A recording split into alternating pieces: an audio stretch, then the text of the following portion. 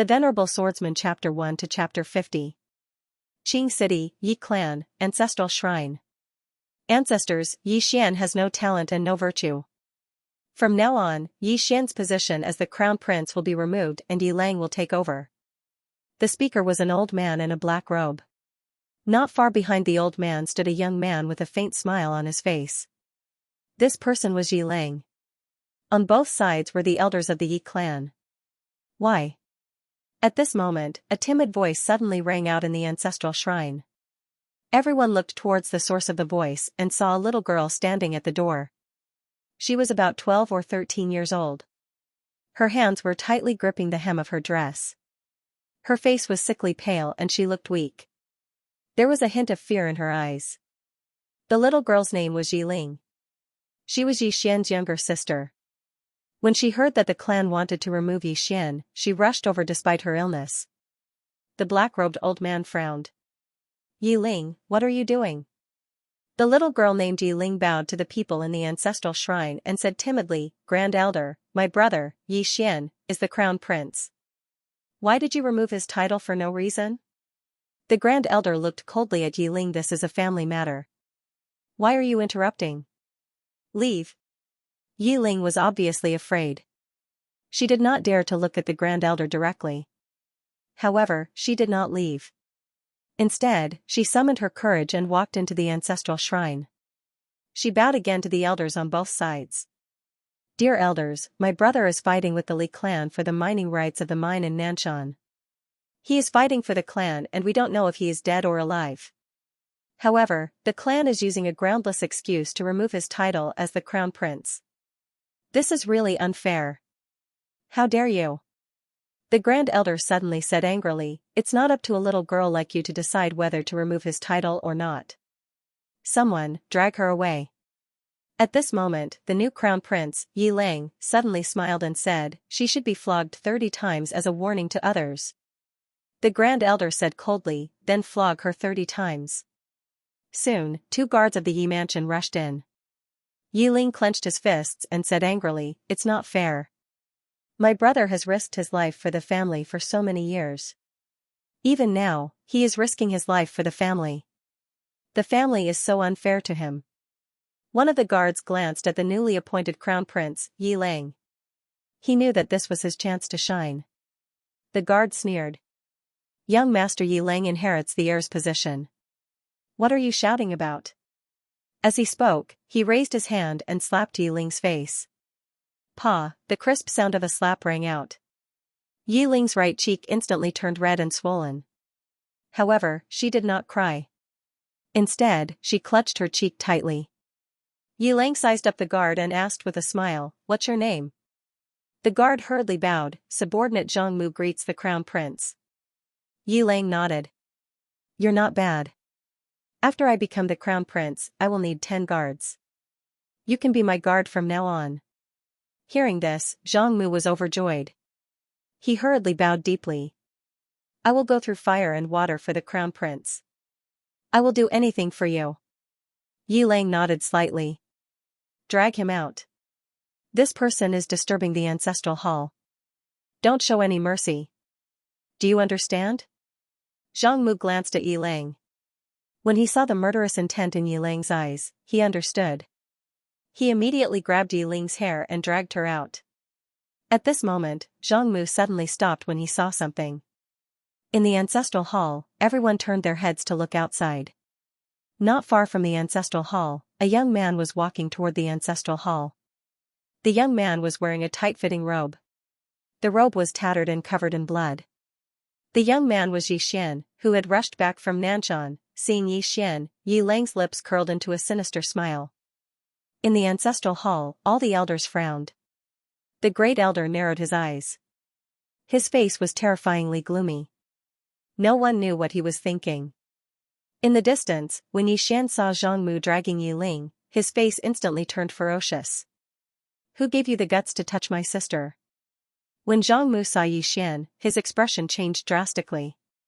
He hurriedly looked at Yi Lang and was about to speak. At this moment, Yi Xian suddenly leaped in front of him like a ferocious tiger. Before the latter could react, Yi Xian's fist landed on his face. Bang! Zhang Mu's head was dizzy, and he staggered and fell. However, Yi Ling did not stop. He rushed toward Zhang Mu again. At this moment, Yi Ling in the ancestral hall suddenly said angrily, "Yi Xian, he is my man. How dare you?" Yi Xian suddenly stepped on Zhang Mu's chest. Pfft! Zhang Mu suddenly spat out a mouthful of blood. Seeing this, Yi Ling's expression became extremely ugly. Yi Xian raised his head and looked at him. He said ferociously, "He is your man?" As he spoke, he suddenly stepped on Zhang Mu's face. Zhang Mu's entire face was instantly mangled, and he howled incessantly. "Young master, save me!" Yi Xian paid no attention to Zhang Mu, who was howling for help, and he walked over to Yi Ling's side. When he saw Yi Ling's state, Yi Xian instantly felt like his heart was being stabbed by a knife. He clenched his fists tightly while his entire body trembled slightly. When Yi Ling saw Yi Xian, tears instantly surged out from her eyes. "Big brother, it hurts so much." Yi Xian's expression became ferocious when he heard this. In the next moment, he charged over to Zhang Mu, and then he suddenly stomped his foot against Zhang Mu's head. Bang! Zhang Mu's head struck the stone steps, and it instantly exploded apart while blood sprayed everywhere. Everyone in the surroundings was stunned when they witnessed this scene. However, Yi Xian hadn't stopped. He suddenly gazed at Yi Ling and spoke fiercely, "How dare you touch my younger sister? Fuck your ancestors." As he spoke, he directly charged towards Yi Ling. The Grand Elder's expression changed drastically within the ancestral shrine. "How dare you?" As soon as he spoke, he suddenly tapped the tip of his foot on the ground and slid over to Yi Xian, and then he slapped his palm towards Yi Xian. His palm carried a strong gust of wind, and it was sharp and piercing. A wisp of a ferocious smile appeared on the corners of Yi Xian's mouth. He clenched his right hand into a fist, and in an instant, his right sleeve was blasted apart. In the next moment, he suddenly smashed his fist towards the Grand Elder's fist. Bang! A low explosion resounded as their fists collided. Yi Xian retreated to the door, and the Grand Elder took a few steps back as well. Everyone here was extremely shocked when they witnessed this scene. In Azure Prefecture, martial artists were divided into the first-grade body tempering realm, the second-grade strength training realm, the third-grade inner strengthening realm, the fourth-grade dual cultivation realm, the fifth-grade unending realm, the sixth-grade chi change realm, and above that was the chi controlling realm. The Grand Elder was a solid chi controlling realm martial artist. However, Yi Xian was only a fifth-grade unending realm martial artist, which was 2 realms apart from the Grand Elder. However, Yi Xian was only at the fifth-grade unending realm. The Grand Elder was extremely shocked as well. He knew that Yi Xian was extremely talented and was the young master of the Yi clan that had been meticulously fostered by the Yi clan. Moreover, he'd fought to the death for the Yi clan all year round. However, he'd never imagined that Yi Xian's combat strength would actually be so formidable. His wings have hardened. The murderous intent in the depths of the Grand Elder's eyes grew even stronger when he thought of this. The Grand Elder stared fixedly at Yi Xian. "Yi Xian, how dare you attack the young master in public?" Yi Xian frowned slightly. "The young master?" The Grand Elder sneered. "Yi Xian, I forgot to tell you this. You've been stripped of your position as the young master. From now on, Yi Ling is the young master of the Yi clan." Yi Xian's eyes narrowed slightly. "I've been stripped of my position as the young master?" The Grand Elder said coldly, "This is the unanimous decision of all the elders." Yi Xian grinned maliciously. "I've been fighting to the death outside, but you've stripped me of my position as the young master?" The Grand Elder sneered. He pointed at Yi Ling, who was not far away. "Do you know who he is?" Without waiting for Yi Xian's reply, he continued, "Yi Ling is the Heaven's Chosen One, a newly awakened Heaven's Chosen One." Yi Xian was stunned. What was the Heaven's Chosen One? The so-called Heaven's Chosen One was a person chosen by the heavens. In the entire firmament world, there was such a group of people. They might be mediocre when they were young, but one day, they would suddenly awaken. After awakening, they would be like a completely different person. Not only would their cultivation speed increase, but they would also have countless fortuitous encounters. They were like the darlings of the world. The firmament world was divided into 3 continents. He was in the Qingzhou. There were hundreds of small and big countries in the Qingzhou. He was now in the Jiang country. In the past few decades, there were less than 10 heaven's chosen ones in the Jiang country, and all of them would become influential figures in the future. Yi Xian slowly clenched his fists. He knew that the Yi clan was going to give up on him.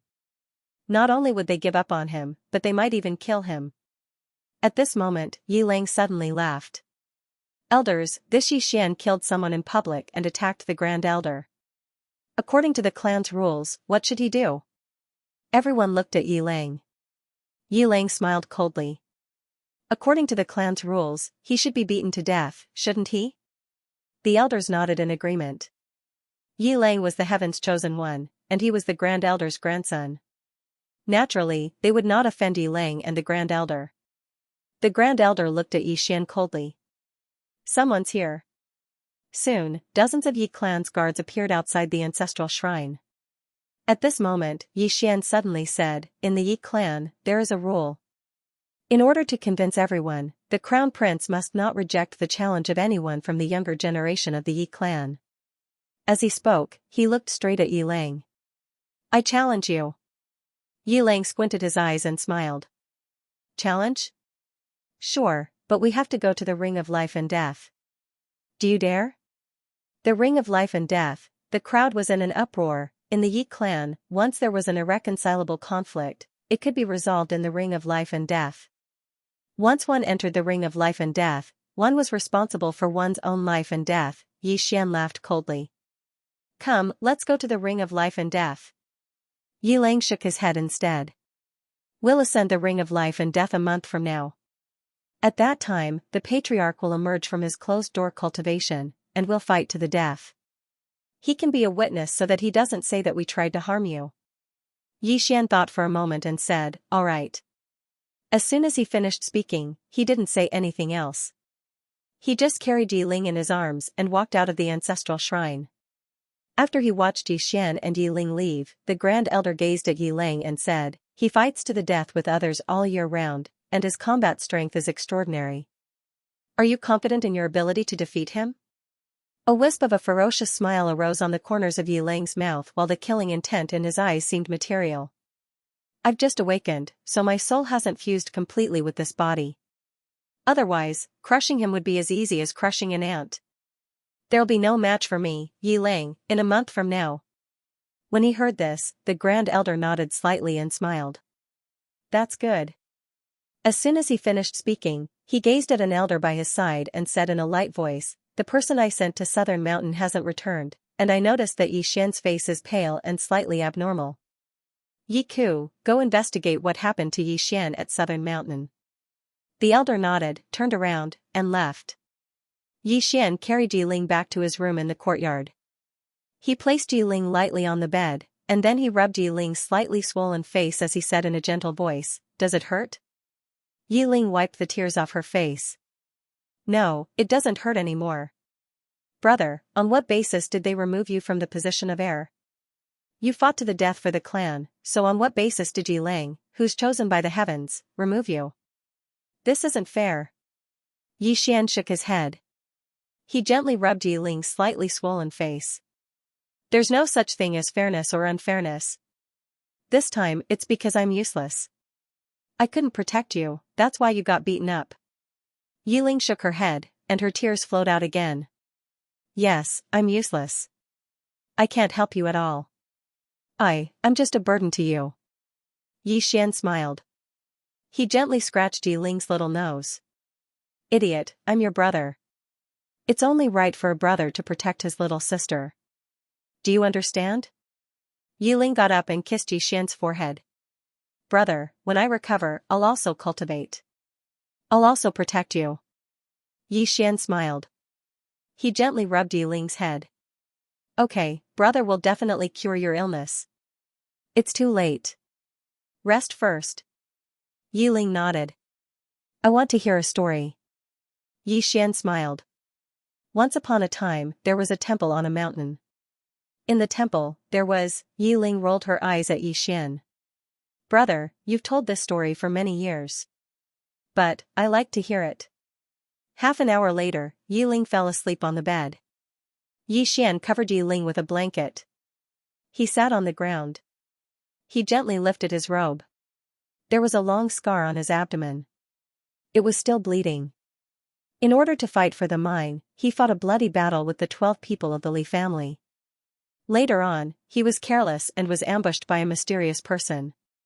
Although he killed the person's saber also pierced his dantian. His dantian was probably broken. His dantian was broken. Yi Xian slowly closed his eyes. This meant that he could only cultivate his body. He could no longer reach the qi-changing realm. Not being able to cultivate was secondary. Yi Xian glanced at Yi Ling on the bed. Yi Ling's face was still pale.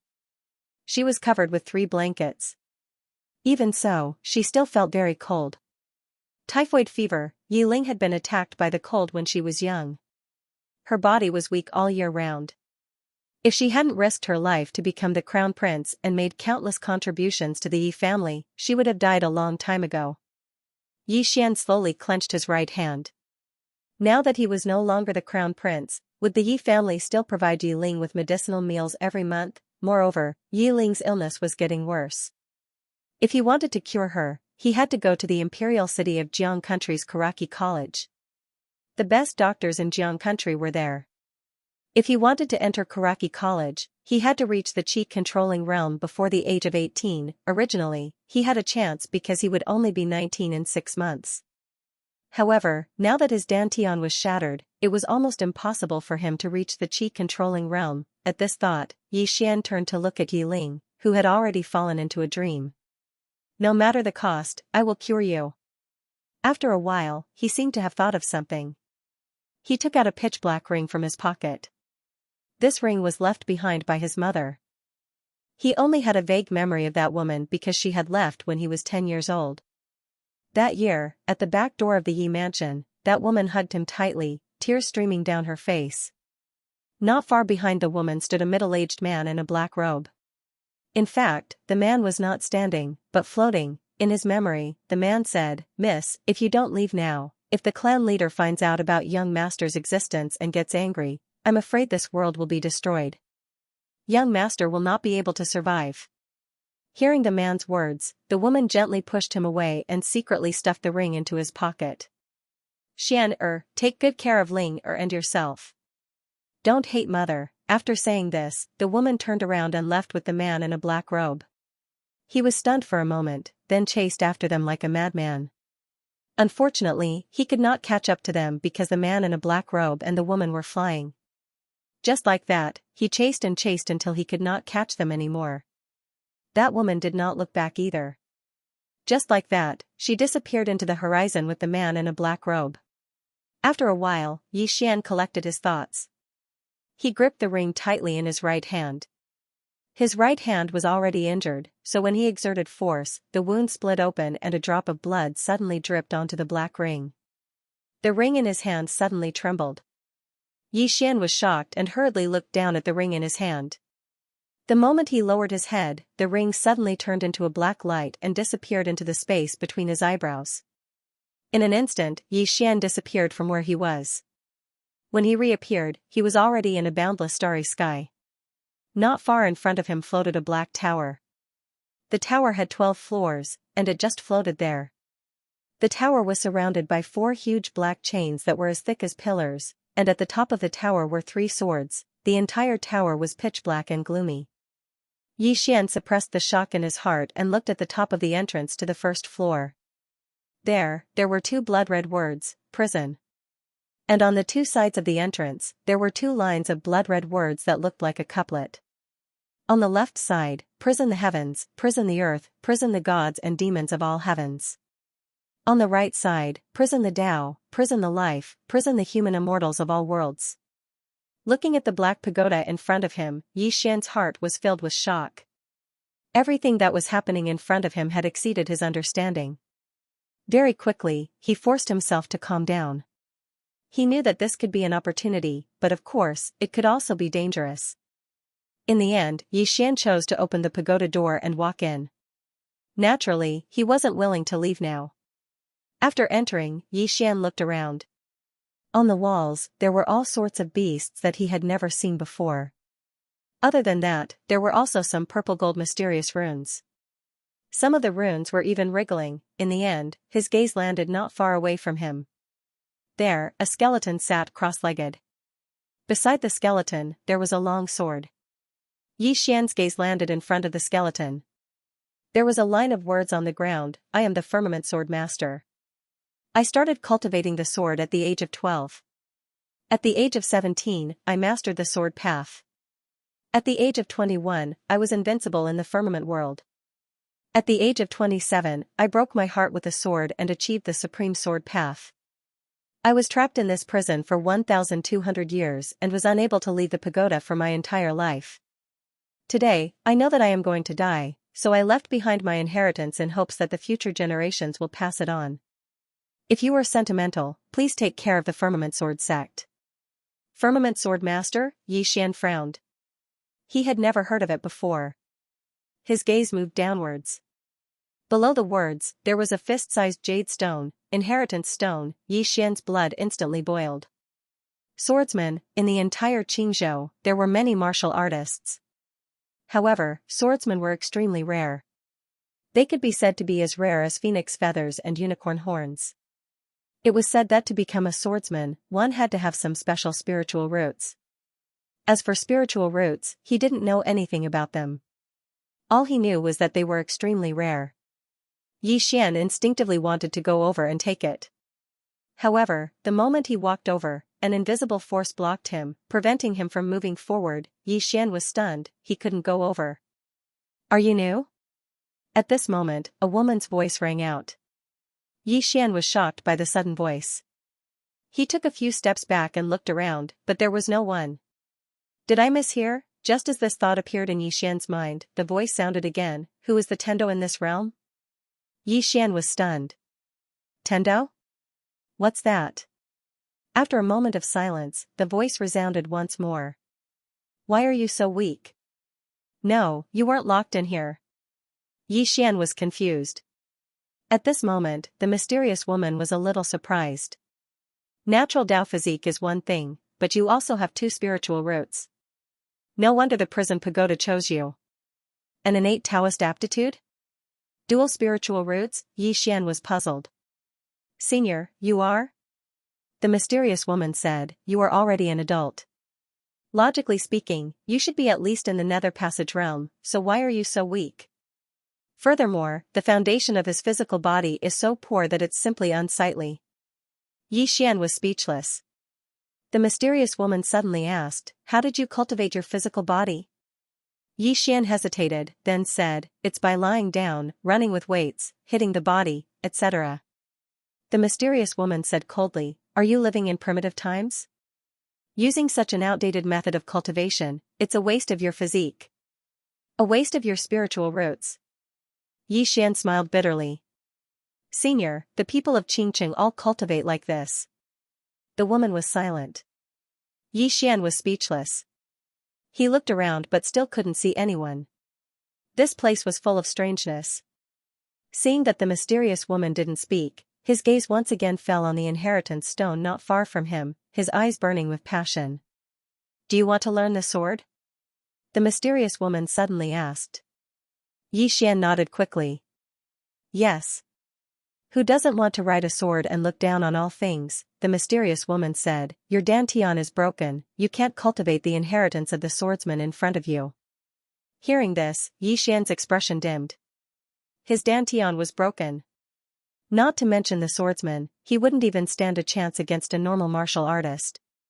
Right now, he could only be considered a martial artist. At this moment, the mysterious woman suddenly said, how about this, I have a sword cultivation method that's different from the others, do you want to learn it? Yi Xian was stunned, then quickly said, I can learn it without a dantian? The mysterious woman said, it's better without a dantian. I can learn it without a dantian. Yi Xian was so excited that he almost jumped up, but he forced himself to calm down. He looked around and asked, Senior, do you have any conditions? He knew very well that there was no free lunch in this world. The mysterious woman said, this pagoda was heavily damaged in the past, its 9 Dao laws were scattered around the firmament world, and the seals on each layer were loosened. You're lucky that the swordsman in front of you was already dead, or else you'd be a corpse by now. Yi Xian, the mysterious woman said again, I know you're very confused about what this pagoda is, but there's no point in telling you. All you need to know is that this pagoda has 12 floors, and each floor imprisons some of the world's top existences. There are humans, spirits, demons, and even a world's tendos soul. This pagoda used to be able to suppress them, but now that the seals on the pagoda have loosened, it can't suppress them anymore. At this point, she paused, then continued, what you need to do is to find the Tao laws of heaven and earth to strengthen this pagoda. Of course, you can also let them out. Let them out? Xian was stunned, then said, what will happen? The mysterious woman said, there are 2 outcomes. First, they kill you and take the pagoda. Second, you suppress them and make them work for you. Of course, with your current strength, the chances of them killing you should be 100%. Xian smiled bitterly, it was a blessing and a curse, as if thinking of something, Xian quickly asked, Senior, are you also imprisoned here? The mysterious woman said, no. Xian asked further, then? The mysterious woman said, you're asking too many questions. Xian was speechless. The mysterious woman said, you're the master of this pagoda now, and every time you find a Tao law, not only will your strength increase greatly, your control over this pagoda will improve greatly as well. If you're able to find a Tao law, then you'll be able to control the first floor. So long as your enemy isn't too much stronger than you, then you'll be able to utilize this pagoda to draw them in. Now, this pagoda doesn't have a single Tao law, so it's completely useless. Moreover, the seals on every single floor are gradually loosening. Once this pagoda collapses completely, the existences that are imprisoned here will be released. At that time, your world will probably be doomed. You'll be the first to die.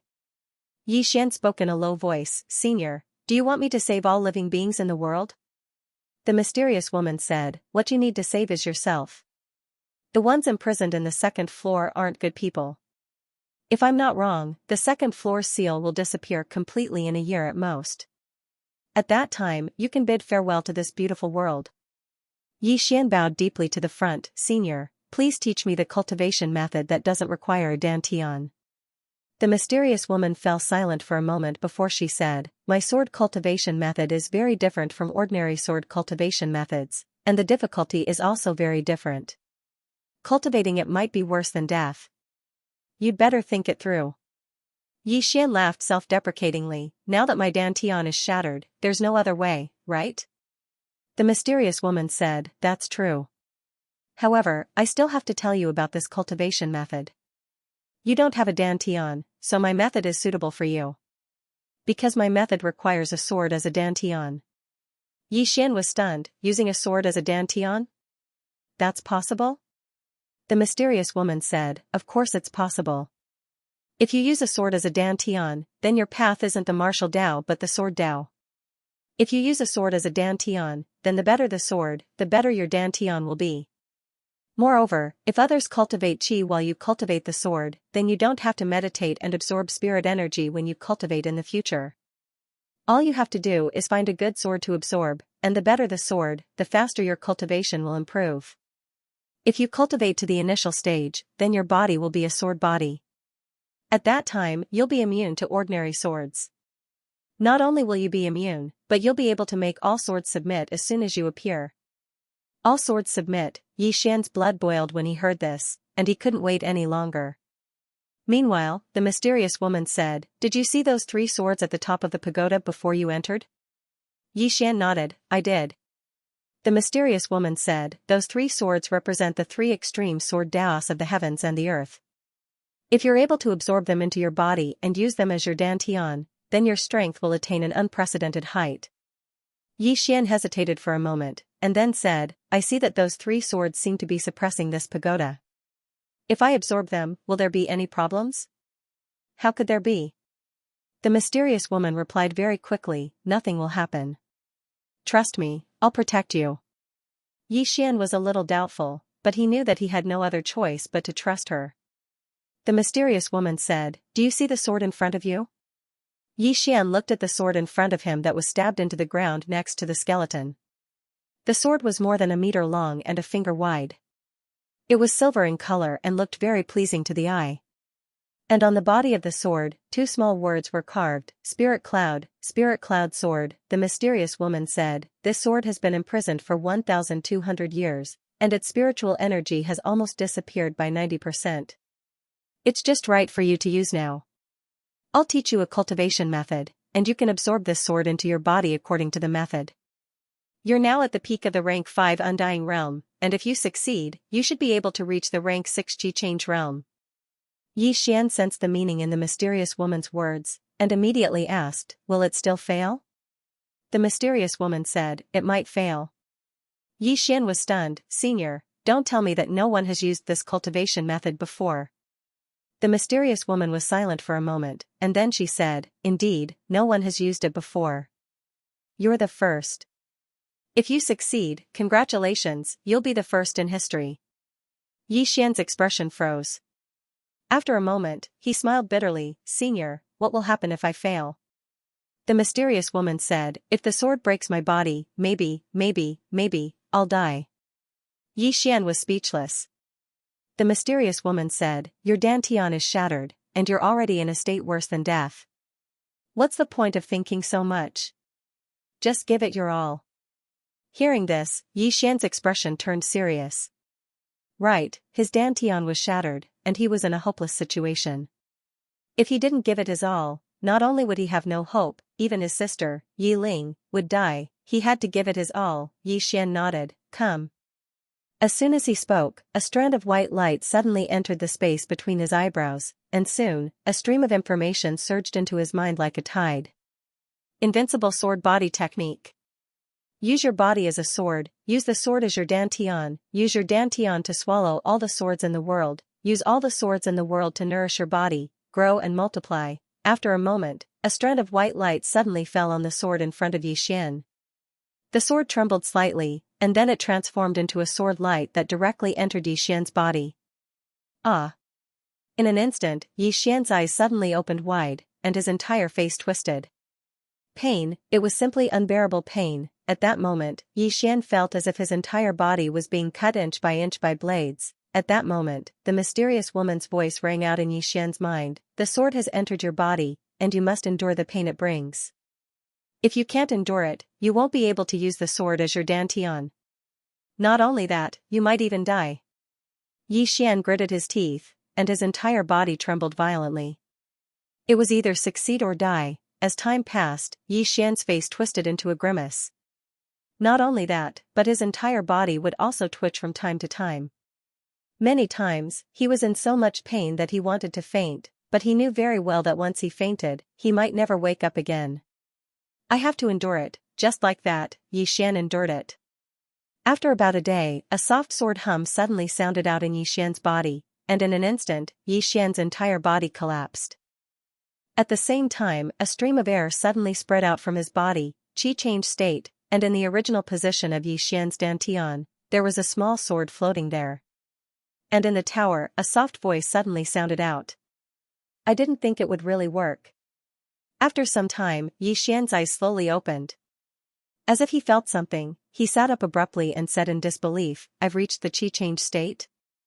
The Qi change state, because at this moment, he felt the flow of Qi in his body. No, it wasn't Qi, it was sword Qi.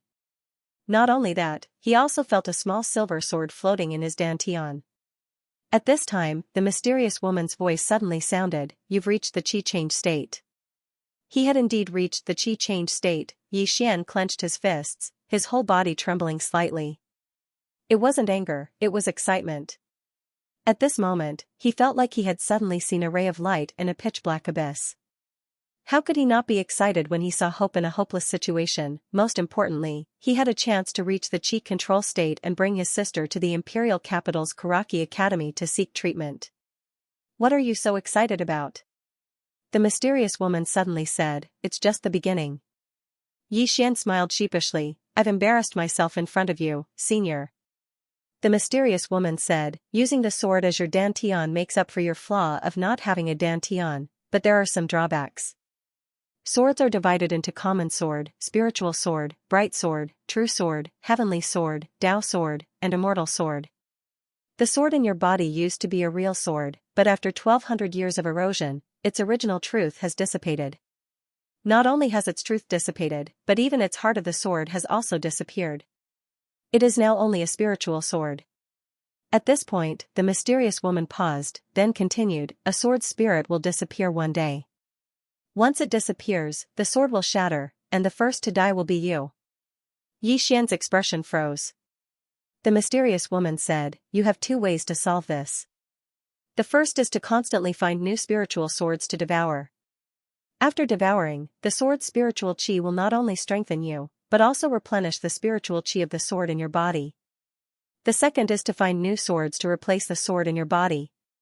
The better the sword, the better your dantian, and the better the dantian, the more powerful you will be. Of course, you are also a poor man, I'm afraid you don't even have a common sword. Xian seemed to have thought of something and quickly said, aren't there 3 swords at the top of the pagoda? What grade are those 3 swords? The mysterious woman said calmly, no rank. Xian was speechless.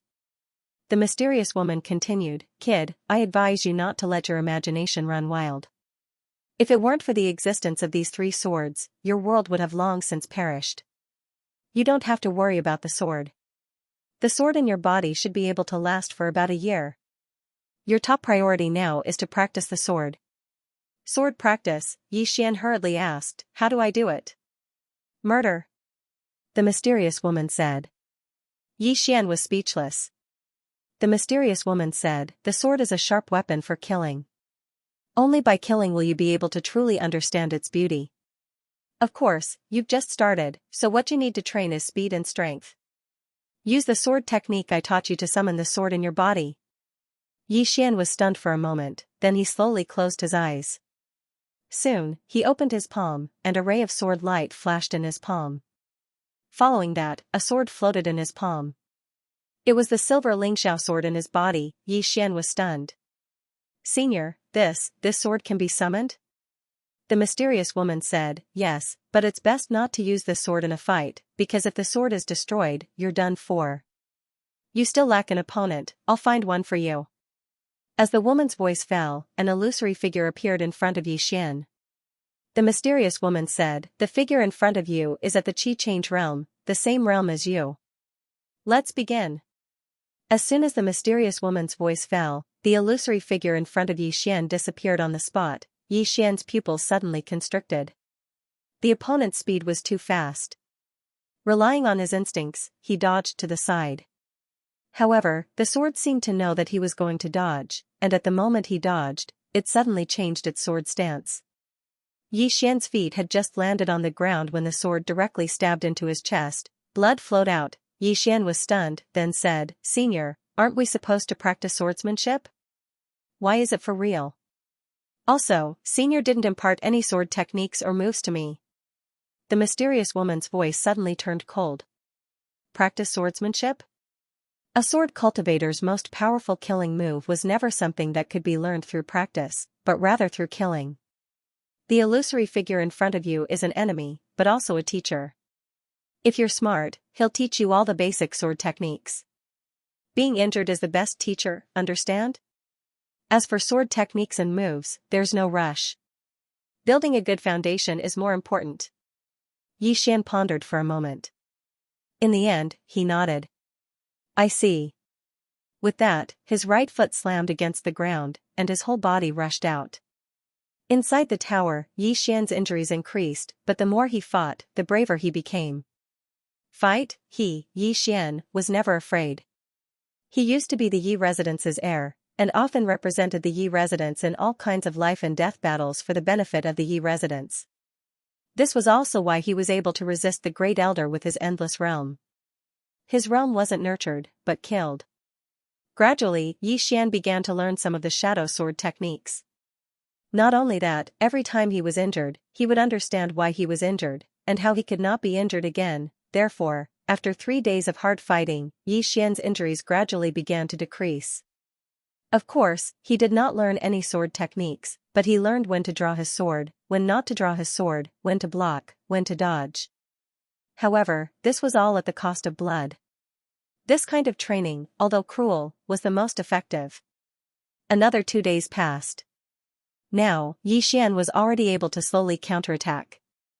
When he started to counterattack, he realized that the shadow in front of him was exceptionally good at defense. It was much better than his previous defense. To him, the shadow's defense was simply watertight. No matter how he attacked, the shadow could perfectly resolve it. Of course, to him, this was a good thing, because the shadow was equivalent to teaching him how to defend. Time passed bit by bit. Inside the tower, Xian almost forgot to sleep and eat as he practiced with the shadow. During this time, his strength, speed, and reaction ability were much stronger than before. This discovery made Xian ecstatic, and he cultivated even more crazily. Outside, Yi residence.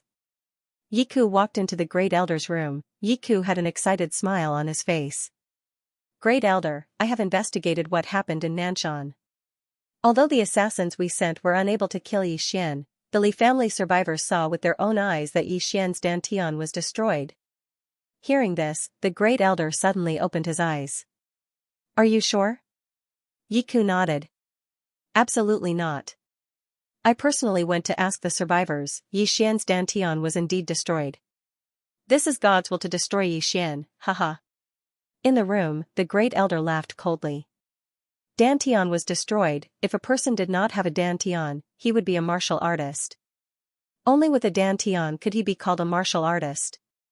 Yi Xian's dantian was destroyed. It could be said that he was a useless person. Even if he had a good combat ability, he only had brute force. Only by mastering Qi could he be considered a true powerhouse.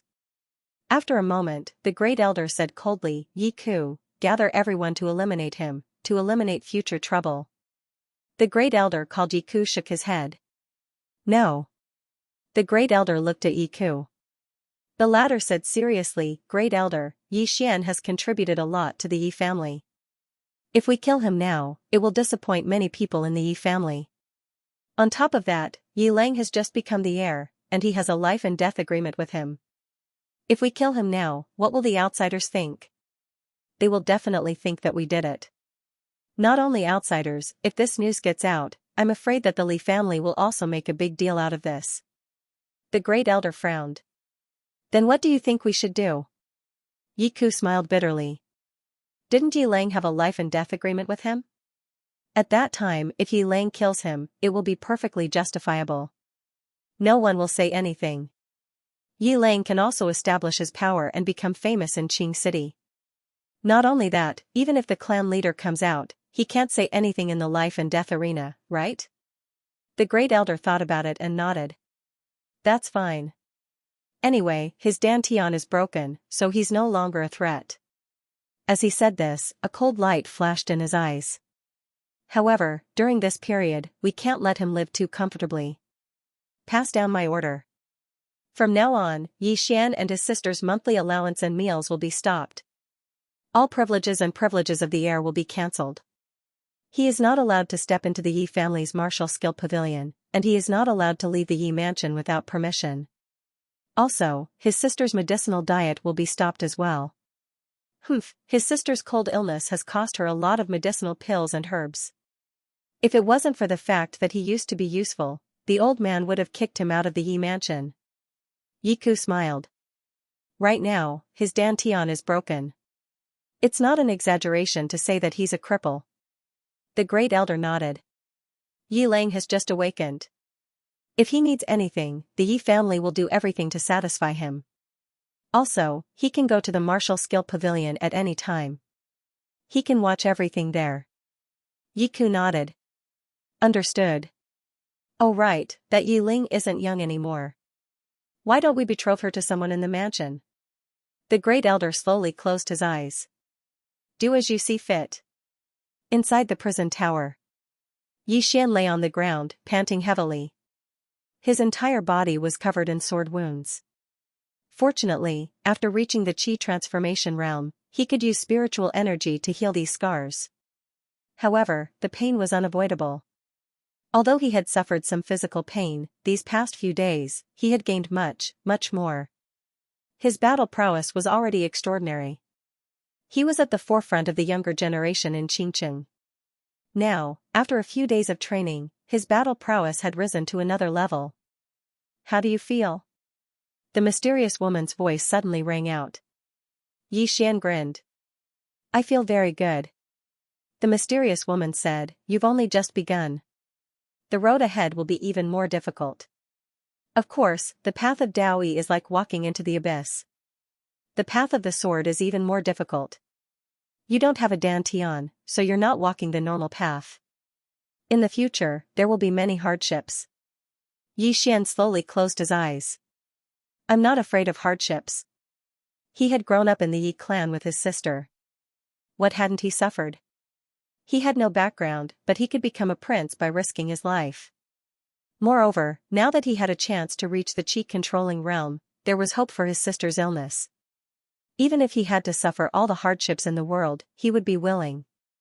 After resting for a while, Yi Xian left the prison tower. He hadn't cultivated to the point of fasting, but he still needed to eat. Not long after Yi Xian returned to his room, Yi Ling walked in. Yi Ling walked to Yi Xian. She lowered her head and handed 2 steamed buns to Yi Xian. Brother, eat, Yi Xian frowned. What's wrong? Raise your head. Yi Ling raised her head. Yi Xian's expression changed. On the right side of Yi Ling's face, there was a red handprint. What happened? Yi Xian's eyes turned cold. Yi Ling shook her head. No, I accidentally touched it. Yi Xian pulled Yi Ling in front of him. To tell you the truth, I'm not dead yet. I'll call the shots for you. Yi Ling's tears gushed out. She wiped the tears on her face.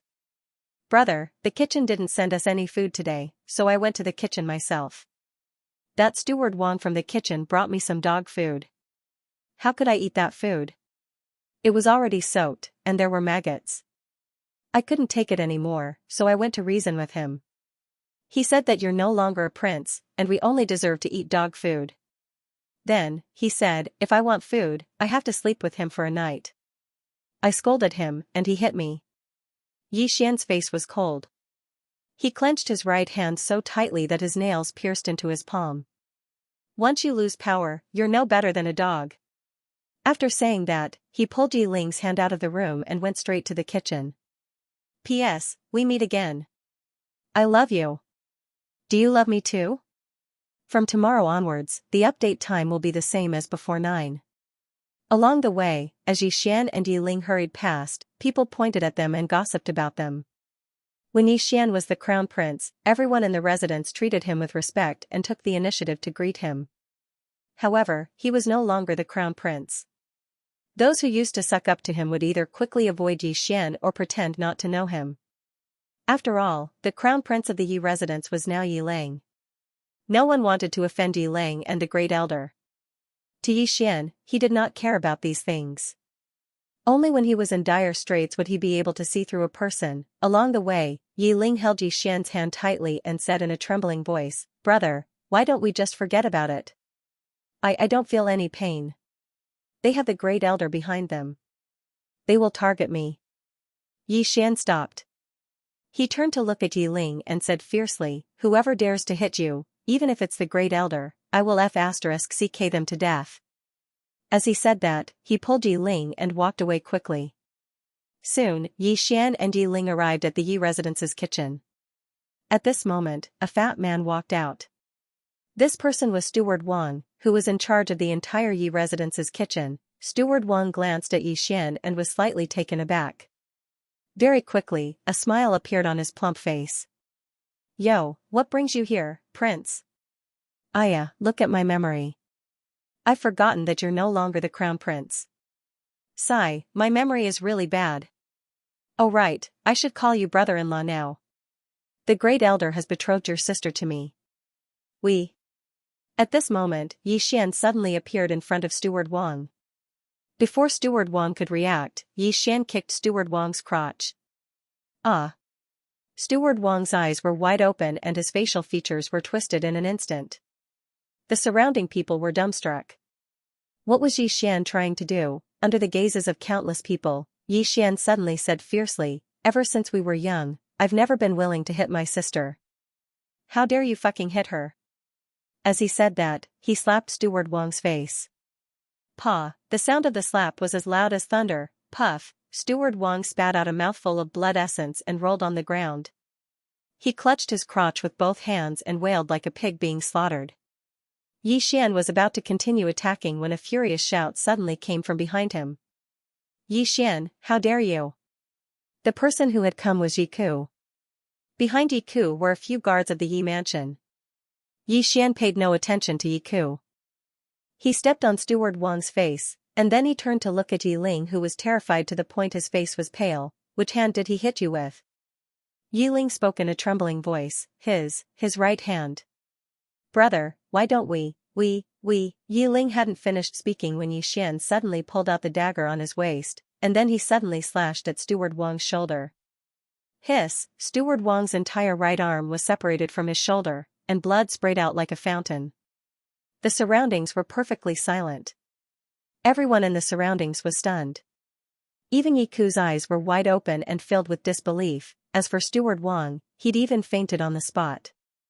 Yi Ling covered her mouth with her hand because she was terrified as well. Right at this moment, Yiku recovered from his shock, and he pointed angrily at Xian. How presumptuous of you! You actually dared to attack an old man in front of him. Xian suddenly turned around and pointed his dagger at Yiku. In a fierce voice, he said, Old dog, don't think that I don't know that you and the Great Elder are playing tricks behind the scenes. You bastards only know how to F***king plot against your own people. If you have the ability, go plot against the Zhang family, go plot against the Li family, go plot against the city lord's mansion. You're tough to your own people but weak like a dog when facing outsiders. That's how your group of elders is. The Zhang clan, the Li clan, and the city governor's estate were known as the four great powers of Pine City along with the Yi clan, and the Yi clan was the weakest. Yiku's expression was unsightly to the extreme when he heard this, and he spoke fiercely, Xian, what are you acting so arrogantly for? You attacked an enemy in broad daylight and in front of everyone. What are you blabbering about? At this moment, Xian suddenly spoke angrily, I've already chopped him up, come and hit me. Yiku's face turned purple with rage, and he roared furiously, take him down. However, the Yi estate's guards by his side didn't dare to move. Xian had represented the Yi family in countless bloody battles. Among the guards of the Yi residence, his prestige was very high. This was because Xian was the only one who dared to be unyielding when facing the other three forces. He was the only one who dared to fight whenever he wanted.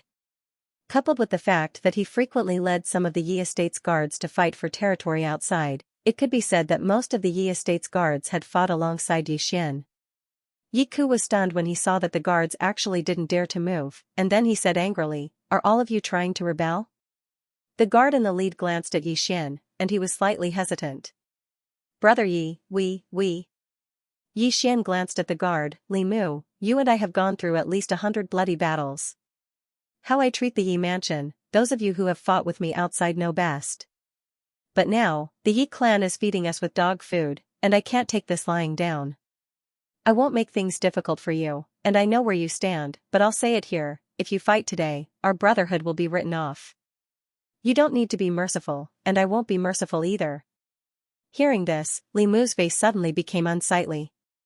The various powers in Qingqing often fought for territory, and every time they fought, it meant a bloody battle, and the older generation couldn't interfere. This was the rule, because if the older generation made a move, it would mean that it was a war between clans. At that time, no one would benefit from it. Therefore, there was a rule to let the younger generation come out to fight, not only to prevent both sides from suffering losses, but also to train the younger generation. And Xian was the Yi estate's representative, in other words, he could be said to be the leader of the Yi estate's younger generation. These guards had followed him through life and death countless times, so they naturally had a good relationship with him. At this moment, it was naturally extremely difficult for them to capture Xian. Moreover, they were very clearly aware of Xian's strength and character. Once he started fighting, he would definitely be a madman that didn't care about his own life. So long as they dared to make a move, then they would definitely die. When he saw that Li Mu and the others hadn't made a move, Yiku said ferociously, do all of you really want to die? Li Mu took a deep breath and was about to speak, but right at this moment, Xian suddenly said, he knows that all of you aren't a match for me, but he didn't make a move himself and asked all of you to make a move instead. It's none other than because he wants me to kill all of you and blow the matter up." As he spoke, a wisp of ridicule arose on the corners of his mouth. "These elders of our Yi estate that live like princes are really amazing when it comes to scheming against their own people." Li Mu and the others' expressions instantly became unsightly when they heard this. Yi Ku was going to sacrifice them. Yi Ku stared fixedly at Yi Xian. "Yi Xian, times are different from the past. If you had kept a low profile, then perhaps you would have been able to live for a few more days. Unfortunately, you can't see the situation clearly and are still so arrogant even at this time. You old dog." Right at this moment, Yi Xian suddenly interrupted Yi Ku's words. "When I said that I wanted to betroth my sister to this bastard, did you, old dog, notice?" Yi Ku sneered. It was the old man's idea. "What can you do about it?" Yi Xian's expression became ferocious. "Scheming against me is one thing, but my sister is only 12 years old. Old dog, you actually want to scheme against her? I'll fuck your ancestors." As soon as he finished speaking, he suddenly stomped his right foot. Bang, the bluestone floor beneath Yi Xian's feet directly exploded. At the same time, Yi Xian's entire body was like a ferocious tiger pouncing on its prey, and he rushed towards Yi Ku. Seeing this scene, Yi Ku's expression changed greatly. He didn't expect that Yi Xian would actually dare to attack him. He was an elder of the Yi residence. Did this Yi Xian really want to rebel? There was no time to think. Yi Ku's body was half squatting, his right hand clenched into a fist and pulled back. In the next moment, he suddenly punched forward. Fist collapse. This was a low-level martial skill of the Yi residence, and its fist could collapse rocks. At this moment, Yi Xian's fist arrived. What he used was also this low-grade martial skill. Bang, the two fists collided, and Yi Ku's expression instantly changed greatly. His right hand instantly split open, and blood splattered. Yi Ku didn't even have time to react before Yi Xian suddenly pressed forward and fiercely punched his abdomen. Puff, Yi Ku spat out a mouthful of blood, and his entire body arched as he flew backwards. Yi Ku had just landed on the ground when Yi Xian's foot stepped on his chest. Yi Ku glared at Yi Xian. "Impossible, why is your fist collapse so powerful, you?" Although he was the Yi residence's internal affairs elder, and his strength wasn't particularly high, he was still in the Qi transformation realm. However, in front of this Yi Xian, he was actually defeated with a single punch. Yi Xian fiercely slapped Yi Ku's face. "You old dog, you always live like a prince in the Yi residence, and your fist collapse is as weak as a child's. Even I feel ashamed for you." Yi Ku angrily stared at Yi Xian. "You dare hit me?" Yi Xian slapped Yi Ku's face again. "You are the one I want to slap." Yi Ku's entire face instantly swelled up. Ah! Being humiliated by Yi Xian in front of everyone, Yi Ku crazily howled. "What are you waiting for?" On the side, Li Mu and the others were a little hesitant. Attack? If they could win, they might attack, but the problem was that they couldn't. Impudent. At this moment, suddenly an angry shout came from not far away. Everyone heard the voice and looked over. Not far away, the Great Elder was hurrying over. Behind the Great Elder were the Yi residence's elders and guards. Yi Ling hurriedly walked to Yi Xian's side, her small hand tightly grasped the corner of Yi Xian's clothes, her voice trembling. "Brother, you run." Quickly, Yi Xian grabbed Yi Ling's trembling hand, and softly said, "Don't be afraid."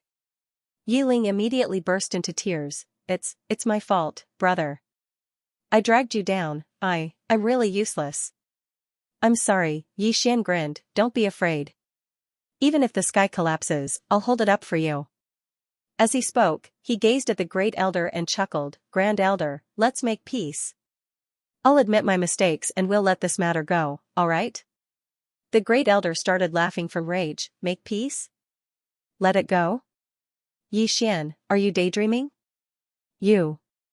Suddenly, Yi Xian stomped his foot down on Yi Ku's throat. Crack, the sound of bones breaking resounded, and then Yi Ku's eyes opened wide with disbelief. It didn't take long for the color in Yi Ku's eyes to gradually vanish. Everyone here was stunned. Yi Xian gazed at the Grand Elder. "Since you refuse to make peace, then let's fight one-on-one." Under the gazes of countless people, Yi Xian walked over to the Grand Elder. "Grand Elder, a junior like me is challenging you." you wouldn't be afraid, right? It was so quiet that a pin drop could be heard. A challenge. Yi Xian had challenged the Grand Elder. Practically everyone in the Yi estate was stunned. In the Yi estate, the strongest person was naturally the patriarch, who was in closed-door cultivation, followed by the guardian elder, Yi Qing. However, Yi Qing wasn't in the estate, so the Grand Elder was next. But now, Yi Xian had actually challenged the Grand Elder, overestimating his ability. Some people thought so, but others felt that Yi Xian wasn't completely powerless. Yi Xian had once been fostered with the full strength of the Yi estate. Moreover, he wasn't like the Grand Elder, who lived like a prince in the Yi estate all year round. He practically lived on the edge of a knife every single day. The Grand Elder didn't have such ferocity and courage. In the eyes of everyone in the Yi estate, even though Yi Xian was only at the rank 5 Endless Realm, he still had a chance of winning if he fought with his life on the line. In front of Yi Xian, the Grand Elder stared fixedly at Yi Xian. He hadn't expected that Yi Xian would actually challenge him. Should he accept it or not? If he didn't accept it, then he would lose a huge amount of face. Moreover, his prestige in the Yi estate would be greatly reduced, and there would probably be people who wouldn't submit to him in the future.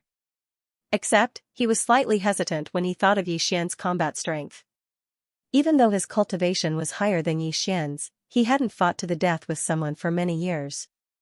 He'd only occasionally sparred with others in the Yi estate, but that was all within limits. But Yi Xian was different.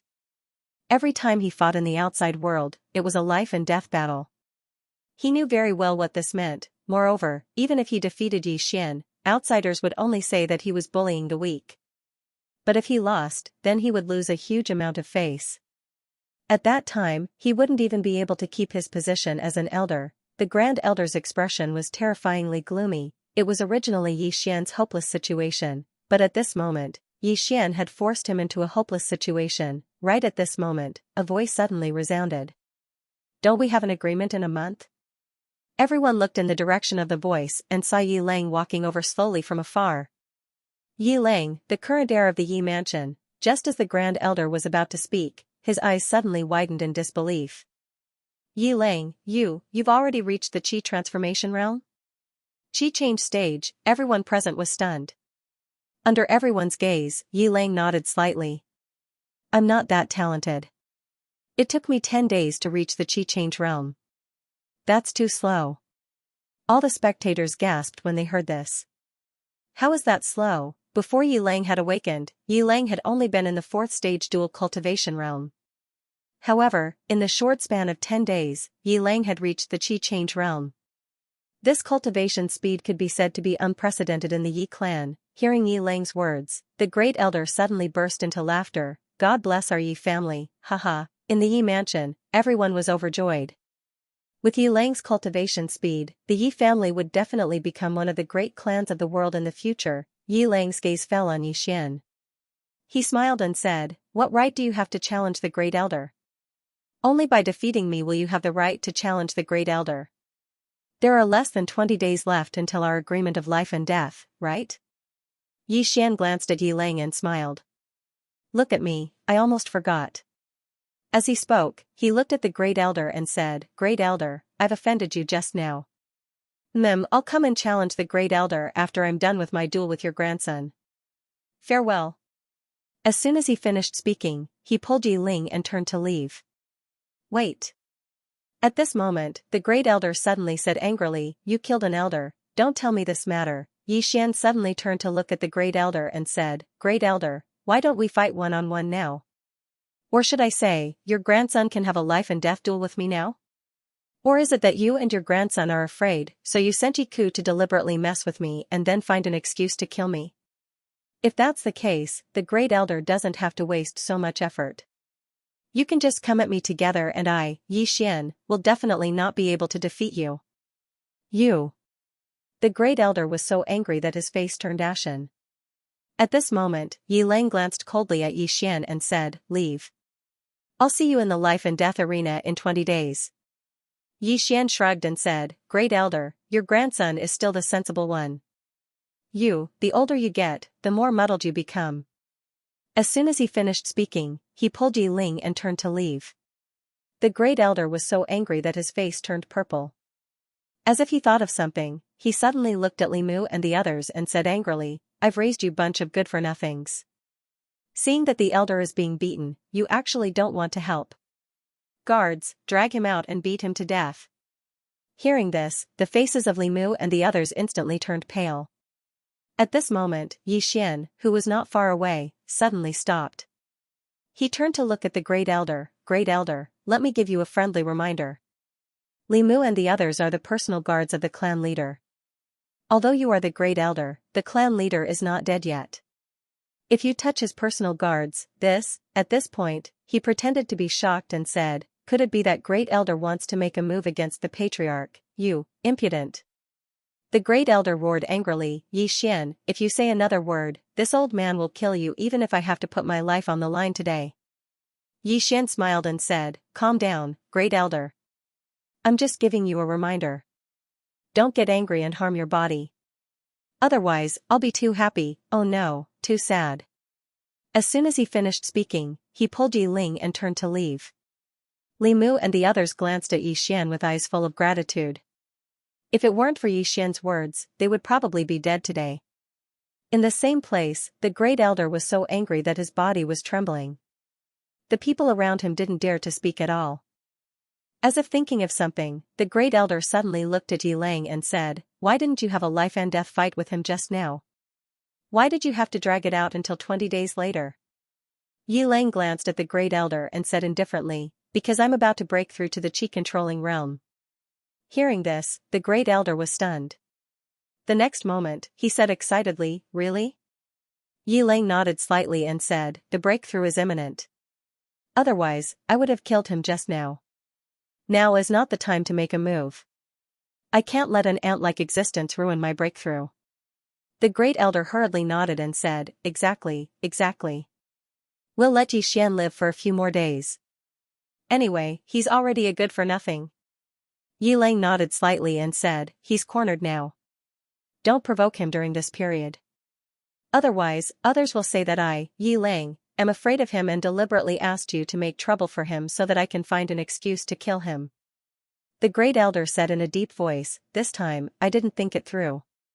Don't worry, I won't ask anyone to make trouble for him during these 20 days.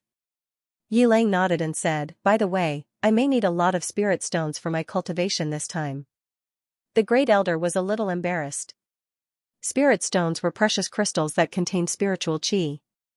Even the Yi family didn't have much. Not only that, spirit stones were generally only used by the Patriarch and the Crown Prince. However, Xian hadn't used spirit stones before. This was naturally because they were holding him back. "Is there a problem?" Yi Ling asked. The Great Elder shook his head and said, "No problem, but I may not have enough spirit stones." Yi Ling said with a smile, "Don't worry. It's just that he's only in the Qi-controlling realm. He won't need many spirit stones." Hearing this, the Great Elder immediately breathed a sigh of relief and said, "That's good." Yi Ling looked up at the sky with a hint of sarcasm at the corner of his mouth. He said softly in his heart, "What a remote and desolate place.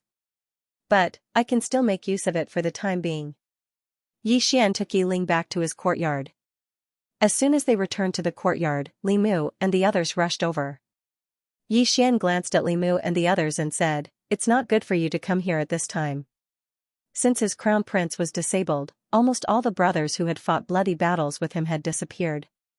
Because those people knew very well that the future master of the Yi family would not be him, Xian, but Yi Ling. Li Mu cupped his fists at Xian and said, "Brother Yi, thank you for what you did before." Xian nodded slightly and said, "I thank you for not doing anything. Go back. If the Great Elder's people saw you, you will have a lot of trouble."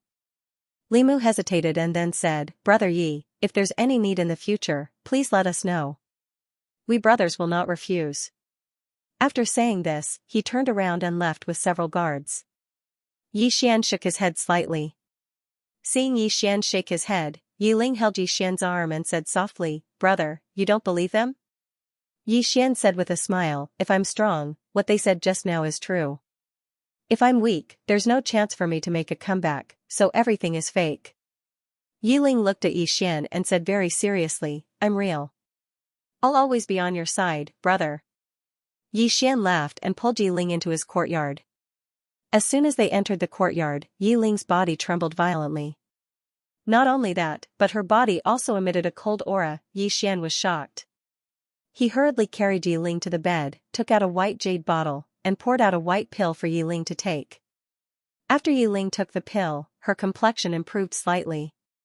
Yi Ling slowly opened her eyes. She held Yi Xian's hand tightly with her right hand and said in a voice as soft as a mosquito, "Brother, I feel that I may not live for long. For example, if I die, can you take my ashes with you? I want to be with you forever, you." "Don't talk nonsense," Yi Xian suddenly shouted. He glared at Yi Ling. "You won't die. Brother will never let you die. Believe brother, brother will definitely cure you. When brother reaches the Qi controlling realm, brother will take you to the imperial capital, okay?" As he said, his voice gradually softened, "Brother only has you as a relative. Even if it's for brother, you have to live well, okay?" Yi Ling looked at Yi Xian and her tears flowed down. Yi Xian gently wiped away the tears on Yi Ling's face. "Don't cry. If you cry, you won't look good. You still have to marry someone in the future." Yi Ling shook her head. "I won't marry. I only love brother." Yi Xian said with a smile, "You're an idiot. Come, brother will tell you a story. Once upon a time, there was a mountain, and there was a temple on the mountain." A quarter of an hour later, Yi Ling fell asleep. Looking at Yi Ling on the bed, Yi Xian's face was as gloomy as water. This was because Yi Ling had been sleeping longer and longer recently. Furthermore, there were only less than 3 pills left in his jade bottle. A moment later, Yi Xian put away the jade bottle. He gently covered Yi Ling's mouth and then entered the prison pagoda. Cultivate. What Yi Xian needed to do now was to frantically improve his strength and reach the Qi controlling realm as soon as possible. Then, he would take Yi Ling to the imperial capital. In addition, the Yi residents had already decided to kill him. If he lost the death match in 20 days, not only would he die, but his sister Yi Ling would also die. Yi Xian was about to find the shadow to practice with. At this moment, the mysterious woman's voice suddenly sounded, "You can cultivate the hidden realm." Yi Xian was stunned. "Hidden realm? What hidden realm?" The mysterious woman said, "The physical body realm is divided into the 1st to the 6th grade. But many people don't know that after the 6th grade, there is another realm, the golden body realm. After the golden body realm is the innate Qi controlling realm." Yi Xian frowned slightly. "Golden body realm? Senior, why haven't I heard of it?" The mysterious woman said indifferently, "I already said, it is a hidden realm. Ordinary people don't know. If you reach the golden body realm, your overall strength will at least double. Do you want to cultivate? If you don't, you can find a spiritual sword in the future and skip this realm and directly enter the innate Qi controlling realm." Yi Xian said excitedly, "Double my strength? Really?" The mysterious woman said, "Of course." Yi Xian hurriedly said, "Yes, I will cultivate." The mysterious woman said, "You already have sword Qi in your body. Although you can't transfer this Qi outside, you can use it to stimulate the meridians and organs in your body. Before, you cultivated the physical body from the outside. Now, you will cultivate the physical body from the inside. Only by cultivating both inside and outside can you achieve perfection. However, it will be a little painful." Yi Xian waved his hand and said heroically, "A little pain, it's nothing. I'll start." The mysterious woman said, "Good, it's very simple. Just activate the sword Qi and let it automatically disperse in your body." Yi Xian immediately did so, and as soon as he sat down, his eyes suddenly opened. At this moment, Yi Xian felt like his body was being pierced by tens of thousands of needles, and he almost fainted. "Senior, this is not a little pain. Is it very painful? I thought it was only a little." "Senior, don't tell me no one has cultivated this hidden realm. A long, long time ago, there was someone who cultivated it, but at that time, he died immediately. I thought it was because of some other reason. Seeing you in so much pain, and I can't help you with anything, I can only use a smile to express my guilt. He. Yi Xian, P.S. The new book needs everyone's support, please bookmark it. If you have red tickets, please vote for it, thank you. Also, friends who want a cameo, please leave a comment in the book review section, I will seriously read it. Pain, unbearable pain. For the first time in his life, Xian wanted to die. In the past, he only felt physical pain. But this time, he felt as if his internal organs and meridians were being torn apart. He had never experienced this kind of pain before. Endure. Xian clenched his teeth as his body trembled uncontrollably. He really wanted to faint, but he was very clear that he couldn't. Once he fainted, he would never wake up again. If he did not wake up, what would happen to his sister? She was only 12 years old. Would the Yi residents treat her well? At this point, Xian suddenly threw his head back and roared. He clenched his fists and his face was filled with madness. Come on, hurt a little more. Haha, I can endure it. It really hurts, please be gentle. Time passed bit by bit. After an unknown amount of time, Xian suddenly slumped to the ground like a pile of mud. After he fell to the ground, his body began to convulse as if he was having an epileptic fit. This convulsion lasted for about 15 minutes before it stopped. By now, his entire body was drenched in sweat. Xian lay on the ground. He did not even have the strength to move. At this time, outside the pagoda, in the sky above the Yi residence, countless clouds suddenly gathered. Very quickly, the sky above the Yi residence began to rain. However, the sun was shining brightly everywhere else. Not only that, in the sky above the Yi residence, a rainbow quietly appeared. After the first rainbow appeared, a second rainbow also appeared. However, just as the third rainbow was about to appear, the pagoda inside Xian's body suddenly trembled and the third rainbow quietly disappeared.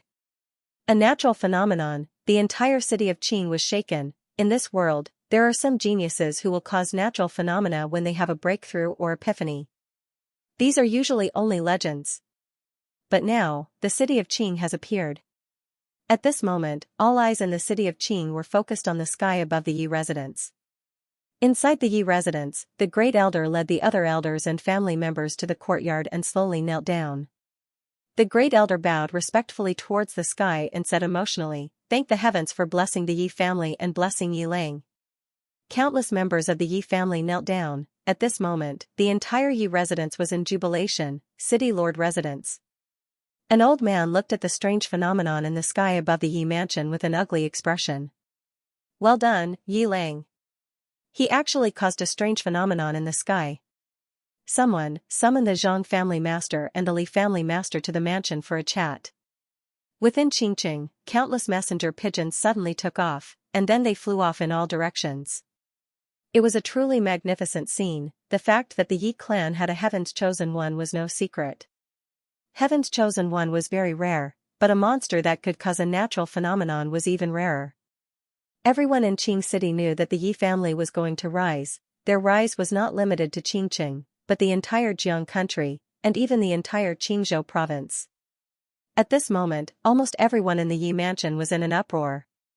The great elder even generously rewarded everyone in the Yi mansion with a monthly allowance. Not only that, but he also directly appointed Yi Lang as the young master instead of the clan leader. There was a difference between a crown prince and a young master. A crown prince was only a crown prince, and he represented the younger generation of the Yi mansion. As for the young master, it meant that he was the true second in command of the Yi mansion. Although he had overstepped his authority, the great elder did not care at all. That was because the current Yi Lang would definitely become a dragon among men in the future. So what if he was the clan leader? In the future, the entire Yi mansion would have to rely on Yi Lang's whims. In a certain courtyard, Yi Lang raised his head and looked at the strange phenomenon in the sky with a frown. He had indeed broken through. He had broken through from the 6th grade Qi change realm to the Qi controlling realm. However, he had broken through 2 hours ago, and this strange phenomenon had only just appeared. Therefore, he was not very sure if this strange phenomenon was caused by him. After a while, Yi Lang smiled coldly. If it wasn't for me, who else would have the ability to cause this strange phenomenon? It seems that in this life, I, Yi Lang, will also occupy a spot on the monster ranking. After saying that, he turned around and left. The pagoda of confinement. Xian lay on the ground for an unknown period of time.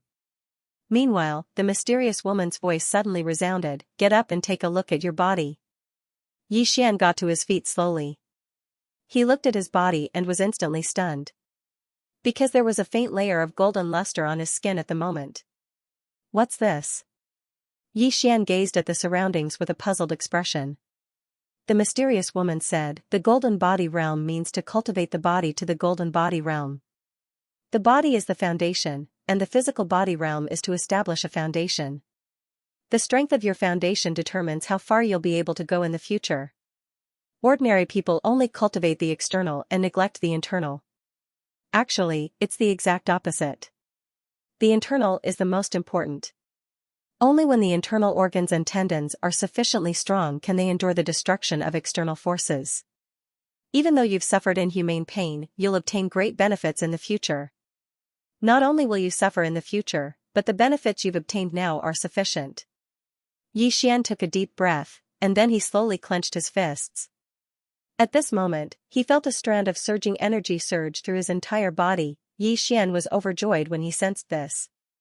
Just as the mysterious woman had said, his current strength was at least 2 times stronger than it was before this. Moreover, the hardness of his current body couldn't be compared to before this. It could be said that he didn't feel any pressure at all in a one-on-one battle with a chi-controlling realm expert like the Grand Elder who lived like a prince. As if he'd thought of something, Yi Xian hurriedly asked, Senior, my younger sister suffers from typhoid. Do you have a way to cure her? The mysterious woman fell silent for a moment before she said, It's that little girl, right? Yi Xian hurriedly nodded. She said, I naturally have a way to deal with it. However, she can't enter the pagoda. Why? Yi Xian was puzzled. She said, the pagoda spirit of this pagoda has fallen into deep slumber. Even though it has acknowledged you as its master, you don't possess a single Tao law, so it's utterly impossible for you to bring anyone into this pagoda. If you forcefully bring someone in, then the pagoda will instinctively eliminate that person that it doesn't acknowledge. Yi Xian's face instantly fell when he heard this. Looks like I have no choice but to take my younger sister to the imperial capital to seek treatment. Now, he had a problem, and it was that he had to find a spirit sword to devour in order to attain the chi-controlling realm. However, how precious were spirit swords? Not to mention the Yi clan, even the entire city probably didn't have a single spirit sword. Only the imperial capital, the most prosperous place in the kingdom of Jiang, could possess a spirit sword.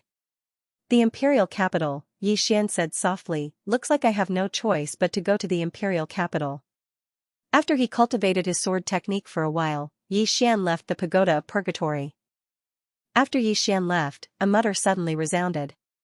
That little girl. She's a little strange. Yi Xian returned to his room. Meanwhile, Yi Ling walked in, and the little girl was slightly depressed. Yi Xian smiled and said, What's wrong?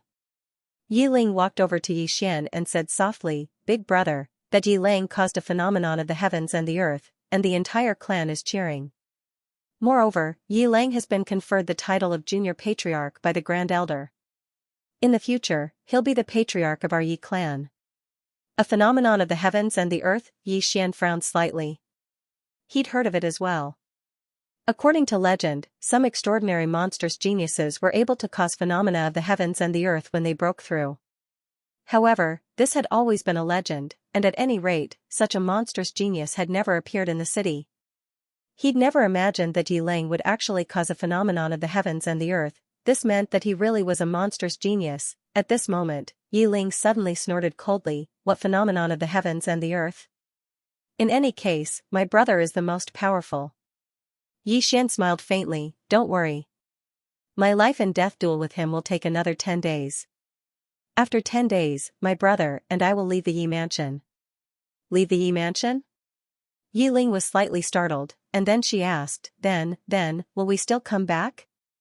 Come back? Yi Xian fell silent. He and his sister, Yi Ling, grew up here, and indeed, they treated this place as their home. However, after this incident, he realized that he and his sister had no place in the hearts of the Yi clan's elders. If it wasn't for the fact that he was still of some use, he and his sister would have died a long time ago. But now, when the Yi family found someone better than him, they immediately abandoned him. In the past, he'd thought that if he were to die one day, the Yi clan would definitely treat Yi Ling well on account of him risking his life for the Yi clan. But now, it seemed that if he were to die, his sister's fate would be very, very tragic. thinking of this, he shook his head and smiled. He gently rubbed Yiling's little head. Do you like it here? Yiling shook her head. I used to like it because Big Brother is here, but now I don't. The clan is too unfair to Big Brother. Big Brother has sacrificed so much for the clan, but the clan treats him this way. The Great Elder and the others are too unfair. And those elders in the clan, not a single one of them spoke up for Big Brother. They're too bad. Xian smiled faintly. Don't worry, the world is big. As long as we brother and sister are together, no matter where we go, it will be our home. Yiling smiled sweetly, and then tightly hugged Xian. As long as I'm with Big Brother, I can go anywhere. Xian laughed heartily. After playing with Yiling for a while, Xian returned to the World Prison Pagoda. Cultivation. There were still 10 days until the life and death duel with Yiling. He naturally did not dare to slack off, especially now that Yiling had attracted the legendary heaven and earth phenomenon. Yiling opened his right hand. In his palm, a silver sword quietly appeared. Looking at the sword in his hand, Yiling said excitedly, Senior, I can be considered a sword immortal now, right? Sword immortal? The mysterious woman coldly snorted, You're still 108,000 li away. Yiling was stunned. He did not understand. Why? The mysterious woman said, Only those who have comprehended sword intent and grasped the truth of the sword Tao can be called a sword immortal. Right now, you can't be called a sword immortal. You're not even a sword master. You can barely be considered a swordsman. Yiling blushed with shame. The mysterious woman said again, What you need to do now is to become a qualified swordsman. Kid, don't blame me for not reminding you. There are many swordsmen in the world, but sword immortals are very rare. In your world, it's already not bad to have 10 of them. As for the reason, you'll find out in the future. I can only tell you that the path of sword Daoi is very difficult. Yiling nodded. No matter how difficult it is, I'll try my best to walk it. After the incident with the Yi family, he realized that it was absolutely impossible to rely on the Yi family to take care of his sister. He had to take care of his sister by himself. And to take care of his sister, the only way was to work hard and become stronger than he was now. This was because this world was very realistic. If you had no value, no one would even look at you. Xian collected his thoughts and asked in a deep voice, Senior, how can I become a qualified swordsman? The mysterious woman said, Cut off your hair with a sword. Xian was slightly stunned. Isn't that simple? The mysterious woman sneered, Why don't you try? Xian plucked out a strand of his hair and slashed with his sword. As the sword fell, that strand of hair was torn to pieces. Xian was stunned. The hair was torn to pieces, but it wasn't cut off. At this time, the mysterious woman's voice suddenly rang out, You have strength, but you also have to learn how to control your strength. You also have to learn the angle of your sword, the speed, and the use of various aspects. Even the wind speed has to be taken into account. According to my estimation, you might have to cut off tens of thousands of strands of hair to be able to grasp these essences. Xian took a deep breath, I have plenty of hair. As he said that, Xian began to crazily slash. Outside the World Prison Pagoda, the Yi residence was already decorated with lanterns and colored banners. Almost all the famous people in Qingqing were invited to the Yi residence for a joyous gathering. Not only that, the current Yi residents often called themselves the #1 family in Qingqing. The current Yi family could be said to be like the sun in the sky.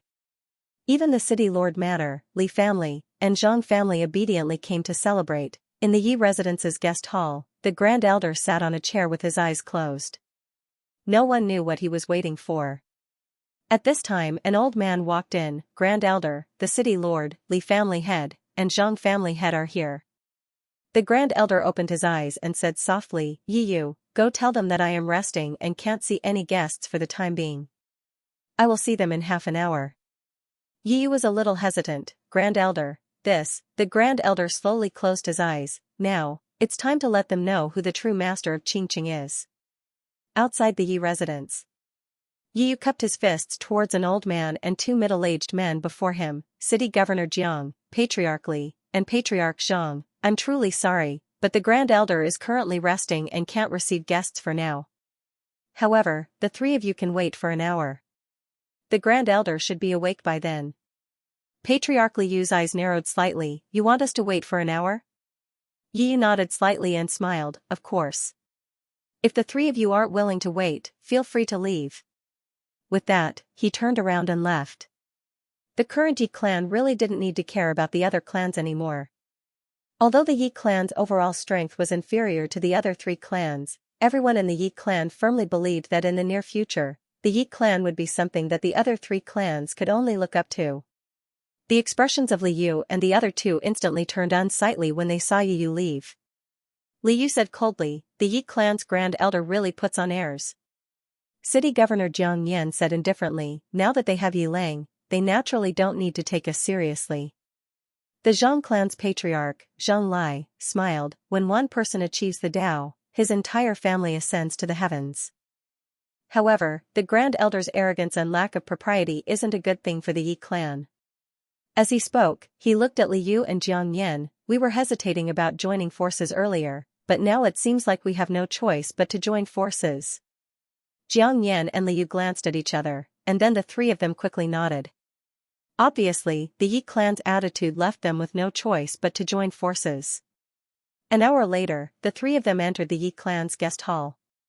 The Grand Elder walked over and cupped his fists. "I'm truly sorry.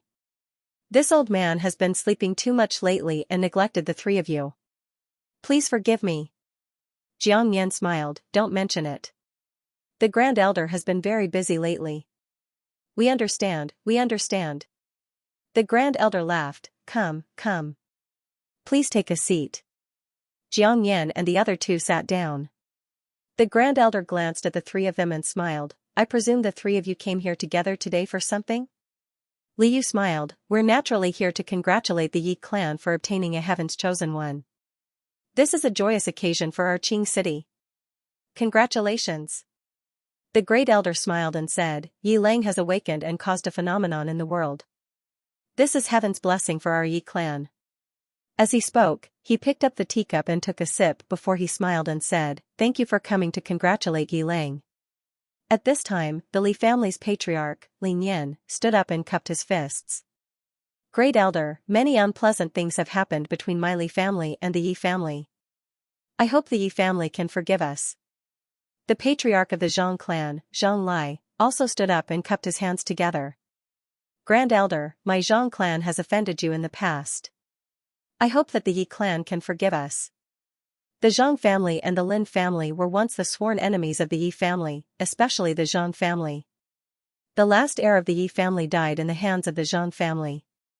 But now, the Zhang clan and the Li clan had no choice but to lower their heads, because the Yi clan had produced a Heaven's Chosen One. Moreover, it was a Heaven's Chosen One who could cause a phenomenon in the world. If they didn't lower their heads now, they might have to turn around in the future. The First Elder took a sip of his tea and did not say anything. Along with the Grand Elder's silence, the atmosphere here instantly became heavy. Zhang Lai gazed at the nearby city governor, Jiang. The latter grinned and said, "Grand Elder, we're all members of Azure City, and Azure City is a tiny place. Conflicts can't be avoided since we frequently meet here. Presently, the Yi clan will definitely rise to prominence, and their opponents will definitely be some of the great clans of the world. What do you think?" The Grand Elder grinned. "Since Brother Jiang has spoken, then what else can I say? How about this? My Yi clan hasn't been having a good time lately. For the next 10 years, hand over the rights to mine the gold mines in the surroundings of Azure City to my Yi clan.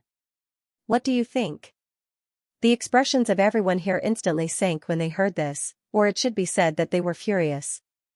Gold mines, what did these clans of Azure City rely on to survive? It was naturally the gold mines. Moreover, the source of conflict between these clans was the gold mines as well.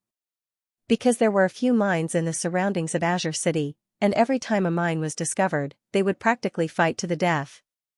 No one wanted to give up. Because the gold mines represented resources. Once a clan lost its resources, then its higher-ups wouldn't be able to cultivate, and its subordinates wouldn't be able to be fostered. If this continued, then annihilation was only a matter of time. Yet now, the Yi clan had asked for the rights to mine for 10 years. This meant that these clans of Azure City wouldn't be able to obtain any income for the next 10 years, even though it wasn't to the extent of annihilation. they would probably have to live on grass for the next 10 years. The city governor, Xianxia, glanced at the Grand Elder, yet he didn't speak and just drank his tea with his head lowered. However, his eyes were icy cold. It wasn't just Xianxia, the expressions of the other two were unsightly to the extreme. Even though they'd been prepared to be taken advantage of before they came here. However, they hadn't expected that the Yi clan would take advantage of them so ruthlessly. The Grand Elder glanced at everyone here and smiled. Don't worry, Yi Lang will probably have become a member of that mountain in 10 years. At that time. Haha. The expressions of Xianxia and the others instantly changed when they heard this. A member of that mountain, he meant some sects that were outside of Azure City. The Grand Elder was clearly threatening them. Moreover, it was an undisguised threat. Once Yi Lang joined those sects, destroying them would really be as easy as snapping a finger.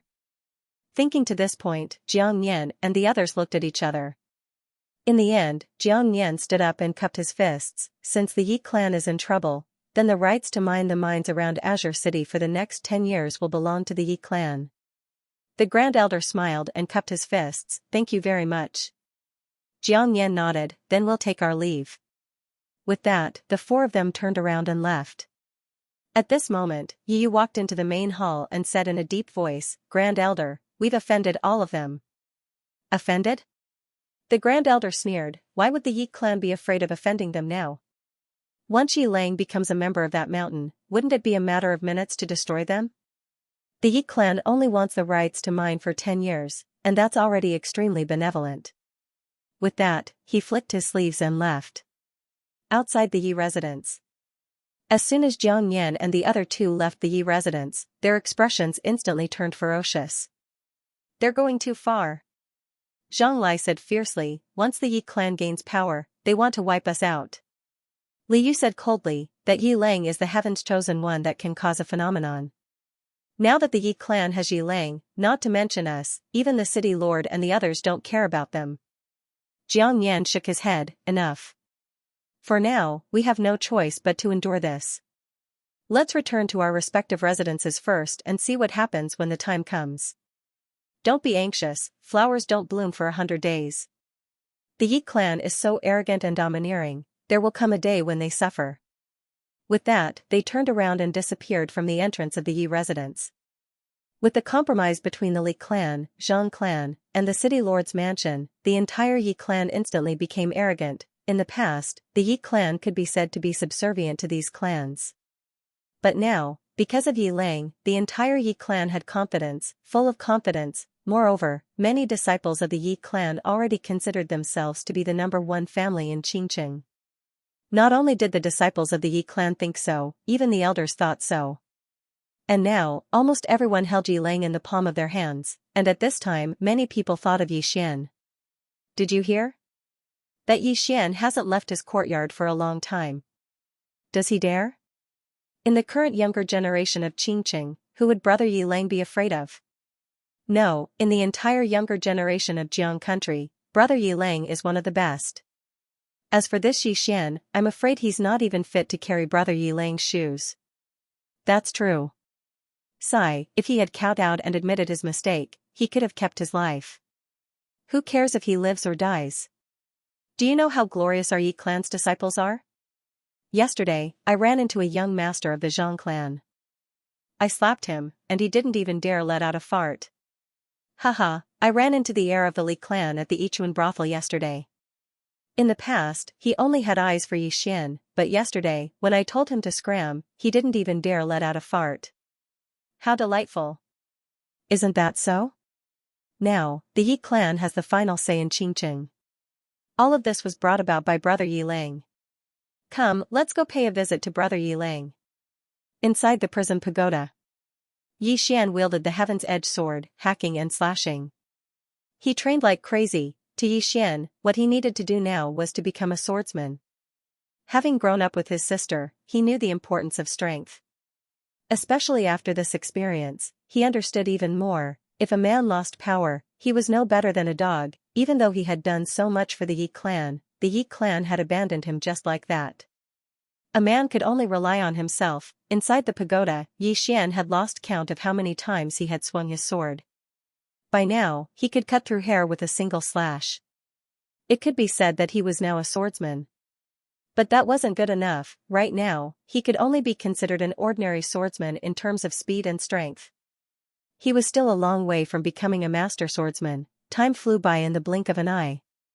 Soon, there were only 3 days left until their 1-month battle to the death. On this day, Xian left the world prison pagoda. As soon as he stepped out, he frowned. Because at this time, Ling had come to deliver food. Did something happen? Xian hurried to Ling's room. At this time, Ling was lying on the bed, trembling. There was frost on her hair. Xian's expression changed drastically at the sight of this. He hurriedly ran over and took out a white jade bottle. However, the white jade bottle was completely empty. There were no more medicinal pills. Xian slapped himself. Damn it. I actually forgot that there were no more medicinal pills. Damn it all. As he spoke, he slapped himself again, and then he hurriedly rubbed Ling's face. His voice trembled as he said, wait for brother. Brother will be right back.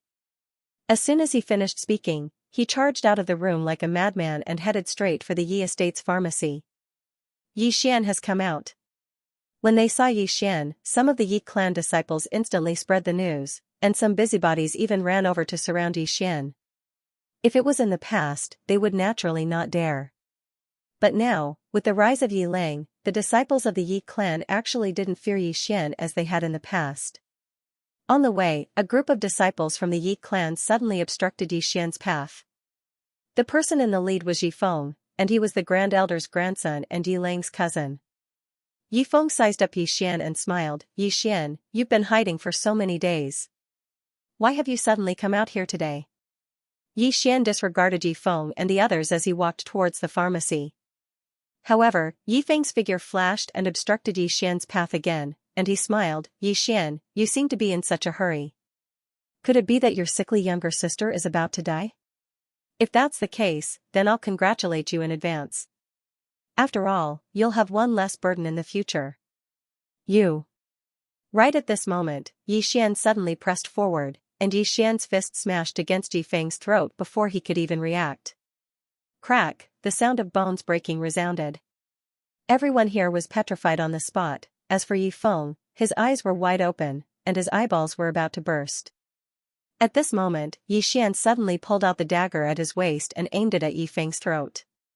Hiss, Yifeng's head fell to the ground. Xian sheathed the dagger, and he looked at the disciples of the Yi clan fiercely. If anyone dares to say anything bad about my sister, I'll make sure you have nothing to say for the rest of your life. P.S. The new book has just been released, and I still need everyone's support. If you haven't bookmarked it, please bookmark it. If you have a monthly ticket, feel free to donate some as well. The surroundings were perfectly silent. The eyes of all the disciples of the Yi clan were filled with astonishment and terror. Everyone in the Yi clan knew how much Xian treasured his younger sister, and it could be said that Xian was a crazy protector of his younger sister. However, they'd never imagined that Xian would protect his younger sister to such an extent. Yifeng was the Grand Elder's grandson, and he was Yi Lang's cousin brother. Yet Xian had actually killed him just like that. Xian didn't waste any more time with these disciples of the Yi clan, and he headed directly to the Yi Estate's pharmacy. Meanwhile, an old man walked out from within. It was Elder Yi Qing who was in charge of the Yi Estate's pharmacy. Yi Qing's brows instantly knit together when he saw Xian. Xian, what are you doing? Xian walked over to the medicine cabinet and glanced at it. It didn't take long for his gaze to descend onto a certain compartment, and then he pulled it open. However, it was completely empty. Xian's expression instantly turned cold when he saw this, and then he turned to look at Yi Qing. The spirit-nourishing pill. Yi Qing's eyes narrowed slightly. The old man has gone into hiding. Xian, the clan has stopped supplying your younger sister with medicinal pills. You. Right at this moment, Xian suddenly tossed a fist-sized weight at Yi Qing. Yi Qing's expression changed drastically, and he hurriedly dodged to the side to avoid the weight. Even though he dodged the weight, his expression had instantly changed drastically because Xian had arrived in front of him. Xian suddenly smashed his fist towards Yi Qing's head. Simple and direct, Yi Qing was horrified in his heart. He curled his right hand and smashed his fist towards Xian as well. Their fists collided, bang, a muffled explosion suddenly rang out. Yi Qing was knocked back by Yi Xian's punch. When he was pushed to the corner of the wall and had nowhere to retreat, Yi Xian appeared in front of him again. This time, Yi Xian also threw a punch at his head. Yi Qing's pupils suddenly shrank. He hurriedly said, "I'll give it to you, I'll give it to you." Yi Xian's fist stopped a few inches away from Yi Qing's face. Yi Qing stared in shock at Yi Xian. He was a true Qi transformation realm expert. Although he did not often fight outside, according to what he knew, Yi Xian was only at the rank 5 unending realm. However, he had been defeated in one exchange. This Yi Xian's strength was too terrifying. Yi Xian extended his hand. Yi Qing's expression changed slightly. He did not dare to play any tricks. He hurriedly took out a white jade bottle and handed it to Yi Xian. Yi Xian opened the white jade bottle. There were only 15 vitality pills inside. Yi Xian frowned. Yi Qing hurriedly said, "Yi Xian, these pills are extremely precious. Our Qingqing doesn't have them. We have to import them from outside. These are the leftovers from the last time we imported them." Yi Xian was silent for a moment. Finally, he put away the white jade bottle and said, "I've risked my life for the family for so many years. It's not too much to accept these pills from the family, right?" Yi Qing glanced at Yi Xian and did not speak. Yi Xian did not say anything else. He turned and left the house. However, outside, Grand Elder had already surrounded him with a group of elders. Grand Elder and the others were obviously aware that Yi Xian had killed someone in a fit of rage. Grand Elder stared fixedly at Yi Xian. "My grandson only said a few words to you, and you want to kill him?" Yi Xian walked slowly to stand before Grand Elder. "If you don't teach your grandson a lesson, then I'll teach him a lesson for you." Grand Elder clenched his fists slowly. Yi Xian looked at Grand Elder with an expressionless face. However, his eyes were filled with killing intent. At this time, the Grand Elder suddenly said fiercely, "Kill him." It didn't take long for some of the Yi Estate's guards to charge at Yi Xian. Yi Xian's mouth curled into a ferocious smile. In the next moment, he tapped the ground lightly with the tip of his foot, and his figure slid forward. Before the others could see clearly, one of the Yi Estate's guards had flown over 10 m away. Yi Xian did not stop. He turned around, flew into the air, and swept a whip kick at the guard who had rushed in front of him. Bang! That guard was directly blasted flying by Yi Xian's kick. At this moment, Yi Xian dashed directly toward the first elder. The Grand Elder's expression instantly became ferocious when he witnessed this scene. He took a step forward and slapped his palm at Yi Xian. Yi Xian clenched his right fist tightly and smashed it at the Grand Elder. Bang! As soon as their fist and palm collided, the Grand Elder was blasted back by over 10 steps. However, Yi Xian hadn't taken a single step back. The Grand Elder gazed at Yi Xian with astonishment. How could this be possible? Your dantian has been shattered, so how could you still possess such combat strength? Yi Xian's eyes narrowed slightly. How did you know that my dantian has been shattered? The Grand Elder stared fixedly at Yi Xian and remained silent. However, Yi Xian had an understanding. Obviously, it was the Grand Elder who'd definitely sent that mysterious fellow who'd launched a surprise attack against him. Killing intent surged explosively within Yi Xian's eyes when he thought up to hear. Suddenly, a voice resounded, "Yi Xian, leave." Everyone looked towards the source of the voice, and they saw that it was Yi Lang. Yi Xian glanced coldly at Yi Lang, and then he didn't waste his breath at all. He just turned around and left. The guards in the surroundings didn't stop him, and they gazed at Yi Lang instead. Next to Yi Lang, the first elder asked in confusion, "Yi Lang, even if you have a life and death pact with him, he killed your cousin." This, Yi Lang interrupted the Grand Elder. "Don't worry, I'll avenge you 2 days from now." The Grand Elder clenched his fists tightly while his face was livid, and he remained silent. Yi Lang smiled and said, "I know he's arrogant and deserves to be killed. However, now isn't the time. Notify everyone in the city to come watch the battle 2 days from now. I intend to fight him and make a name for myself." The Grand Elder frowned slightly when he heard this. "What do you mean?" Yi Lang smiled and said, "If I want to draw the attention of those powers from outside the city, then I have to make a name for myself. Yi Xian is the first person I want to trample on. Once I do that, I'll be able to make a name for myself in the city, and only then would I have a chance to draw the attention of those powers from outside the city." The Grand Elder's expression eased up slightly. Right, all of those powers are supreme existences. If I don't make some noise, then it'll probably be difficult to draw their attention. Yi Lang nodded. Don't worry, Grand Elder. I'll make him suffer humiliation in the arena 2 days from now so that you can vent the hatred in your heart. The Grand Elder nodded, and then he seemed to have thought of something and said with a serious expression, even though his dantian has shattered, his combat strength can't be underestimated. You can't be careless. Yi Lang glanced at the Grand Elder and smiled faintly. He did not say anything, but his heart was filled with disdain. He had seen how the Grand Elder was at a disadvantage when he was fighting against Yi Xian earlier. In his heart, it was not that Yi Xian was too strong, but the Grand Elder was too weak, a person who only knew how to live like a prince, even if he was a cultivator, as long as he had not reached a realm that could transcend the realm of the physical body. It would not be an exaggeration to call him an old man. In his heart, the Grand Elder was an old man. It was not just the Grand Elder, but the other elders of the Yi mansion were the same. Yi Lang withdrew his thoughts and looked in the direction that Yi Xian had left in. He smiled coldly. It's your honor to be able to become my stepping stone. When Yi Xian returned to his room, he quickly poured out a vitality pill and fed it to Yi Ling. Yi Xian looked at Yi Ling anxiously. At this moment, he was really out of his wits. At the same time, he blamed himself for forgetting about his sister's pill. Soon, under Yi Xian's anxious gaze, Yi Ling slowly opened her eyes. When she saw Yi Xian, she smiled sweetly. Brother, it's so good to see you. Yi Xian smiled and held Yi Ling's hand tightly. He asked gently, are you feeling better? Yi Ling nodded. I'm not that cold anymore. Yi Xian said softly, it's all my fault. I promise you, there won't be a next time. Absolutely not. Yi Ling looked at Yi Xian. Suddenly, tears rolled down her cheeks. Brother, I used to want to die because I didn't want to be a burden to you. But just now, I'm afraid of dying. I'm afraid that after I die, you'll be all alone. I want to be with you forever. Tears welled up in Yi Xian's eyes. He smiled. Ling will be fine. Both of us will be fine. Yi Ling wiped the tears off her face.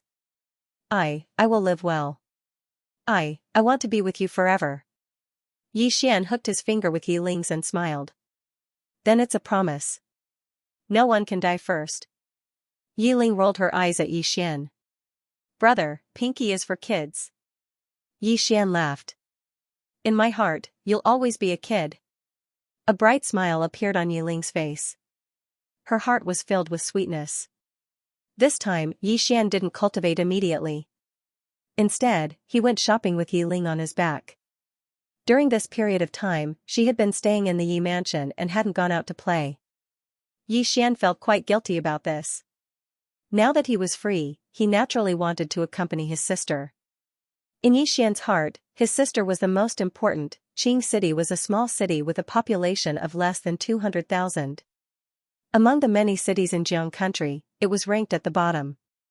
Although there weren't many people, Qing City was still bustling with noise and excitement. There were all kinds of vendors. Yi Xian brought his sister out of the Yi mansion. The Yi mansion immediately sent some people to follow them from afar. Obviously, they were afraid that Yi Xian would run away. The current Grand Elder naturally wouldn't let Yi Xian go.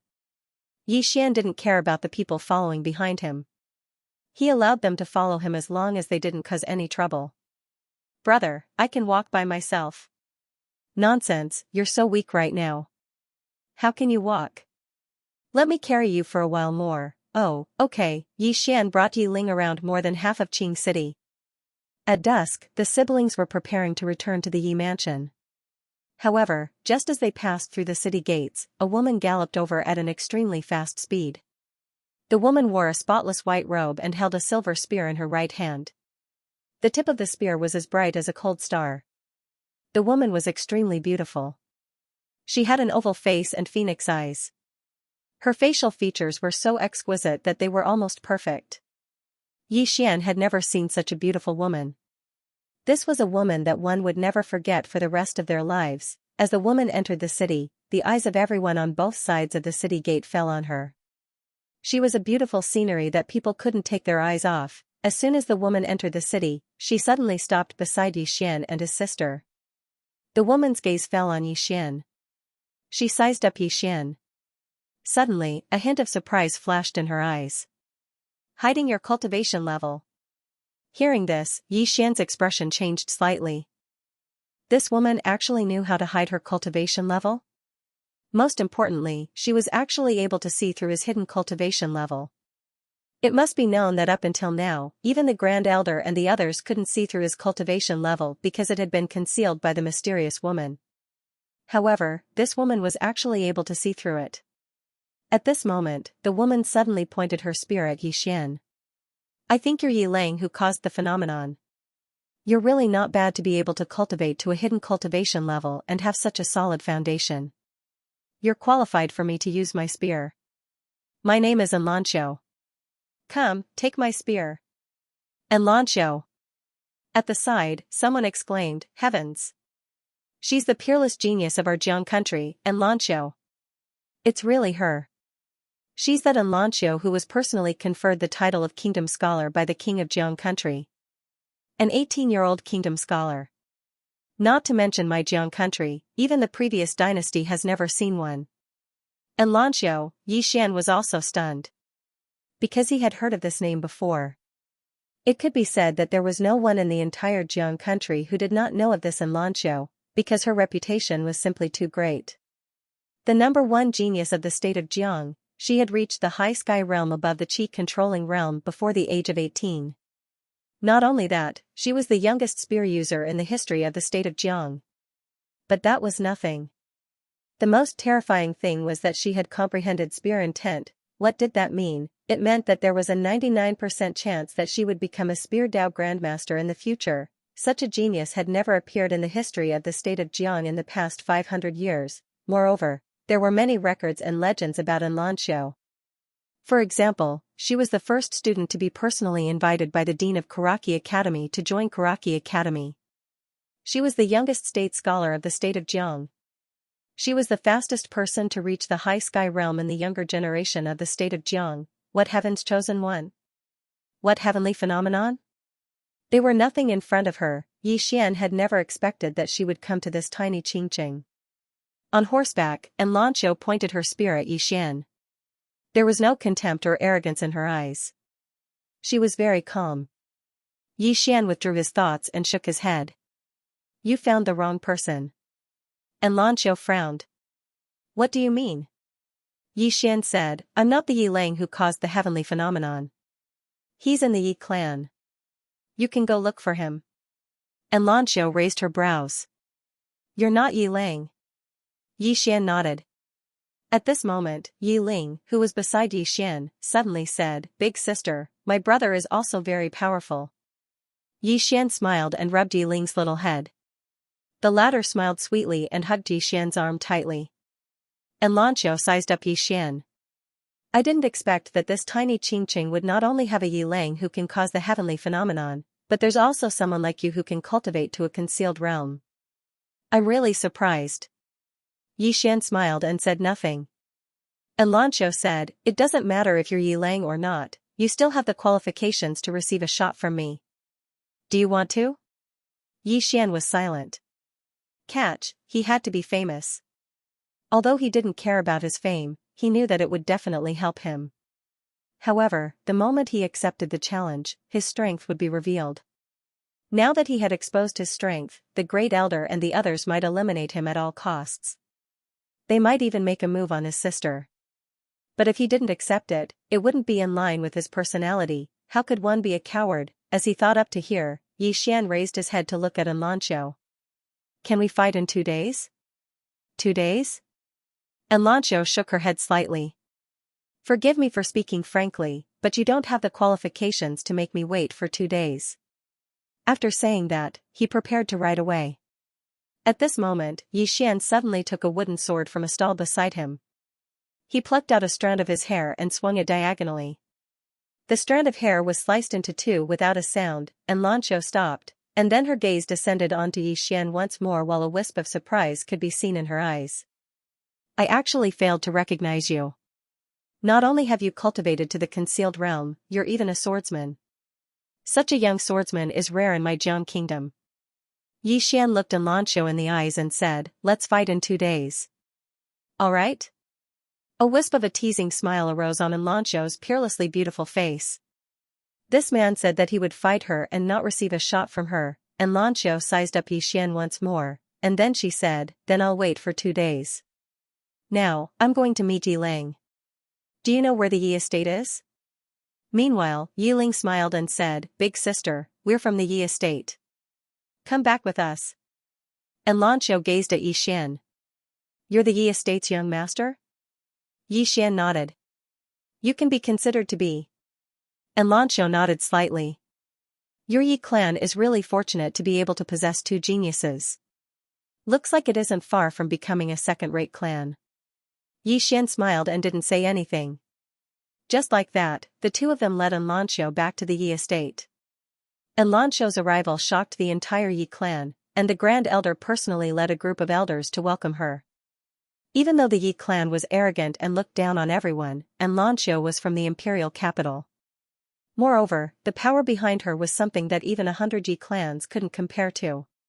When the Grand Elder and the others found out that Lanqiu had come to the Yi clan to challenge Yi Lang, they could be said to be overjoyed.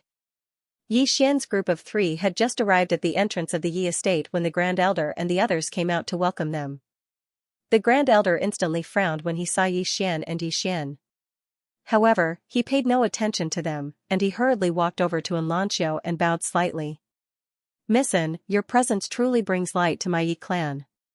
Missin, please come in and have a seat. And Lanqiu shook her head slightly. There's no need for a seat. Is Yi Lang here? The Grand Elder hurriedly said, yes, yes. As he spoke, he gazed at an elder at the side. Quickly ask Yi Lang to come out. The elder hurriedly turned around and left. At this moment, the Great Elder looked at Yi Xian, and his face instantly turned cold. Why are you embarrassing yourself here? Hurry up and get in. And Lanqiu's beautiful brows instantly knit together slightly when she heard this. Yi Xian glanced at the Great Elder. None of your business. He and the Great Elder were now like fire and water, so he naturally wouldn't give the Great Elder any face. The Grand Elder's expression instantly turned gloomy, and he was just about to speak when Lanqiu suddenly said, this is? The Grand Elder looked at Lanqiu, and his expression softened. Missin, there's something you don't know. This Yi Xian was originally the Yi clan's young prince. However, this person is arrogant and domineering. Moreover, his natural talent is mediocre, and he's utterly unable to bear the great responsibility of a young prince.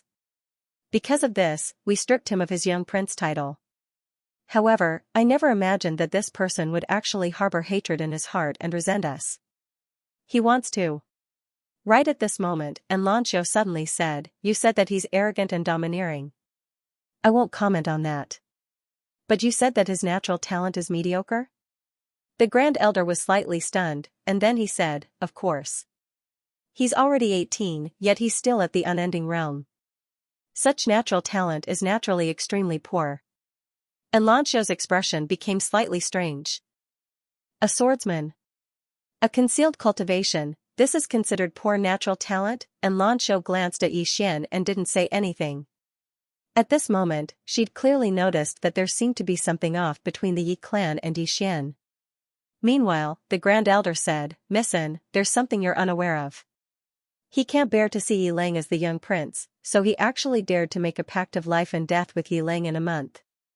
Speaking of which, there are only 2 days left before the deadline. If Missin has no other matters to attend to, then you can stay in Pine City for 2 days. At that time, I hope Missin can bear witness to it. And Lanqiu glanced at the Grand Elder, and then she glanced at Yi Xian who stood at the side, and her expression was rather strange. Right at this moment, Yi Lang walked out. Yi Lang walked over to Lanqiu, and then he cupped his fists towards her. Missin. And Lanqiu's gaze descended onto Yi Lang, and it wasn't long before her brows knit together. A person chosen by the heavens? A person chosen by the heavens was someone who'd cultivated to a certain level and was about to reach the end of their lifespan before reincarnating. In the eyes of true geniuses, such people were extremely disdainful towards such people. Only a useless person would reincarnate and drag out an ignoble existence in the world. The reason she'd come to Pine City wasn't because Yi Lang was a person chosen by the heavens, and it was because someone here had drawn down a phenomenon of the heavens and the earth. Someone that was able to draw down a phenomenon of the heavens and the earth had aroused her slight interest. However, at this moment, she was disappointed when she saw Yi Lang. Yi Lang had concealed his cultivation, but his cultivation was superficial, and it was simply like an illusion. Of course, it was extremely extraordinary, but it was truly nothing in her eyes. Comparatively speaking, she looked more favorably upon Yi Xian because his foundation wasn't much inferior to hers. Moreover, he'd cultivated to the point of concealment and was a swordsman. When she thought up to here, and Lan Shou glanced at Yi Xian. "I'll come look for you in 2 days." As soon as she finished speaking, she leaped onto her horse with the intention of leaving. Everyone in the Yi estate was stunned when they witnessed this scene. "What's going on?" Even Yi Lang was stunned. "She's leaving just like that." Right at this moment, the Grand Elder recovered from his shock, and he hurriedly walked over to Lan Shou's back and bowed slightly. "Missin, you're not going to compete with my clan Yi Lang?" And Lan Shou didn't even turn around. "He doesn't have the qualifications."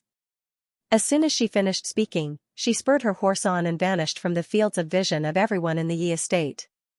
Everyone in the Yi estate behind Lan Shou was dumbstruck. On the other hand, Yi Lang's expression was extremely unsightly, as if he'd eaten shit. He'd been disregarded. This was the first time he'd been disregarded since he'd made a name for himself. It couldn't be tolerated. Under the gazes of everyone, Yi Lang suddenly charged forward, causing the Grand Elder's expression to turn grim. He wanted to stop Yi Lang, but it was already too late.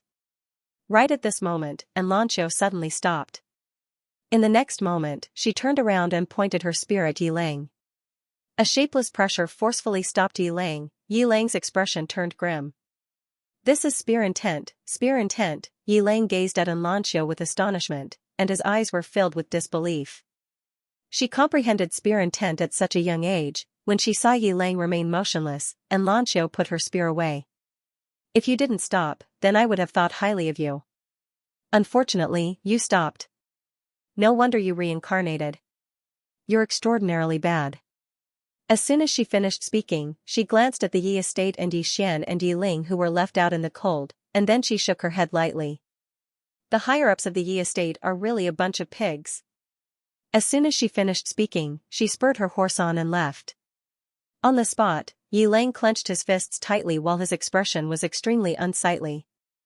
On the other hand, Yi Xian led Yi Ling back to his courtyard. He didn't care about the matters between Yi Lang, the Grand Elder, and the others at all. All he wanted to do now was cultivate properly, accompany his younger sister, and wait patiently for the competition in 2 days. At that time, he would bring his younger sister to the imperial capital. "Big brother, that big sister from before was so beautiful." Within the room, Yi Ling spoke abruptly. Yi Xian glanced at Yi Ling and smiled. "My younger sister will definitely be very beautiful in the future as well." These words weren't false. Yi Xian's appearance wasn't bad, and his younger sister was even a beauty in the making. So, she would definitely be a drop-dead gorgeous beauty when she grew up. Yi Ling smiled sweetly while she felt very happy in her heart. After Yi Ling fell asleep, Yi Xian entered the pagoda of purgatory. Yi Xian spoke in a low voice. "Senior, that woman was actually able to see through my cultivation of concealment. Didn't you say that no one has cultivated this cultivation of concealment in the past?" After a short moment of silence, the mysterious woman said, "Your cultivation of concealment is unlike others." Yi Xian was slightly stunned, and then he hurriedly asked, "How is it different?" She said, "It's very easy for others to cultivate their cultivation of concealment, but it'll only cause you more pain." Yi Xian was extremely puzzled. "Why?" The mysterious woman said, "Because they cultivate their cultivation, but you cultivate your muscles, bones, internal organs, and limbs. Understand?" Yi Xian was speechless. P.S. I've been participating in a poverty alleviation event recently. A web novelist entered the school to provide spiritual poverty alleviation. I met 2 fans in the school. One of them was even a girl. She said she liked the unfettered one and Little White. I was stunned. What I want to say is that I'll update steadily now, and I'll explode once the event is over. I've never gone back on my word, right? Because I'm running around and putting on airs, so I'm really quite busy. Please forgive me. Yi Xian didn't really understand the woman's explanation, but he didn't make a fuss about it. In any case, it was fine as long as it wasn't disadvantageous to him. As if he'd thought of something, Yi Xian asked another question. Senior, you've seen that woman from before. What do you think of her? That woman was naturally in Lanzhou. The woman spoke indifferently, she's average. You and your younger sister aren't inferior to her. Especially your younger sister, you're even better than her. My younger sister? Yi Xian was stunned. What do you mean, senior? The woman said, don't worry about that for now. Now that you've grasped the basic sword technique, you can try cultivating some sword techniques. Yi Xian hurriedly said, what sword techniques? Sword techniques, this kind of existence was rather rare. One had to know that the Yi family only had about 10 types of martial skills after so many years. Moreover, they were all low-grade martial skills. Martial techniques were divided into grades, and they were divided into the heaven rank, earth rank, spirit world rank, profound rank, mortal rank, and common rank.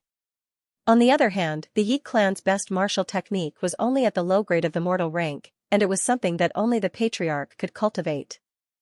On the other hand, only the city governor's estate possessed the best martial technique in the entire city, a low-grade spirit rank martial technique. Martial techniques could be said to be even more precious than medicinal pills. As for sword techniques, they were even rarer, and they probably didn't even exist in the entire city. Meanwhile, the woman said, I have 2 types of sword techniques, and you can choose from them. The first is a comparatively good sword technique, and it possesses extremely formidable lethality. However, once you cultivate it to a certain level, it will reach a limit. The other type is an evolutionary type. It has no grade or limit, and the stronger you are, the stronger it will become. It can accompany you forever.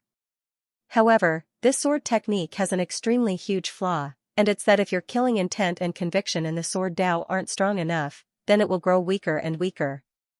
Conversely, if your killing intent and conviction in the sword Dao grow stronger and stronger, then it will grow stronger and stronger until it has no limit. Yi Xian said solemnly, Senior, can I cultivate both? The mysterious woman said, you can't bite off more than you can chew.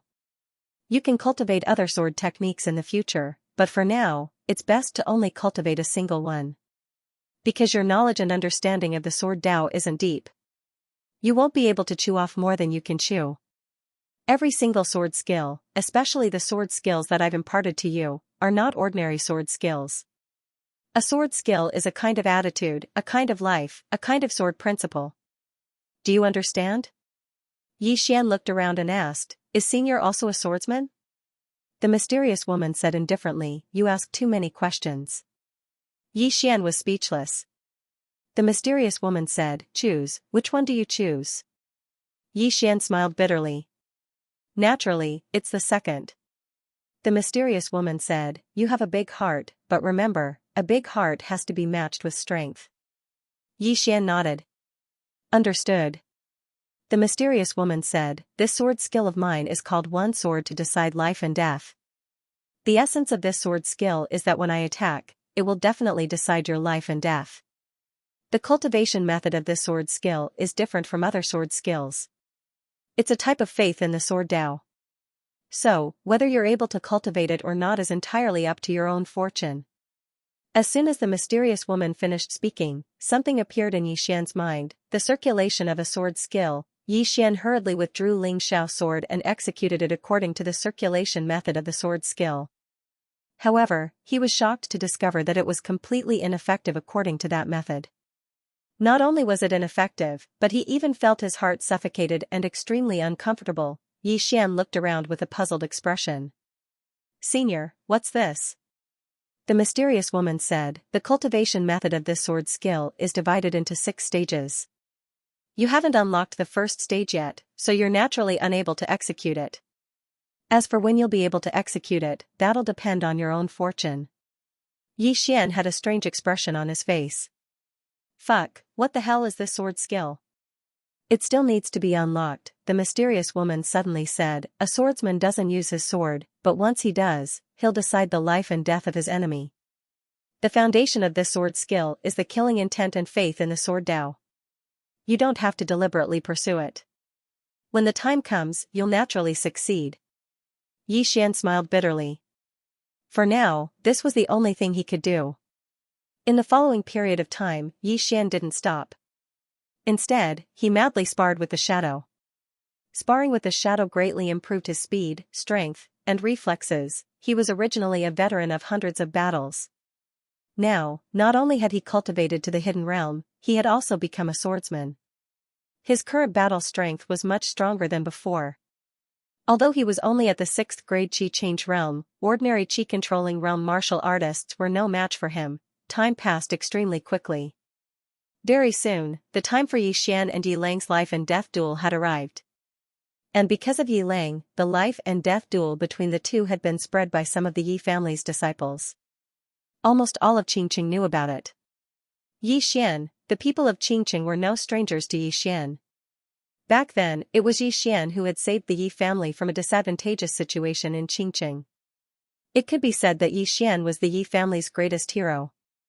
Unfortunately, the Yi family now had Yi Lang. The royal family had no family ties, and the aristocratic families were the same. In fact, they were even crueler. Whoever was capable would be supported by the family. And within the family, it was impossible for two tigers to live on the same mountain. After all, there was only one patriarch. To put it simply, the Yi family would choose between Yi Xian and Yi Lang. And even a fool would know who to choose. Today was the day of the life and death duel between Yi Lang and Yi Xian. The Yi family had actually invited the other aristocratic families in Qingqing to come and watch.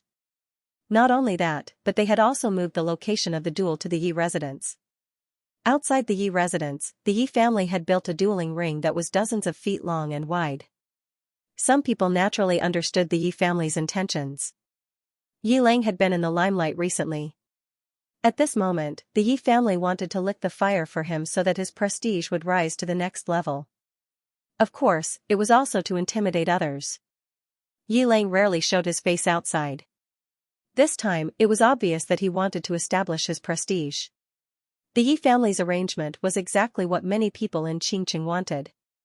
These people also wanted to see how monstrous the one chosen by heaven was. Therefore, almost all the people in Qingqing rushed to the Yi residence. At this moment, the Yi residence was surrounded so tightly that not even a drop of water could trickle through. There was a sea of people, and it was extremely lively. Yi residence. Inside the ancestral shrine, all the elders of the Yi family were present. Yi Lang was also present. Yi Lang was dressed in a black robe. This robe was not an ordinary robe. It was woven with golden silk, and ordinary swords would not be able to damage it. In addition, there was also a green jade tablet hanging on Yi Lang's waist. This jade tablet was not an ordinary item. It was called the congealing jade. It could concentrate and clear the mind. At critical moments, it was very important to keep one's mind clear.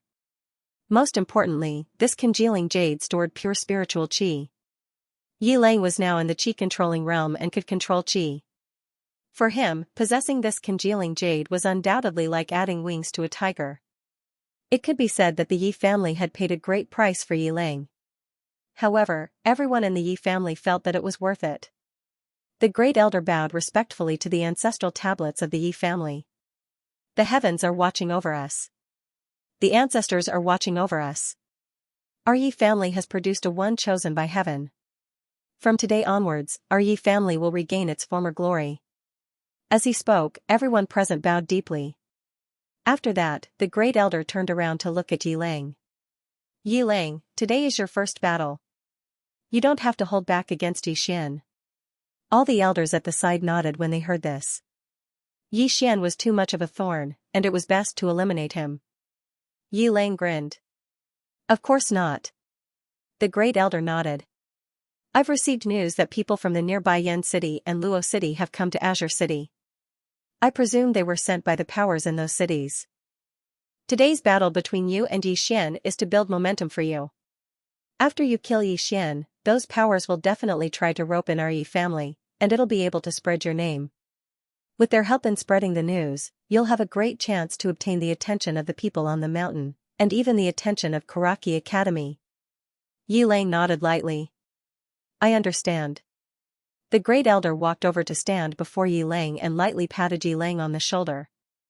A one chosen by heaven possesses the memories of his previous life. No matter who you were in your previous life, you have the bloodline of my Yi clan. You don't object to this, right? Yi Lang smiled. Of course. My soul and blood belong to the Yi clan. However, there was a trace of ridicule on the corners of his mouth. Yi Xian was his stepping stone, and the Yi clan was merely a stepping stone for him. The great elder revealed a trace of a smile. That's good. Let's go. In next to no time, Yi Lang was led out of the Yi estate by the great elder and the other elders, and he arrived at the arena that had just been constructed. The surroundings instantly bustled with noise when they saw Yi Lang. A monstrous genius, an extraordinary monstrous genius that was capable of causing the phenomenon of the heavens and the earth to appear. Such a figure had never appeared in Pine City. Yi Lang glanced at the crowd below, and a wisp of a smile arose on the corners of his mouth. In his past life, he'd looked at others in the same way. But in this lifetime, the heavens didn't repay him, and he'd caused the phenomenon of the heavens and the earth to appear. In this lifetime, he was bound to be one of the countless dazzling pearls of the firmament dimension. He, Yi Lang, would definitely have a place on the monstrous genius rankings of legend. When he thought up to here, the wisp of a smile on Yi Lang's face gradually grew wider. A short moment later, he suddenly turned around to look at the Yi estate. Yi Xian, come out and receive your death. His voice was like a thunderclap that resounded through the sky. Yi Xian, countless people shot their gazes towards the Yi estate. Where's Yi Xian? Yi Xian hadn't emerged from the entrance of the Yi estate. Could he be afraid? It can't be. Yi Xian was once called Ruthless Yi. He doesn't seem like a person that's afraid of death. Ruthless Yi? Tui. Why don't you take a look at who his opponent is? He's the chosen one, and he's the chosen one that can cause the phenomenon of the heavens and the earth.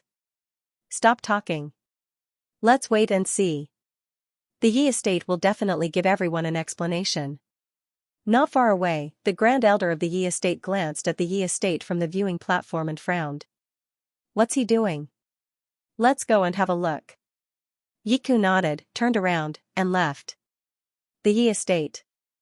In a room, Yi Xian was holding a bowl of medicinal cuisine, and he was feeding Yi Ling mouthful by mouthful. He'd come out 2 hours ago. Brother, today is the life and death duel between you and Yi Lang, Yi Ling said softly. Yi Xian smiled lightly. Don't worry. Come, drink this medicine and open your mouth. Be a good boy. After a short moment, Yi Xian stood up. I'm going out for a while. Yi Ling nodded obediently. Yi Xian leaned over and kissed Yi Ling's forehead gently, then turned around to leave. As he walked to the door of the room, Yi Ling's voice suddenly rang out from behind him. Brother will be back, right? Yi Xian nodded. Definitely. Then, he pushed the door open and walked out. On the bed, Yi Ling slowly closed her eyes. She stretched her right hand under the bedsheets, and there was a pair of scissors there. A long time ago, she had wanted to commit suicide because she didn't want to be a burden to Yi Xian. However, every time she saw Yi Xian, she didn't want to die. She wasn't afraid of death. She was afraid that after she died, Yi Xian would be all alone. Yi Ling took out the pair of scissors and held it tightly. However, if Yi Xian was gone, she would have no reason to live. Yi Xian has come out. Someone shouted loudly, and the gazes of everyone outside the Yi mansion shot towards the entrance. A man in long clothes walked out from there. It was Yi Xian. The Grand Elder's expression instantly turned cold when he saw Yi Xian, and a cold smile hung on the corners of his mouth. On the other side, the gazes of the Zhang clan's patriarch, city governor, and Li clan's patriarch had descended onto Yi Xian as well. The Zhang clan's patriarch, Zhang Lai, nodded lightly when he saw Yi Xian walk towards the arena in a composed manner. Yi Xian's bearing and courage aren't bad indeed. No wonder those little fellows of my Zhang clan suffered countless losses in the past. The Li clan's patriarch, Li Yu, nodded. He's decisive, courageous, and astute. He's a good person. Unfortunately, the Yi clan isn't able to tolerate him. Otherwise, with Yi Lang managing internal affairs while he manages external affairs, it wouldn't be impossible for the Yi clan to become a great clan. The city governor said indifferently, Yi Lang is the grandson of the Grand Elder. He's narrow-minded, and he won't allow anyone to threaten Yi Lang's status. The more he thinks in this way, the more impossible it is for his Yi clan to become a great clan. Li Yu and Zhang Lai nodded lightly when they heard this. In the great clans, 2 tigers couldn't live on the same mountain. However, it didn't mean that there could only be one extraordinary genius in a clan. In some extraordinary clans, there would usually be one that managed internal affairs and one that managed external affairs.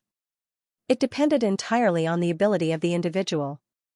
It wasn't impossible to play dirty, but if the clan had the ability, then those young masters wouldn't dare act rashly. On the other hand, it was absolutely rare for a clan like the Yi clan to help a genius suppress another genius. In next to no time, Yi Xian walked onto the arena, and Yi Lang stood before him. Yi Lang glanced at Yi Xian and smiled faintly. After that, he looked at the Great Elder. The Great Elder looked at the seating area not far away. A middle-aged man and a beautiful woman were sitting there. These 2 people were not from Qingqing. They were from Yan City and Luocheng. These 2 people represented the 2 biggest powers in the 2 cities. Naturally, the Yi clan could not afford to offend these 2 powers. Noticing the Grand Elder's gaze, the middle-aged man and beautiful woman nodded slightly in response. Seeing this, the head elder smiled. He naturally knew that the Yi clan was expressing goodwill. He looked down and said, according to the Yi clan's rules, once you step onto the life and death stage, you are responsible for your own life and death. No one is allowed to interfere. Today, the 2 of you will fight to the death. Whoever leaves the life and death stage will live. Begin now. Begin. Yi Lang gazed at Yi Xian and grinned. This day next year will be the anniversary of your death. You. Yi Lang hadn't finished speaking when his expression suddenly changed. Because Yi Xian had suddenly charged towards him like a ferocious tiger, the spectators were stunned when they witnessed this scene.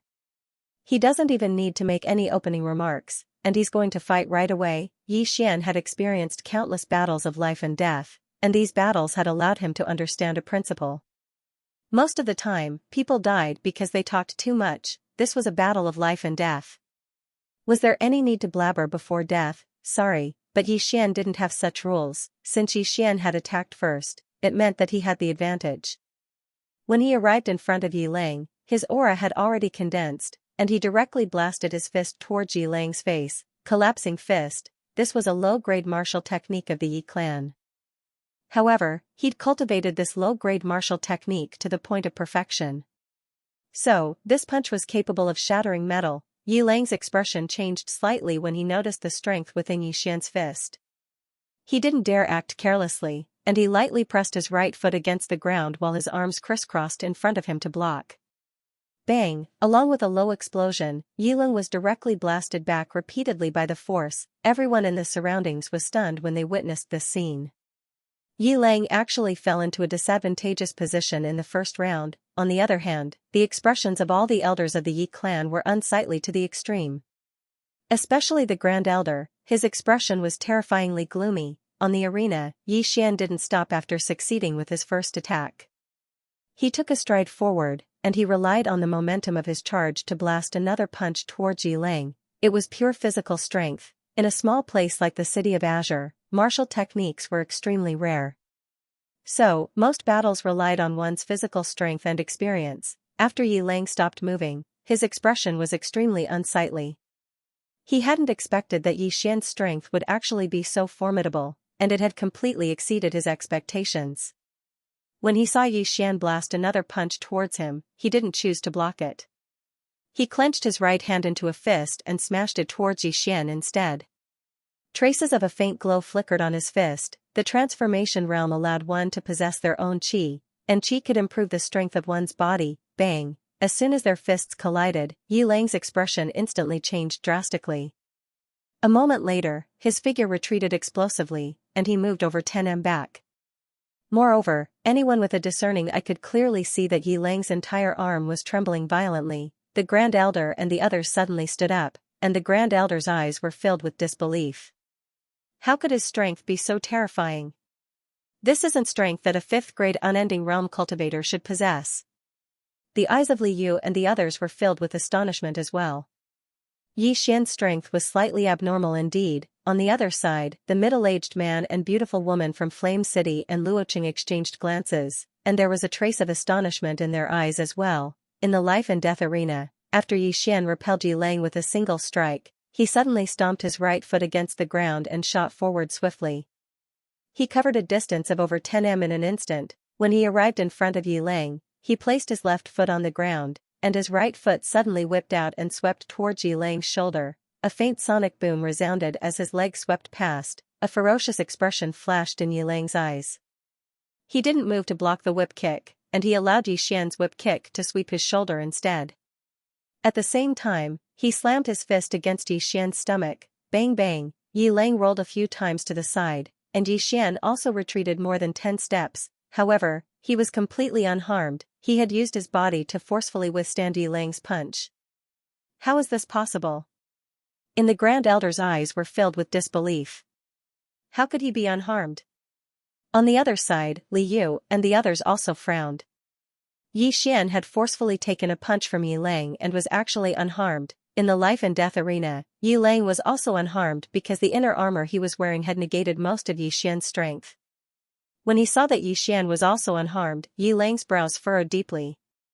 How could you be unharmed? He had used his full strength in that punch just now. Moreover, he had added the power of qi. However, Yi Xian had actually forcefully withstood it. In the distance, Yi Xian glanced at Yi Lang. He slowly clenched his right hand. His right sleeve directly exploded, and the veins on his entire arm bulged. It was quite a terrifying sight. Yi Lang stared at Yi Xian. You concealed your strength, you. At this point, his pupils suddenly shrank because Yi Xian had already rushed in front of him. Bang! Under the gaze of countless people, Yi Lang suffered another loss. His entire body was directly pushed to the edge of the arena. In the Grand Elder's stand, he said angrily, "This is a life and death arena, why are you still talking nonsense?" Obviously, he was extremely dissatisfied with Yi Lang, not to mention the Grand Elder. The other elders were also somewhat dissatisfied. This was the first time Yi Lang had suffered a loss, and now he still wanted to talk nonsense. He was a little stupid. In the life and death arena, Yi Xian did not stop. He once again charged toward Yi Lang. In the distance, Yi Lang's expression suddenly turned ferocious. He raised his hands. Boom! A powerful airflow suddenly overflowed from his body. It's the qi-controlling realm. Below the stage, there was a wave of exclamations. Oh my god, it's really the qi-controlling realm. This Yi Lang has just turned 18, right? He has actually reached the qi-controlling realm. As expected of a super genius who can cause a phenomenon in the heavens and earth, in the Grand Elder's stand, a smile finally appeared on the faces of the Grand Elder and the others, and it was a very bright smile. He glanced at the two people from Yan City and Luoqing not far away. The middle-aged man and the beautiful woman had a hint of shock in their eyes. Seeing this, the smile on the Grand Elder's face became even brighter. In the life and death arena, Yi Lang looked at Yi Xian ferociously. Let me show you the difference between an ant like you and me. As soon as he finished speaking, he stomped his right foot and charged out like a gust of wind.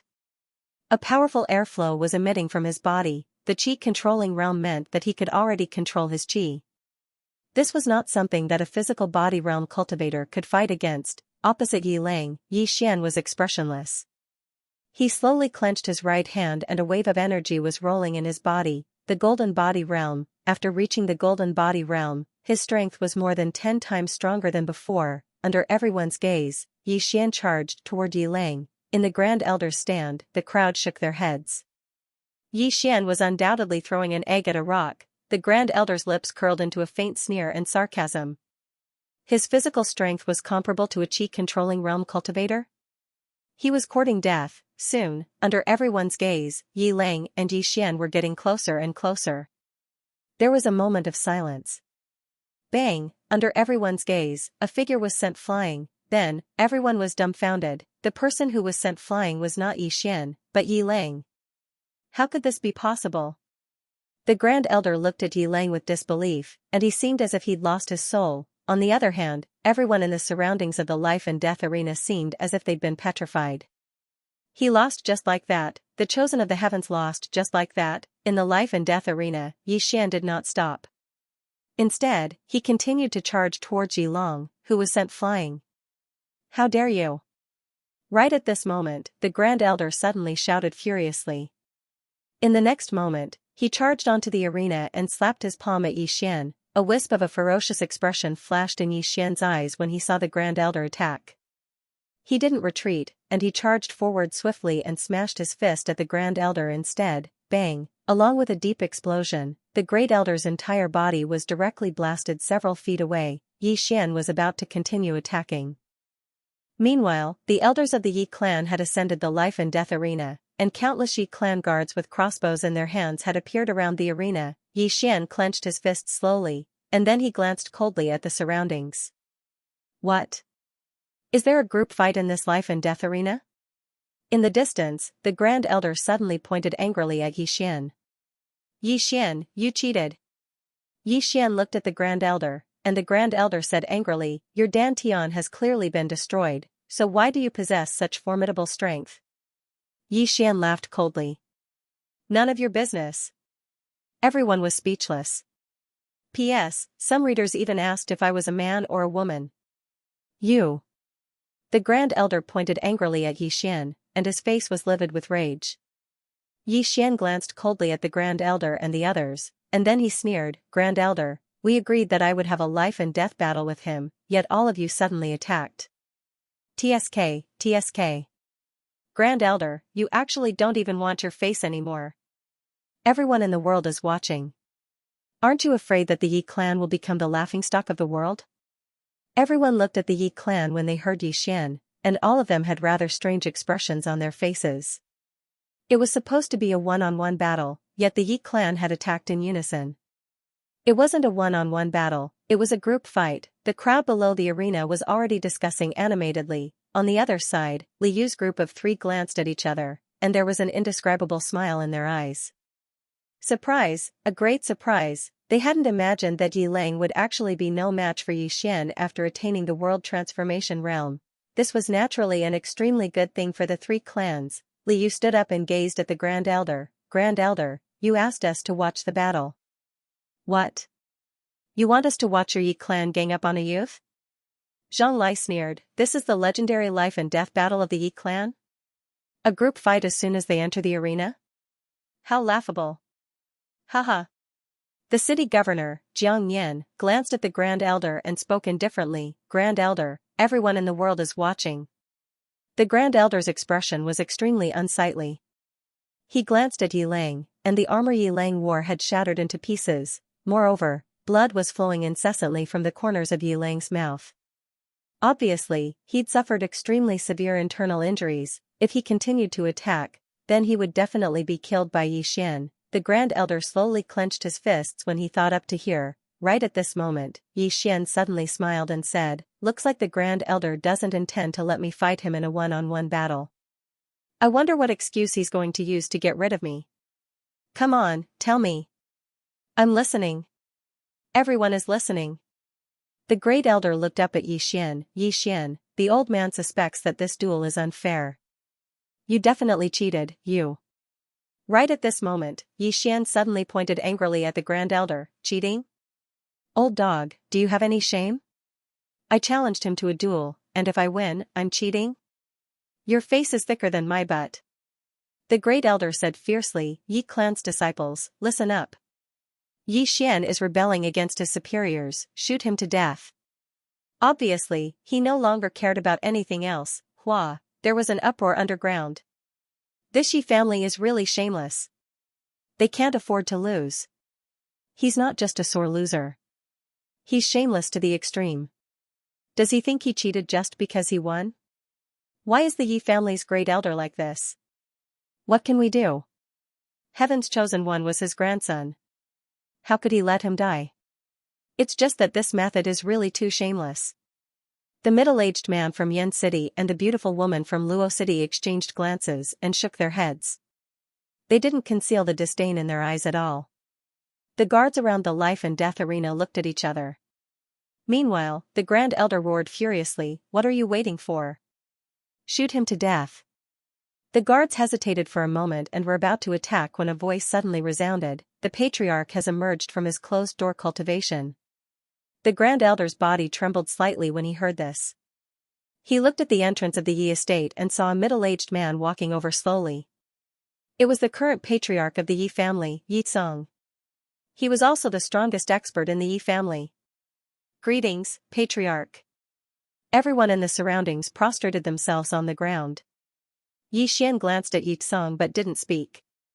Yi Tsang walked up to the life and death arena and glanced at the Grand Elder. "Look at what you've done." The Grand Elder's expression was slightly ugly, and he bowed slightly. "Patriarch." Yi Tsang paid no attention to the Grand Elder. Instead, he cupped his fists towards the surroundings. "I've made a fool of myself." As he spoke, he glanced at the Grand Elder. From this moment onward, the Grand Elder's status as an elder will be removed, and he'll be demoted to an ordinary elder. He'll never be able to wield any power. The Grand Elder's expression changed slightly, and he was about to speak when Yi Tsang looked at Yi Xian instead. "Let's put an end to this matter, alright?" Yi Xian shook his head and pointed at Yi Lang. "My life and death battle with him isn't over yet." Yi Tsang frowned slightly when he heard this. Meanwhile, the Grand Elder and a group of elders walked over to Yi Tsang's side, and the Grand Elder spoke solemnly. "Patriarch, Yi Lang is the heaven's chosen one, and he even caused a phenomenon in the world. His future is limitless. Although he lost to Yi Xian's elixir field has been destroyed, and he's already a cripple. The limit of his life is that of a martial artist, and there's no way he'll be able to walk out of Qingqing." Yi Tsang glared at the Grand Elder coldly. "You're the one who destroyed his elixir field, aren't you?"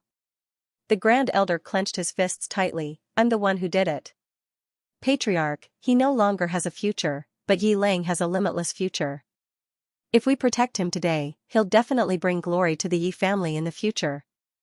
The surrounding elders echoed in agreement. Yi Lang could not be killed. This concerned the Yi family's future glory. Yi Tsang was silent. Every family needed geniuses. Yi Xian's elixir field had been destroyed, and he was undoubtedly no longer able to shoulder the burden of the Yi family's future.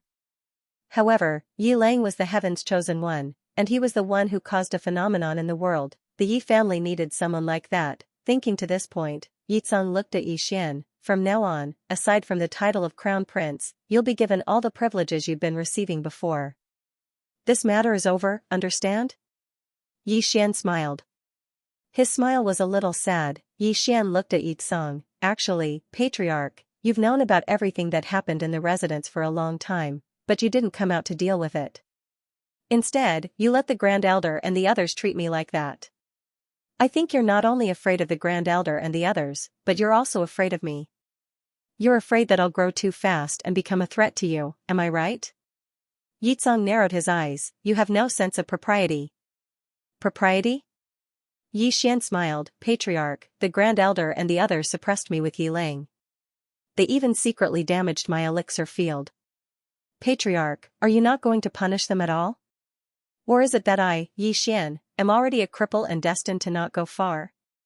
That's why I'm worthless, and it's not worth it for you to offend Yi Lang and the others for me, am I right?"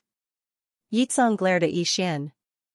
He did not speak, but his eyes were filled with murderous intent. Although Yi Xian was once a genius of the Yi family, he was not the Grand Elder's grandson, nor was he a direct descendant of Yi Tsang's bloodline.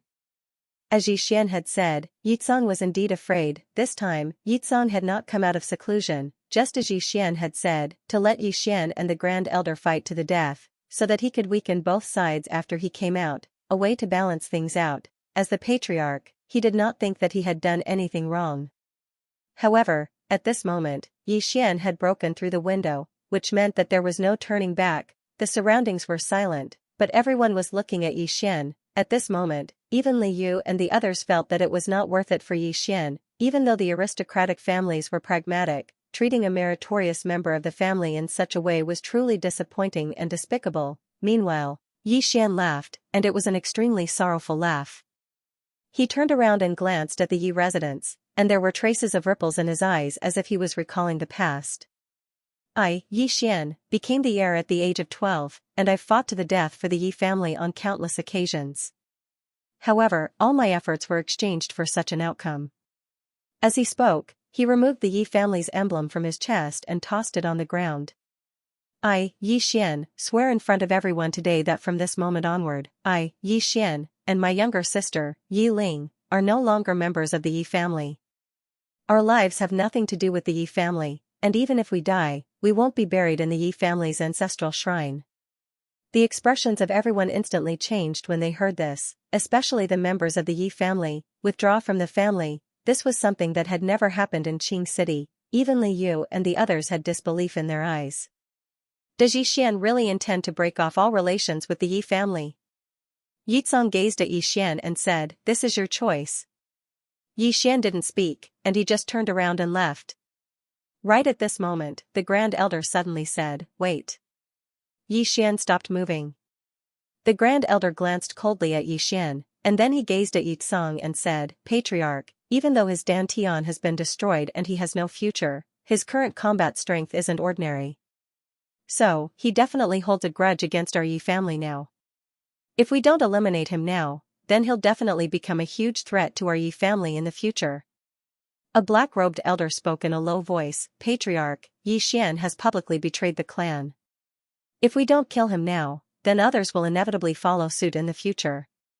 Moreover, his combat strength is extraordinary, so it'll be a huge calamity to our Yi family if he's recruited by the other clans." The other elders of the Yi clan hurriedly chimed in when they heard this. Yizong stared fixedly at Yixian. Suddenly, he raised his right hand, and it didn't take long for all the Yi clan's crossbow guards to aim their crossbows at Yixian. After that, Yizong's icy cold voice resounded, "Yixian has publicly betrayed the clan. According to the clan's rules, he should be executed immediately. Kill him." Right when the crossbow guards were about to attack, a voice suddenly resounded. "Wait." Everyone looked towards the source of the voice, and they saw a woman holding a spear walking over slowly from afar. The expressions of the Grand Elder and the others instantly changed when they saw this woman. It wasn't just the Grand Elder, even the expressions of Jiang Yin and the others had changed. Especially Jiang Yin, he hurriedly ran over to the woman and bowed deeply. "The city governor of Qingqing greets the state scholar." A state scholar, it was Xianxia, the youngest state scholar of the Jiang kingdom. On the other hand, state scholars were superior to officials in the Jiang kingdom, and it was even to the extent that the king didn't have the authority to restrain them.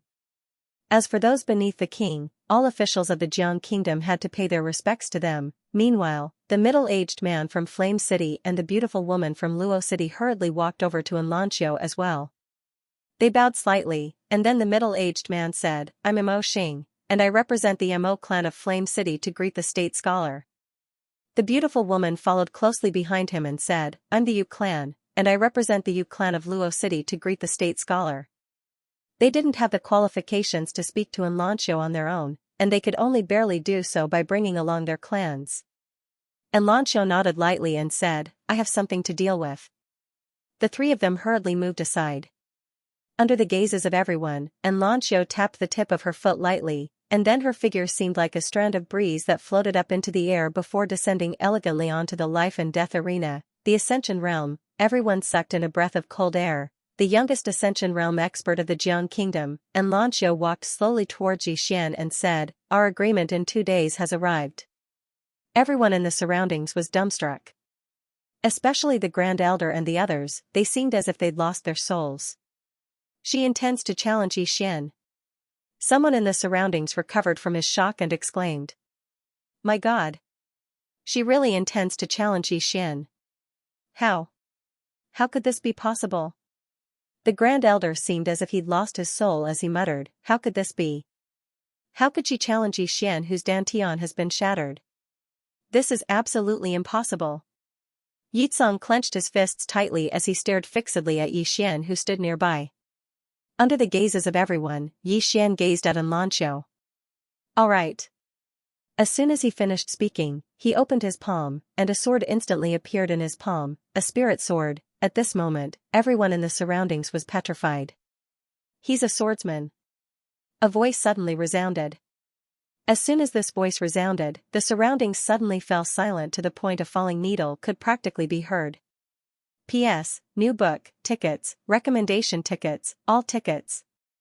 Everyone stared blankly at Yixian who stood on the life and death arena, and their eyes were filled with disbelief. On the other hand, the countenance of the Yi clan's patriarch, Yizong, had turned pale at this moment. He clenched his fists tightly, and he seemed as if he'd lost his soul. As for the Grand Elder and the others, they'd been completely petrified. A swordsman has never appeared in the city. How could Xian possibly be a swordsman? And Lanqiu was just about to speak when the Grand Elder suddenly roared furiously, "Impossible! Absolutely impossible! You can't be a swordsman!" Xian glanced at the Grand Elder, who was on the verge of going mad. "I'm sorry, but I really am a swordsman. I'll piss you off to death, you old dog." Pooh!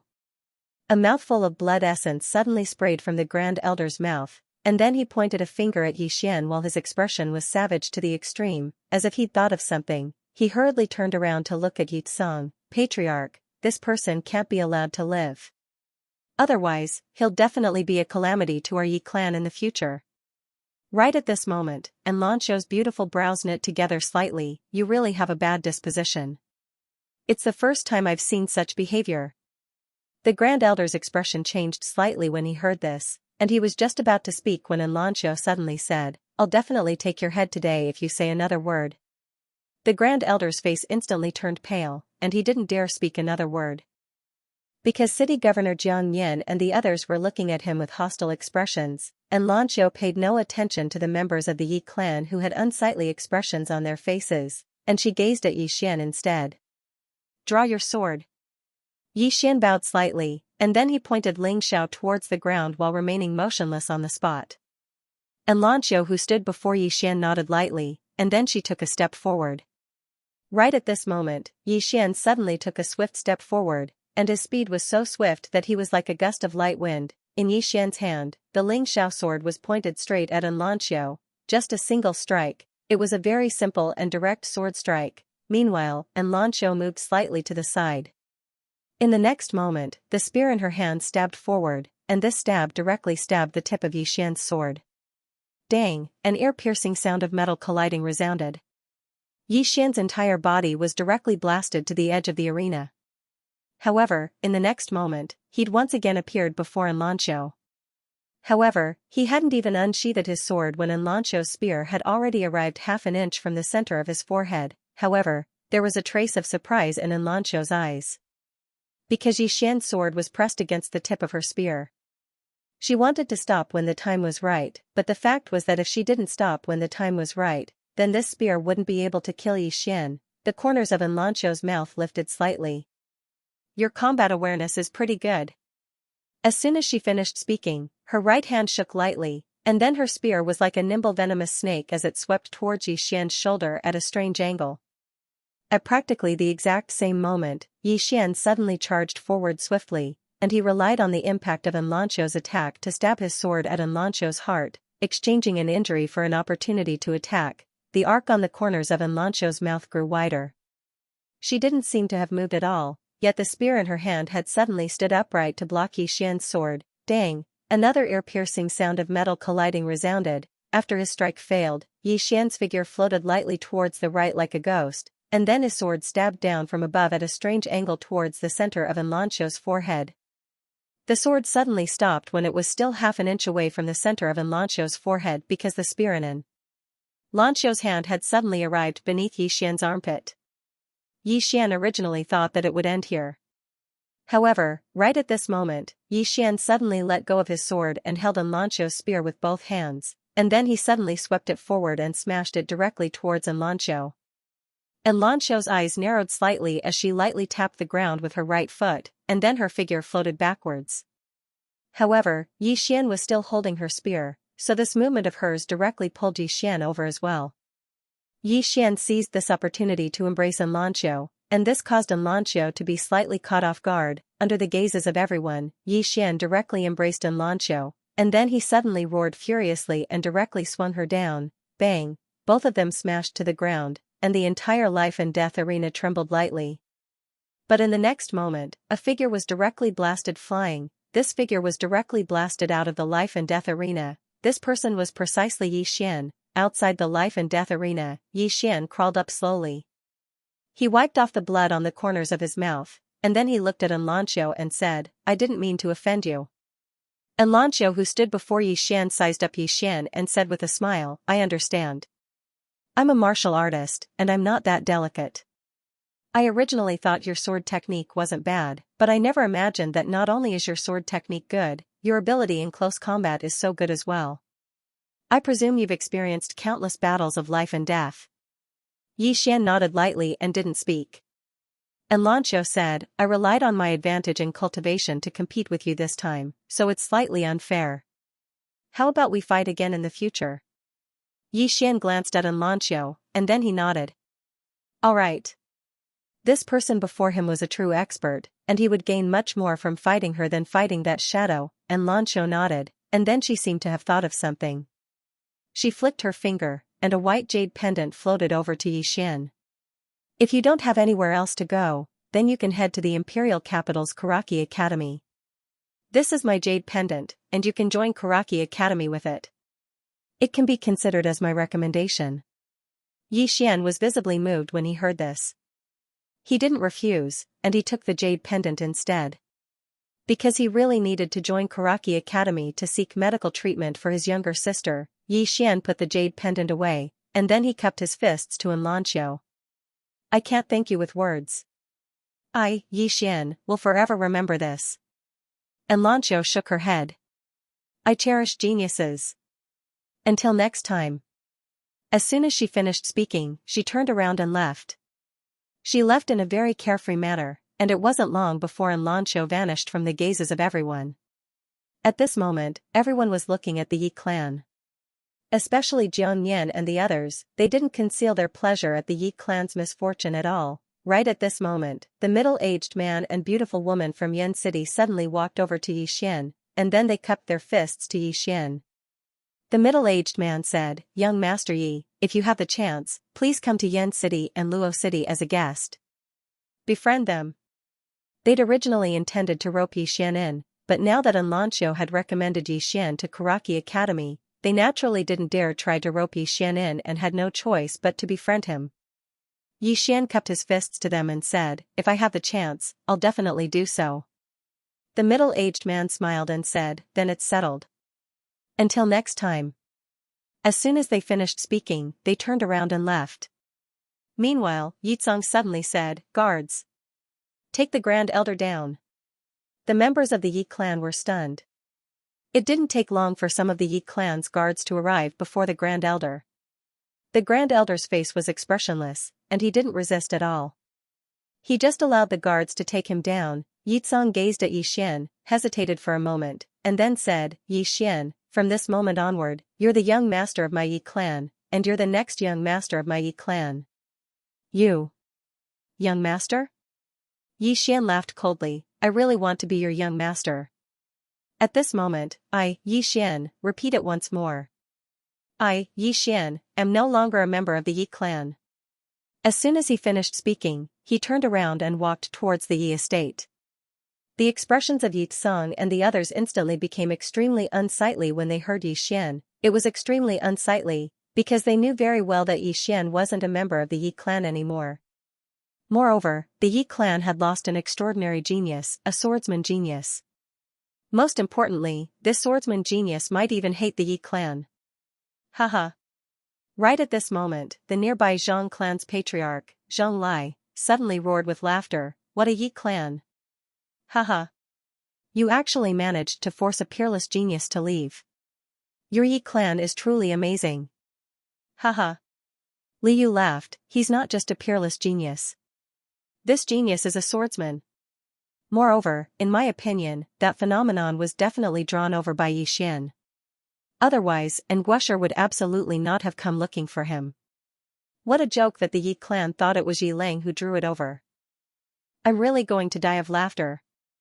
Jiang Yan from the city governor's estate grinned. He didn't speak, but the smile on his face was enough to explain everything. Yi Tsong clenched his right hand tightly, and his face was livid. After a short moment, he looked at Jiang Yan, City Governor Jiang, Patriarch Li, Patriarch Zhang, my Yi clan has offended you in the past, and... Right at this moment, Zhang Lai suddenly waved his hand. Offended? Your Yi clan was acting all high and mighty earlier. What #1 clan in Qingqing?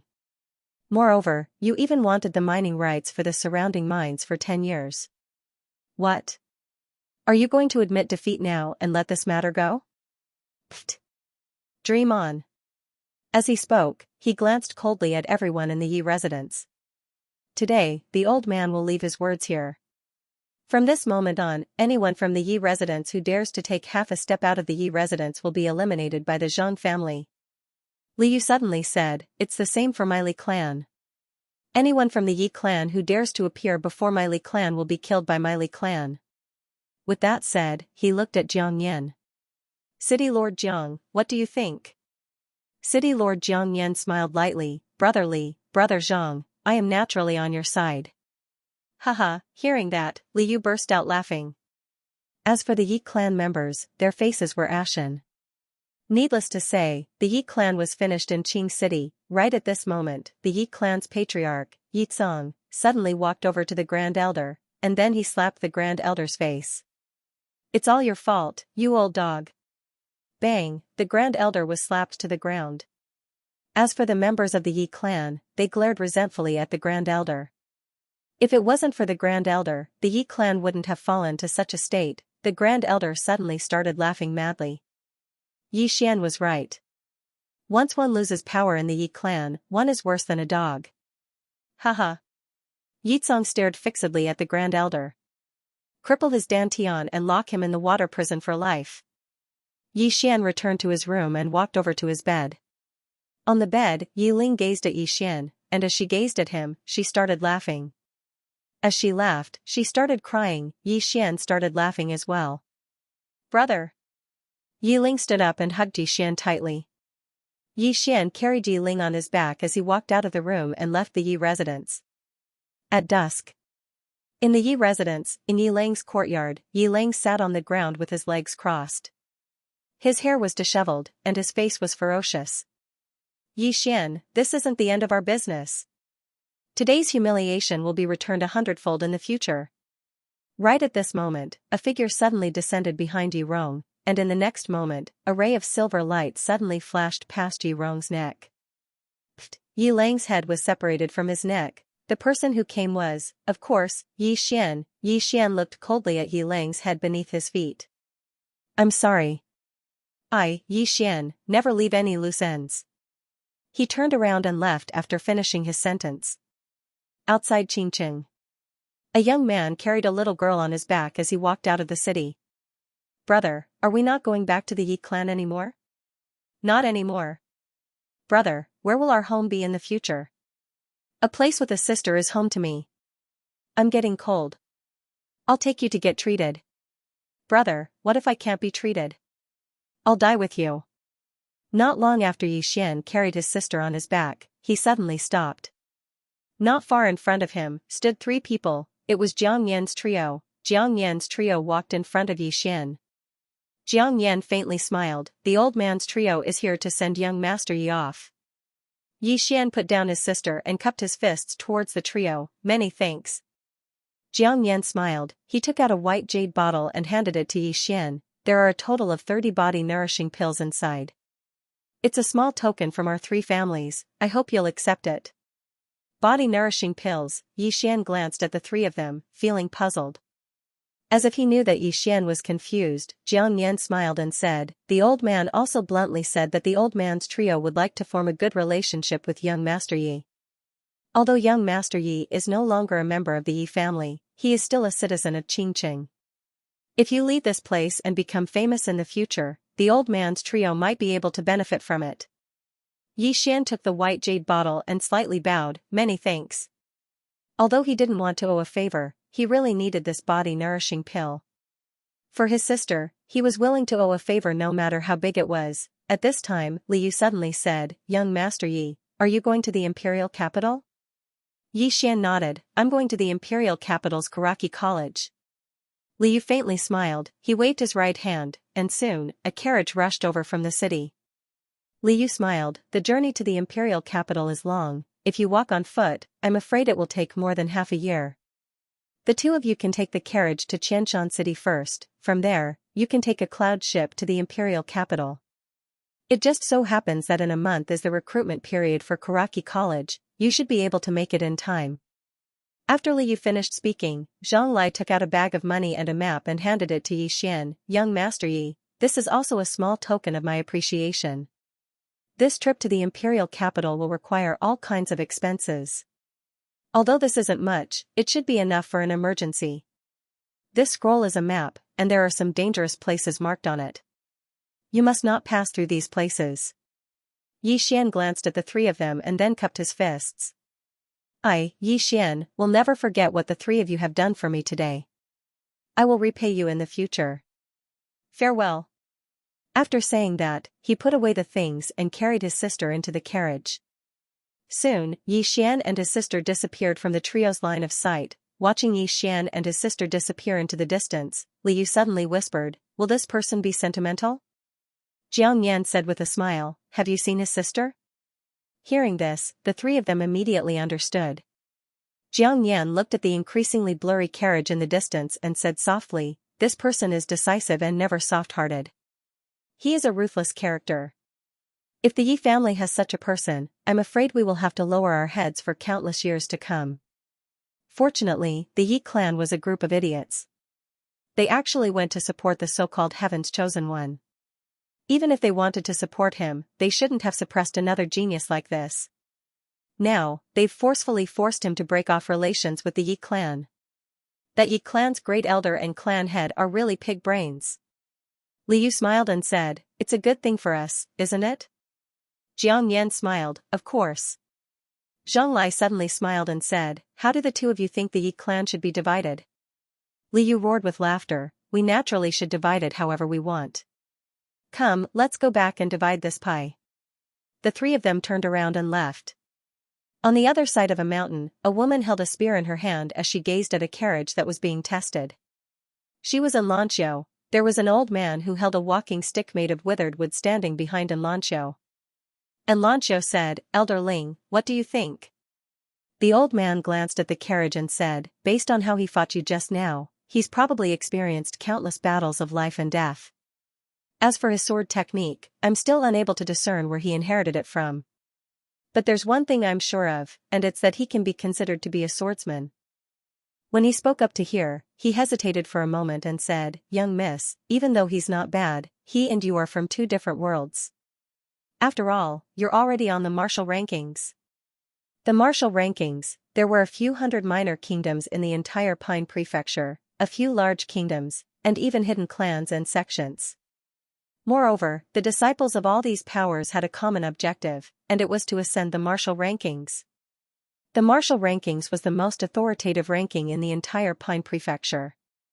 Those that were able to ascend it were geniuses amongst geniuses, monstrous geniuses amongst monstrous geniuses. On the other hand, only two people in the entire kingdom of Jiang had ascended the rankings. One of them was Xianxia, and Xianxia glanced at Elder Ling and grinned, "Elder Ling, you think that I'm interested in him because I gave him the jade pendant, and you're afraid that I would be tempted?" Elder Ling hadn't expected that his young miss would be so frank, and he immediately lowered his head slightly and remained silent. And Xianxia gazed at the carriage that had vanished into the distance. "Elder Ling, you've misunderstood. I wasn't asking about his natural talent when I asked you just now, I was asking about him." Elder Ling frowned when he heard this. And Xianxia chuckled lightly. "That's how a brother should be." As soon as she finished speaking, she turned around and left swiftly.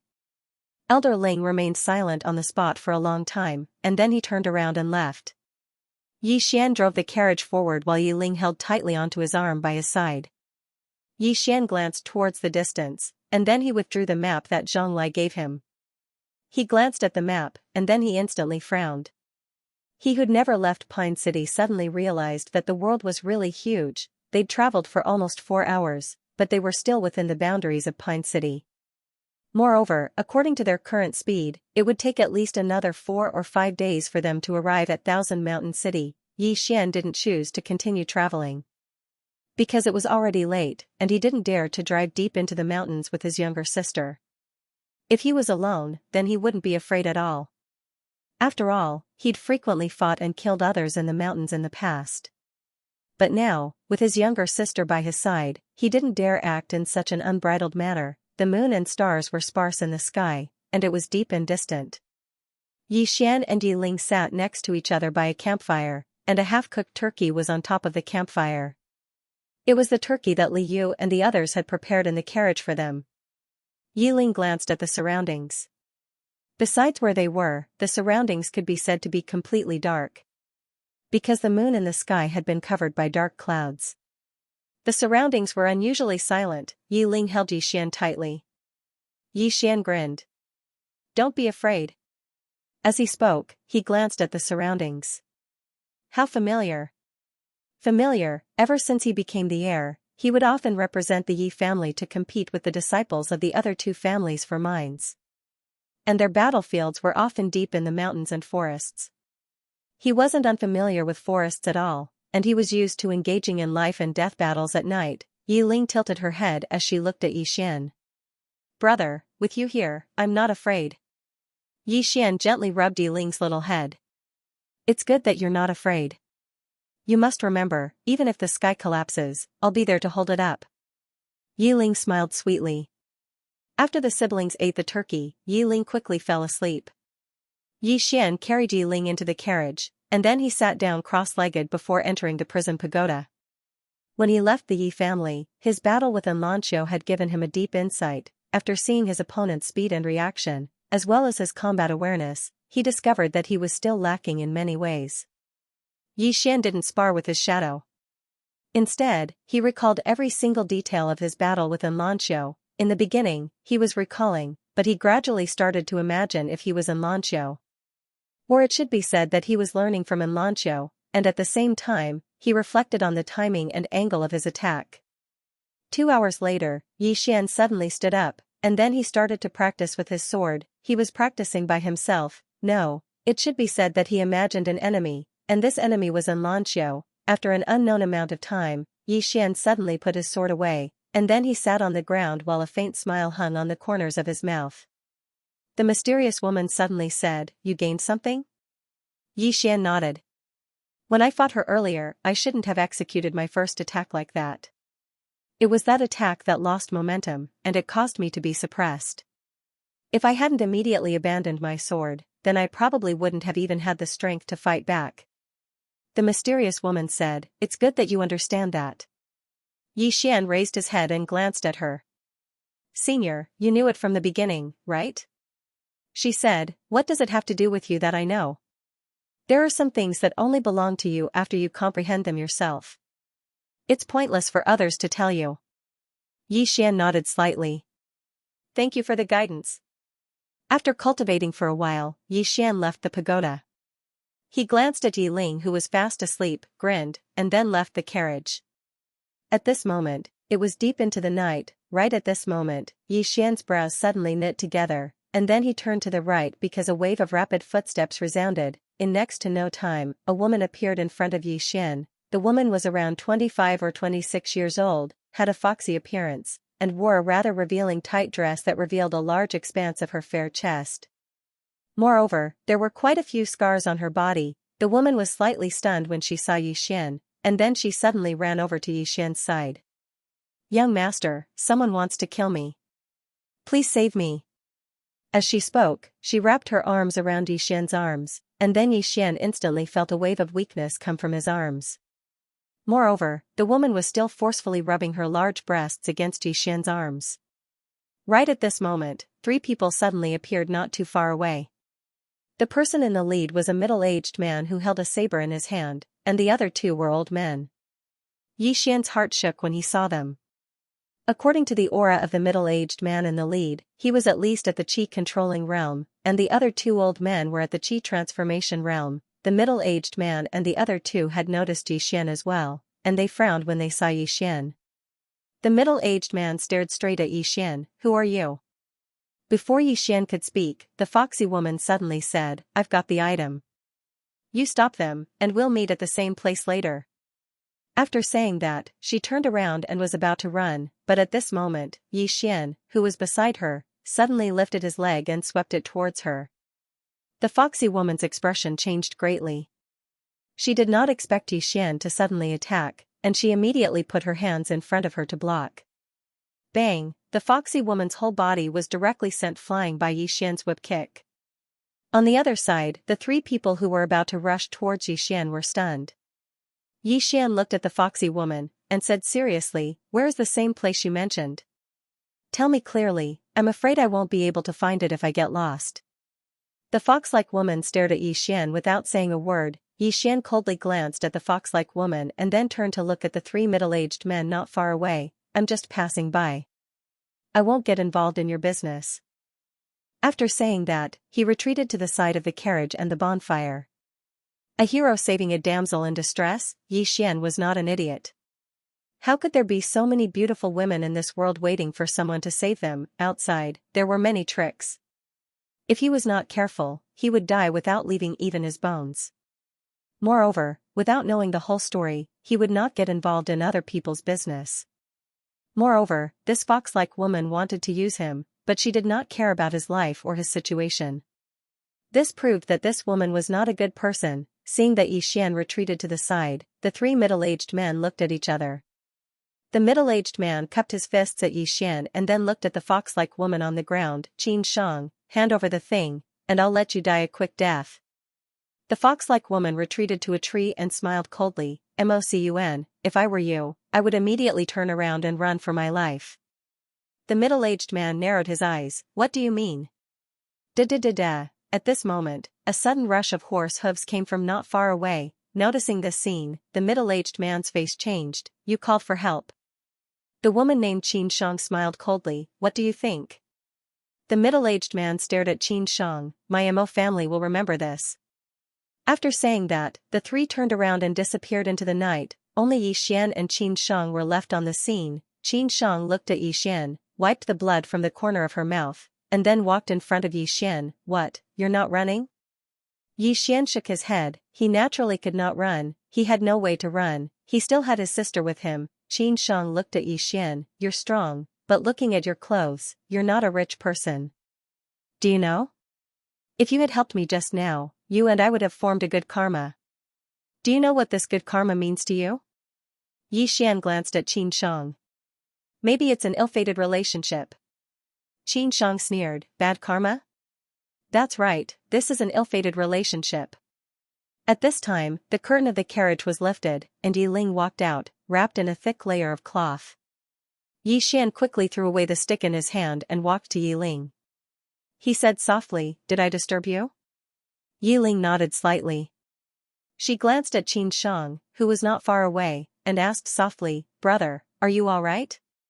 Yi Xian smiled and said, I'm fine. As soon as Yi Xian's voice faded, more than a dozen men arrived not far behind Xianxia. The leader of the group dismounted and walked to Xianxia's side. Miss, are you all right? Xianxia turned around and slapped the man's face. Nothing? Why didn't you wait for me to die? The man hurriedly knelt on one knee. This subordinate was late. Please forgive me, miss. Xianxia snorted coldly. I'll deal with you when we get back. With that, she looked at Yi Xian and his sister not far away. Now, it's time to deal with the matter between us. Yi Xian thought for a moment, and then said, We brother and sister are just passing by. We don't want to cause trouble. Xianxia walked in front of Yi Xian, and her beautiful face suddenly showed a touch of fierceness. Don't want to cause trouble? Fine, come, kneel down and kowtow to me 100 times, and I'll let you brother and sister go today. How about it? Yi Xian frowned slightly. Just because I didn't let you use me? With all due respect, I don't owe you anything. Why should I help you? Xianxia walked in front of Yi Xian, and her smile was a little fierce. I want you to understand the consequences of not helping me. You. When Xianxia spoke up to this point, Yi Xian suddenly became violent. Before she could react, Yi Xian suddenly slapped her face. Slap, a loud slap resounded in the dark night. Xianxia was directly slapped to the ground. At this moment, she was completely stunned. She hadn't expected that the man in front of her would dare to slap her in such a situation. On the other side, those people immediately rushed towards Yi Xian after they recovered from their shock. But they quickly stopped, because Yi Xian's foot had stepped on Xianxia's abdomen. Yi Xian looked coldly at Xianxia, who was under his foot. It turns out that some people don't listen to others. After saying that, he leaned over and slapped Xianxia's face. Slap, at this moment, Xianxia's beautiful face directly swelled up. How dare you? The man who led the group shouted angrily. Do you know who she is? She's the young miss of Luoqing's Qin family.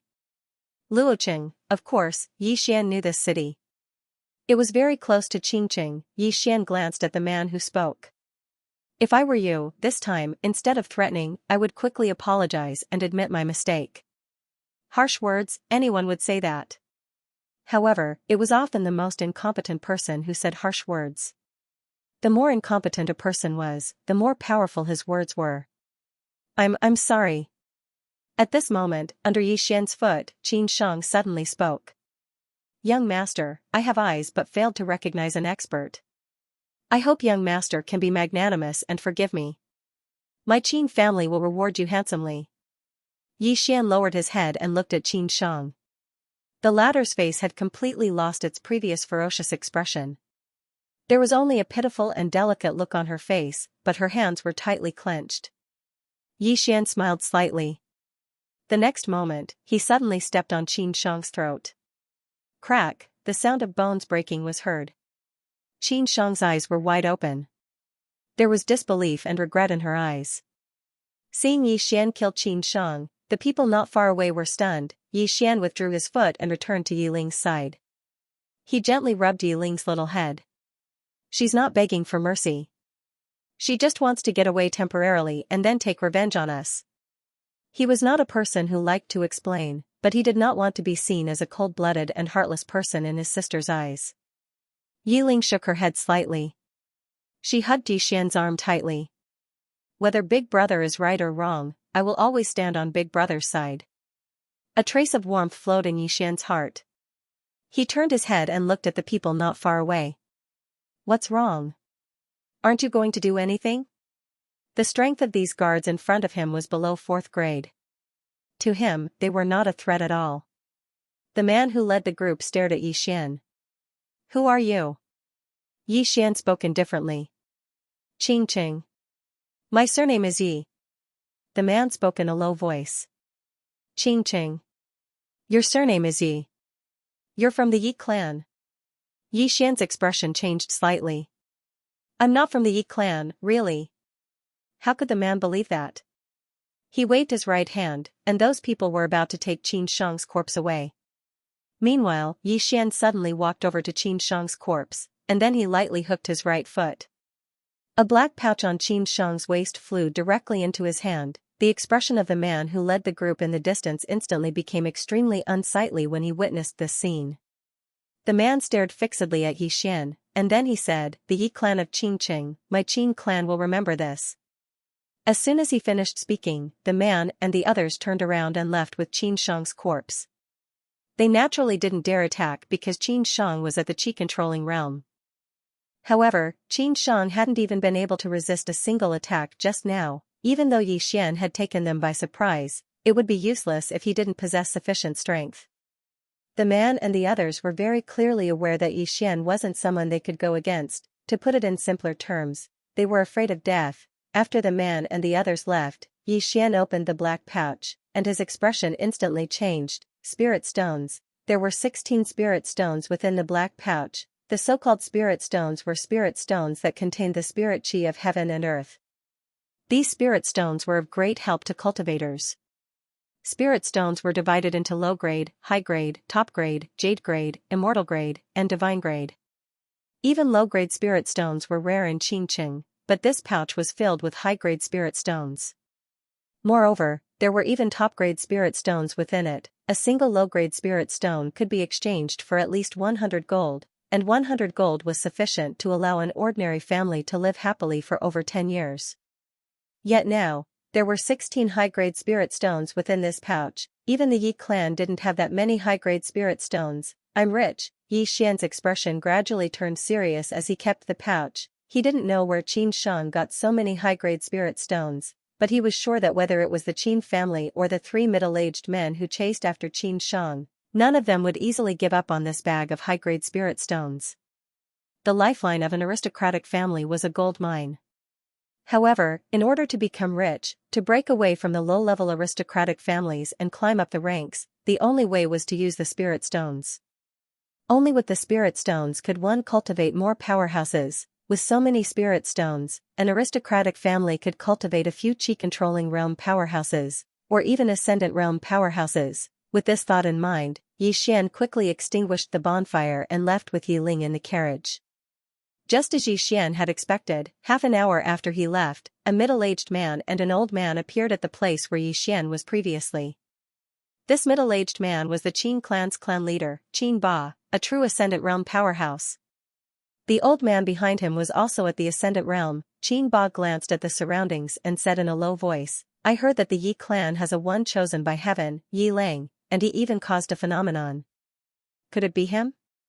Even though Qingqing and Luoqing were close, there was still a certain distance between them. The Qin clan wasn't a big force, so their intelligence was rather backward.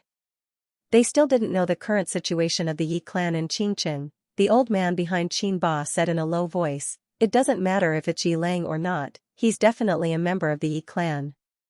The Yi clan is definitely related to this matter." Qin Ba nodded and said coldly, "I'll make a trip to Qingqing and demand an explanation from the Yi clan. As for that person, he shouldn't have gone far. Qin Yu, follow him. If you catch up to him, it's Yi Lang. Don't underestimate him." The old man called Qin Yu nodded.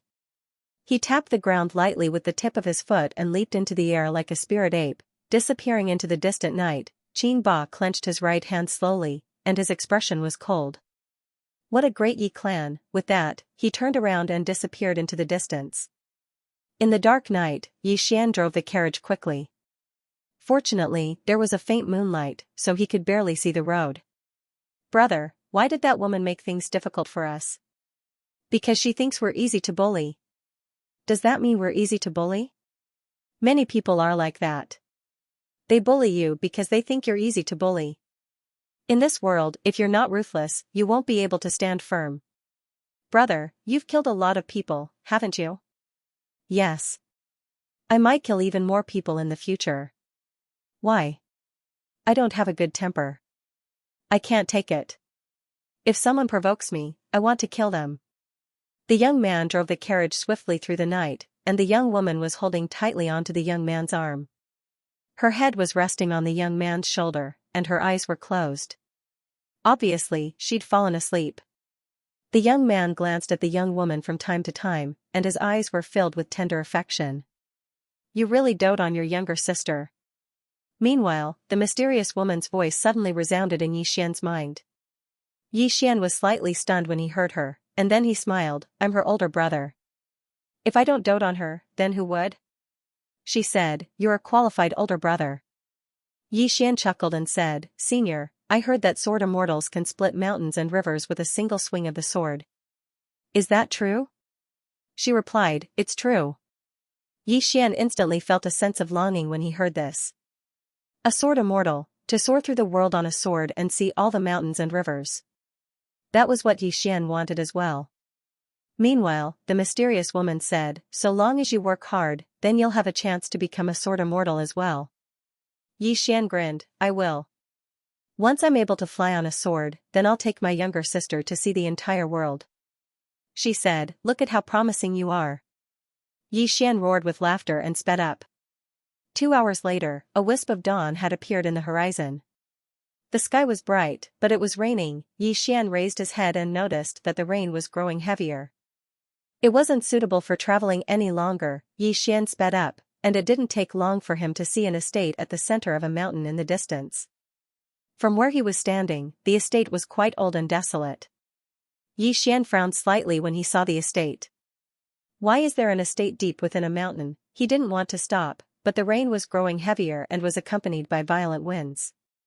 It was truly unsuitable for traveling. Yi Xian fell silent for a moment, and then he withdrew the map that Liu had given him. He found his current location on the map, and it wasn't marked as a dangerous area. Yi Xian felt a little relieved. Then, he stopped the carriage in front of the mansion. The door of the mansion was wide open. Yi Xian sized up the mansion in front of him. Upon closer inspection, the mansion had clearly been abandoned for a long time. Weeds grew under the surrounding walls. Seeing that the rain had no intention of stopping, Yi Xian carried Yi Ling into the abandoned mansion. The two of them came to a hall. There were two people in the hall. One was a gray-robed elder, and the other was a youth around 17 or 18 years old. The two of them were next to each other, so it was obvious that they were together. When the old man saw Yi Xian and his sister, he only took a glance before withdrawing his gaze. As for the youth, he smiled and nodded his head as a greeting. Yi Xian nodded slightly, then brought his sister to sit at the side. Yi Xian started a fire, and then he took out 2 turkeys and started roasting them. When he saw this, the eyes of the youth suddenly lit up, and then he ran over to Yi Xian. "I'm Xianxia. How should I address you, brother?" Yi Xian glanced at the youth. "Yi Xian." Xianxia chuckled. "It's fate that we met. What do you think?" Yi Xian pointed at the turkey on the fire. "Do you want to eat it?" Xianxia was slightly stunned, and then he nodded vigorously. Yi Xian passed a turkey to the youth. "It's yours." Xianxia didn't refuse, and he took it and slowly roasted it himself. Xianxia glanced at Yi Xian and chuckled, "Brother, although you are only at the air transformation realm, your foundation is so solid that it is not much weaker than mine." When he heard this, Yi Xian's hand paused slightly, but he quickly returned to normal. "You're unfathomable." This was the feeling that the youth in front of him gave him. Actually, he didn't know that the feeling he gave the youth was the same. The youth's eyebrows twitched. 2 moves? As if he thought of something, he said again, "Don't go overboard." At this moment, the old man nearby suddenly said, "Don't bully others." When he heard the old man's words, Yi Ling, who was beside Yi Xian, was instantly unhappy. She glanced at the old man. "Old man, my brother is also very powerful. Maybe my brother is bullying him."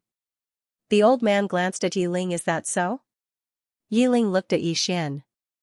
Yi Xian smiled. "Then let's exchange 2 moves." Yi Xian and Xianxia walked to the side. Xianxia smiled. "Can we begin?" Yi Xian nodded. As soon as Yi Xian nodded, Xianxia disappeared on the spot. In the next moment, a fist landed on Yi Xian's chest. However, Yi Xian's fist also landed on Xianxia's chest. Bang, both of them retreated at the same time. After retreating for about a dozen steps, both of them stopped almost at the same time, opposite Yi Xian. Xianxia sized up Yi Xian and said in surprise, "Your physical body is even stronger than I imagined." Yi Xian said, "Yours too." His punch just now felt like it landed on an iron plate. Xianxia smiled. "Our country of Jiang is really full of talents. After I came out of the palace, I saw, aha." At this moment, the old man nearby suddenly spoke. Xianxia glanced at the old man helplessly. "Pavilion elder, what's the point of traveling if you have to worry about everything?" The old man shook his head. "The hearts of the people outside are complicated." Xianxia smiled. "It doesn't matter. I can tell with one look that this brother is a straightforward person. He doesn't seem like a scheming person." As he spoke, he looked at Yi Xian and cupped his fists. "Brother Yi, I am Xianxia, the 10th prince of the Jiang country." A prince, Yi Xian was a little surprised. He didn't expect to meet a prince of the Jiang country at this place. Recollecting his thoughts, Yi Xian cupped his fists. "Yi Xian is just a nobody." Hearing this, Xianxia laughed. "Brother Yi, with your strength, it's only a matter of time before you become famous." Yi Xian shook his head and didn't say anything. He didn't care about fame. Fame could often kill people. At this moment, the rain gradually subsided. The old man stood up. "Your Highness, it's time to go." Xianxia nodded slightly. He picked up the roast chicken that was already roasted to a golden yellow color and looked at Yi Xian. "Brother Yi, I have to go somewhere else. Goodbye." As he spoke up to this point, he seemed to have thought of something. He took out a command token and passed it to Yi Xian. "Brother Yi, this is my command token. It should be of some use in the imperial city. Brother Yi, don't refuse it. Otherwise, I won't dare to eat this roast chicken of yours." Yi Xian glanced at Xianxia and accepted the jade token. When he saw Yi Xian accept the jade token, Xianxia chuckled. "See you in the future." As soon as he finished speaking, the other old man turned around and disappeared at the entrance of the hall. Xian looked at their backs and didn't speak for a long time. Outside the estate, the old man spoke in a low voice. Your Highness intends to rope him in? Xianxia grinned. He's a swordsman. But he was able to fight me equally without drawing his sword. If he did, then I'm afraid even I wouldn't be confident in my ability to defeat him. As he spoke, he turned around and glanced at the abandoned estate. As expected of someone that kingdom and thinks highly of. I didn't come all the way here in vain. The old man hesitated for a moment before he said, even though his foundation is solid and his combat strength isn't ordinary, he's all alone in the end. He doesn't have any clan or sect behind him, so his future is limited. Moreover, he doesn't have any clan or background, so his help to you is practically negligible. Perhaps it's exactly because of this that the eldest prince and the 9th princess didn't send anyone to Pine City. Xianxia chuckled. Big Brother's mother is from the Yu clan, and it's the second most powerful clan in my Jiang kingdom. Even my imperial father has to fear it. On the other hand, my 9th sister is the commander-in-chief of the 3 armies and controls almost 50% of the troops in my Jiang kingdom. So, they naturally wouldn't take a liking to these ordinary geniuses.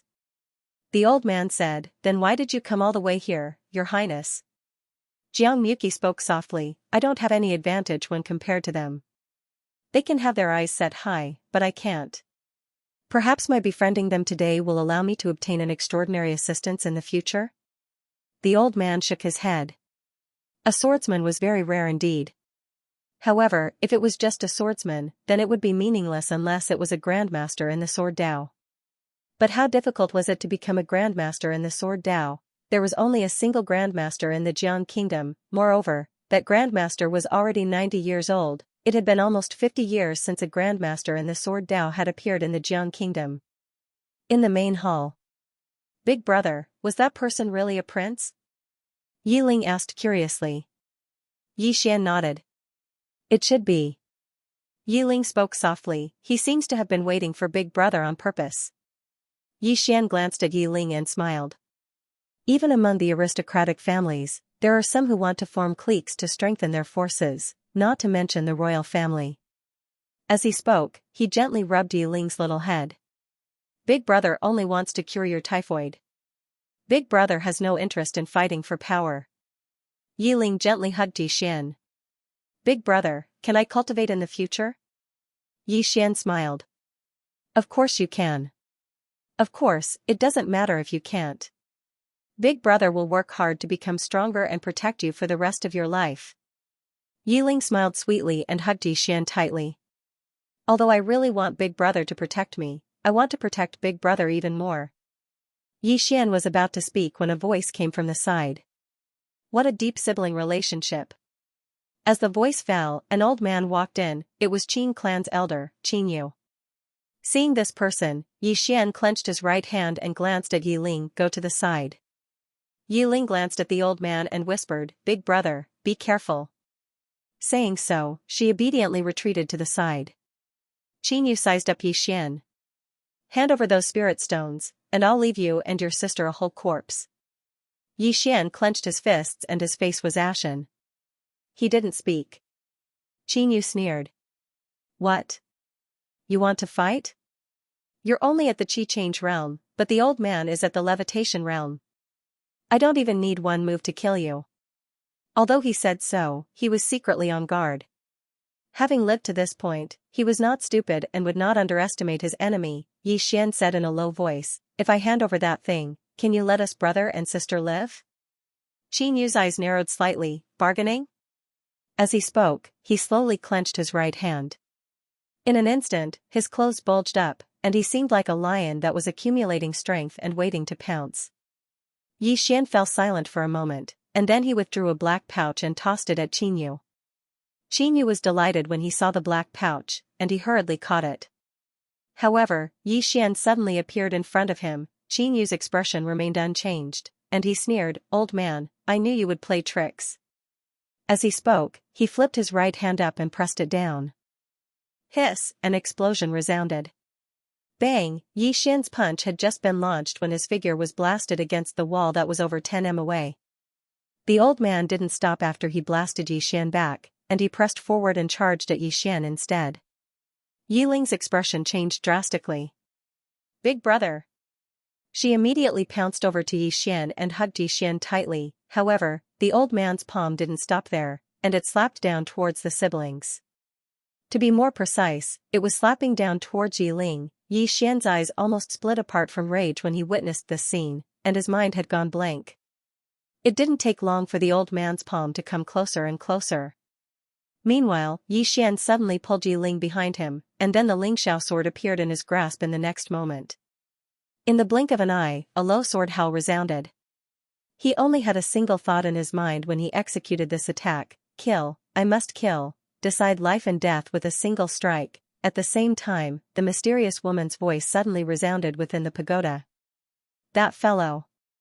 He has a strong desire to kill anyone who touches his younger sister. P.S. I'm begging for all the tickets. Those who don't have tickets can do so, and those who have tickets can help me count them. Thank you. Qi, the moment Yi Xian drew his sword, Qin Yu's hand, which was only half an inch away from Yi Ling's head, suddenly stopped. In the blink of an eye, Yi Ling's entire right hand fell off his body, blood gushed out like a fountain. Qin Yu's expression changed drastically as he retreated rapidly. He retreated dozens of feet, but as soon as he stopped, a faint sword gleam appeared in front of him. This sword strike was not the second sword strike, but a wisp of sword gleam that was emitted from the first sword strike. At this moment, Qin Yu was horrified. Without thinking about anything else, he clenched his left hand into a fist and punched forward. This punch practically used up all of his life's strength. At this moment of life and death, he naturally did not dare to hold back. When the punch was thrown, the sound of air exploding could be heard. The sword arrived. As soon as the fist and sword met, Qin Yu's entire left arm flew off, blood spurting out like a fountain. At the same time, Qin Yu's entire body was sent flying dozens of feet away. Yi Xian did not make another move, because at this moment, his entire right arm had cracks and blood was flowing out continuously. Not only that, after that sword attack, he felt as if his body was in turmoil. It was extremely uncomfortable, and he even felt powerless in his limbs, as if his entire body had been sucked dry. It was extremely uncomfortable. In the distance, Qin Yu looked at Yi Xian in disbelief. Sword gleam. How is this possible? You're a swordsman. No, sword gleam. You're a great swordsman. No, you're only at the Qi transformation realm. There's no way you can emit sword gleams, let alone be a great swordsman. If one could master the basics of sword Dao, one could be called a swordsman. And swordsman was divided into ordinary swordsman and great swordsman. If a swordsman could use a sword as a medium to emit sword Qi and sword gleam, it meant that one's attainment in sword Dao had reached the level of a great swordsman. As for a great swordsman, it was relatively rare to see one. In the entire country of Jiang, there were less than 100 great swordsmen, and most of them were over 10 years old. However, Yi Xian was only 18 years old. This was why Qin Yu was so shocked. Yi Xian looked at Qin Yu coldly. Why are you still here? Qin Yu was slightly stunned. In the next moment, he turned around and disappeared from the sight of Yi Xian and his sister. As soon as Qin Yu escaped, Yi Xian collapsed to the ground. Yi Ling was shocked and quickly supported Yi Xian. He said in a trembling voice, "Brother, are you okay?" Yi Xian forced himself to sit down. Looking at the nervous Yi Ling in front of him, he forced a smile and said, I'm fine. Don't worry, I'm just going to meditate." With that, he slowly closed his eyes. "Senior?" Yi Xian asked in his heart. The mysterious woman said, "I know what you want to ask. The sword of life and death is too ruthless. You're too weak now and can't bear its power. For you, every attack you make will hurt your enemy and yourself. The reason why I'm teaching you this sword skill at this time is because I want you to understand some principles. The sword Dao relies more on comprehension, and it's also a kind of attitude. Your sword Dao will be the same as your attitude." Hearing this, Yi Xian fell silent. Comprehension? Attitude. What was the reason why he unlocked the sword of life and death? It wasn't because he cultivated diligently, but because at that moment, he just wanted his sister to be safe. That was his thought. Just as the mysterious woman had said, the sword of life and death was actually not a sword skill, but a kind of sword Tao philosophy. The mysterious woman said, the sword of life and death at your current level can barely be considered as a high-grade profound rank sword skill, and the reason you suffered such a huge backlash is because you haven't attained the energy resistance realm yet, so you're unable to truly control your energy. The sword light you executed earlier wasn't cultivated by you, and it's because the sword skill itself is formidable. That's why you suffered such a backlash. Once you send your sister to the imperial capital, you have to find a way to devour spirit swords and attain the energy resistance realm as soon as possible. Xian nodded. I understand.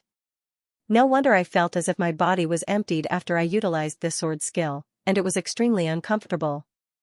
Fortunately, I severed that old man's arms with a single strike. When he spoke up to hear, the corners of his mouth curled up slightly to form a smile. That old man was at the airborne realm. Idiot. The mysterious woman suddenly said coldly, even though that person's cultivation is extremely weak, he isn't someone you can go against right now. 50% of the reason you were able to sever his arms with a single strike earlier was because he'd been careless after he blasted you back with a single palm strike. If he knew that you were a swordsman and had taken precautions, then do you think you would be able to sever his arms with a single strike? Xian's expression instantly became solemn when he heard this. Right, if the old man had taken precautions from the beginning, then would he have been able to sever his arms with a single strike? After all, he'd lost completely when he collided with the old man's fist at the beginning. Moreover, it was because he'd attained the Aureate body realm, otherwise, that palm strike from the old man would have been sufficient to crush him. The mysterious woman said, the gap in cultivation between you and him is too huge. It's impossible for you to surmount 2 realms in succession with your current strength. Unless you're able to grasp a Tao law and utilize the pagoda within your body. Tao law, Xian said in a low voice. Senior, I heard you speak of Tao laws in the past. What exactly are Tao laws?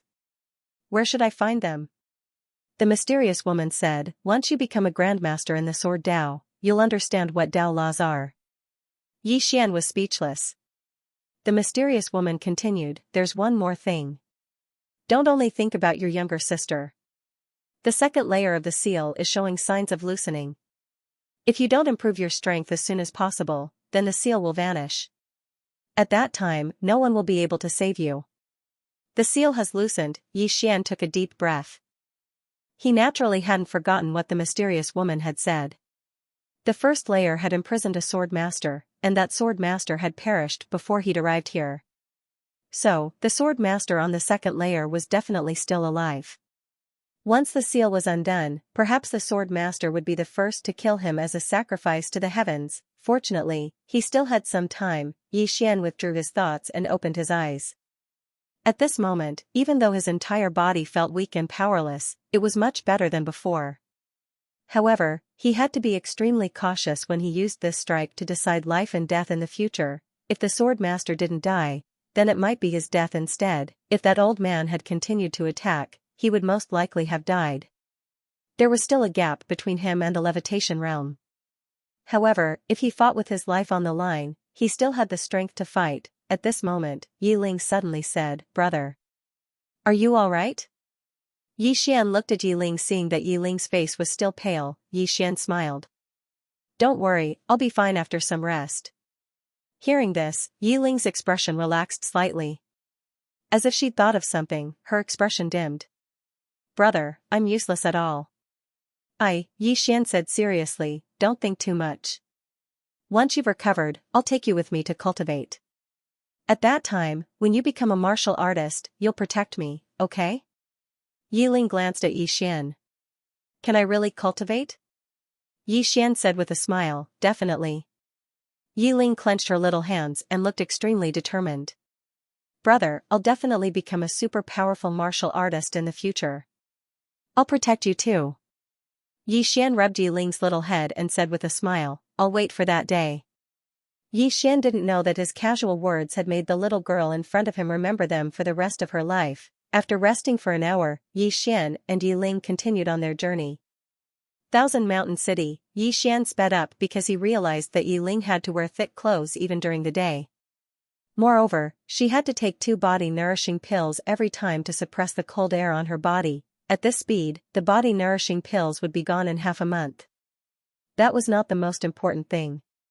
The most important thing was that he was afraid that the body-nourishing pills would be useless for Yi Ling's illness. If that was the case, the situation would be very serious. He had to hurry to the imperial city. Not long after Yi Xian and his sister left, the Qin family's master, Qin Ba, and Qin Yu, whose arms had been chopped off by Yi Xian, appeared in the main hall of the abandoned mansion. Looking at the two severed arms on the ground, Qin Yu's expression was extremely ugly. Qin Ba's face was also gloomy. After a while, Qin Ba said in a deep voice, "Is he really a great swordsman?" Qin Yu nodded. "If he wasn't a great swordsman, how could he chop off my arms?" Qin Ba clenched his fists tightly. His face was as calm as water. No one knew what he was thinking. After a while, Qin Ba sighed softly. "We can't take revenge for this." Qin Yu's expression was gloomy and he didn't say anything. Indeed, a great swordsman, a young great swordsman at that. Just the thought of it was terrifying. How could the Qin family dare to continue taking revenge? At this time, Qin Ba said again, "However, we can't just let this matter go. Spread the news that Yi Xian has tens of high-grade spirit stones on him. I believe that many people will have thoughts about him when they hear this news." Hearing this, Qin Yu's expression relaxed slightly. "That's true. Although our Qin family can't continue taking revenge, we can let others do it." At this point, he seemed to have thought of something and looked at Qin Ba. "That person's name is Yi Xian? He's from the Yi family as well?" Qin Ba nodded. He was originally a prince of the Yi family.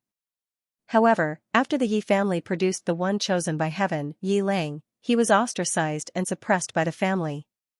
In the end, he was forced to swear to leave the Yi family and no longer be a member of the Yi family.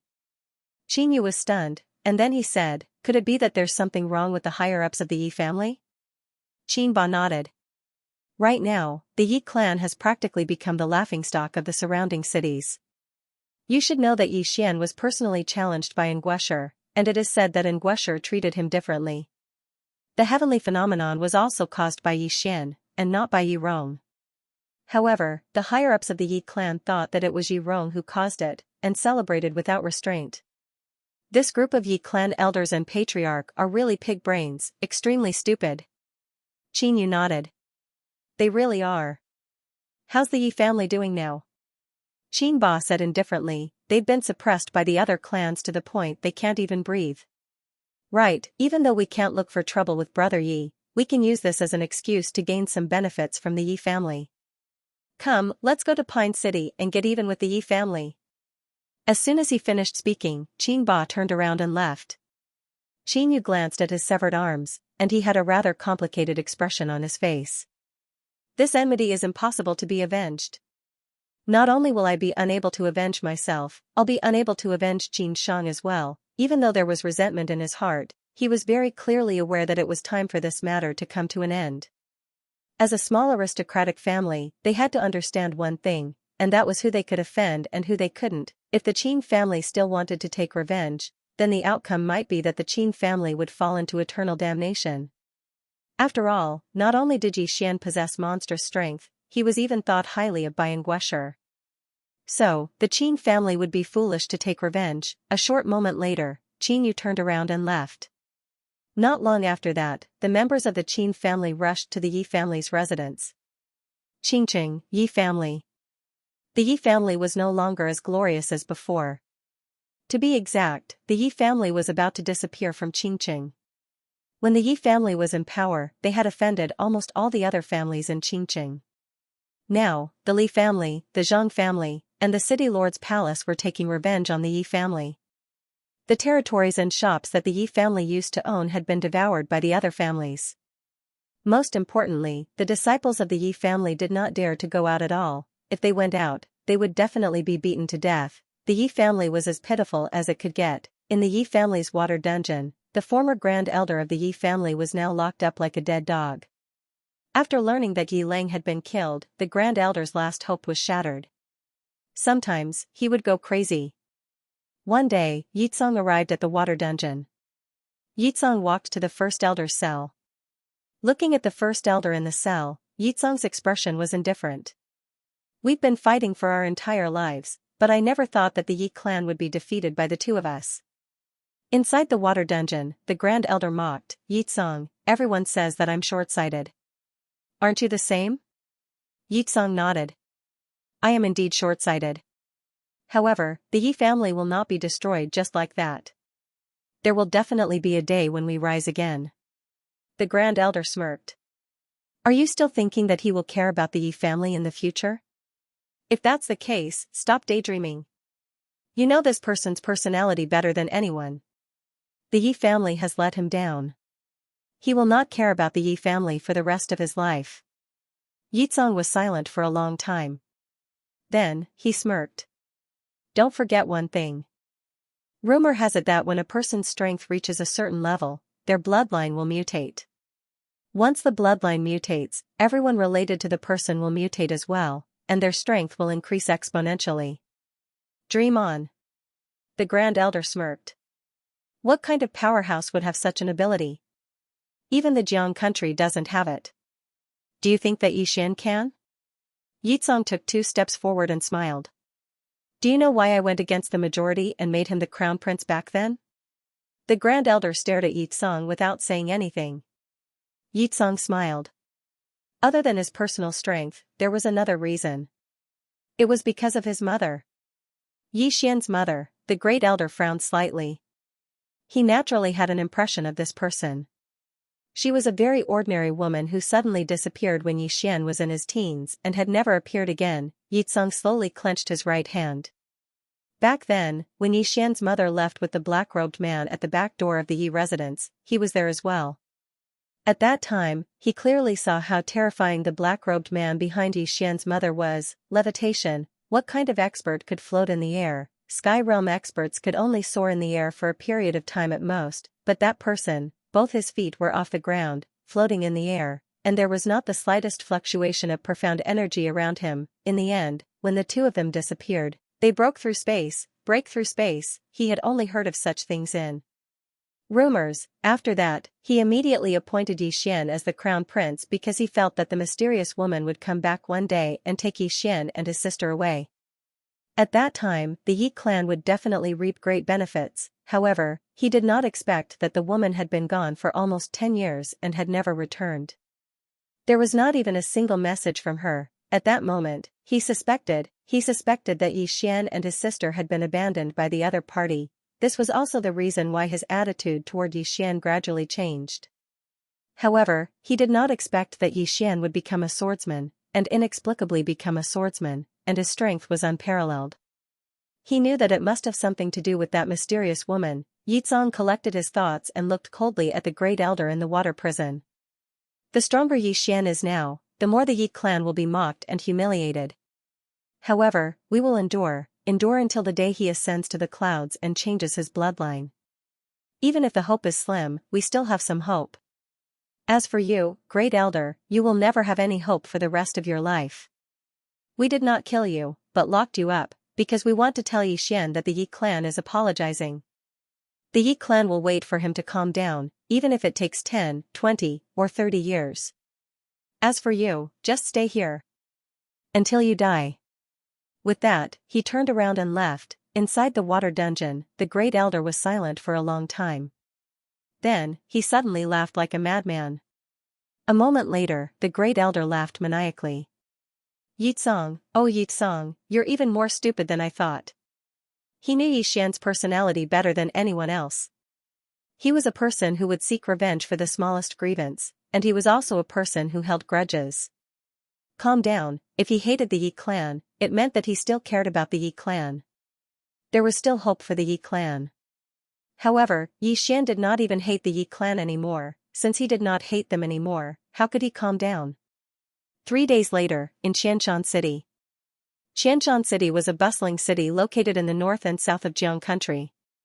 It was surrounded by countless mountains, hence the name Xianxia City. The reason why Xianxia City was bustling was because of the largest chamber of commerce in Jiang country, the Drunken Immortal Restaurant. The Drunken Immortal Restaurant was a mysterious force that had branches in hundreds of countries in Qingzhou. The cities that had them would definitely be prosperous. That was because they had a means of transportation, the cloud ship. the so-called cloud ship was a flying tool. With it, the distance between cities would not be so far. In fact, the distance between countries would not be so far. This time, he was going to Xianxia City to take the cloud ship to the imperial capital. This was the most prosperous place in Jiang country. In the carriage in front of the city gate of Xianxia City, Yi Ling looked at the city and blinked. Wow, brother, it's so big. It's much bigger than our Qingqing. Yi Xian nodded and smiled. It's really big. Yi Ling shook Yi Xian's arm lightly and said coquettishly, brother, let's go shopping later, okay? Yi Xian thought about it and nodded. Okay. They had been traveling all this time. Not to mention Yi Ling, even he felt bored. It's good to go shopping. With this thought in mind, Yi Xian brought Yi Ling into the city. The streets were very wide, and they were a few meters wide. The city was filled with people and carriages, and it was much livelier than Qingqing. Yi Xian brought Yi Ling to an inn and asked for a room. Now that Yi Ling's condition was not stable, he naturally didn't feel at ease leaving her alone in a room. After arranging a place to stay, Yi Xian brought Yi Ling to go shopping. On the streets, Yi Ling looked around like a cheerful elf. After a short while, Yi Ling had some small toys in her hands. When he saw how happy Yi Ling was, the smile on Yi Xian's face grew wider. When the brother and sister passed by a small stall, the mysterious woman's voice suddenly resounded in Yi Xian's mind. Wait a moment. Hearing this, Yi Xian was slightly stunned, and then he pulled Yi Ling to a stop. Senior? Yi Xian asked in his heart. The mysterious woman said, there's a purple ring on the stall next to you. Buy it. Yi Xian turned to look at the stall, and he glanced at it. At the corner of the stall, there was an inconspicuous purple ring. The stall owner was a middle-aged man. He glanced at Yi Xian and said with a smile, brother, what do you want to buy? Yi Xian picked up the purple ring. How much is this? He didn't ask why the mysterious woman wanted him to buy this ordinary ring because he knew there must be a reason. After all, this mysterious woman usually didn't speak, and it was rare to see her take the initiative to speak. The middle-aged man glanced at the purple ring on Yi Xian's hand and said with a smile, 10 gold coins. Hearing this, Yi Xian slightly frowned. 10 gold coins was a bit expensive. However, he didn't hesitate to take out 10 gold coins and pass it to the stall owner. The stall owner chuckled when he saw that Yi Xian didn't bargain, and he hurriedly put the gold coins away. He was overjoyed. After all, he was even willing to sell it for 3 gold coins. Yi Xian was just about to turn around and leave when a voice suddenly resounded from the side. Wait. Yi Xian looked towards the source of the voice, and he saw a little girl who was around the same age as Yi Ling walking towards him. The little girl had white lips and red teeth. She wore a white cotton jacket, and she had a little braid on the back of her head. She looked extremely cute. The little girl glanced at the ring on Yi Xian's hand, and then she turned around to look at the stall owner. I'll pay 20 gold coins for this ring. The stall owner was stunned, and then he was in a slightly difficult position because he'd already sold it to Yi Xian.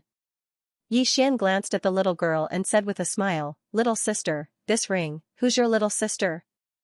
The little girl suddenly interrupted Yi Xian coldly. Yi Xian's expression froze, and he was momentarily speechless. What kind of temper does this little girl have? Yi Ling, who was next to Yi Xian, looked at the little girl with displeasure. How can you say that? My brother has no ill intentions. The little girl looked at Yi Ling, and she was slightly stunned when she saw Yi Ling.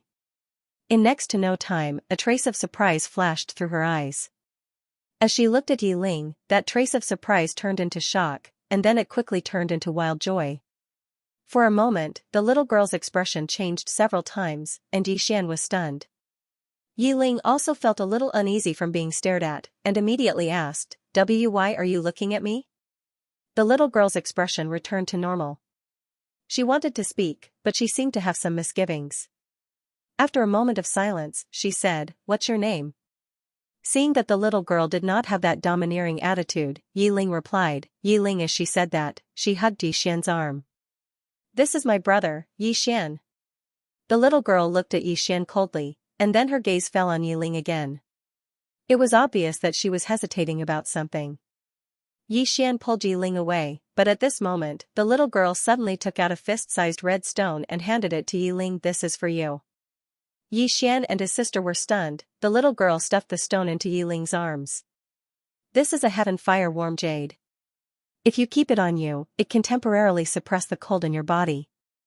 Hearing this, Yi Xian's expression changed greatly. The little girl ignored Yi Xian and said, I have urgent matters to deal with now, so I can't take you with me. I'll look for you in 3 months at most. As she said that, she looked at Yi Xian coldly.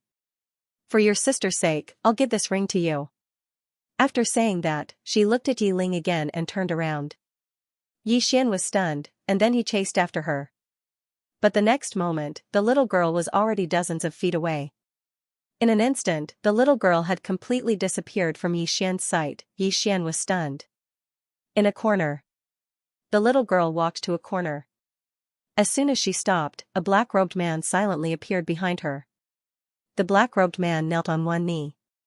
My lord. The little girl said coldly, keep an eye on that pair of siblings. No, you can't follow them. You'll attract too much attention. Find someone weaker to follow them. Remember, don't let anything happen to that little girl. The black-robed man said solemnly, my lord wants to keep that little girl? The little girl slowly closed her eyes and said excitedly, I didn't expect that a small country like Jiang would have such a physique. If it wasn't for the cave that the sword master left behind being too important, I would have taken her away right now. The black-robed man said solemnly, although the sword master's cave has been discovered, the sword formation he left behind can't be broken. Rumor has it that his sword is needed to remove the formation. However, the sword master has disappeared for 1,000 years, so where can we find his sword? The little girl said calmly, it doesn't matter. Everyone gathered here to find a way to break it. The black-robed man nodded his head. He seemed to have thought of something and asked, does my lord want to keep that little girl's brother? The little girl shook her head, although his foundations are not bad, his dantian is broken, his physique is average, and his spiritual roots are average. What is the point of keeping him? Is it a waste of rice? After saying that, she turned around and left. P.S. Recently, I saw many old readers leaving comments and many of them giving me tips. I really appreciate everyone's support. After the little girl left, Yi Xian came back to his senses. He brought Yi Ling back to the inn. Inside the room, Yi Ling looked at the heavenly fire-warm jade in his hand and exclaimed, brother, this stone is so warm. My body doesn't feel so cold anymore when I hold it. Yi Xian smiled. It's good that it's warm. Yi Ling nodded happily and held the heavenly fire-warm jade tightly. On the other hand, Yi Xian sat aside and closed his eyes slowly. Senior? That person just now? Yi Xian asked. The mysterious woman said, you're not on the same level as him. There's no point in asking. Yi Xian was speechless. The mysterious woman said, take out the ring I told you to buy. Yi Xian took out the purple ring. The ring was a little shabby and there were some parts missing. It didn't look special. Do you know what this is? The mysterious woman asked. Yi Xian shook his head. The mysterious woman said, this is an array formation ring, and a small array formation is hidden within it. Although the array formation is relatively low level, it is exquisite, and the technique used is brilliant. It has a certain amount of research value, and that's probably why the little girl wanted it earlier. As for you, you can use this formation to protect yourself. Yi Xian was a little surprised. This small ring can hide a small formation? The mysterious woman said, in the future, go around the world more often. The world is bigger and more exciting than you can imagine. Yi Xian nodded. Once I can fly on a sword, I'll definitely go around. As he spoke, his eyes fell on the ring in his hand. Senior, how do I use this formation? The mysterious woman said, drip a drop of your blood on it. Then, use the method I taught you to control the ring. Hearing this, Yi Xian hurriedly did as he was told. Soon, when his blood fell on the ring, he instantly felt a strange connection with it. In his mind, a formation appeared out of nowhere, 5 Thunder Formation. The array formation in the ring was called the 5 Thunder Array. Once the array formation was activated, it could strike the enemy with divine thunder. Divine thunder, Yi Xian was somewhat shocked as he asked, Senior, can this formation really attract divine lightning? The mysterious woman said, of course not. Divine lightning is the might of the heavens and the earth, so how could it be drawn over by a small formation like this? The divine lightning it mentioned was created by the creator of this formation using some methods. Even though its might is far inferior to true divine lightning, it's extremely useful to you now. Once you touch this formation, even a skyward realm expert would find it difficult to resist. However, this realm must have been damaged, so it can only be activated 5 more times. Xian was instantly overjoyed when he heard this. If he executed life and death with a single sword strike with his current strength, then he would be able to go against a levitation realm expert. However, the price to pay was truly too great.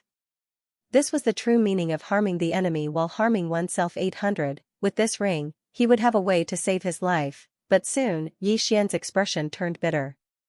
Because he realized that activating the 5 thunder formation required spiritual stones. Moreover, they were high-grade spiritual stones. Every time it was activated, it would require at least 5 high-grade spiritual stones. He only had a total of 16 high-grade spiritual stones right now. In an instant, he felt so poor. As if he had thought of something, Xian's eyes lit up. Senior, since you're so perceptive, why don't we go treasure hunting in the future? With your perceptive ability, we'll definitely be able to earn a lot. What kind of dream are you having in broad daylight? The mysterious woman suddenly interrupted Xian's words. You want me to go treasure hunting with you? The hole in your brain isn't ordinary.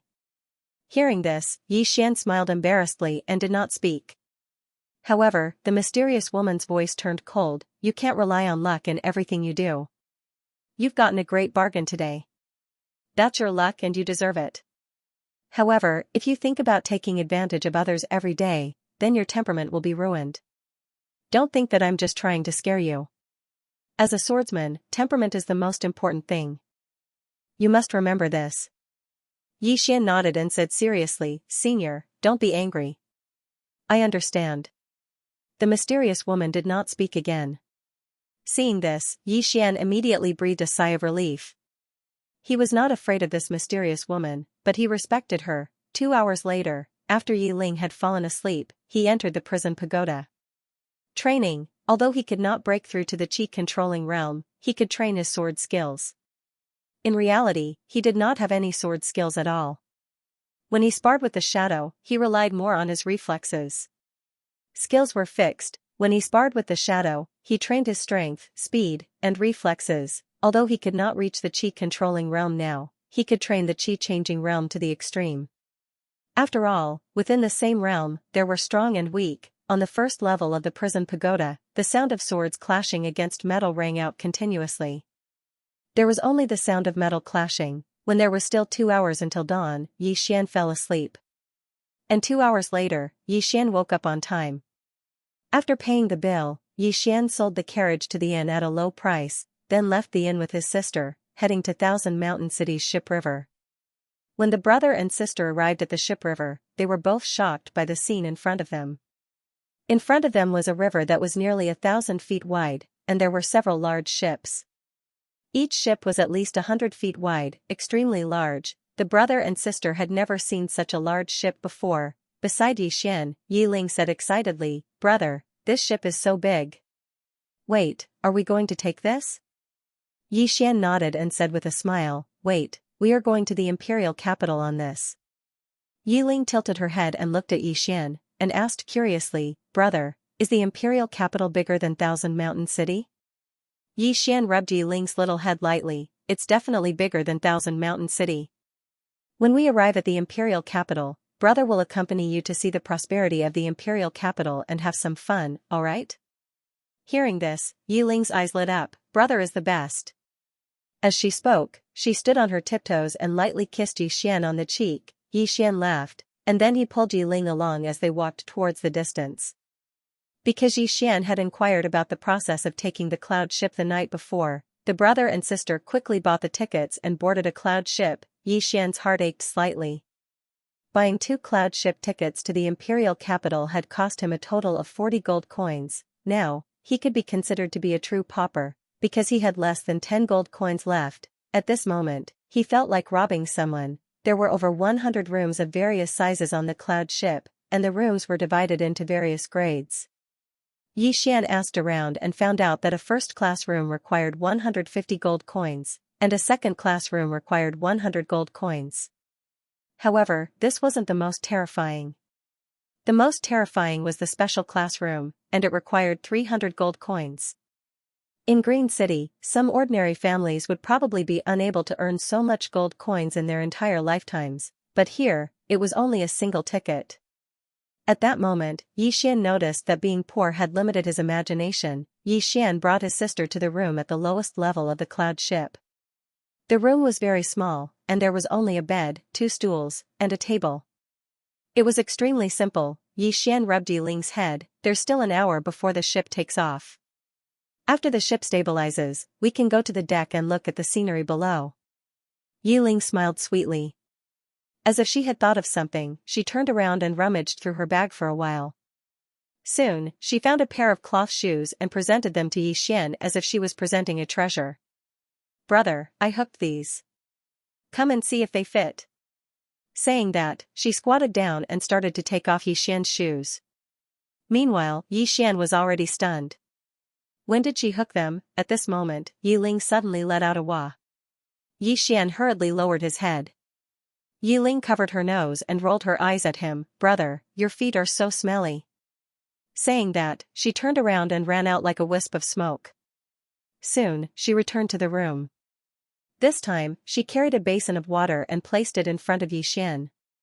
Then, she carried his feet and placed them in the basin. Yi Xian hurriedly said, "Brother, you can do it yourself." Yi Ling glared at him, then lowered her head and slowly washed Yi Xian's feet. As she washed, tears suddenly welled up in Yi Ling's eyes. This was because the soles of Yi Xian's feet were covered with a thick layer of calluses. Moreover, there were many scars on his calves that hadn't healed yet. These were all left behind by him when he had risked his life for the Yi family when he was the heir. Sensing Yi Ling's objection, Yi Xian said softly, "Why are you crying?" Yi Ling wiped the tears off her face. "Brother, you've suffered too much in your life.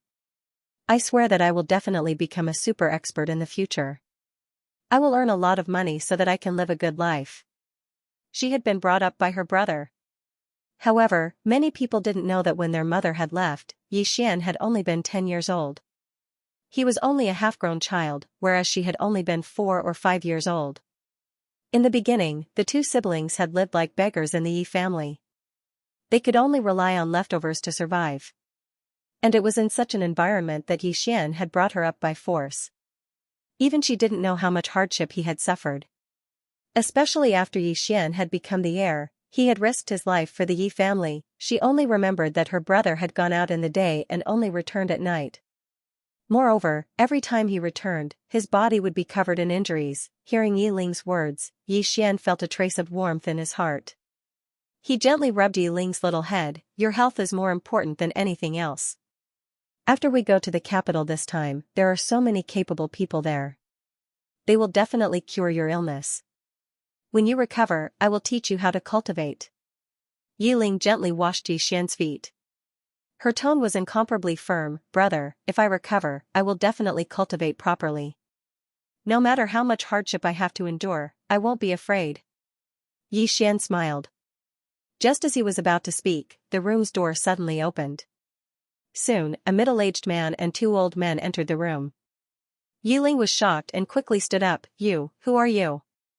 The middle-aged man who was leading the group glanced at Yi Xian. "Do you still remember me?" Yi Xian nodded. He naturally remembered them. They were the 3 people who'd pursued Qin Shang in the forest, and he remembered that the middle-aged man was called Mocun. Yi Xian fell silent. It was obvious that they were here for the spirit stones. However, he hadn't expected that they'd actually chased him all the way to the cloud vessel. Meanwhile, Mocun spoke abruptly. "Hand it over and we'll let you and your sister live." Yi Xian spoke in a low voice. "Fighting is prohibited on the cloud vessel." Mocun laughed coldly. "So long as we kill you and your sister, then find a time to toss your corpses off the vessel." Would anyone even bother to investigate? Yi Xian thought for a moment and said, "You'll let us live if we give it to you?"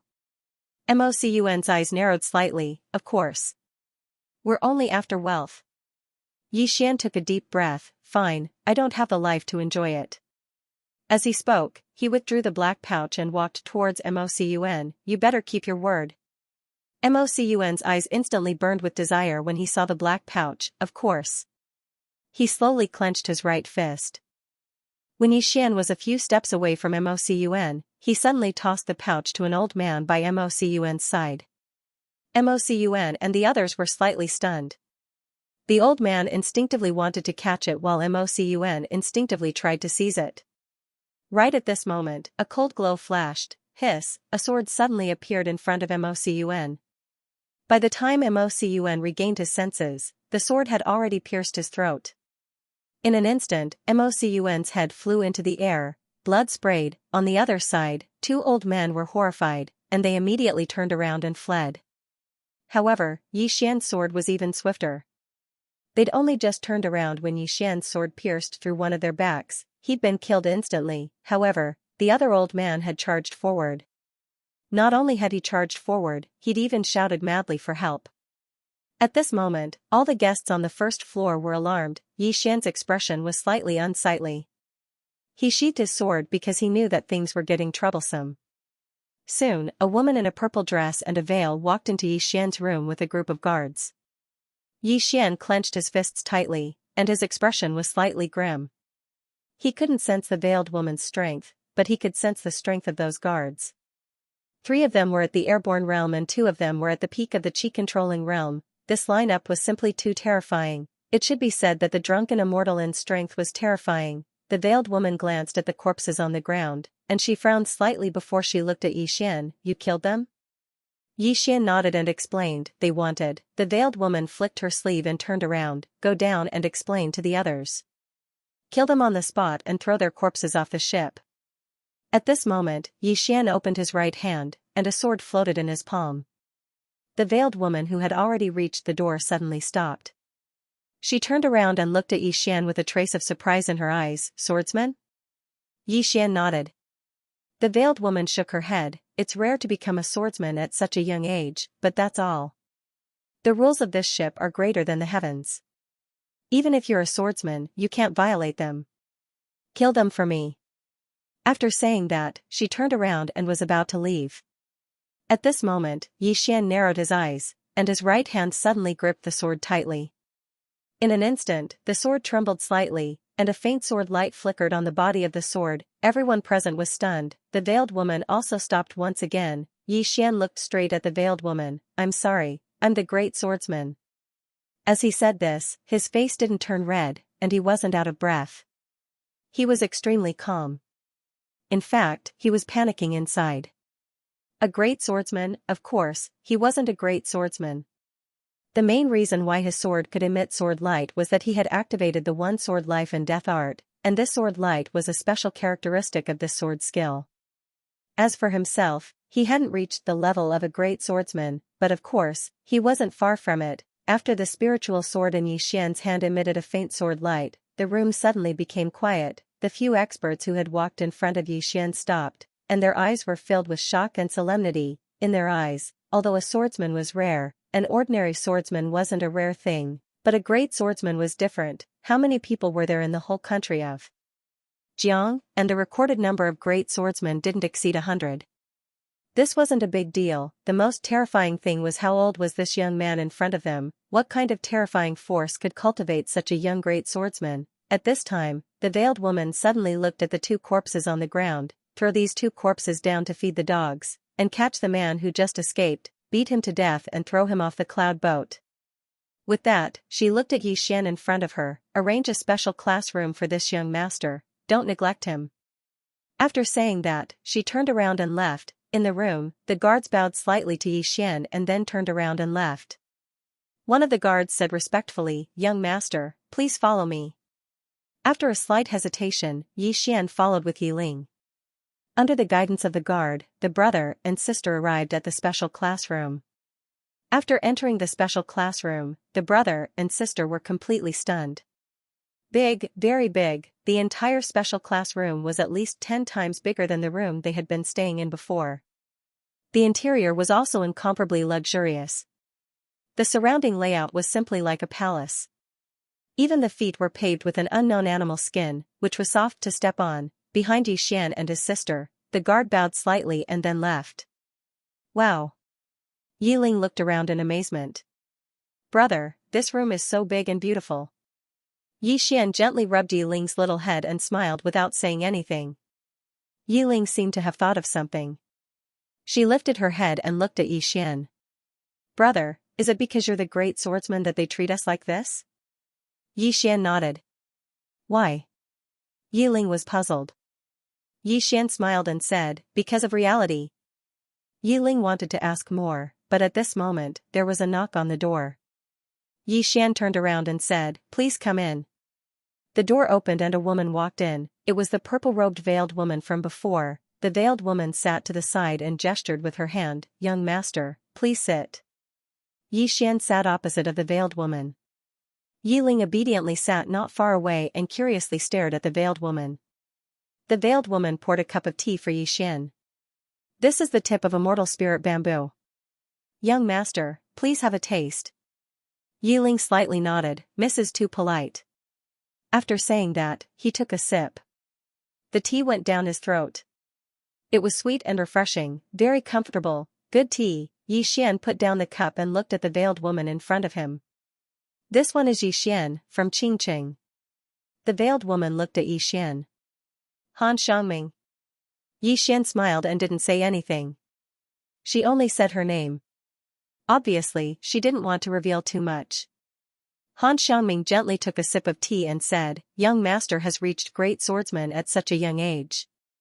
You must be from a famous sect. May I know where your master is? She asked about his background. Xian shook his head with a smile. Seeing this, Han Xiangming frowned.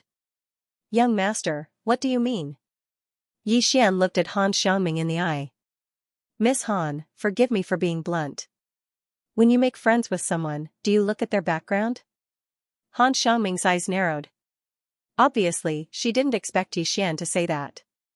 Xian said again, Miss Han, the most important thing when making friends with people is sincerity. You shouldn't play tricks or look at their family background. Of course, if this is how Miss Han wants to make friends, then forgive me for not keeping you company. After saying that, he stood up and looked at Yiling who was not far away. Let's go.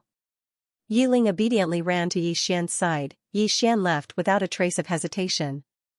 However, when the two of them reached the door, Han Xiangming suddenly said, young master, please wait. Xian stopped walking.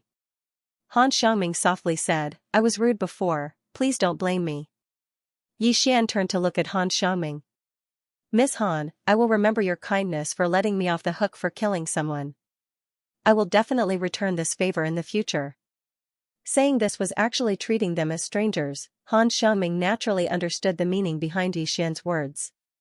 However, she didn't explain further. Instead, she slightly nodded. It's getting late. Young master, please rest early. After saying that, she turned around and left the room. Outside the room, an old man appeared behind Han Xiangming. Miss? Han Xiangming stopped walking. As expected of a swordsman. His temper isn't ordinary. The old man nodded. A swordsman is a loner. His temper is a little weird. Miss revealing your name earlier was already a sign of sincerity. But this guy actually thinks that Miss is arrogant. Really? Han Xiangming shook her head. It doesn't matter. He has a straightforward personality. Although others don't like him, he's still much better than those who say one thing but say another. Pass down my orders. Before they reach the capital, they will stay in this special room. Their daily meals must be provided according to the special room's treatment. Do not neglect it. After saying that, he quickly disappeared into the distance. Inside the room. Brother? Is the great swordsman powerful? He should be very powerful. Brother, aren't you the great swordsman? Of course I am the great swordsman. And I will be soon. Wow, brother, you're lying, humph. You know too much. Brother will kill you to silence you. Hee, I'm not afraid. An hour later, Xian covered the sleeping Yiling with a blanket and entered the prison pagoda.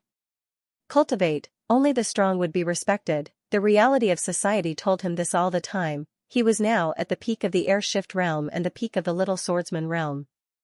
His speed, strength, and reflexes were almost at the limit. It could be said that although he was at the air shift realm, his strength was not something that a normal chi-controlling realm expert could contend against. As for those in the same realm, he was not invincible, but there were very few who could match him. However, he knew very well that martial arts was like rowing a boat against the current. If he did not advance, he would fall behind. Thus, he did not dare to neglect it. Now, when he fought against the shadow, he could already fight evenly with the shadow. Naturally, he was not satisfied with this. His goal was to defeat the shadow. Inside the prison pagoda, Xian was alone. He was used to being alone. As for the mysterious woman, under normal circumstances, she did not speak. Xian did not disturb her, because he knew that the other party would definitely not chat with him. Cultivation was boring and lonely. 4 hours later, Xian stopped. He stood on the spot with his sword in hand. His whole body was drenched in sweat. Xian looked at the Ling Xiao sword in his hand, and then said, "Senior, why is it that every time I spar with this shadow, I feel like I've already reached my limit, but the next time I spar with it, I feel the same way again? Did Senior strengthen this shadow?" After a while, the mysterious woman's voice sounded. "The fact that you have this feeling proves that you are improving every time. As for the limit, there is no limit. Although your foundation is not bad, it is only in places like Qing City and Jiang Country. If you were to be placed in the big sects, it would be average. Therefore, it is beneficial for you to stay at the air shift realm for a while. Of course, you cannot stay for too long. You still have to find a way to solve the problem of the spiritual sword." Xian nodded.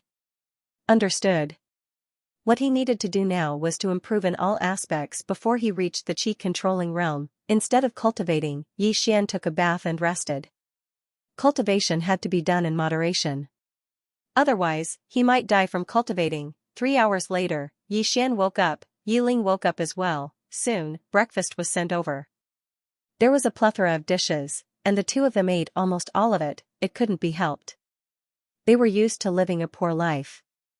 It was rare for them to have a good meal, so they naturally couldn't waste it. After eating, Xian and Yiling walked out of the room and came to the deck of the cloud ship. At this moment, the cloud ship was in the air, at least a few hundred meters above the ground.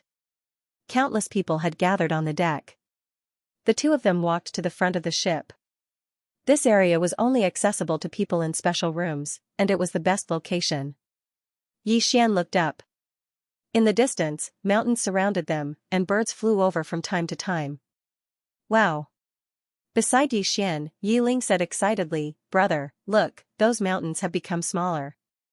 Xian rubbed Yiling's head lightly, and then he looked up into the distance.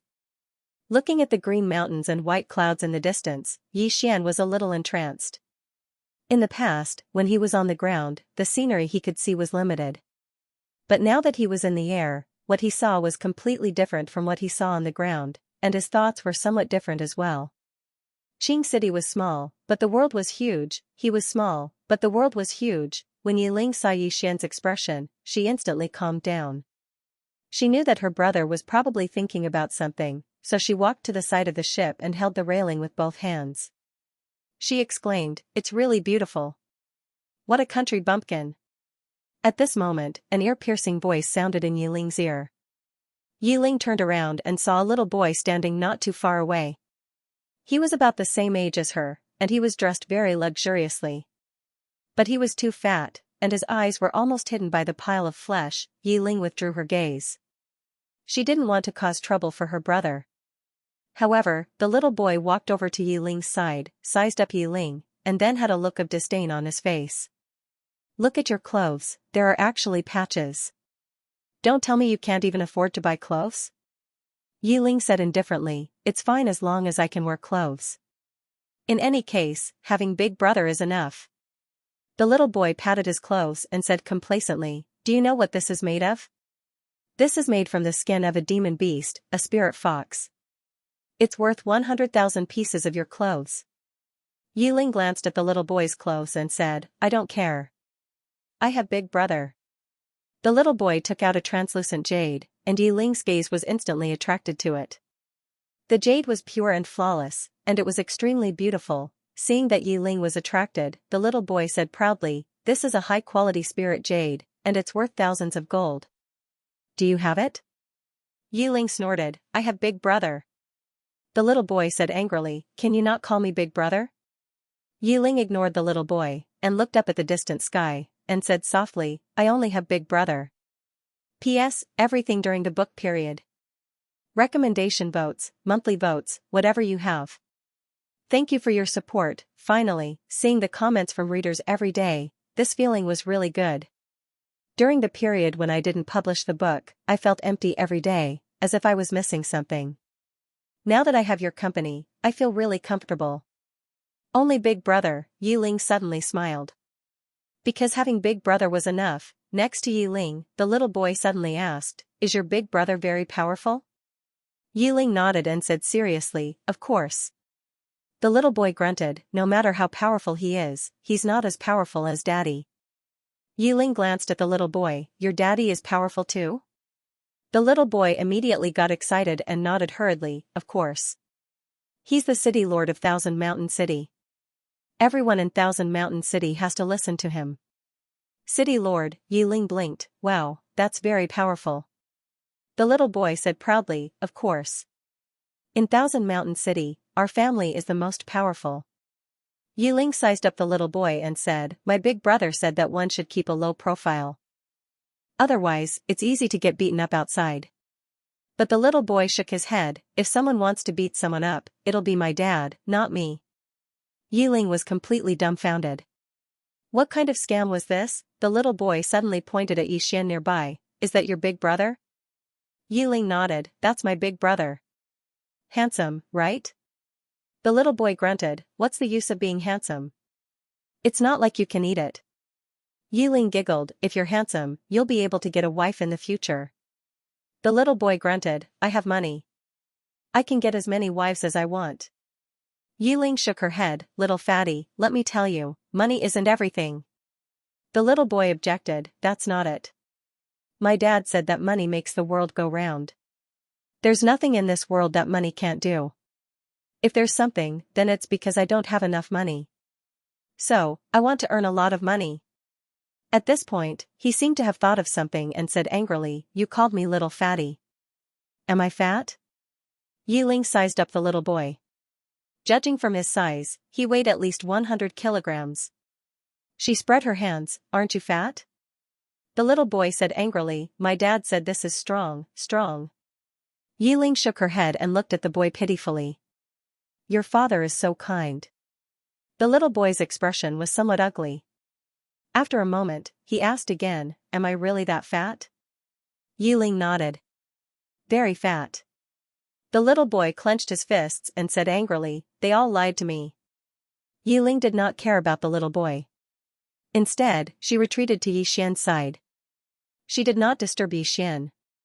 Instead, she gently hugged Yi Xian's arm and leaned her head on Yi Xian's arm. Seeing this, the little boy snorted coldly. He turned around and ran to a middle-aged man who was chatting with someone nearby. "Dad, give me a brother." The middle-aged man, the cloud ship passed over 1,000 mountains and came to a huge river. The river was so long that the end couldn't be seen, and it was at least several thousand zhang wide. It was a real river. As for Yi Xian, he was still as motionless as before. He just stared ahead like an old monk in meditation.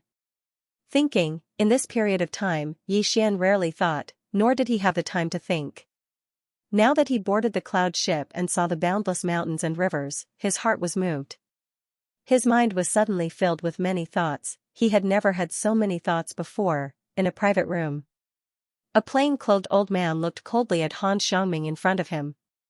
"I heard that you let an unknown youth stay in a special class private room?" Han Xiangming nodded. "That's true."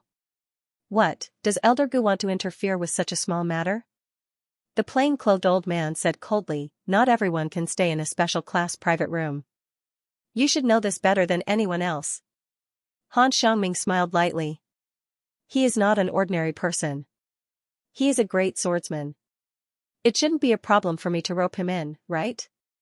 "Great swordsman?" The plain-clothed old man sneered. "Are you lying to a child?" A 17 or 18-year-old youth is a great swordsman? Why don't you say he is a Lan and Shouan Kingdom scholar? Han Xiangming frowned. Elder Gu, are you purposely looking for trouble? Elder Gu sneered. How would I dare? Miss Han, although the higher-ups have sent you to take over Thousand Mountain City and the Imperial Capital's Merchant Association, according to the clan's order, this order can only take effect after you arrive in the Imperial Capital. Someone is coming. As soon as Elder Gu's voice fell, 2 guards walked in. Elder Gu said indifferently. Those 2 siblings do not have the qualifications to stay in the special class private room. Throw their things out. The 2 guards bowed respectfully before retreating. Han Xiangming looked coldly at Elder Gu. It seems that Elder Gu has steeled his heart to show his loyalty to someone. Elder Gu sneered. My apologies. I don't understand what Miss Han is saying. I am only doing what I should do. If Third Miss feels that something is wrong, you can complain to the higher-ups. Han Xiangming nodded. I will remember this. With that, she turned and walked out of the private room. Inside the room, Elder Gu sneered. You want to rope people in, but they won't let you. With that, he walked out of the private room. He was about to step down from his position. At this time, if he didn't show his loyalty to the people behind him and put in some effort, he was afraid that he would be retiring when he returned. Before, he couldn't find an opportunity. But now, he finally found one, on the deck of the cloud ship. Elder Gu brought 2 guards behind Yixian. When Yiling sensed this, she let go of Yixian's arm and looked at Elder Gu and the others. May I ask who you are? Elder Gu glanced at Yixian behind Yiling and sneered. With his strength, he could naturally see through Yixian's realm. Yixian was only at the Qi transformation realm. A great swordsman?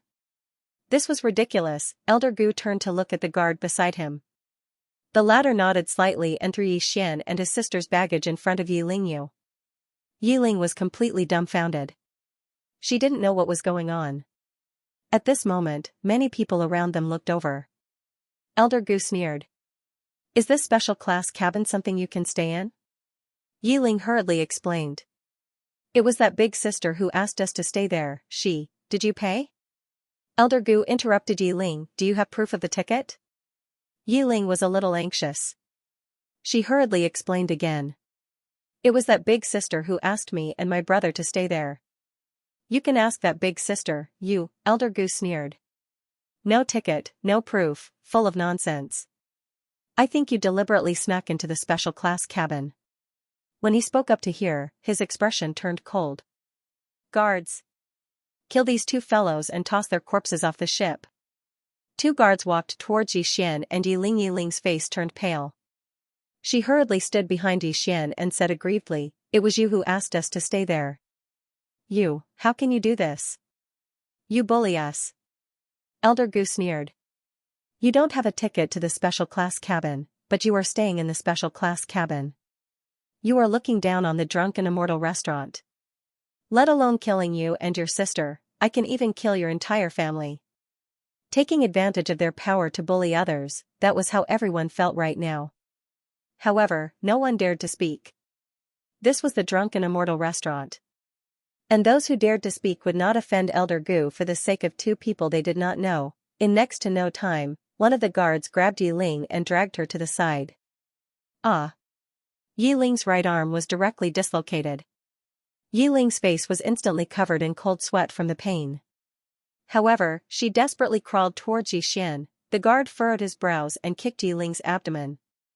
Bang! Yiling's entire body was sent flying by this kick, and then she smashed heavily against the wall of the ship before she fainted. In the distance, the fat boy was about to rush over when he saw this scene. However, he was held back by the middle-aged man beside him.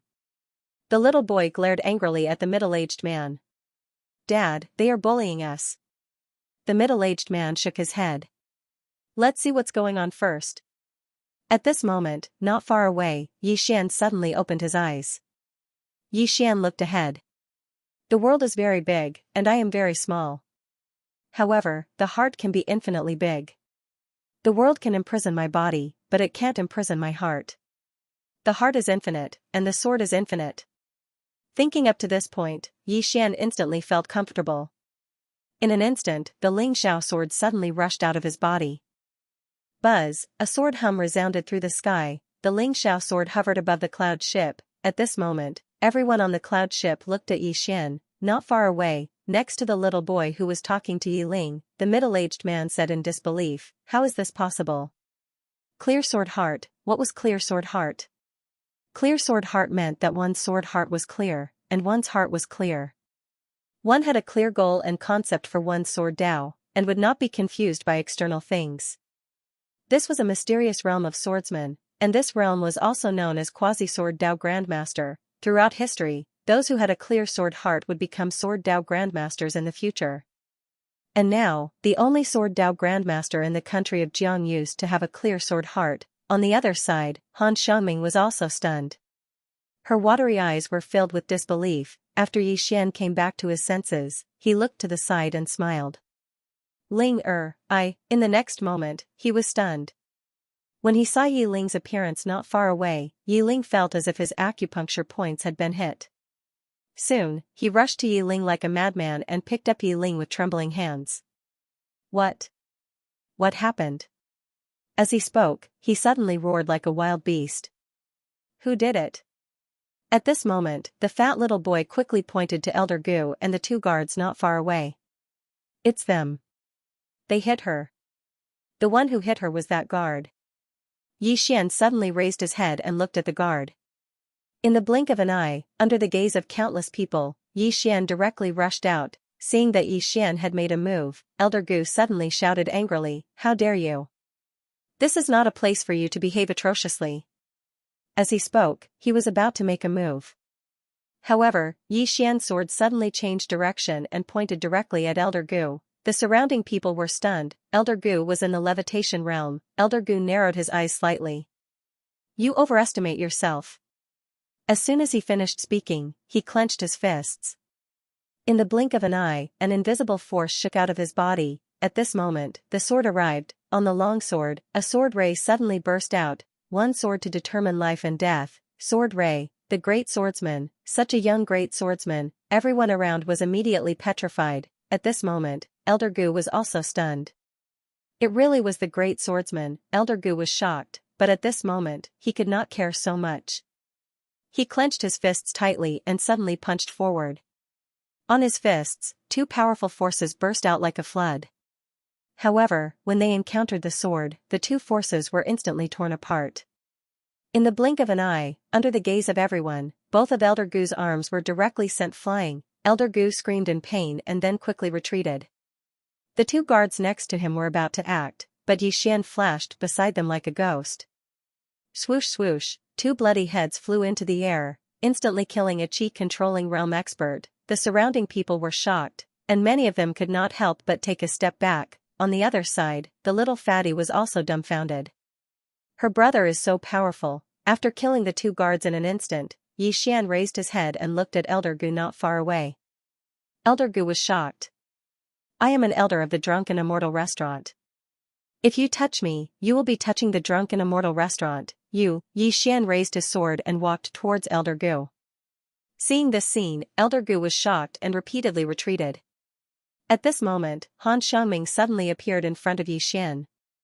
Han Xiangming said in a deep voice, Young Master Yi, it is time to stop. If you continue to cause trouble, it will not end well. You. Han Xiangming's voice stopped abruptly because Yi Xian's hand had grabbed her throat. Han Xiangming looked at Yi Xian and did not say anything. She was very calm. Yi Xian's expression was ferocious. You were the one who allowed us siblings to stay in the special classroom, but he came out to make things difficult for us siblings. This matter has something to do with you, right? The mysterious woman had already told him everything, so he had already figured out the ins and outs of the matter. Han Xiangming looked straight at Yi Xian. If you continue to cause trouble, it will not end well. Yi Xian laughed sinisterly. This is your internal matter, but you want to implicate my sister. This matter started because of you, but you did not do anything to stop it. You deserve to die. After saying that, his left hand suddenly tightened. He was really going to kill her. However, the moment he tightened his grip, Han Xiangming had already silently retreated several feet away. At the same time, an old man appeared in front of her. The old man looked coldly at Yi Xian. "Young Master Yi, do not cause trouble for the power behind you." Yi Xian looked at the unconscious Yi Ling. At this moment, his heart felt as if it was being cut by a knife. Suddenly, he laughed crazily. "Cause trouble? Us siblings were fine, what did we do? Why did my sister end up like this?" After saying that, he opened his palm, and the Ling Xiao sword appeared in his hand. In his palm, the Ling Xiao sword trembled violently. Not only that, as if it had sensed Yi Xian's killing intent and anger, the Ling Xiao sword actually let out a series of sword cries. He was going to use one sword to decide life and death again. Seeing that Yi Xian was going to continue, the old man squinted his eyes. On the other side, Han Xiangming's expression was also extremely ugly. This was a mutual destruction. At this moment, she was extremely regretful. If she had known this would happen, she would have stopped it earlier. Such a young sword Dao grandmaster who had just achieved a clear sword heart. She was not afraid of the drunken immortal inn, but to become enemies with a genius like this, needless to say, she would never be put in an important position in this lifetime. The most terrifying thing was that it might cause a conflict between two super forces. After all, the talent and battle strength that Yi Xian had displayed was too terrifying. This person definitely had a powerful force behind him. If that was the case, whether it was her, Elder Gu, or all the guards and stewards on the cloud ship, they would all be implicated. Just as Yi Xian was about to make his move, the mysterious woman's voice suddenly rang in Yi Xian's mind. "Have you thought of the consequences of this sword?" Haha, Yi Xian laughed crazily. "My sister has ended up like this, what consequences do I have to think about?" Just as Yi Xian drew his sword, a voice suddenly sounded from the side. "Brother." Although the voice was as soft as a mosquito, Yi Xian's entire body trembled. Yi Xian stopped, turned around, and ran to Yi Ling's side. Then, he gently picked up Yi Ling. His hands were trembling. In this lifetime, he could draw his sword for his sister, and he could also sheath his sword for her. Seeing that Yi Xian did not make a move, Han Xiangming and the old man heaved a sigh of relief. Once Yi Xian made a move, there would really be no turning back. Fortunately, the little girl was still alive, otherwise, the worst outcome would be that Yi Xian would die, but all of them would be severely punished. The force behind Yi Xian might even take revenge on them until they were killed. No matter what the outcome was, it was not what they wanted. At the side, Elder Gu was about to slip away, but he was slapped to the ground by the old man beside Han Xiangming. Han Xiangming looked coldly at Elder Gu. "Wait for your judgment." Hearing this, Elder Gu's face instantly turned ashen. On the other side, Yi Xian carefully held Yi Ling in his arms. Looking at Yi Ling's pale face, this young man who had never cried despite being injured countless times in the past was now bursting into tears. Yi Ling looked at Yi Xian and said softly, "Brother, don't cry. I'm not in that much pain." Yi Xian hugged Yi Ling tightly and cried like a child. "It's brother's fault, it's brother's fault." At this moment, the middle-aged man walked in front of Yi Xian with the little fatty. "Little friend, I brought a doctor with me. Can you let him take a look?" Yi Xian hurriedly said, yes, thank you." The middle-aged man smiled and turned to look at the old man in black. The old man nodded and then squatted in front of Yi Ling. After a moment, the old man said softly, "It's fine, they are all external injuries. As for the dislocated hand, the old man has already reconnected it. She just needs to rest for a few days. However, there is a cold energy in her body. The old man has never seen it before." As he spoke, he looked at Yi Xian. Yi Xian said in a low voice, "It's fine, as long as there are no other problems. As for this cold energy, I will think of a way in the future. As for this cold energy, I will think of a way in the future." Yi Xian cupped his fists at the middle-aged man. "I'm Yi Xian. May I know your name?" The middle-aged man said, "Lord Lu Xiaoran." Lord, Yi Xian was slightly startled, but he quickly cupped his fists again. "Thank you for little sister's matter." Lu Xiaoran smiled, "It's a small matter." Yi Xian nodded. Then, holding his sword, he turned around to face Elder Gu, who was not far away. Seeing this scene, Lu Xiaoran was slightly startled. Not only Lu Xiaoran, but the surrounding people were also startled. This guy still won't let it go. Han Xiangming and the old man beside her had their faces sunk. Elder Lu was an elder of the drunken immortal house. Even though he was only a small elder in the outer house, he was still an elder of the drunken immortal house. No matter what, they couldn't let him be killed by Xian. Otherwise, it would be the same as slapping the drunken immortal in's face. Xian walked in front of Elder Gu, while Han Xiangming stood in front of Xian. Young Master Yi, the drunken immortal in will deal with this matter. Don't worry, we will severely punish him and give young Master Yi an explanation. Xian looked at Han Xiangming coldly. Get lost. Han Xiangming's brows instantly knitted together. Just as she was about to speak, Xian walked in front of her and looked straight at her. You were the one who allowed us to move in, but he came to make things difficult for us brother and sister, and you didn't stop him. Let me guess, you probably want to see my true strength and background, and at the same time, you want me to become enemies with this person, so that both of us will be injured, and then you will be the fisherman who benefits, right? Han Xiangming slowly clenched her fists, her heart was filled with shock. Because what Xian said was exactly what she was thinking. Elder Gu roared with laughter. Isn't that exactly what she meant? But she greatly underestimated your feelings for that little girl, and she greatly underestimated your strength.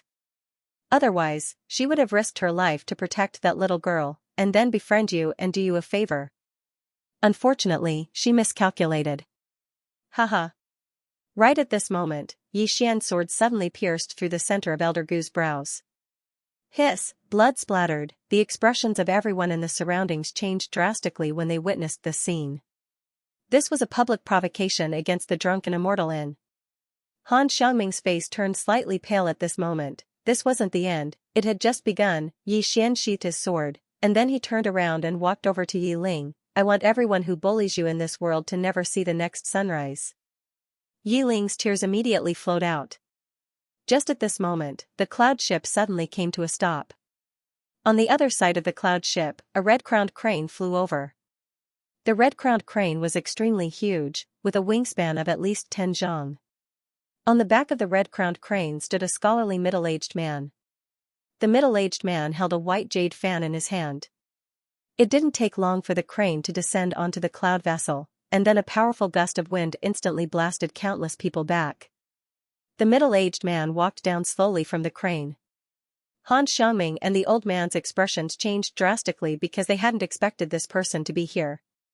They immediately hurriedly walked over and bowed slightly. Greetings, Tower Master Han. The city governor of Thousand Mountain City, Lu Xiaoran, had a solemn expression on his face when he heard this. The drunken immortal inn had a total of 9 levels, and every single level had a tower master. Not only did every single tower master possess enormous authority, their strength was unfathomable as well. Tower Master Han was probably in charge of everything within the drunken immortal inn, and even the king of the kingdom of Jiang had to be courteous to her. Tower Master Han nodded slightly, and then he glanced at Elder Gu's corpse and said, "He's dead?" Han Xiangming and the old man didn't dare answer him, and they just lowered their heads slightly.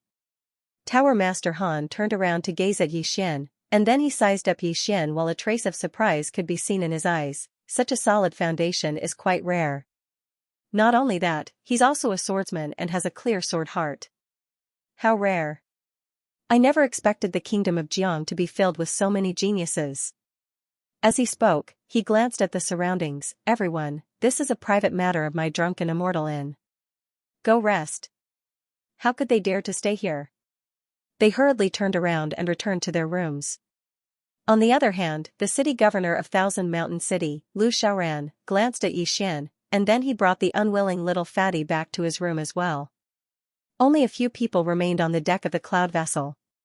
Tower Master Han's gaze descended onto Xian once more. It's impossible for a person like you to appear in an ordinary place. Tell me, which power do you belong to? I'm really curious about exactly what made you dare to kill a member of my drunken immortal inn.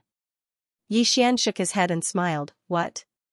Would I be able to live if the power behind me was great? Tower Master Han shook his head. No.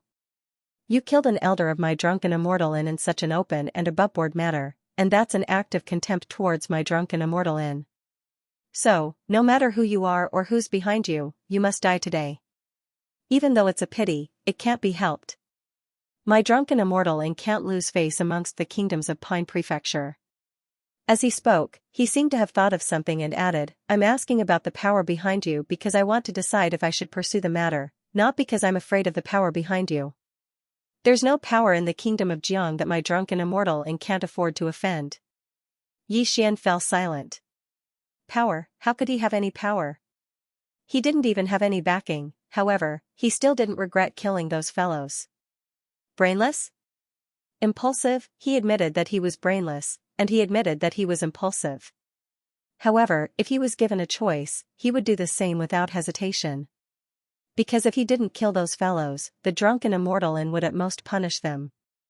Even if they were to be punished, they would return to their comfortable lives in a few years' time. As for his sister, would she be beaten up for nothing? No, he could endure being beaten up for his sister. However, he, Yi Xian, could not bear to beat up his sister. Tower Master Han said indifferently, why? You don't want to say? Yi Xian smiled, there's no power behind me. Really, I'm not lying to you. Tower Master Han squinted her eyes, without any backing, you dared to kill my drunken immortalin's men? Yi Xian stared at the scholarly man in front of him, since the drunken immortalin is bullying others, I killed them.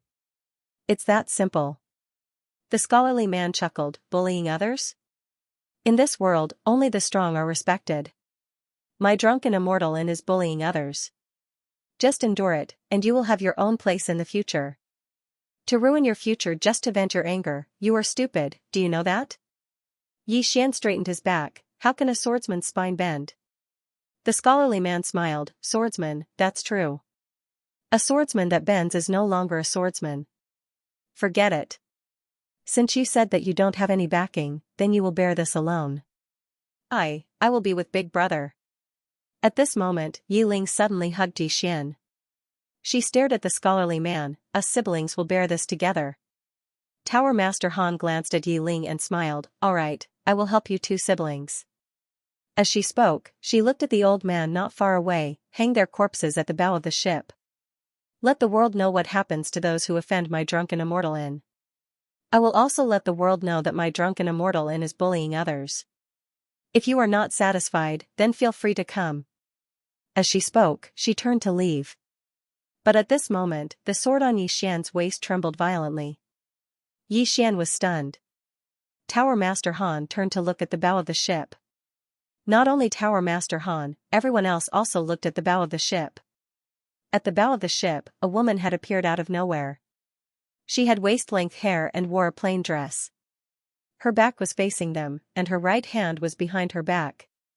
Between her fingertips, there was a black and a white object spinning. She stood at the bow of the ship and looked down at the ship, allowing the wind to lift her hair and dress. Everyone was stunned. Who was this person? On the other hand, Tower Lord Han's expression sank because he didn't notice when the woman appeared there. Just as Tower Master Han was about to speak, the woman suddenly spoke, let me teach you what it means to bully others. I will let your drunken immortal and fight the best. If you use two swords, it will be my loss. Yi Xian was stunned when he heard this voice, what a familiar voice, in the next moment, his figure trembled. Because it was the voice of that mysterious woman from within the pagoda, she's out, she can come out, Yi Xian was completely stunned. Tower Master Han's eyes narrowed slightly when she heard the mysterious woman, you want my immortal indulgence brothel to come out? What high-sounding sentiments. Not to mention you, even the largest empire in Pine Prefecture, the Dark Han Empire, wouldn't dare to speak so rashly. After all, the immortal indulgence brothel's forces didn't just exist in the kingdom of Jiang, it covered the entire prefecture. Dynasties had changed countless times in Pine Prefecture, but the immortal indulgence brothel still existed, that was sufficient to prove it. The mysterious woman didn't speak. Under the gazes of the crowd, she lightly flicked her jade-like hand, and in an instant, the river water below suddenly gathered. In the blink of an eye, under the astonished gazes of the crowd, the river water condensed into a water sword. Moreover, the river had practically been instantly drained dry. The expressions of everyone here had changed when they witnessed this scene. Including Tower Master Han, what sort of ability is this? Watch carefully. Suddenly, the mysterious woman's voice resounded in Yi Xian's mind, determine life and death with a single strike of the sword. As soon as she finished speaking, the water sword in her hand suddenly transformed into a ray of light that flashed through the surroundings. Was it fast? It wasn't fast at all. Everyone here had witnessed it clearly. However, Tower Master Han's expression had changed violently at this moment. Because he was the target of the sword, and it was extremely slow in his eyes as well. What did this mean? It meant that he wasn't able to discern the essence of this attack at all. This attack had exceeded the scope of his understanding. Even then, Tower Master Han didn't just stand there and wait for death to descend upon him. He suddenly pressed his palms together, and then a ray of golden light instantly appeared around him. At the same time, he swiftly formed a seal with his hands and pushed it forward. Mountain Guard Seal. As soon as he finished speaking, a golden disc made of energy suddenly appeared in front of him, and the mountains in the surroundings trembled violently. In next to no time, countless strands of earthen yellow energy shot out violently from the mountains, and the golden energy surged into the golden disc like rivers flowing into the ocean. At this moment, the golden disc trembled violently, and the golden light that erupted from it caused even the scorching sun in the sky to pale in comparison. Under everyone's gaze, the mysterious woman's sword arrived. Everyone thought that the world would collapse, but the next scene caused everyone to be petrified on the spot. When the water sword was still a few feet away from the golden disc suddenly shattered, transforming into golden energy that scattered across the sky. The water sword's speed was still very slow. Under Tower Lord Han's incredulous gaze, it approached him bit by bit. He had no way of resisting and could only allow the water sword to reach his forehead. As for the mysterious woman in the distance, her back was still facing them.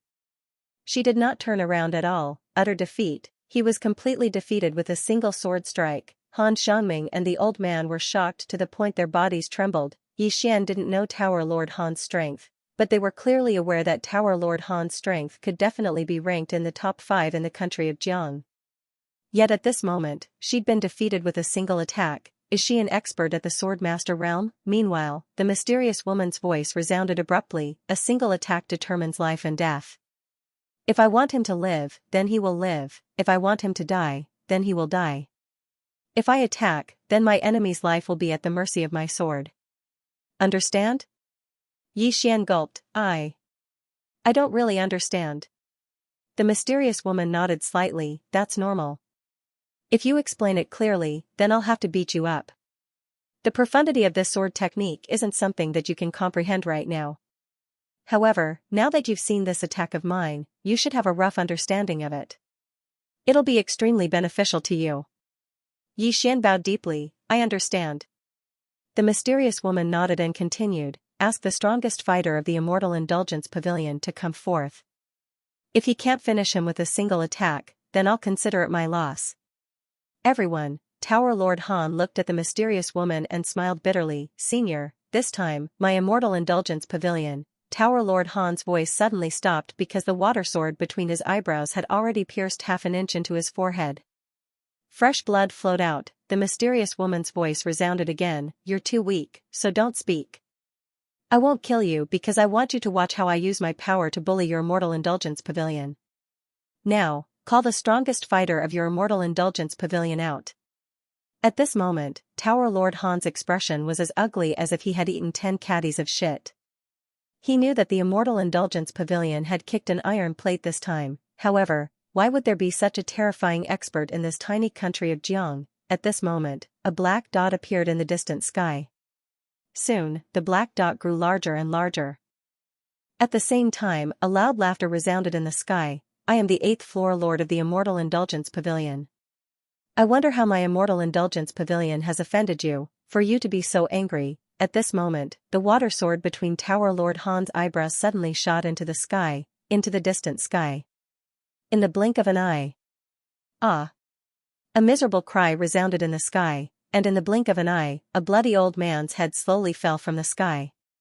Tower Lord Han's face instantly turned pale when he saw this. At this moment, he knew that he had greatly underestimated the mysterious woman's strength. She was not a sword master at all. She might even be a swordsman at the Sword Emperor level, a Sword Emperor, an Emperor of Swords. Tower Lord Han's face turned even paler when he thought of this. If it was an expert of this level, even though the Immortal Indulgence Pavilion could resist, he would lose his position as floor lord after offending such a peerless expert for no reason. Not only would he lose his position, but he might even suffer the pain of purgatory. Because the Immortal Indulgence Pavilion had already lost a floor lord this time, and judging from the woman's attitude, she showed no signs of giving up. The commotion on the ship was naturally huge, and the experts of the surrounding powers had sensed it. However, none of them dared to get close to the ship, and they only dared to watch from afar. Everyone knew that a peerless swordsman was killing people here. On the ship, the water sword floated next to the mysterious woman. The mysterious woman pointed at Tower Lord Han with the water sword. Call for help, continue to call for help. Tower Lord Han smiled mournfully. Senior, this is our fault. Please don't be angry, we will. Chi, one of Tower Lord Han's arms flew off. The mysterious woman said calmly, next time you speak nonsense, I will cut off your head. If I tell you to call for help, then call for help. Understand? Tower Lord Han's expression was extremely bitter. Call for help? He naturally could still call for help, but looking at the situation now, even if he called for help, he would probably die. Not calling for help? This mysterious woman clearly would not give up. This time, the Immortal Indulgence Pavilion had failed. Thinking of this, he glanced at Xianxia not far away. Damn, didn't you say there was no one behind you? That's it? If you had someone, you should have said so earlier. If you had said there was a sword emperor behind you, why would I make things difficult for you? As for Xianxia, he was still slightly stunned. He knew that the mysterious woman was definitely not an ordinary person and was very strong, but he didn't expect her to be so strong. He didn't expect the mysterious woman to help. Although the mysterious woman had come to help, he had a bad feeling because he noticed that there was something wrong with the world prison pagoda within him. It was as if all the imprisoned existences were about to come out. When he thought of this, he broke out in cold sweat. Right at this moment, a gray-robed old man mysteriously appeared on the ship. Someone else has come. Xianxia hurriedly looked at the gray-robed old man. The gray-robed old man looked very old with white hair and a sage-like aura. The gray-robed old man ignored everyone in the surroundings. His gaze descended upon the mysterious woman, and then he bowed slightly. I am the third Tower Lord of the Immortal Indulgence Pavilion. Greetings, Senior Sword Immortal. Sword Immortal, hearing this, Tower Lord Han's eyes instantly opened wide. Her eyes were filled with disbelief. Sword Immortal? How many Sword Immortals were there in the world? Or rather, how many Sword Immortals were there in the entire firmament world? In any case, one had never appeared in the entire prefecture. The mysterious woman said, You're not bad. You've cultivated to such a level, so you're qualified to receive a strike of my sword. As she spoke, the sword by her side trembled slightly. Meanwhile, the old man hurriedly said, Senior, please calm down. Your strength has exceeded the scope of the prefecture, so I naturally wouldn't dare to receive a strike from you. Moreover, with your strength and identity, I presume you wouldn't make things difficult for us juniors. Obviously, the meaning behind his words was that I can't defeat you, so don't bully me.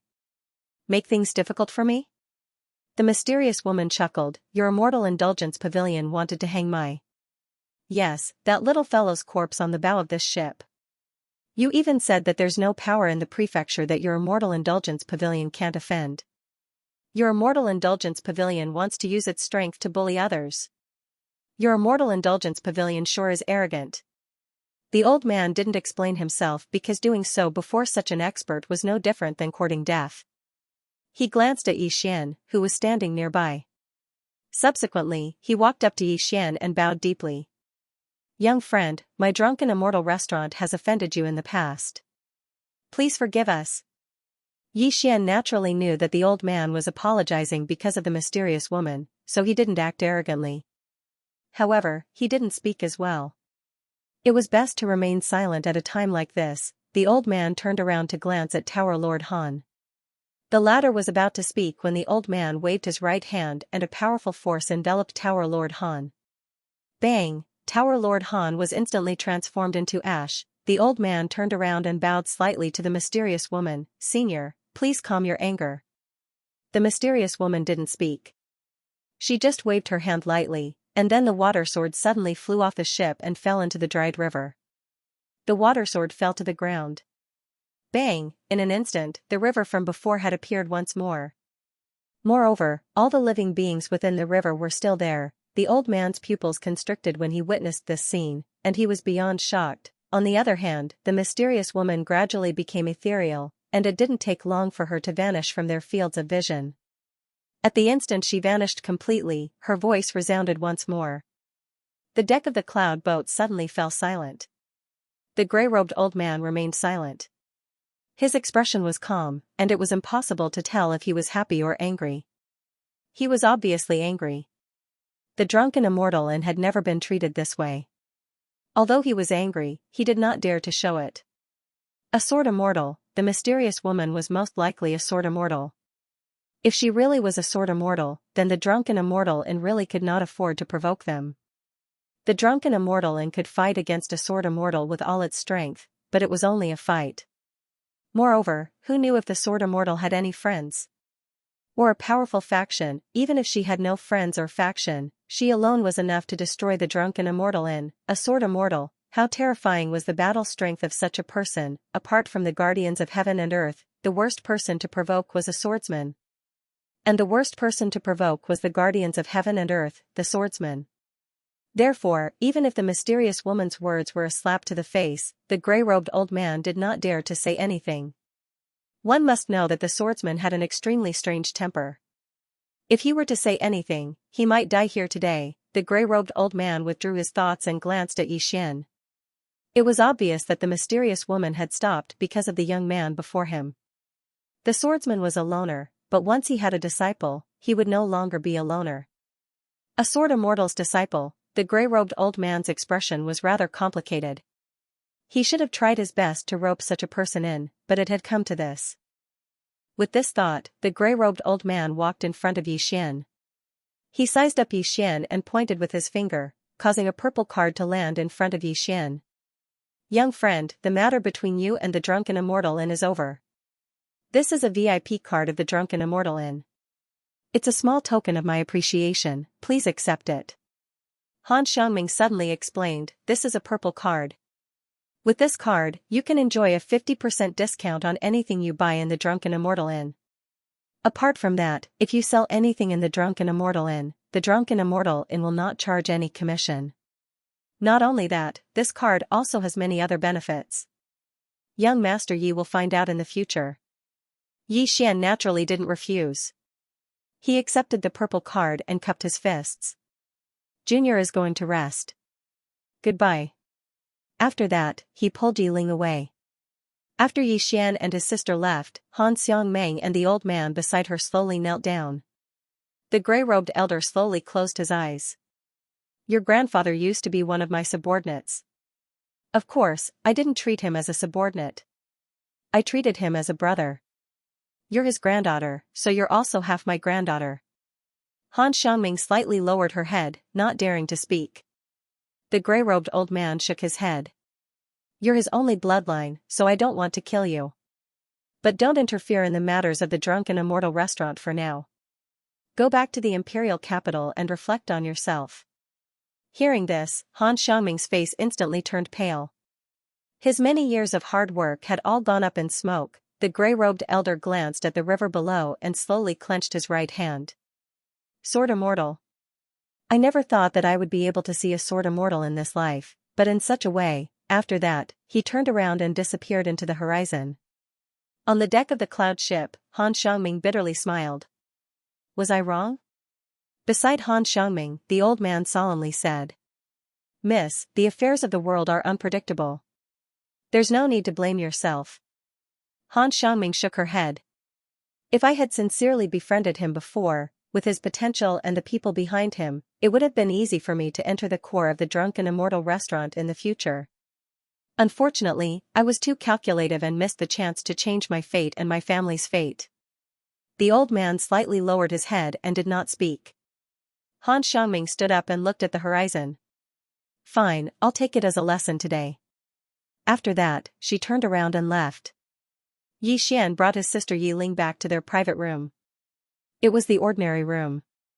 The two of them did not want to stay in a special room. Inside the room, Xian coaxed Yiling to sleep before entering the World Prison Pagoda. Just as he entered the World Prison Pagoda, he found that something was wrong. He found that the second floor had moved. Noticing this, Xian's expression changed. Just as he was about to speak, the mysterious woman's voice sounded again. Have you vented your anger? Yi Xian bowed deeply. Many thanks for Senior's help. The mysterious woman coldly said. Help? Do you know why I helped? Yi Xian shook his head. The mysterious woman said, do you remember what I asked you before? I asked you, do you know the consequences of that sword? Yi Xian nodded. The mysterious woman said, at that time, if you did not use that sword, I would not have helped you today. Yi Xian was stunned. He did not understand. Why? If I did not use my sword, the matter would have been settled. Humph. The mysterious woman coldly said, settled? It's understandable to be sly, but if someone close to you is treated like that and you still think about the consequences, then what right does that person have to wield a sword? Moreover, if you did not use that sword, your heart would be sullen, and your sword Dao heart would be shattered. You would never have the chance to become a powerful swordsman in this life. My sword heart would be shattered? Why? Yi Xian was puzzled. The mysterious woman said, Swordsman cultivates the sword, but also the heart, and the heart is the true heart. At that moment, you wanted to seek justice for your sister. You wanted to kill someone, but if you were worried about the consequences and went against your conscience, doing things in a roundabout way to settle this matter, you would also be going against your conscience. Of course, you might not feel that doing so would have any impact, but the truth is that your sword would be bound by yourself, and the sword heart that you had just achieved would also dissipate in an instant. Yi Xian smiled bitterly. Senior, if swordsmen are all so stubborn, I'm afraid they won't live long. The mysterious woman said softly, this is the reason why there are so few swordsmen in this world, especially true sword immortals, there are even fewer of them. This is also what I've told you before, the path of the sword Dao is harder than you think. Yi Xian took a deep breath, now he could feel a little bit. At this time, the mysterious woman said again, I can't do it, but do you know the consequences? Consequences? Yi Xian was stunned, subconsciously asked, what consequences? The mysterious woman said, I've told you before, the seal of this pagoda has been loosened, and my action this time affected the seal of every layer of this pagoda. To put it simply, those seals will be unlocked ahead of time, and to put it more simply, the seal of the second layer will be unlocked ahead of time. At most, in 4 to 5 months, the seal of the second layer will completely disappear. At that time, if you can't find the Dao law, you will die without a doubt. Don't even think about doing anything to me. If I help you deal with the existence on the second layer, then all the seals of this pagoda will loosen. At that time, the consequences will be very severe. Besides that, I won't destroy the seals of this pagoda because of you. Understand? Yi Xian fell silent for a moment, and then he said, Senior, can't you do it again? The mysterious woman said, at the very least, I can't do it again before you find the Dao law. It's even to the extent that I can't leave this pagoda again. Of course, even if I can, I won't do it again. To be honest, I only did it because you dared to draw your sword to seek justice for your younger sister, and it was also because I can't stand the sight of that fellow. Understand? Yi Xian nodded, I understand. He was very clearly aware that one had to rely on oneself, and he was very clearly aware that even if she'd helped him once, it didn't represent that she would help him a second time. Moreover, he didn't have the qualifications to make her help him a second time, it was already an enormous favor that she'd done him a single time. Yi Xian wasn't an ingrate, and he wouldn't take it for granted that she helped him. Moreover, he wouldn't ask her to help him whenever he encountered trouble in the future, being strong was the way to go. Thus, he didn't have any thoughts of relying on her. Conversely, the mysterious woman's final words allowed him to understand that he had to rely on himself for everything. It was unrealistic and foolish to pin one's hopes on others, but the problem with the seal. Dao laws, Dao laws. In order to search for Dao laws, he had to attain the Qi-controlling realm as soon as possible or even the ascendant realm.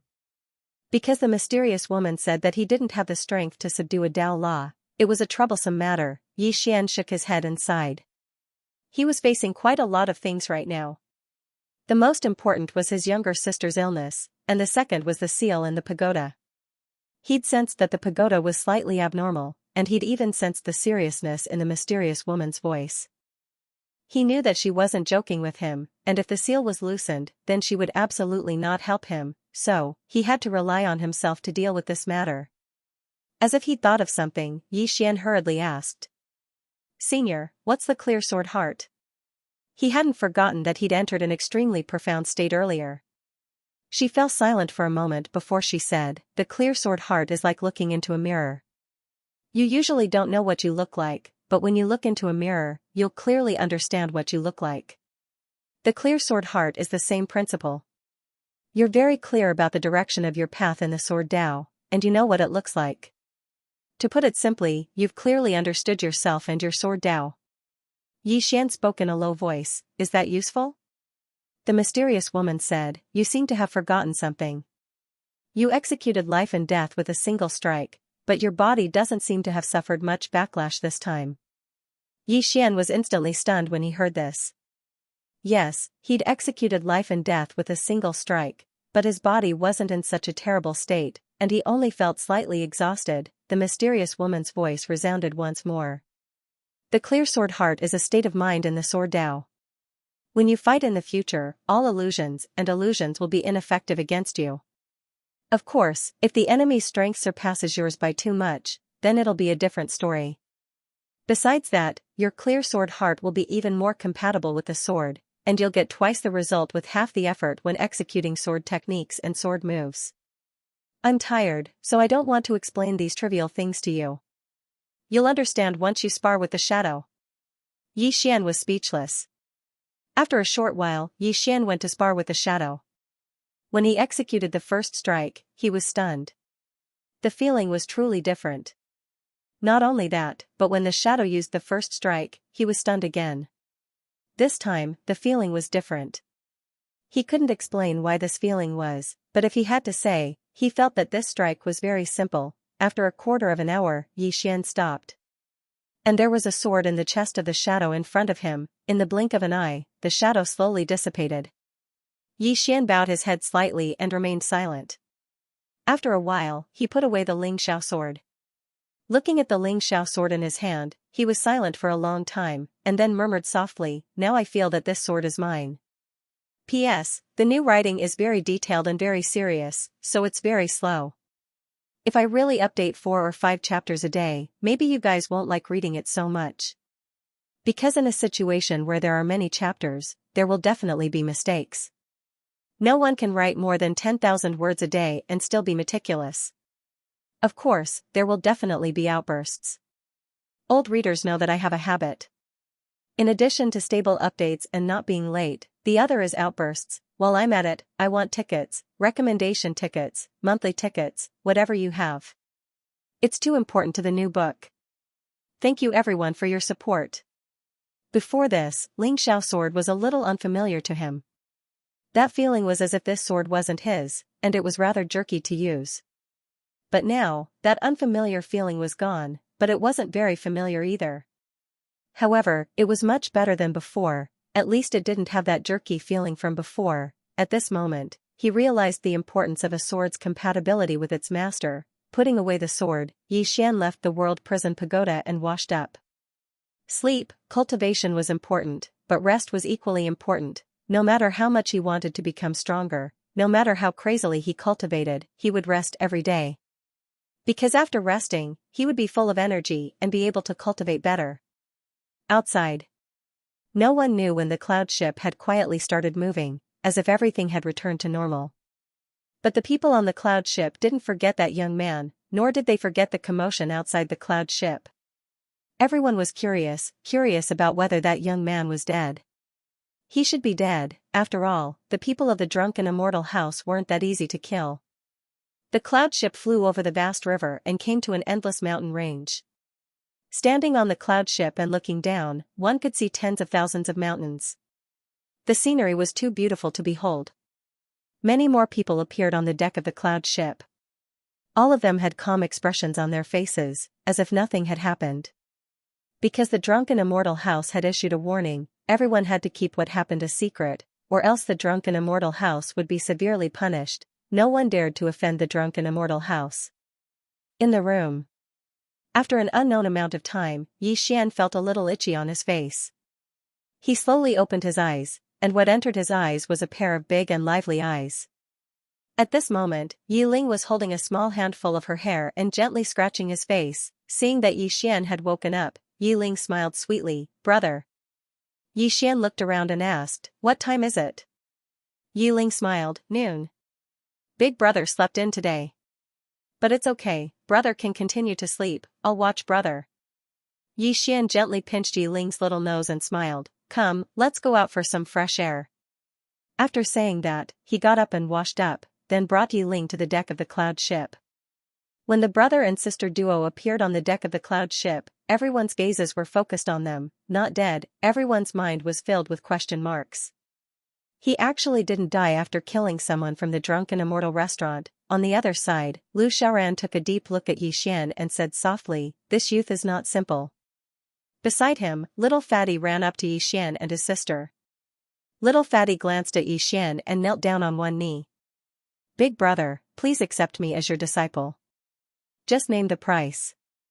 My father is rich. Yi Xian was speechless. Yi Ling covered her little mouth as she giggled. Lu Xiaoran walked up to Yi Xian and his sister.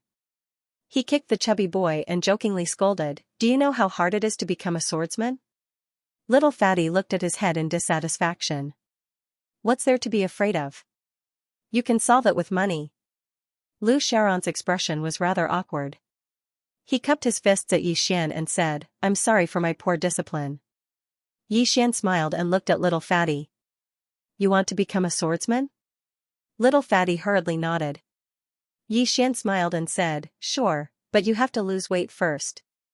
Hearing that, little Fatty's expression instantly turned bitter.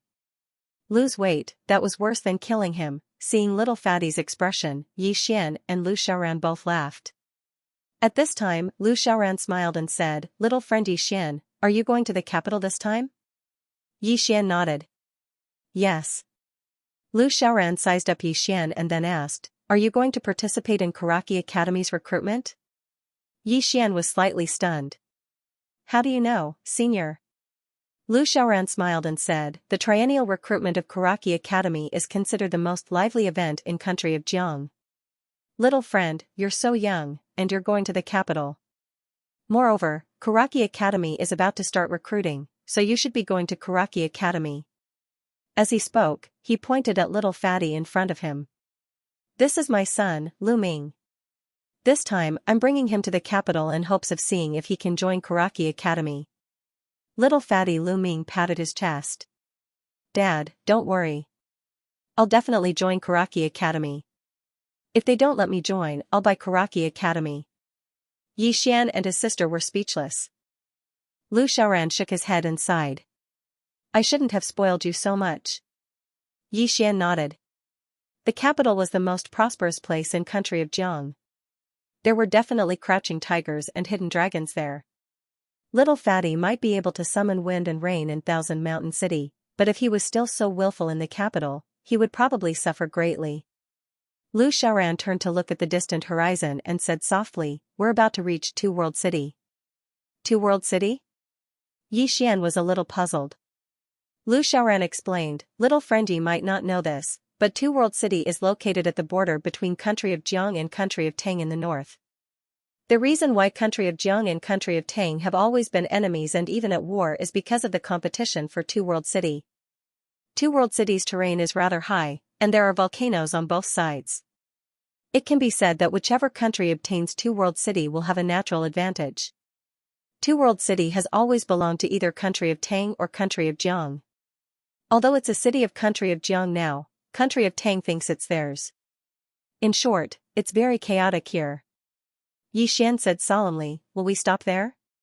Lu Xiaoran nodded. The cloud ship needs to refuel, so we should stay there for half a day. Yi Xian said, Senior Lu, are you afraid that something will happen? Lu Xiaoran smiled and said, there shouldn't be anything wrong. It's just that it looks quite troublesome. Although country of Jiang is in charge of that place, country of Tang's people can come and go as they please. They can even openly provoke the city. Sigh, it's a long story. Yi Xian nodded and did not say anything. After chatting with Lu Xiaoran for a while, Yi Xian brought Yi Ling to the bow of the ship. Looking at the mountains and rivers below the ship, Yi Xian slowly clenched his right hand. One day, I will ride my sword and look down on this world. As he spoke, he hurriedly asked in his heart, Senior, can I ride my sword now? Yes. The mysterious woman said. Hearing this, Xian was overjoyed. At this moment, the mysterious woman said, You can do it in your dreams. Xian was speechless. 2 hours later, the cloud ship sailed past the mountains and a city appeared before everyone's eyes. The city was located between 2 mountains. The entire city was like a gate between the 2 mountains. On the opposite side of the city was a plain, and at the end of the plain a city could be vaguely seen. Over there was another country, the Tang Empire. At this moment, a voice sounded in everyone's ears. Everyone, the cloud ship needs to refuel. We will stay in 2 World City for 2 hours. After 2 hours, please board the ship immediately. Moreover, 2 World City is quite chaotic. If there is no other need, try not to wander around. As the voice fell, the cloud ship trembled violently. Soon, the cloud ship began to slowly descend. Trembling a little, Yiling held Xian's arm tightly. As the cloud ship got closer and closer to the ground, 2 World City became bigger and bigger in everyone's eyes. Standing on the cloud ship and looking down, 2 World City was indeed much worse than Thousand Mountain City. The city was dilapidated, and there were fewer people. It looked quite desolate. The cloud ship steadily stopped in the middle of a large river.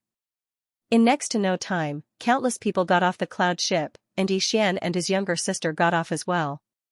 However, they didn't go anywhere else, and they only rested at the resting area arranged by the Drunken Immortal Restaurant. The Drunken Immortal Restaurant arranged a square. The square was quite wide, close to the street, and very close to the city gate. And in the square, there were all kinds of food sold. Xian walked to a noodle stall with his sister. Xian shouted, Boss, give me 2 bowls of noodles. Okay. The boss replied. Soon, 2 bowls of steaming noodles were brought to Xian and Yiling. Every night, there would be an egg and some minced meat in the noodles. Xian put the egg in his bowl into Yiling's bowl. Yiling rolled her eyes at Xian, then returned the egg to Xian. Brother, don't tell me you don't like to eat eggs. Humph, I won't fall for it. In the past, when the 2 of them depended on each other, Xian would always lie to her, saying that he didn't like this or that, then give it to her. She believed him when she was young. Only later did she realize that it was not that her brother didn't like it, but that he couldn't bear to eat it. Xian gently rubbed Yiling's little head, then smiled and said, Boss, give us 2 more eggs. Okay. On the other side, Han Xiangming looked at the brother and sister in the distance. After a long time, she said softly, This kind of feeling has never appeared in the family. The old man beside Han Xiangming shook his head. This person values that little girl too much. In the future, that little girl might become his weakness. Han Xiangming looked at Yiling's bright face and said softly, That girl is blessed. After saying that, she turned and left. After a while, Xian and his sister were full. Xian looked at the boss not far away. Boss, the bill. The boss smiled and walked in front of Xian. Sir, for gold coins. Xian, who was about to take out the money, was stunned. He thought that he had heard wrong, and asked, For gold coins? The boss nodded, For gold coins. On the side, Yiling, who was drinking soup, was stunned. Her eyes were wide open. For gold coins? In Qingqing, a bowl of noodles was only 5 silver coins. Xian and his sister looked at each other. Finally, Xian stood up. Boss, 2 bowls of noodles, 2 eggs, for gold coins? Are you sure? The boss's smile also disappeared. What, sir, are you going to eat and dash? Xian said in a low voice, Boss, you are running a scam. The boss said coldly, We have been selling here for several years, and we have always been selling at this price. How is this a scam? I think you don't want to pay. Xian was about to speak, when a voice suddenly came from the side, Big brother, it's my treat. Xian and his sister heard the voice. It was Lu Ming, and not far behind him was Lu Xiaoran. Lu Ming walked in front of the boss, and he took out 4 gold coins and gave it to the boss. He said angrily, This is my big brother, you think my big brother can't afford a bowl of noodles? The boss glanced at Lu Ming, didn't say anything, kept the gold coins, and turned to leave. Lu Ming turned to look at Yi Xian and smiled. "Hello, big brother." Yi Xian was a little amused. This little fatty probably wanted to learn swordsmanship. At this moment, a sudden rush of horse hooves came from the distance in front of the city gate. Soon, under everyone's gaze, a dozen black armored cavalry suddenly rushed into the city. Tang Empire. Beside Yi Xian, Lu Xiaoran said in a low voice, "This should be the Tang Empire's black armored cavalry. Why are they here? Are they going to start a war?" Black armored cavalry? Yi Xian looked at the group of cavalry. After the cavalry rushed into the city, they galloped through the streets, killing people and robbing shops. Seeing this scene, Yi Xian frowned. "No one cares? Care about what?" On the side, the noodle shop owner sneered, "Those guards in the city are probably hiding in the basement now. Customers, let me give you a friendly reminder, don't leave the drunken immortal restaurant's territory. Otherwise, it will be hard for you to survive." Just as Yi Xian was about to speak, the group of black armored cavalry suddenly rushed out of the city. There were some baggage on their backs, as well as some crying women. "Haha," the leader of the black armored cavalry laughed maniacally, "None of the men of Jiang country have balls. They're all trash, haha." As he spoke, he began to tear off the clothes of a woman in front of him. In an instant, the woman was only left with her underwear. The surrounding people were filled with righteous indignation, but no one cared about it. "Haha," the leader of the black armored cavalry laughed maniacally, "Men of Jiang country, watch out for me. Not only will I rob your wealth, I will also sleep with your women." Haha. At this moment, Yi Xian suddenly turned to look at Lu Xiaoran. "Senior, please take care of my sister." With that, Yi Xian picked up the bench beside him and rushed out. Yi Xian wants to meddle in other people's business? This was what everyone was thinking at this moment. When they saw Yi Xian charging towards the black armored cavalry, everyone was sure that Yi Xian really wanted to meddle in other people's business. Courting death, this was what everyone was thinking at this moment. Although Two World City belonged to the Jiang country, it could be said to be within the Tang country's sphere of influence. Not to mention Yi Xian, even Lu Xiaoran did not dare to act rashly, fearing that he would provoke a large number of black armored cavalry. However, Yi Xian made his move. Many people started to grumble in their hearts, blaming Yi Xian for looking for trouble. If a large number of black armored cavalry were to be provoked, wouldn't he be inviting trouble for everyone? Somewhere, Han Xiangming glanced at Yi Xian, who was charging out, and shook her head. This person never thinks about the consequences of his actions, and will cause countless troubles. The old man beside her nodded. There's no point in doing such a strenuous and unrewarding thing, and it might even lead to greater troubles. Han Xiangming nodded, and she looked into the distance, where Yi Xian had already rushed to the city gate. Under the gazes of countless people, the black armored cavalry leader, who was about to charge out of the city, suddenly turned his head. The moment he turned his head, a wooden stool smashed towards him. The black armored cavalry leader's expression changed, and he hurriedly used his hand to block.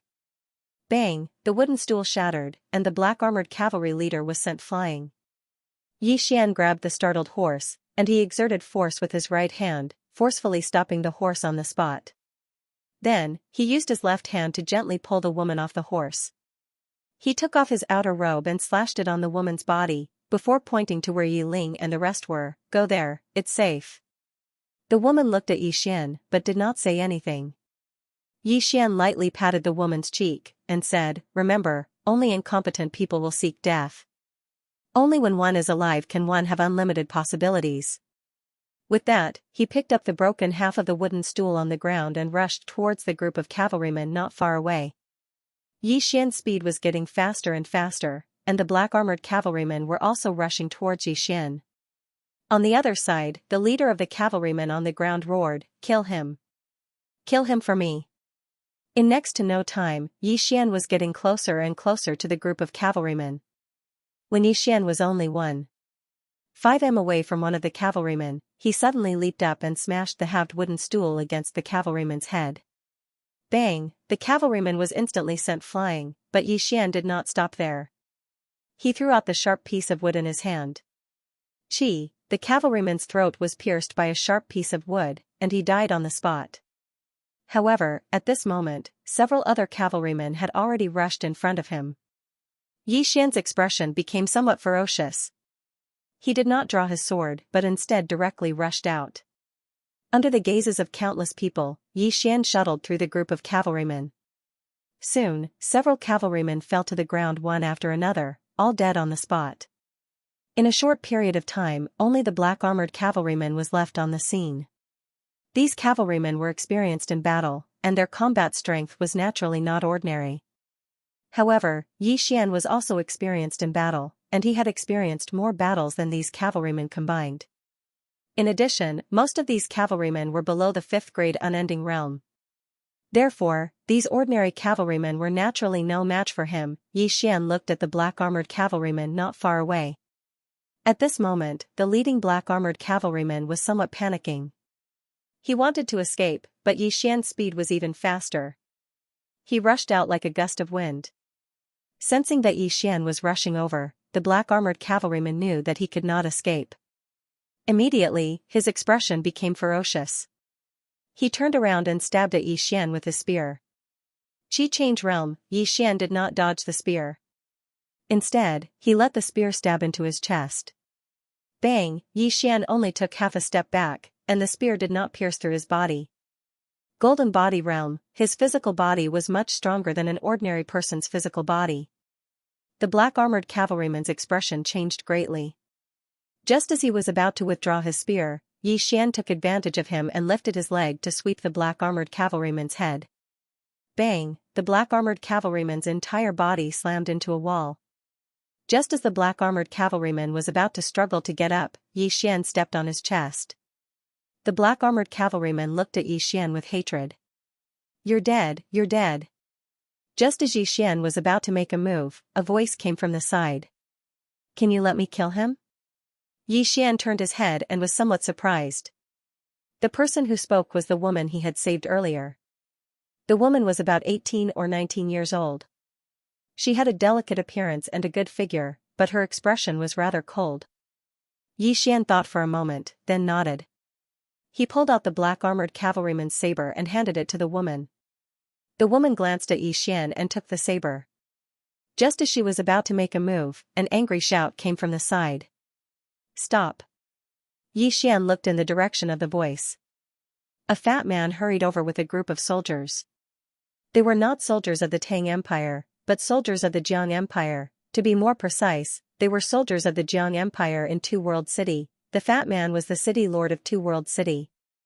The fat man led a group of people and rushed in front of Xian and the woman. He pointed at Xian angrily.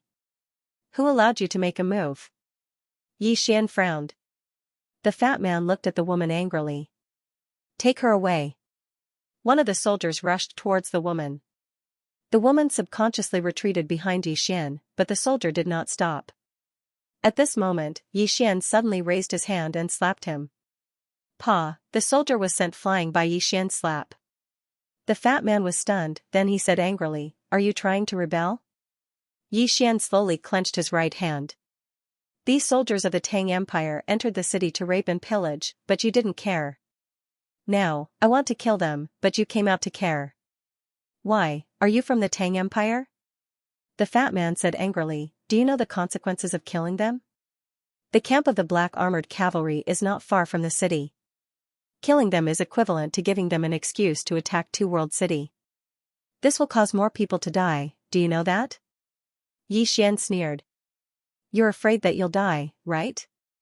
The fat man's expression turned ugly. "Don't talk so much nonsense. This is Two World City, and I'm in charge here." Xian did not even look at him. Instead, he turned to the woman. "Go kill him." The woman glanced at Xian, then turned and walked towards the black-armored cavalry on the ground. Seeing this, the fat man's expression changed. He said angrily, "Take them down." At this moment, Xian grabbed the fat man's throat. The soldier who was taken down immediately stopped on the spot, not daring to move. Xian stared at the fat man. "I hate trash like you the most. You're tough on your own people, but weak on the outside like dogs. If you dare to say another word, I'll cut off your head." "You." The fat man looked at Xian with fear in his eyes. He did not dare to say another word. "Ah!" Just at this moment, a shrill cry sounded out. Everyone looked over and saw the woman holding a blade with both hands and stabbing it into the black armored cavalry's throat. Moreover, her face was covered in blood. After killing the black armored cavalry, the woman let go of the blade and leaned against the wall like a pile of mud. Her gaze was lifeless, and no one knew what she was thinking. You've caused great trouble. The fat man pointed at Xian while his entire body was trembling. Xian did not pay any attention to the fat man. Instead, he walked over to the woman. He did not say anything. He merely took out 10 gold coins and placed them in the woman's hand. Live well.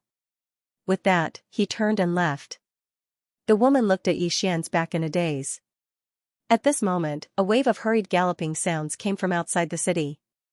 This time, it was not just a few, but countless galloping sounds. The expressions of everyone in the city changed when they noticed this. This included Lu Xiaoran and the others who were not far away. The fat man glanced outside the city. The next moment, his face turned pale. It's over. It's the black armored cavalry. They're here. They're here. With that, he pointed at Xian angrily. It's all your fault. You've harmed the entire city. It's you. Around them, some of the citizens in the city also looked at Xian resentfully. Clearly, they were blaming Xian for being a busybody and bringing disaster upon himself. At this moment, the mysterious woman's voice rang in Xian's mind. How do you feel when you've done something righteous and are treated this way? Xian said calmly, whatever I do, it's only to be worthy of my heart. It's not for others to see. How they view me is their business. The mysterious woman did not say anything. Xian walked slowly towards the distant city gate. At this moment, Ling suddenly shouted, Brother! Xian's body trembled slightly. He stopped and turned to glance at Ling. He smiled and said, It's fine. Order another bowl of noodles for brother. Brother will be right back. With that said, he turned and walked towards the city gate. Behind him, Ling watched as tears flowed from his eyes. Xian walked outside the city gate. He had just walked outside the city gate when he suddenly stopped and turned around. Behind him, the woman from before followed closely. She just followed him like that without saying a word. And at this moment, the city gate suddenly closed. In front of the city gate stood a man and a woman. Facing them were thousands of black armored cavalry. Thousands of black armored cavalrymen charged at him together. Their momentum was so great that even Xian was moved.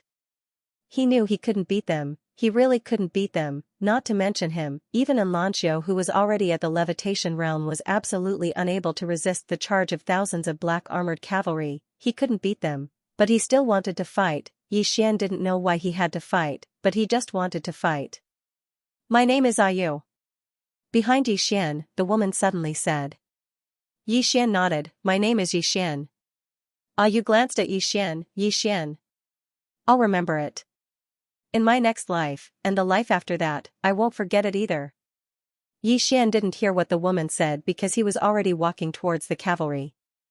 Looking at the menacing cavalry, Xian's gaze gradually became somewhat dazed. He didn't notice that within his body, Ling Xiao's sword was trembling violently. Afraid of death, Xian, was also afraid of death. However, there were many times and many things that he had to do even if he died. Xian, did not understand the affairs of the country, but he knew that Xian, was a citizen of the state of Jiang. The country had many shortcomings, but this was his country. He was a citizen of the state of Jiang. No matter how bad the country was, it was still his home. No matter how bad his own country was, it was not the place for outsiders to insult it, fight. This time, he didn't do it for his sister, not for himself. Xian quickened his pace. Looking at the menacing group of black armored cavalry, there was no fear in his eyes, only monstrous battle intent. Haha, Xian suddenly laughed crazily, come. Just as his voice fell, his body suddenly trembled slightly. In the next moment, an invisible force vibrated from within his body. What the hell? Within the prison pagoda, the mysterious woman's astonished voice suddenly sounded, battle intent. What the hell? A swordsman didn't comprehend sword intent, but instead comprehended battle intent. Did I teach a fake swordsman? Battle intent. Realm, it was an illusory realm, but it truly existed. There were many realms in the world, such as sword intent, spear intent, fist intent, killing intent, battle intent, etc. Each realm was extremely difficult to comprehend, just like sword intent. In the entire Jiang country, there was only one Sword Dao Grandmaster, which meant that only one person in the Jiang country had comprehended sword intent. The reason why these realms were difficult to comprehend was because there was no exact cultivation method for them. Whether one could comprehend it or not depended on themselves. However, once they comprehended it, it would mean that their combat strength would greatly increase, and it would also mean that they had entered another level. At this moment, Xian had endless battle intent. This battle intent was not for himself, nor was it for his sister. As for why exactly, he could not explain it. All he knew was that he would not retreat even if there were tens of thousands of cavalrymen in front of him, let alone thousands of cavalrymen. Fight. Xian's footsteps became faster and faster, and wherever he passed, the battle intent swept up like a violent gale. Sand and dust flew up from the ground, forming a huge sandstorm around Xian. However, the momentum of the charge of thousands of black-armored cavalrymen was countless times more terrifying than Xian's. However, there was no fear in Xian's eyes. On the contrary, his speed became faster and faster. Behind Xian, Yu watched as the young man charged towards the black-armored cavalrymen in the distance. As she watched, her gaze became a little dazed. When Xian was still 100 feet away from the black-armored cavalrymen, the middle-aged man in the lead suddenly raised his right hand. In the next moment, thousands of black-armored cavalrymen stopped in their tracks. They stopped neatly, without the slightest bit of disorder. The middle-aged man's gaze fell on 100 feet to the right of Xian, where a woman was slowly riding a horse. The woman wore a silver soft armor, her long hair was tied into a ponytail, and there was a golden scimitar hanging from her waist. She was not devastatingly beautiful, but her eyes were as sharp as knives. Just like that, she slowly rode her horse towards them, neither hurried nor slow. Silver armor, golden scimitar, the expressions of thousands of black-armored cavalrymen changed. In the entire Jiang country, there was only one person who wore silver armor and had a golden scimitar hanging from her waist. She was the 9th princess of the Jiang country, who was known as the commander. He is also one of the most feared people in the Tang Empire. Not only the Tang Empire, but the surrounding countries were also afraid of him. The Jiang country's 9th princess and Xianxia were known as the Jiang country's two peerless geniuses. Both of them were legends. In front of the thousands of black-armored cavalrymen, the middle-aged man withdrew his gaze. He took a deep look at Xian, who was not far away, then turned around and disappeared into the distance with the thousands of black-armored cavalrymen. It came quickly and left quickly as well. Xian was stunned. Scared off by me? At the thought of this, Xian could not help but feel a little proud. Suddenly, the mysterious woman's voice rang out in his head. I suddenly realized that someone's skin is thicker than the earth. Xian. At this moment, the silver-armored woman arrived in front of Xian. She just stared at Xian. Xian was not stupid. He obviously knew that the reason why the cavalrymen retreated was probably because of this silver-armored woman. Xian sized up the silver-armored woman curiously. The silver-armored woman didn't have an unparalleled appearance like Xianxia, but she had a unique bearing, and he'd never seen such a bearing before. Especially those eyes, they were like sharp blades, and even he found it slightly difficult to resist those sharp eyes, and he didn't dare look straight at them. However, this feeling was fleeting. In this life, only he, Xian, respected, and there was no one that he, Xian, feared. Xian met the silver-armored woman's gaze without fear. His gaze was different from the silver-armored woman's. The silver-armored woman's gaze was too sharp, too invasive, and it caused others to not dare look her in the eye. On the other hand, Xian's gaze was very calm, like a mountain that allowed a gentle breeze to blow by. The silver-armored woman withdrew her gaze. Follow me into the city. As soon as she finished speaking, she turned around and walked towards the city gate in the distance. Xian shrugged, and then he gazed at Yu. Let's go. Yu nodded lightly, and then she followed closely by Xian's side. Under the lead of the silver-armored woman, the three of them arrived before the tightly shut city gate. The silver-armored woman glanced at the city gate, and in the next moment, a few afterimages suddenly and mysteriously appeared before the city gate. In the blink of an eye, the city gate had shattered into pieces, and those afterimages had silently retreated to stand behind the silver-armored woman. Yi Xian's expression instantly became solemn when he saw this scene. What terrifying strength! Those people from before were at least at the skyward realm or above. Yi Xian glanced at the silver-armored woman once more, and his eyes were filled with curiosity. Who exactly is this woman? The silver-armored woman led Yi Xian and Ayu into the city. At this moment, the city lord and the soldiers of Two World City instantly charged over, and the fat city lord pointed angrily at the silver-armored woman. Who are you? You. As he spoke, his gaze descended onto the golden saber at the silver-armored woman's waist. The fat man was stunned when he saw the golden saber. In the next moment, his entire body trembled violently. Under the astonished gazes of countless people, the fat man slowly knelt down and said with a trembling voice, "Greetings, Ninth Princess." Ninth Princess. As soon as these words were spoken, everyone in the surroundings was instantly petrified. Ninth Princess, the youngest commander in the history of Jiang Kingdom, and just like in Xianxia, she was another legend of Jiang Kingdom. On the other side, Han Xiangming was stunned for a moment, and then she hurriedly led the old man towards the silver-armored woman. After being stunned for a moment, Lu Xiaoran hurriedly walked over to the silver-armored woman and bowed respectfully. Thousand Mountain City Lord, Lu Xiaoran, greets Ninth Princess. The silver-armored woman glanced at Lu Xiaoran. City Lord Lu, although the Two World City is not under your jurisdiction, you are still a citizen of the Jiang country. This time, the Tang Empire came to invade, but you ignored it.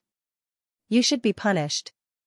I'll punish you with 5 years of salary, and you'll be fully responsible for the funeral of the people who died in the city. Lu Xiaoran bowed deeply. This subordinate is willing to be punished. Han Xiangming walked over to the silver-armored woman and bowed slightly. Han Xiangming of the Immortal Intoxication greets Ninth Princess. The silver-armored woman glanced indifferently at Han Xiangming. If you had stood up and said a few words to the people of this city earlier, I would have guaranteed that you would have a meteoric rise in the Immortal Intoxication. Unfortunately, as a citizen of Jiang Kingdom, you don't have any thoughts about your country at all. What qualifications do you have to be a citizen of Jiang Kingdom? From this moment onwards, you are no longer a citizen of Jiang Kingdom. If the Immortal Intoxication dares to let you manage the affairs of the Immortal Intoxication, I will be the first to not forgive you. Hearing this, Han Xiangming's face instantly turned pale. Originally, she still had a little bit of hope, because the third pavilion master had actually given her a chance by asking her to return to the imperial capital. But now, the words of the woman in front of her had cut off all her possibilities. The Immortal Intoxication would not become enemies with such a powerful person for her, because she was not worth it. The silver-armored woman turned to look at the city lord and the soldiers who were still kneeling not far away. The Tang Kingdom attacked, and the city lord of Two World City did not come out to fight. He allowed the people of the city to be slaughtered. This crime is unforgivable, and he should be sentenced to death by 1,000 cuts. As for the rest of the soldiers, they will be assigned to the suicide squad after their injuries have healed. In the future, if they perform meritorious service in the war with Tang Kingdom, today's crime can be pardoned. Take all of them away. Hearing this, the city lord of Two World City fainted. As soon as the silver-armored woman finished speaking, a few black-cloaked figures silently appeared, and then the soldiers and the city lord were taken away. The silver-armored woman turned around, and her gaze descended onto Yi Xian. Earlier, no one in the city dared to fight, but you dared. Why? Yi Xian looked the silver-armored woman in the eyes. Even though I'm not a citizen of Two World City, I'm a citizen of Jiang Kingdom. I couldn't bear to watch my fellow citizens being humiliated like this, so I made a move. The silver-armored woman nodded slightly, and there was a trace of admiration in her eyes. If all the men of Jiang Kingdom are like you, then a mere Tang Kingdom would be nothing. Join my army and be a general. How about it? Han Xiangming and Lu Xiaoran's expressions changed when they heard this. The Ninth Princess has taken a liking to Yi Xian. Moreover, he's a general as soon as he joins the army. Isn't this treatment a little too good? One had to know that a general could lead 100 soldiers, join the army. Yi Xian was stunned, and then he shook his head. Rejected. Lu Xiaoran wanted to say something but hesitated. One must know that once Yi Xian agrees, it means that Yi Xian has the Ninth Princess behind him in the future. This is a great opportunity. Han Xiangming was also a little surprised. However, when she remembered that Yi Xian has a sword immortal behind him, she felt relieved. Why would this guy care about a mere general? Seeing Yi Xian refuse, the silver-armored woman asked. You're not willing? Yi Xian nodded. I still have a lot of things to do, so I don't want to join the army at the moment. The ninth princess nodded. I won't force you. However, in consideration of your contributions today, I'll let you stay for the time being. If you're interested in the future, you can join my army anytime. With that, she turned around to leave. At this moment, Ayu suddenly knelt in front of the ninth princess. I'm willing to join the army. The ninth princess glanced at Ayu. Do you know the hardships of joining the army? Ayu clenched her fists. I'm not afraid. The ninth princess looked at Ayu for a long time and then nodded. Follow me. With that, she rode away on her horse. After Ayu stood up, she turned around and glanced at Yi Xian. Remember, my name is Ayu. With that, she turned around and quickly chased after the woman on the horse. Brother! At this moment, Yi Ling ran to Yi Xian's side and hugged Yi Xian's arm tightly, as if she was afraid that Yi Xian would disappear. Yi Xian gently patted Yi Ling's small hand and smiled. It's okay. Brother will be fine. With that, he looked at Lu Xiaoran. Senior Lu, is that the person just now the ninth princess of Jiang country? Lu Xiaoran nodded. That's her. Hearing this, Yi Xian turned his head and looked at the end of the street in the distance. The ninth princess, he had naturally heard of her. Together with Xianxia, they were known as the Jiang country's peerless duo. As if thinking of something, Yi Xian asked, Senior Lu, this city is an important place to me. Why didn't our country send a large number of troops to guard it? Beside Yi Xian, Lu Xiaoran said softly, previously, our country and the Tang Empire signed a truce agreement. In order not to cause a greater conflict between the two countries, the higher-ups have not sent a large number of troops to guard here. Because once a large number of troops are sent here, it means that there might be a war. However, our country's weakness and concessions were exchanged for the Tang Empire's insatiable advances. Now that the ninth princess is here, I'm afraid that a war will soon come. War, Yi Xian had not experienced it, but he knew very well that if a war broke out, many people would die. If possible, it was better not to fight. An hour later, everyone boarded the cloud ship. The cloud ship started, and behind them, Two World City became smaller and smaller, and the imperial capital was getting closer and closer. Life on the cloud boat was rather boring because there was no entertainment. Apart from playing with his younger sister, Yi Ling, Yi Xian was cultivating crazily every day. Now that he possessed the battle intent, he could easily defeat the shadow when he fought against it. Battle intent, Yi Xian did not know much about the battle intent that he had just comprehended. He only knew that if he were to activate this battle intent while fighting against the shadow, his combat strength would be greatly enhanced. Moreover, he would become stronger as he fought. This made him rather excited and agitated. The only pity was that it was not sword intent. If it was sword intent, it would mean that he was not a quasi-sword Dao Grandmaster, but a true sword Dao Grandmaster. Although he had comprehended battle intent, he could not be called a martial Dao Grandmaster. That was because he did not know much about the path of martial Daoyi. Be it sword intent or battle intent, they were a symbol of a martial Dao Grandmaster and a sword Dao Grandmaster. However, it did not mean that one would be a martial Dao Grandmaster or a sword Dao Grandmaster after comprehending the battle intent and sword intent. There were many things that needed to be done. At this moment, he could only say that he had comprehended concepts that he should not have comprehended, and he had to go through the process in between. Of course, it was only a matter of time before he became a martial Dao Grandmaster. In other words, as long as he reached the Qi-controlling realm and could control Qi, he would be a martial Dao Grandmaster to a certain extent. As for how valuable it would depend on his understanding of martial Dao. No matter what, he was already satisfied this time. His sword heart was clear, and he had battle intent. What he wanted to do the most now was to fight Xianxia, who was dressed in white as snow. You're not a match for that woman right now. The mysterious woman seemed to know what Yi Xian was thinking and said, when that woman fought you previously, not only did she suppress her cultivation level, but she also suppressed some of her special abilities. In short, she's barely passable. Barely, Yi Xian's expression was rather strange. Senior, is she barely passable in your eyes? The mysterious woman said indifferently, in my eyes, she's barely passable, but it's enough for her to look down on countless geniuses below the clouds. Yi Xian asked curiously, Senior, were you very powerful in the past? The mysterious woman said, guess. Yi Xian was speechless. The mysterious woman continued, Kid, seeing that you're so good to your sister, I'll give you a few words for free. In this world, talent and physique are all fleeting clouds. Since ancient times, there had been many people who could stand shoulder to shoulder with the gods with their mortal bodies. The martial Tao, the sword Tao, and the myriad of Taos in this world have no end. Being talented and having a good physique will at most give you a slight advantage and allow you to walk further. However, whether or not you can continue walking on this path depends more on a person's perseverance and character. Yi Xian was silent. Perseverance? Temperament, he understood the former. He had relied on perseverance to survive until now with his sister. As for temperament, he didn't fully understand it. However, to him, he didn't care about right or wrong when he did things.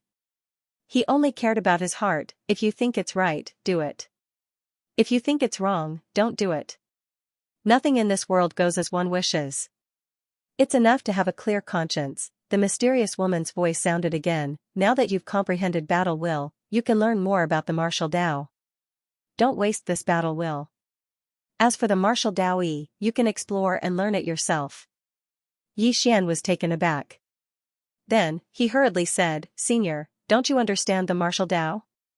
The mysterious woman said, It's not that I don't understand it, but I understand it too well. In the future, whether it's the sword Tao or the martial Tao, you need to explore and study it yourself. The only thing I can do for you is to guide you in the dark. When she spoke up to hear, she paused for a moment, and then she said, The path that others have taken isn't your path, and don't try to imitate the path of others. Only the path that you've taken and the things that you've comprehended are truly yours. Just like the battle will, your previous choice allowed you to comprehend the battle will. But if I told you to do it, you wouldn't be able to comprehend the battle will. Most of the time, doing it on purpose will only backfire. Alas, I really don't want to explain these trivial things to you. Hurry up and join that whatever academy so that you don't have to bother me. Yi Xian was speechless. Yi Xian didn't disturb the mysterious woman because he understood what she meant. It was like climbing a mountain. Others said that climbing a mountain was tiring and difficult, but you wouldn't feel that way. Only when you tried it yourself would you realize where it was tiring and where it was difficult.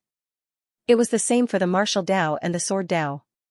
Only when he tried it himself would he deeply understand where it was difficult and where it was tiring. 2 hours later, Yi Xian left the prison pagoda.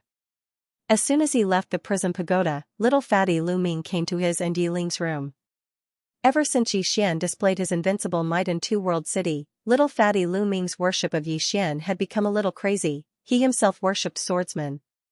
In addition, Yi Xian had stood out at that time. Yi Xian's image in the little fatty's eyes suddenly became great. Worship, unparalleled worship, little fatty was also very familiar with them. After entering the room, he carried a pile of fruits and placed them on the table in front of Yi Xian and his sister. Then he smiled and said, Big brother, sister Ling, eat, it's delicious. Yi Xian and his sister looked at each other and smiled. At this time, Lu Xiaoran walked into the room. Lu Xiaoran cupped his fists at Yi Xian and said with a smile, I hope I'm not disturbing you? Yi Xian smiled and said, Of course not. Senior Lu, please sit. Lu Xiaoran sat down, and the two little fellows sensibly retreated to the side. Lu Xiaoran said, We'll reach the imperial capital in half a day. Little friend, do you know anyone in the imperial capital? Yi Xian shook his head. This time, he didn't know anyone in the imperial capital.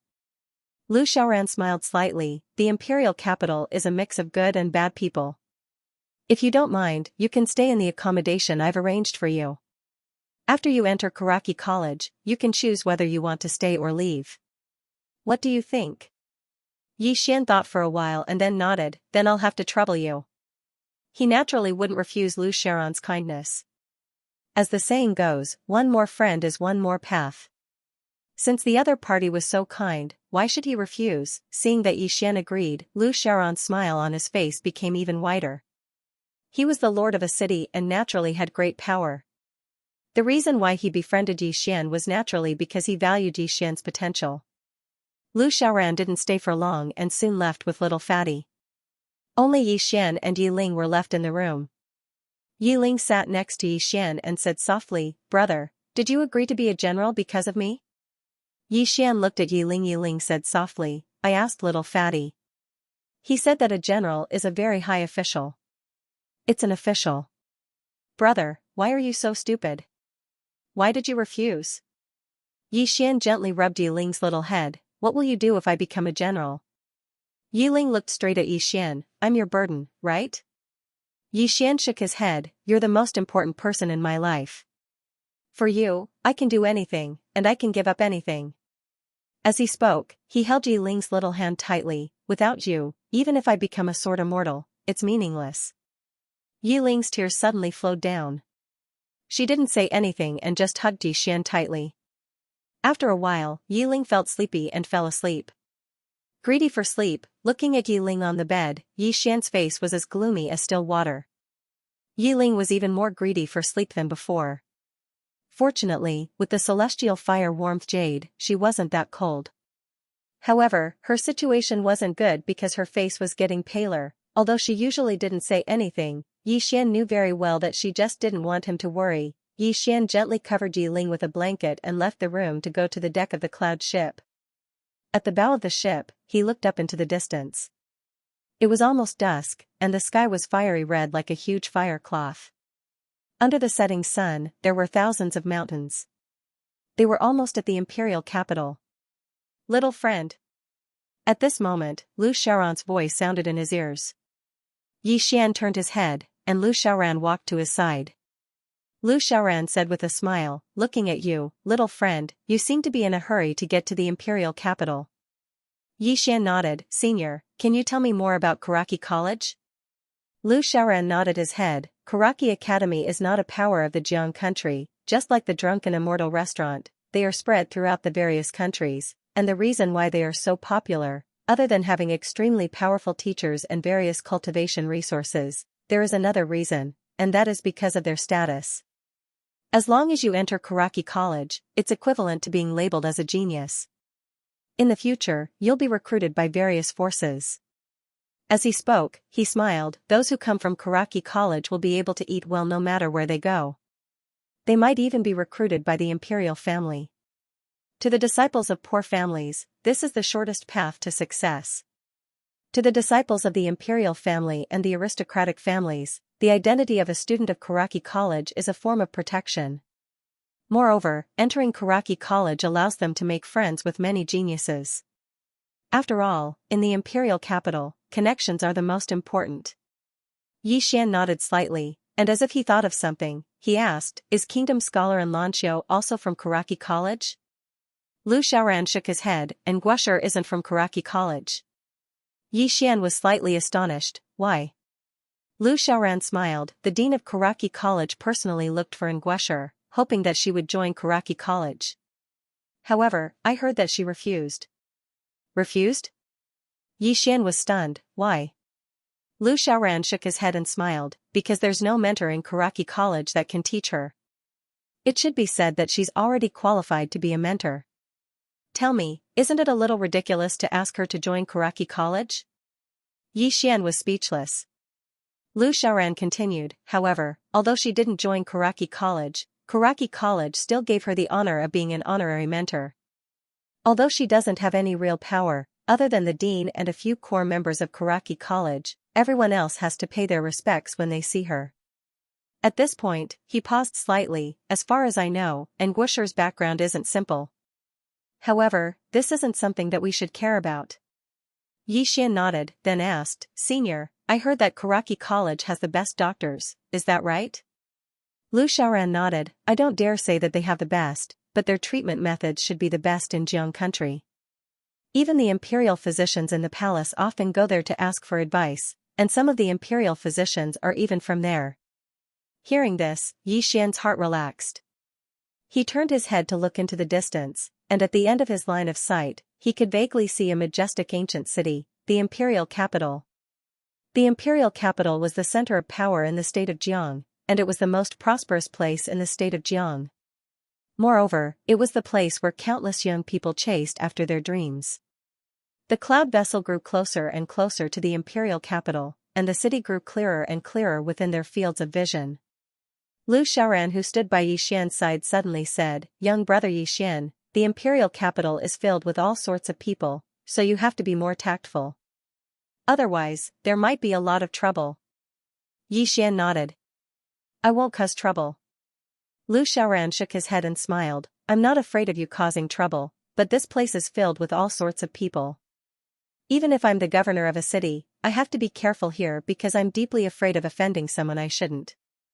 As he spoke, he gazed at Yi Xian and said, "Young brother Yi Xian, it's not enough to not cause trouble here.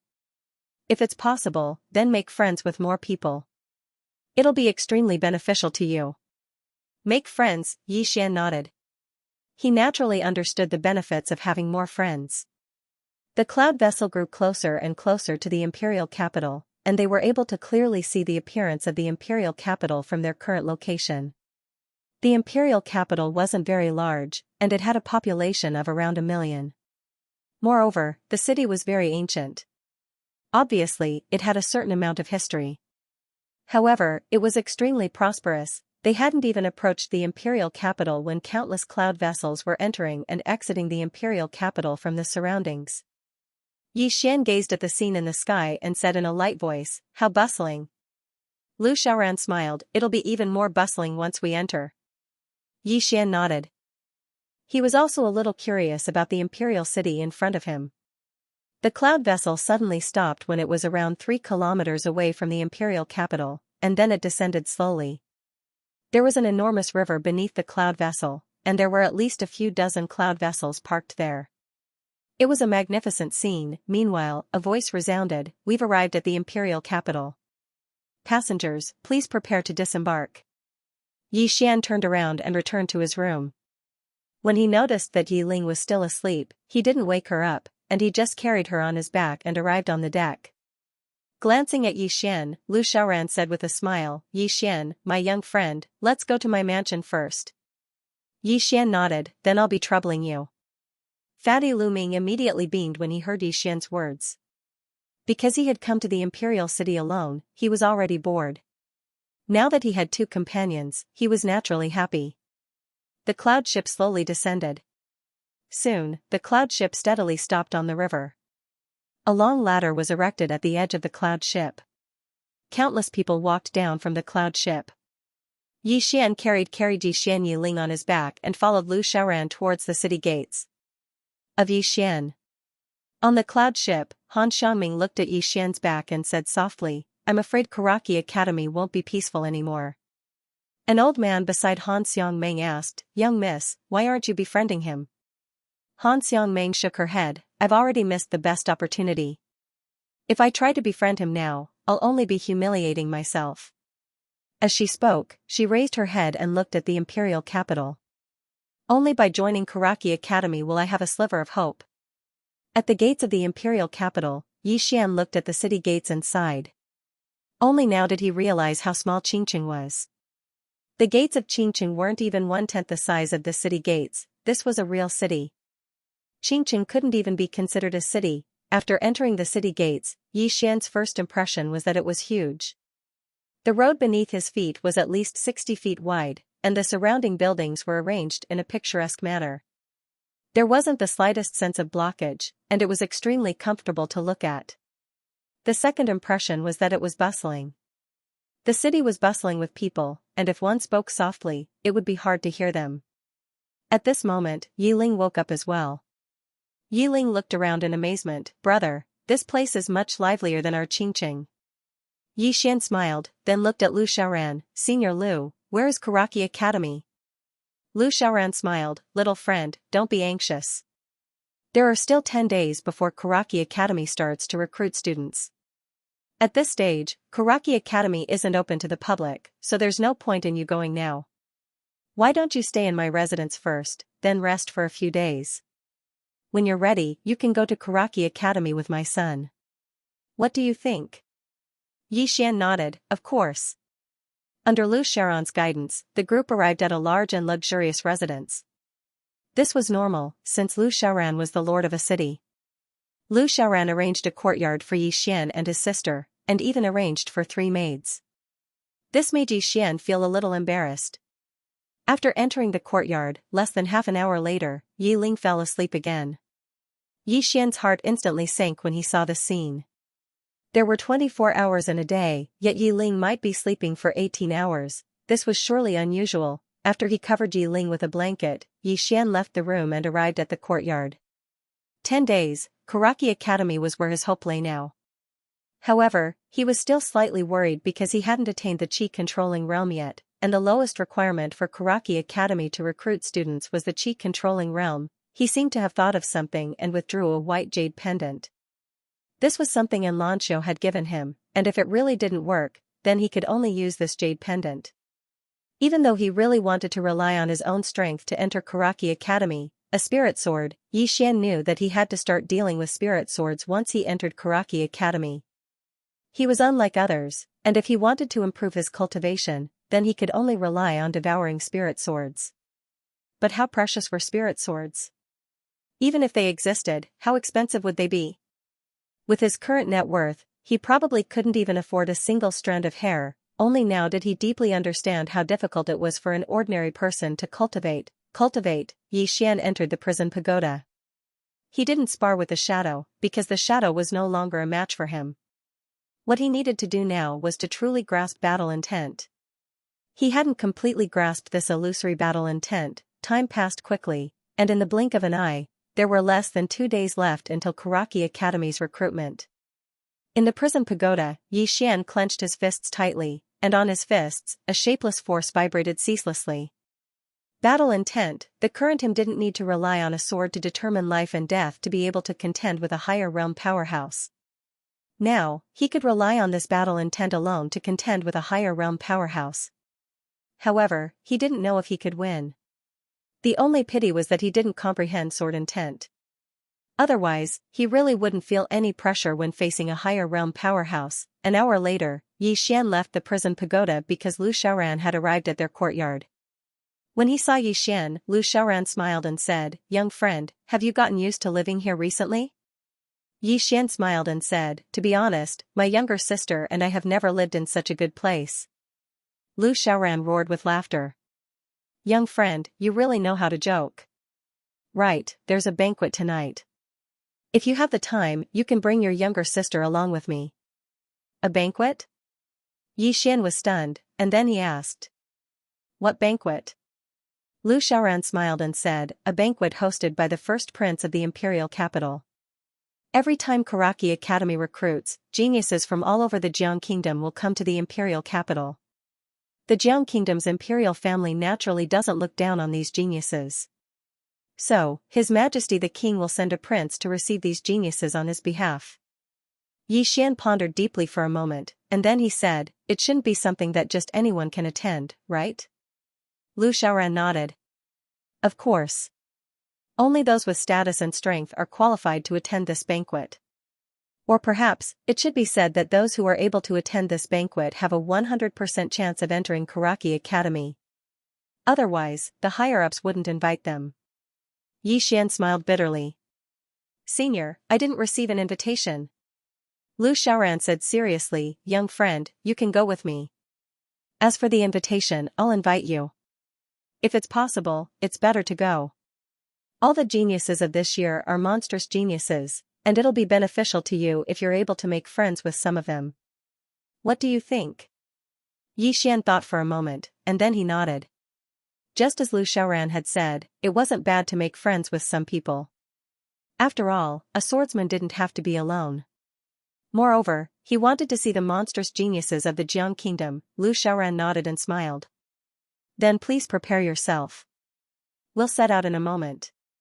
After saying that, he turned around and left. Yi Xian returned to his room. At this time, Yi Ling had also woken up. Yi Xian walked to Yi Ling and gently rubbed Yi Ling's cheek. He said softly, "Don't sleep later. Big brother will take you to eat and drink to your heart's content." Yi Ling blinked, and then smiled brightly. All right. Yi Xian lightly scratched Yi Ling's little nose. Quickly go wash your face. We'll set out immediately. Half an hour later, Lu Xiaoran left the mansion with Yi Xian, Yi Ling, and a group of people. Soon, they arrived at a restaurant in the center of the city. The Immortal Inn. The Immortal Inn could be said to be the largest restaurant in the imperial city. It covered an area of nearly 1,000 square meters. It had a total of 6 floors, and its exterior was covered in gold. It was extremely luxurious. And this restaurant was the property of the drunken Immortal Inn. Yi Xian and his younger sister were both struck dumb by the sight of the restaurant. They had never seen such a large and luxurious restaurant before. Not to mention them, even little fatty Lu Ming was a little shocked. There wasn't such a large restaurant in Thousand Mountain City. Seeing the three's expressions, Lu Xiaoran laughed. This isn't the biggest. In the future, you should go out and see more. You'll realize that the world is big and full of wonders. Yi Xian nodded. He deeply agreed with this point. Fortunately, he left Qing City. Otherwise, he would be a frog in a well for the rest of his life. Lu Xiaoran led the three into the Immortal Inn. A beautiful woman immediately came to greet them. Are you City Lord Lu? Lu Xiaoran nodded. The woman smiled sweetly. There's still half an hour before the banquet. The Crown Prince has already arranged some entertainment for City Lord Lu. Would City Lord Lu like to try it? Hearing this, Lu Xiaoran's old face turned slightly red. He hurriedly shook his head. No need. Bring me to see the Crown Prince. The woman nodded and led Lu Xiaoran and Yi Xian up the stairs. When they reached the 4th floor, Yi Xian and Yi Ling were stunned by the scene in front of them. The 4th floor was like a public square. It was very big, bigger than the entire Yi clan. It was extremely luxurious inside. It was resplendent in gold and jade. It was like a palace. Even the feet were paved with a thick layer of animal skin. It was very soft. It was extremely comfortable. Wow. At the side, little fatty Lu Ming suddenly stepped on the beast skin under his feet and exclaimed, Dad, this is the beast skin of the scarlet tiger. This beast skin costs at least several hundred gold coins, and there are at least tens of thousands of them here. Damn it, this drunken immortal restaurant is richer than our family. Hearing this, Yi Xian and Yi Ling looked at each other. Yi Xian shook his head and smiled. Poverty has limited my imagination. Lu Xiaoran smiled. Young friend, this drunken immortal inn is as rich as a country. Even the royal family isn't as rich as them. As he spoke, he glanced into the distance and said, Young friend, please wait for a moment. I'll be back soon. After that, he quickly walked into the distance. At this moment, a young man walked over. The young man cupped his fists at Yi Xian. Brother, you've just arrived, right? Yi Xian nodded and cupped his fists in return. Just arrived. The young man smiled. I'm Yu Bu'er, the heir of the Yu family from River City. May I know who you are? Yi Xian smiled. I'm Yi Xian from Qingqing. I'm an independent cultivator. An independent cultivator? The young man was slightly stunned. After that, he sized up Yi Xian and asked, You're an independent cultivator? Yi Xian nodded. Yes. The young man's expression turned cold. Sorry for disturbing you. After that, he turned around and left. Yi Xian was speechless. The young man walked to the side and cupped his fists at one of the men. I'm Yu Bu'er, the heir of the Yu family from River City. Brother, you are? The man cupped his fists in return. I'm Mo Xiao, the heir of the Mo family from Yu City. Hearing this, the young man was shocked. You mean the Mo family that owns dozens of gold mines? The man nodded. That's right. The young man pulled the man's arm and smiled. Brother Mo, we feel like old friends at first sight. Come, let's drink a few cups. P.S. Thank you to all the friends who have tipped and voted. During the new book period, every ticket is precious. Thank you for your support. Thank you sincerely. Pour tea for the big shots. Yi Xian and Yi Ling were instantly stunned by the scene. A short moment later, Yi Xian shook his head and smiled. It's still a familiar feeling. Actually, it was the same in Qing City. Only those who were valuable would be made friends with. Moreover, those who were valuable would only make friends with those who were valuable. Lu Ming, who stood by Yi Xian's side, spoke angrily, "Big brother, this fellow is a snob. Do you want me to stand up for you?" Yi Xian glanced at the little fatty, and then he shook his head and smiled. Birds of a feather flock together. It's very normal. The little fatty was about to say something when Lu Xiaoran walked over, and there was a man in a yellow robe standing before him. The man was around the age of 25 or 26, had a handsome appearance, and carried a faint dignified aura between his brows. The man walked over to Yi Xian, and then he sized Yi Xian up and smiled. "This is brother Yi Xian." Yi Xian looked at Lu Xiaoran, and the latter hurriedly said, "My young friend Yi Xian, this is the eldest prince of our Jiang kingdom, Jiang Yanqing." The eldest prince, Yi Xian, was slightly stunned, and then he cupped his fists to the eldest prince, Yi Xian of Qing City. He was neither servile nor overbearing. The eldest prince nodded and smiled. "Since city governor Lu thinks highly of brother Yi Xian, then we naturally have to get closer to him in the future." Yi Xian was about to speak when a slightly excited voice suddenly resounded, "Mo Sui Qing is here." Mo Sui Qing. When they heard this voice, everyone instantly looked towards the staircase. The first prince, who was in front of Yi Xian, also looked toward the staircase. He tidied up his clothes and walked over. Seeing this scene, Lu Xiaoran wanted to say something, but in the end, he did not say anything. Naturally, he was on the first prince's side, and this time, he wanted to introduce Yi Xian to the first prince. In order to not arouse Yi Xian's disgust, he did not reveal too much about Yi Xian. Now that he saw the first prince's indifferent expression, he wanted to say a few more words. However, when he remembered that Yi Xian was a swordsman, he did not say anything. It would be fine if the referral failed, but if it caused Yi Xian's disgust, then the loss would outweigh the gain. Under everyone's gaze, a woman walked up the stairs. The woman was around the age of 20, and she wore a fiery red dress. Her figure was tall and extremely slender, and her appearance was extremely exquisite. She had beautiful brows and starry eyes, and her face was fair and delicate. Especially her eyes, they were large like the stars in the night sky, and a single glance at them seemed to be able to cause one to fall into them. She was very beautiful. Even Yi Xian took a few more glances at her. He wouldn't reject beautiful things, but it was just pure appreciation. As for other thoughts, he didn't have any. Yi Xian withdrew his gaze and looked at Lu Xiaoran. "Senior, this is?" Lu Xiaoran smiled. "Mo Sui Qing, the number one beauty in the imperial capital." The number one beauty in the imperial capital. Yi Xian was stunned, and then he said instinctively, "Where's Xianxia?" Even though the woman before him was drop-dead gorgeous, it would be going too far to say that she surpassed Xianxia. Lu Xiaoran smiled, and Guesher isn't renowned in the 100 Kingdoms by relying on her appearance, and the impression others have towards her isn't based on her appearance as well. "Young friend, do you understand?" Yi Xian came to an understanding when he heard this.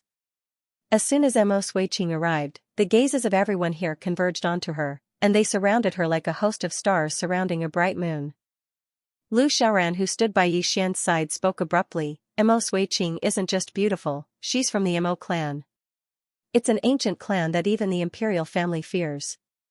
Presently, the two princes of the kingdom of Jiang are fighting for the position of crown prince, so if one of them is able to marry her, then the position of crown prince would be practically secured.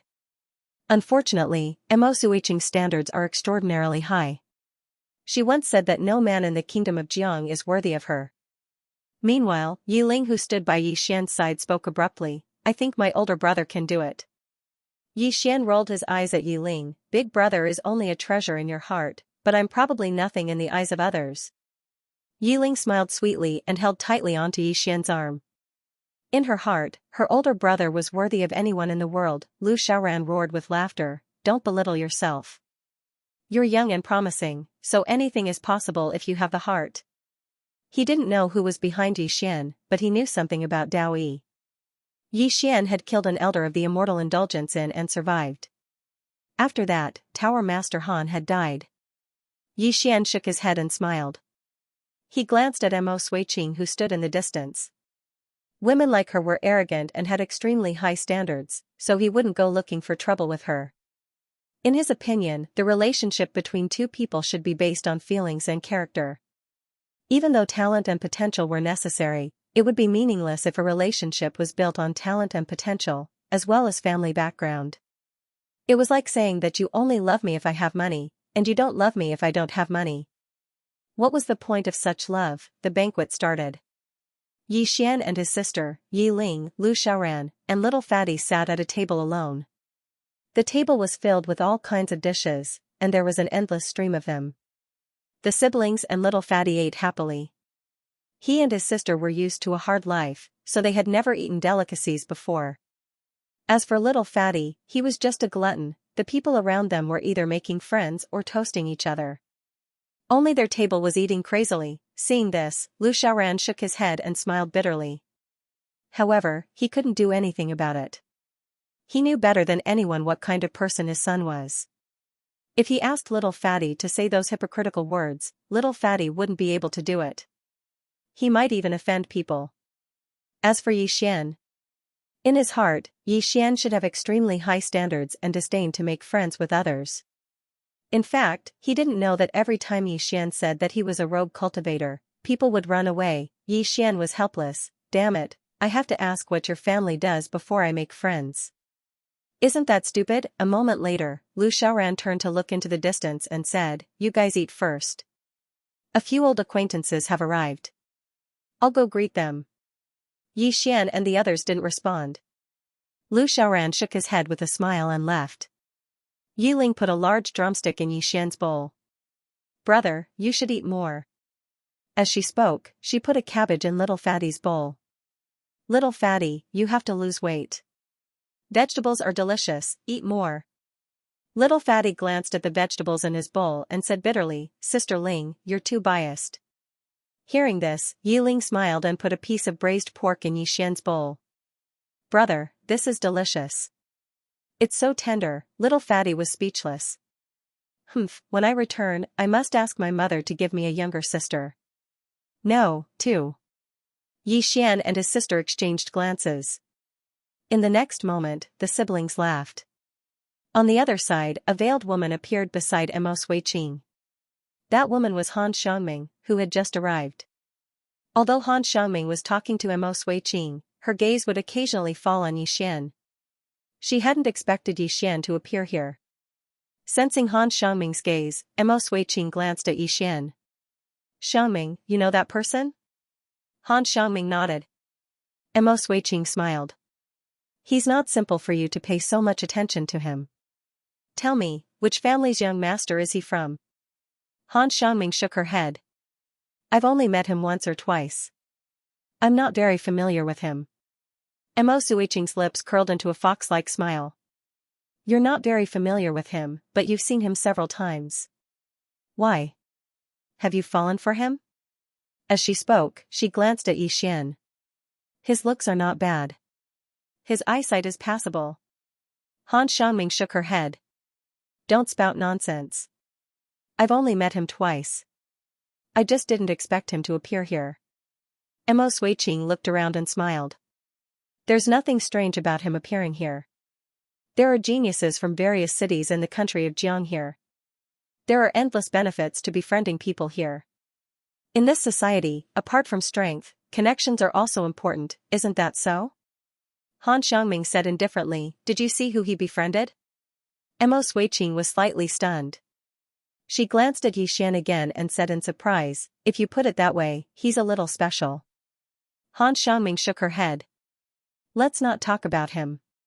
His matters have nothing to do with us." Emo Sui Qing shook her head. "I'm a little interested. Let's go and take a look." Han Xiangming's expression changed slightly. She quickly said, "Sui Qing, don't provoke him." "He, provoke?" Emo Sui Qing smiled. "Your words are a little strange. I can see that you're a little afraid of him. What's going on?" Just as Han Xiangming was about to speak, Emo Sui Qing suddenly said, "Forget it. He's making me even more curious. Let's go and take a look." After speaking, she pulled Han Xiangming to Yi Xian's table. Emo Sui Qing and Han Xiangming's actions naturally attracted the attention of countless people. Seeing the two women walk to Yi Xian's table, everyone looked at Yi Xian. Curious, They were naturally curious about Yi Xian's identity. There weren't many people who could catch Mo Suiqing's attention. Mo Suiqing sized up Yi Xian and smiled. There's no one here. You don't mind us sitting here, right? Yi Xian glanced at the two women. He naturally knew Han Xiangming. However, he didn't understand what they were up to. Before Yi Xian could reply, Mo Suiqing pulled Han Xiangming to sit down. She sized up Yi Xian and asked, "Young master, how should I address you? Which family are you from?" Yi Xian put down his chopsticks and cupped his fists. Yi Xian, a wandering cultivator.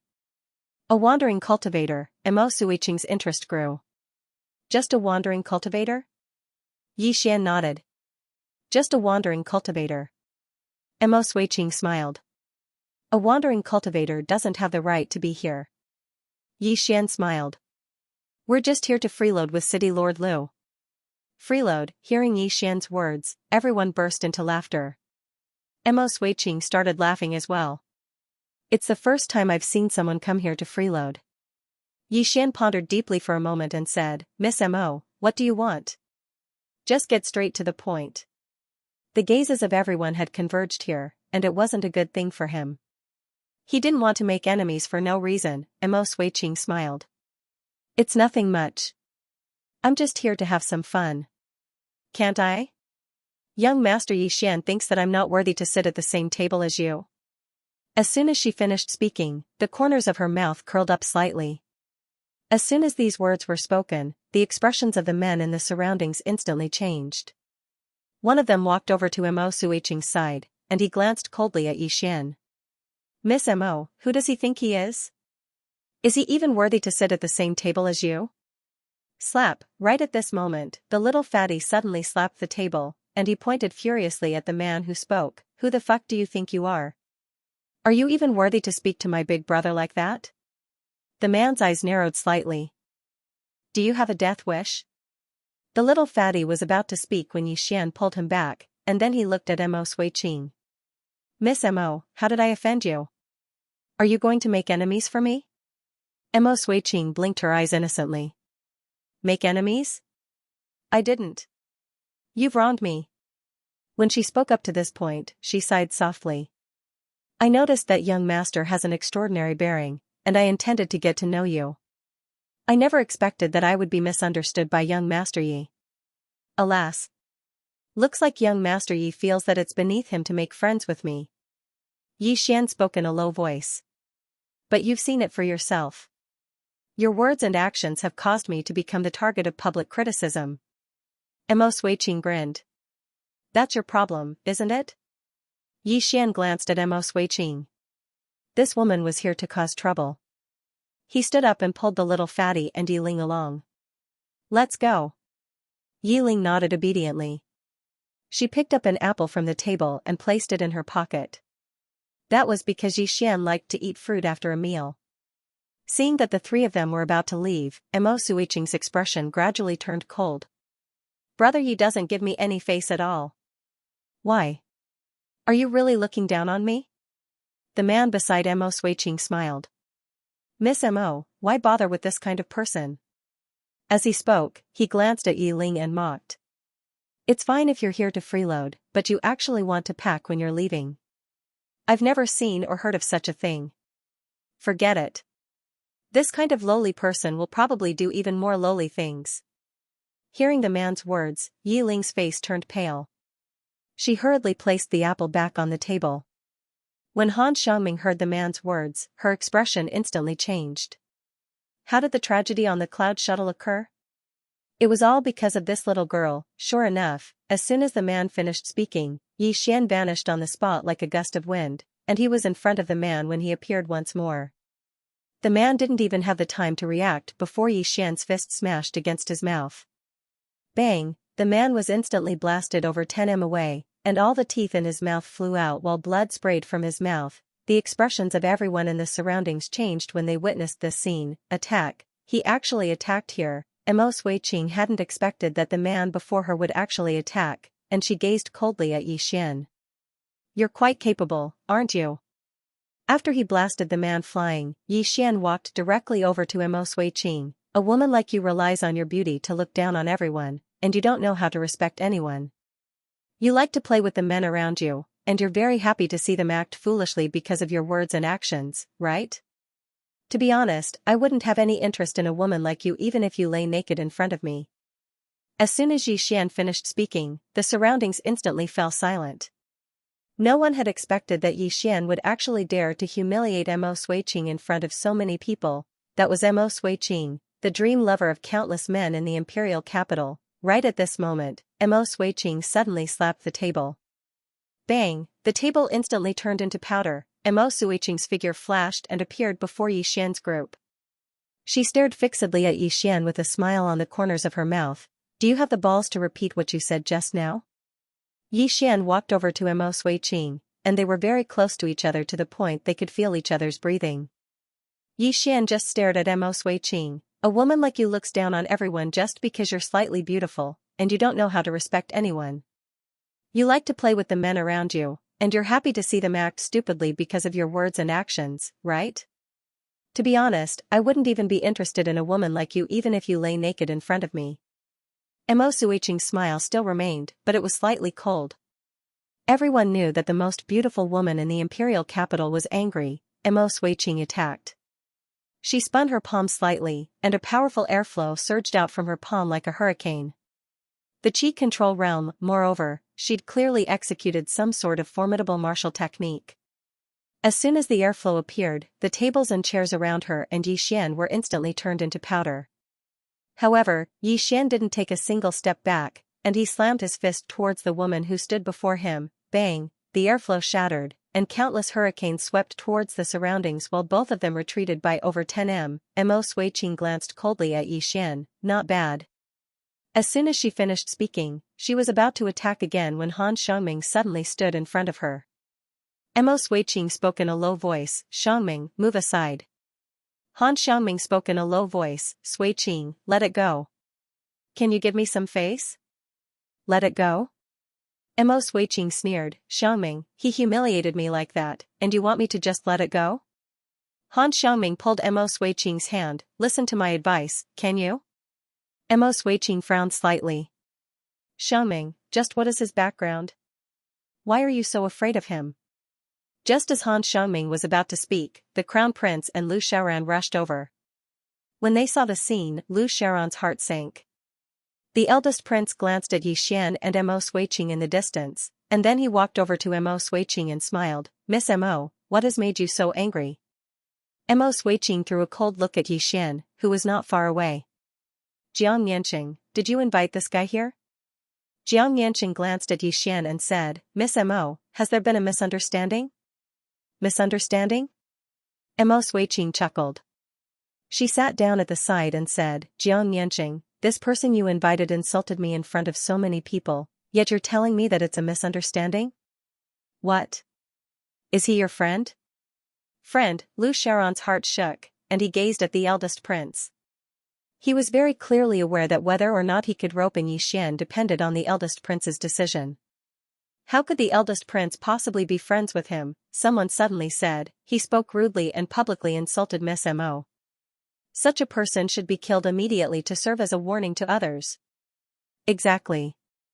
Such a vulgar person isn't qualified to sit in the same hall as us.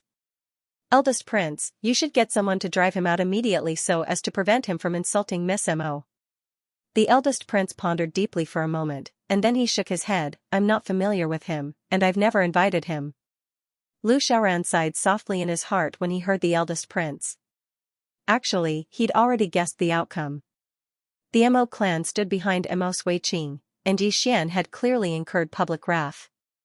So, it was utterly impossible for the eldest prince to stand on Xian's side. Xian's face remained emotionless when he heard the eldest prince, and he just held tightly onto Yiling's hand. Right at this moment, someone ridiculed. No wonder he was eating so happily just now. So he snuck in. What the hell are these servants doing? They actually allowed such a person to sneak in. Lu Xiaoran stepped forward and cupped his fists towards the surroundings. I'm the city governor of Thousand Mountain City, Lu Xiaoran. I was the one who brought this young friend here, and I apologize for causing all of you inconvenience. As soon as he finished speaking, he gazed at Xian and laughed bitterly. I never expected that it would be like this. My young friend Xian, I'm sorry. Xian shook his head, it's none of your business. Lu Xiaoran nodded, and then he turned to gaze at the eldest prince, Xianxia. The latter stared fixedly at him. Elder Lu, do you know what you're doing? Lu Xiaoran smiled. Eldest prince, I'm sorry for the disturbance. As soon as he finished speaking, he gazed at Xian. Young brother, let's go. Obviously, he'd chosen Xian. Everyone felt slight disbelief. Especially the eldest prince. He hadn't expected that Lu Xiaoran would actually choose Xian in front of so many people. At the same time, he was quite shocked. Exactly who is this fellow? Xian nodded, and then he pulled Yi Ling along with him and was about to leave with Lu Xiaoran. Meanwhile, Mo Suiqing suddenly spoke coldly from nearby. What? You intend to leave just like that? Lu Xiaoran pondered deeply for a moment, and then he walked over to Mo Suiqing. Miss Mo, I presume it was a misunderstanding just now. Please give me some face and let bygones be bygones, alright? Mo Suiqing spoke indifferently. It's fine if you want to let bygones be bygones. Ask him to kneel down and apologize to me, and we'll let bygones be bygones. Alright? Lu Xiaoran frowned when he heard this. Meanwhile, Han Xiangming suddenly walked over to Xian, and she bowed slightly to Xian. Young Master Yi, even though I didn't do it on purpose, it was caused by me. I'm sorry. Xiangming. Mo Suiqing spoke furiously. Whose side are you on? Han Xiangming glanced at Mo Suiqing. Suiqing, if you take me as a friend, then let bygones be bygones, alright? Mo Suiqing's expression became quite unsightly. How can we just let bygones be bygones? Right at this moment, a voice resounded abruptly. Everyone watched as a young man walked in from the staircase. He was around the age of 18 or 19, had a robust figure, a crew cut, and a ferocious expression. Song Qi. Someone exclaimed, it's that genius from the Song clan. I heard he's been accepted into Karaki Academy in advance. Accepted in advance, many people had to take tests in order to enter Karaki Academy, but some didn't. All of these people had their own uniqueness, and there were only 5 people who didn't have to take tests this year. Song Qi was one of them. Moreover, practically everyone in the imperial capital knew that Song Qi was Mo Suiqing's follower. Song Qi walked over to Mo Suiqing, and then he glanced coldly at Xian. Suiqing, I'll avenge you. Mo Suiqing frowned slightly. Song Qi, this has nothing to do with you. Song Qi spoke fiercely. He insulted you, and that's the same as insulting me. As soon as he finished speaking, he turned around to look at Xian. Who the fuck do you think you are to insult Suiqing? I'll fucking shatter your bones bit by bit today. As soon as he finished speaking, he charged forward. This charge was like a ferocious tiger descending a mountain, and an invisible imposing aura had pressed down upon Xian before he even arrived. Xian clenched his right fist tightly, and the imposing aura instantly vanished. In the next moment, everyone watched as Song Qi's fist smashed against Xian's chest, and then Xian's fist smashed against Song Qi's chest as well. Bang, bang, Xian moved around 3m back, but Song Qi moved over 30m back instead, and he only stopped after colliding with a wall. Everyone in the surroundings was stunned when they witnessed this scene. Jiang Yanqing's eyes narrowed slightly while a trace of shock could be seen in his eyes.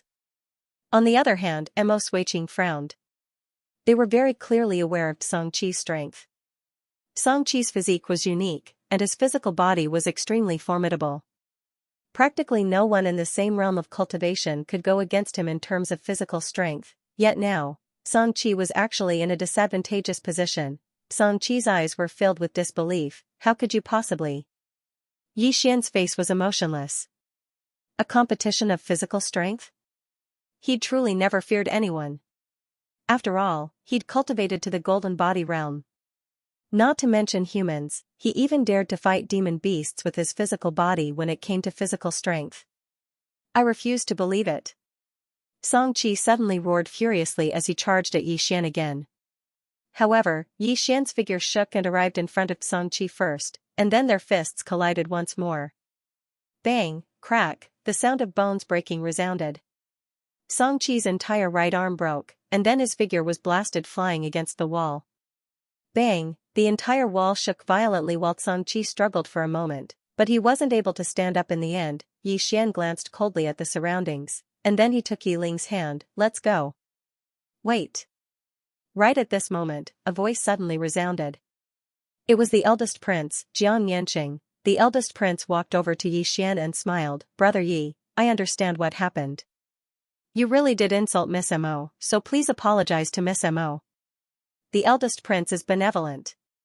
Some people bowed slightly to Xianxia. Please uphold justice, eldest prince. This person abused his power to bully others and insulted Miss Mo. His crimes are unforgivable. Please give the order to lock him up. Xianxia cupped his fists towards the surroundings. Don't worry everyone, justice is everywhere. I definitely won't turn a blind eye to it, and I'll definitely seek justice for Miss Mo. As soon as he finished speaking, he gazed at Yi Xian. Brother Yi, I'm afraid I won't be able to allow you to leave the Immortal Indulgence Pavilion if you don't apologize today. Yi Xian smiled. Your Highness, the eldest prince, you're killing two birds with one stone by winning over the people's hearts now. Xianxia spoke indifferently. Apologize. Please kneel down and apologize to show your sincerity. As soon as he finished speaking, a group of spear-wielding guards appeared in the surroundings. Each one of them was an elite soldier picked out of 10,000. Kneel down and apologize. Yi Xian chuckled and looked at Lu Xiaoran beside him. Senior Lu, and Miss Han, please help me look after my sister. The reason why he asked Han Xiaoming was because one more person would give Yi Ling an extra layer of protection. Hearing Yi Xian's words, Lu Xiaoran hesitated for a moment before nodding. Han Xiaoming sighed softly and didn't say anything. Yi Xian turned to look at Xianxia and the others. Xianxia narrowed his eyes. Guards, this person trespassed into the Immortal Indulgence Pavilion, publicly insulted Miss Mo, and even injured someone. His crime is unforgivable, kill him immediately. The guards directly charged at Yi Xian. At this moment, footsteps suddenly rang out from the staircase. In the next moment, everyone was stunned. At the staircase, a woman stood there. Her clothes were whiter than snow, like a goddess from the heavens. And Lanxiao, the guards knelt down on one knee when they saw Lanxiao, and the others hurriedly bowed deeply and spoke in unison, greetings, and Guesher. Even the eldest prince, Xianxia, hurriedly bowed. On the other hand, Mo Suiqing, who had a livid expression, stood up and bowed slightly as well. The Mo clan's Mo Suiqing greets and Guesher. And Lanxiao nodded slightly. Under the gazes of everyone, she walked over to Yi Xian, and there was a trace of surprise in her eyes after she sized Yi Xian up. Fight. As she spoke, she grinned. You've surprised me quite a bit. I haven't seen you for a short period of time, yet you've actually attained such a level. Brother Yi, can we have a chat? Brother Yi, everyone here was instantly dumbstruck when they heard the words Brother Yi. Brother Yi, at this moment, everyone here was truly shocked. How many people in the imperial capital could be called brother by Lanxiao? Perhaps there were, but they were absolutely rare existences. How could someone at Lanxiao's level be willing to be friends with someone of the same generation, be an ordinary person? Everyone gazed at Yi Xian, and their eyes were filled with curiosity at this moment. Even Mo Suiqing had a trace of surprise in her eyes. She knew a little about Lanxiao, and she knew that there were probably less than a handful of people in the imperial capital that Lanxiao thought highly of. What ability does this young man possess? On the other hand, the eldest prince, Xianxia, had an extremely unsightly expression on his face. At this moment, he knew that he might have made the wrong bet. In front of Lanxiao, Yi Xian smiled. Great! Right at this moment, a young man suddenly walked over to Lanxiao, and he bowed deeply to her. Guesherin, this person insulted Miss Mo and publicly assaulted her. He should be severely punished. Abaddon, please uphold justice. And Lanxiao glanced at the man who spoke and said, Who are you? The man was delighted when he heard this, and he cupped his fists and said, I'm Li Feng from the Li clan. Greetings, Guesherin. And Lanxiao gazed at Yi Xian. Yi Xian remained silent. Yi Ling grew anxious and hurriedly explained, Big sister, it was they who bullied her. As she spoke, she quickly described what had happened earlier. A short moment later, Lanxiao turned to gaze at Mo Suiqing, and the latter's expression changed slightly. The Mo clan was formidable indeed, but not to mention the Mo clan, even formidable powers like Karaki Academy and Immortal Indulgence in didn't dare to rashly offend this person, and Xianxia withdrew her gaze and said, Miss Mo, the Mo clan is a great clan. As the representative of the younger generation of the Mo clan, every single word and action of yours represents the Mo clan. It's best if you don't act so childishly in the future. What do you think? Mo Suiqing's expression was rather unsightly, and she didn't answer. And Xianxia looked straight at Mo Suiqing. If you don't answer, then that means you have resentment in your heart. You can't accept it. As soon as she finished speaking, a strand of formidable concept suddenly swept out from within Xianxia. In the blink of an eye, Mo Suiqing instantly seemed as if she'd been pressed down by a mountain, and her figure directly bent down. Moreover, her legs were even pressed down to the point of gradually bending. The expressions of everyone in the surroundings instantly changed when they witnessed this scene. He was angry. At that moment, no one dared to speak up for Mo Suiqing. Under everyone's gaze, Mo Suiqing finally knelt on the ground. However, she clenched her fists tightly and her expression was ferocious. She was also a proud son of heaven. When had she ever been treated like this? Right at this moment, an old man suddenly appeared at the side, and the old man hurriedly bowed deeply to Xianxia. Country scholarin, my young miss is young and insensible. If she's offended you, I hope country scholarin can spare her this time out of consideration for the head of the family. Thank you very much. And Xianxia withdrew her concept, and then Mo Suiqing instantly slumped to the ground. And Xianxia glanced at Mo Suiqing and said indifferently, Go back and tell the Mo clan's patriarch that Brother Yi is a friend of mine. If the Mo clan is displeased by my actions today, then feel free to come look for me. If I find out that the Mo clan has hatred towards Brother Yi and his younger sister because of me, then I, and Xianxia, will definitely head to the Mo clan and seek justice for them. The old man hurriedly nodded, and then he left with Mo Suiqing. And Xianxia turned around to gaze at the eldest prince, and the latter's expression changed slightly. And Xianxia said indifferently, Eldest prince, do you know that it's not easy for the kingdom of Jiang to produce a genius? You've suppressed a genius of my kingdom for your own selfish reasons. Such actions are truly short-sighted and stupid to the extreme. Jiang Yanqing's expression was rather unsightly, but he didn't dare answer. Even his imperial father had to treat this person before him with respect. Others might not know what Xianxia meant to the kingdom of Jiang, but as a member of the imperial family, he knew it the best. It could be said that the Jiang kingdom's imperial family and countless clans would rather sacrifice him than offend Xianxia in the slightest, because only Xianxia was capable of suppressing the monstrous geniuses of the surrounding kingdoms, and it was because of her that the surrounding kingdoms were fearful of the kingdom of Jiang and didn't dare offend Xianxia rashly. And Xianxia slowly closed her eyes.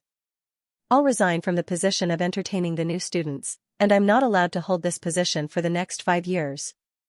The eldest prince bowed deeply, and then he turned around and left. However, he glanced at Yi Xian before he left. And Xianxia gazed at Yi Xian and said, Brother Yi, please. Yi Xian took Yi Ling's hand and said, Can I bring my younger sister along? And Xianxia smiled and said, Of course. Just like that, and Xianxia and Yi Xian turned around and left under the gazes of everyone in the hall. On the other hand, everyone in the hall remained silent for a long time. It was already night time, and the three of them were walking side by side on the quiet street. And Xianxia said softly, I never expected that after we parted that day, Brother Ye's sword heart would already be so clear, and he even comprehended battle intent. The current Brother Yi can be said to be a quasi-martial Dao grandmaster. Brother Yi said in a deep voice, Why are you able to see through everything about me with a glance? He had wanted to ask this question since they were in Qing City. And Xianxia chuckled and said, My eyes are quite special, and I can see the essence. Seeing that Xianxia didn't say anything, Yi Xian didn't ask any further. And Xianxia stopped in her tracks. She was standing right in front of Yi Xian. Two-World City, the one who charged towards the Tang Empire's black armored cavalry and dared to block several thousand black armored cavalry alone, was it you? Yi Xian was a little surprised and said, You, how do you know? And Xianxia smiled and said, The 9th princess is my close friend. She told me about what happened that day. The azure-clothed youth even brought a younger sister with him. I'm sure that it was you. Beside Yi Xian, Yi Ling smiled sweetly and hugged Yi Xian's arm tightly. And Lanqiu walked forward slowly and said, Brother Yi, the hearts of the people in the imperial capital are complicated, and everyone only cares about their own interests. But how many people care about national affairs? If any of the people in this hall were in Two World City that day, I'm afraid none of them would stand out like Brother Yi did. Yi Xian said softly, Missin cares about the state of Jiang? And Lanqiu smiled and said, only with a country can there be a home, and only with a home can there be a person. What I care about isn't the state of Jiang's imperial family, but this country. Do you understand? Yi Xian nodded when he heard this, I understand. In fact, he and Lanqiu had the same thoughts on this point. He, Yi Xian, was a selfish person, but if the country was in trouble, he would also stand out. Just like Lanqiu, he wasn't loyal to the state of Jiang's imperial family, and what he cared about was the state of Jiang. And Lanqiu walked forward slowly while Yi Xian and his younger sister followed behind her slowly. Under the moonlight, Lanqiu's clothes were white like snow, and she truly seemed like a goddess that had descended to the mortal world. What a beautiful woman. Meanwhile, Lanqiu said, Brother Yi, the hearts of the people in the imperial capital are complicated. You're a swordsman, and you have a rather straightforward personality. So it's best to be careful in the imperial capital. Yi Xian glanced at Lanqiu and said, Thank you. As he spoke, he paused for a moment and said, Can we fight? Fight. What he yearned for the most right now was to fight someone, to fight an expert. Because the shadow within the pagoda wasn't a match for him at all. Presently, he had a vague understanding of his own strength. Exactly what level has my strength reached? When she heard Yi Xian, Lanqiu turned around to look at Yi Xian, and then she smiled. This smile caused the heavens and the earth to dim in comparison. Even Yi Xian was slightly dazed by this, but he quickly recovered from his shock. By Yi Xian's side, Yi Ling said in a light voice, Big sister, you're really beautiful. And Lanqiu lightly rubbed Yi Ling's little head. Beauty is only a layer of skin. A person's strength and beauty lies in the heart. As she spoke, she looked at Yi Xian and smiled. How about we fight after you attain the Qi resistance realm? The Qi resistance realm, Yi Xian thought for a moment, and then he nodded. All right. And Lanqiu stopped moving. Brother Yi, let's bid our farewells here. Yi Xian cupped his fists towards Lanqiu. Missin, until we meet again. As soon as he finished speaking, he pulled Yi Ling along as he turned around and left. On the other hand, Yi Ling playfully waved at Lanqiu. Obviously, she really liked Lanqiu. As she watched Yi Xian and Yi Ling vanish at the end of the street, Lanqiu withdrew her gaze and continued forward. Moreover, an old man had suddenly appeared by her side. The old man spoke in a low voice. Young miss, the closer you get to him, the greater the trouble he might face. And Lanqiu said in a light voice, Elder Ling, go tell them that I'll definitely not forgive anyone who dares to look for trouble with them because of me. Elder Ling laughed bitterly. Young miss, wouldn't it be fine if you don't get close to him? And Lanqiu said in a light voice, you feel that he isn't worthy of becoming friends with me? Elder Ling shook his head. He comprehended battle intent at such a young age and possesses a clear sword heart. Such natural talent and fortune are already extremely rare. If young miss is just ordinary friends with him, then he barely has the qualifications. But if, when he spoke up to her, he didn't continue. Because he noticed that his young miss was slightly special towards that young man. This wasn't a good thing, and Lanqiu chuckled lightly. Elder Ling, you're afraid that I'll fall for him, right? Elder Ling laughed bitterly. My young miss is a bit too straightforward, can't she be a bit more tactful and reserved? And Lanqiu turned around and glanced at the place Yi Xian and Yi Ling had vanished. When I met him in Azure City, I rather admired his feelings towards my younger sister, and I didn't just admire him for what happened in Two World City. As she spoke, she withdrew her gaze and smiled lightly. A good man should be like this. Elder Ling's face instantly sank when he heard this. On the other hand, Lanqiu had already gone far away. Elder Ling sighed lightly on the spot. Little fellow, you better not have any stray thoughts. Otherwise, your life will be extremely bitter and even miserable. No one was clearer than him about how terrifying his young miss was. If he wanted to be together with his young miss, then identity, strength, natural talent, and background were all indispensable, as for Yi Xian, he'd already investigated clearly. He really was just an abandoned pawn of a tiny world, just this aspect of identity alone was already worlds apart between the two of them. A moment later, Elder Ling sighed softly and followed after them. At the end of the street, Yi Xian carried Yi Ling on his back and slowly walked into the distance.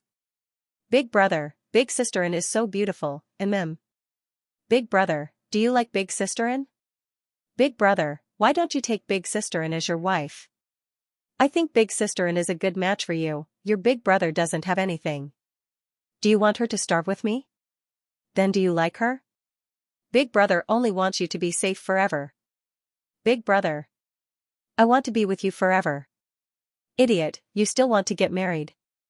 I'm not marrying. Why? Because I'll never meet anyone who treats me better than big brother. Yi Xian carried his sister back to the mansion. As soon as they arrived, Yi Ling fell asleep. After placing Yi Ling on the bed, Yi Ling had curled up into a ball and was trembling uncontrollably. Yi Xian was shocked. He quickly licked Yi Ling's blanket, but Yi Ling was still cold. Seeing this, Yi Xian panicked. As if thinking of something, he quickly took out the Heaven Fire Warm Jade hanging on Yi Ling's neck. When he saw the Heaven Fire Warm Jade, he was stunned. There was a faint layer of frost on the surface of the Heaven Fire Warm Jade. Senior? Yi Xian shouted in his heart, Senior, bring the jade in. The mysterious woman's voice suddenly rang out. Yi Xian quickly brought the Heaven Fire Warm Jade into the prison pagoda. After a while, the Heaven Fire Warm Jade appeared in Yi Xian's hand again. At this time, the Heaven Fire Warm Jade had returned to its original appearance. Yi Xian quickly hung the Heaven Fire Warm Jade on Yi Ling's neck. Gradually, Yi Ling's complexion improved. Seeing this, Yi Xian heaved a sigh of relief. At this time, the mysterious woman's voice suddenly rang out. 99% of the jade's spiritual power and source have disappeared. It will last for about a day at most. After that, it will become a useless stone. You should plan ahead. Useless stone, Yi Xian's expression gradually turned serious. If the Heaven Fire Warm Jade lost its effect, how could his sister withstand the cold qi? After a while, Yi Xian left the room. Outside the door, looking at the bright moon in the night sky, Yi Xian clenched his fists tightly. Tomorrow was the day of recruitment for Karaki College. Karaki College, this was the largest college in Jiang country.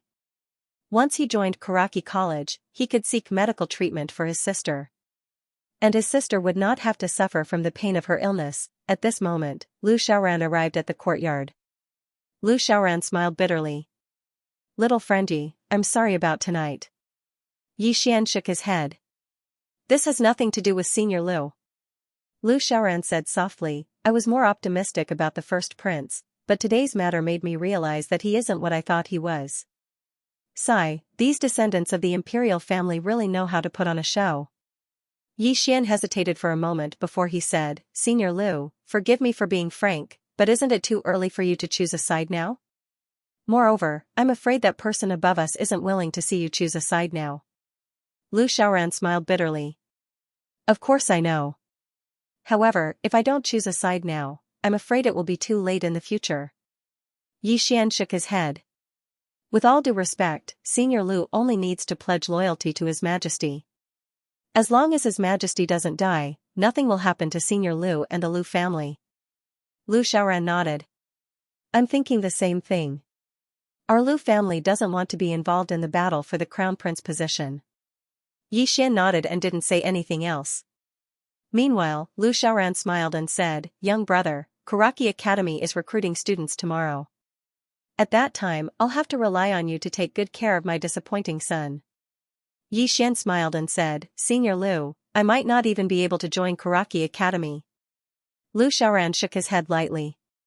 If Karaki Academy doesn't accept you, then it'll be their greatest loss. Yi Xian smiled and remained silent. After Lu Xiaoran left, Yi Xian returned to the pagoda. He'd just returned to the pagoda when he heard something ringing from above. It was very soft, but he definitely heard it. Yi Xian spoke in a low voice. Senior, what was that? She said, What do you think it should be? Yi Xian smiled bitterly. Senior, exactly what sort of existence is in the second level? After a short moment of silence, she said, it's not a good person.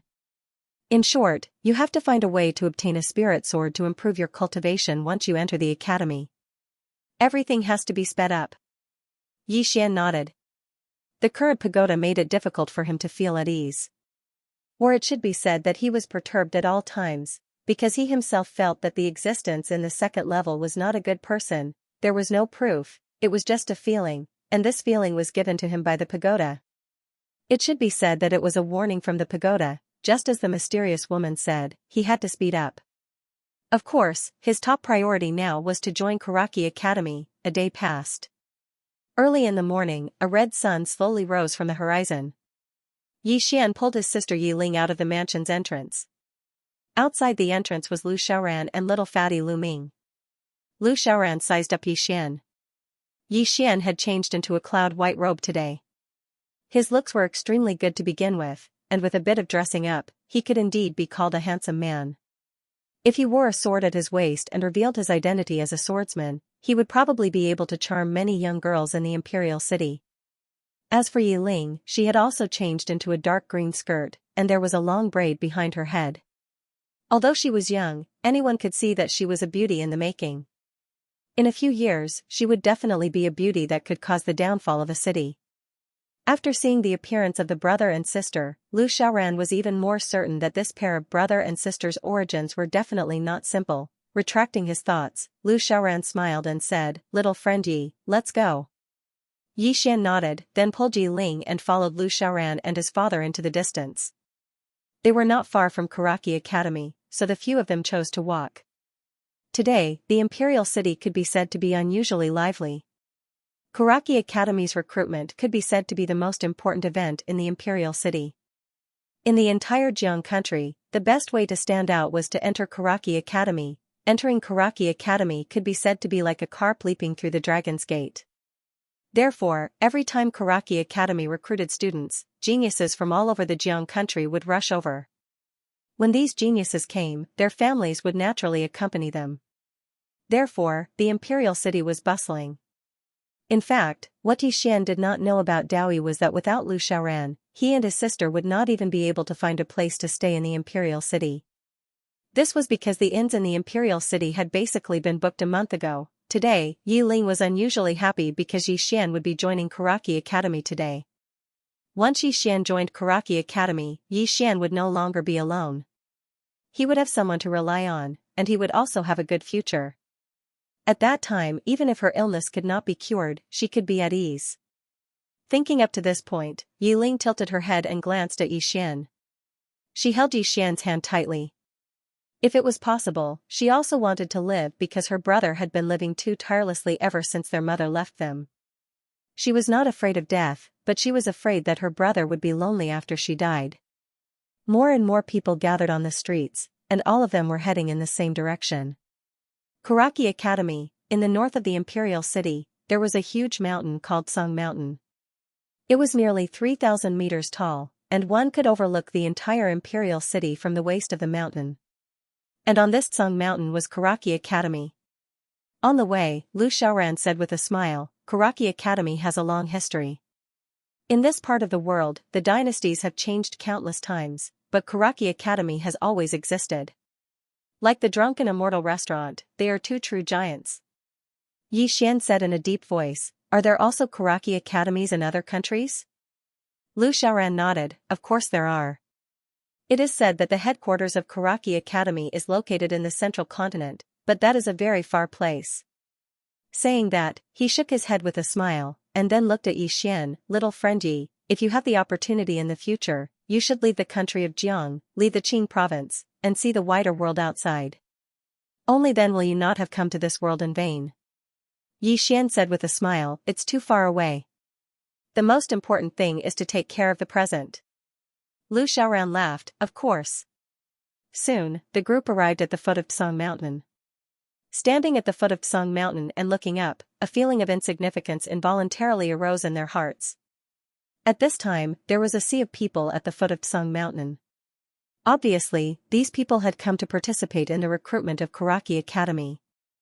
And Yi Xian was also a little surprised, because these people before him were at least in the qi-controlling realm, and they were all very young. As if knowing what Yi Xian was thinking, Lu Xiaoran said with a smile, "Don't be surprised, all the geniuses of the country of Jiang are here. Think about it, out of a population of tens of millions, only these geniuses are here." "Are there many?" Yi Xian nodded.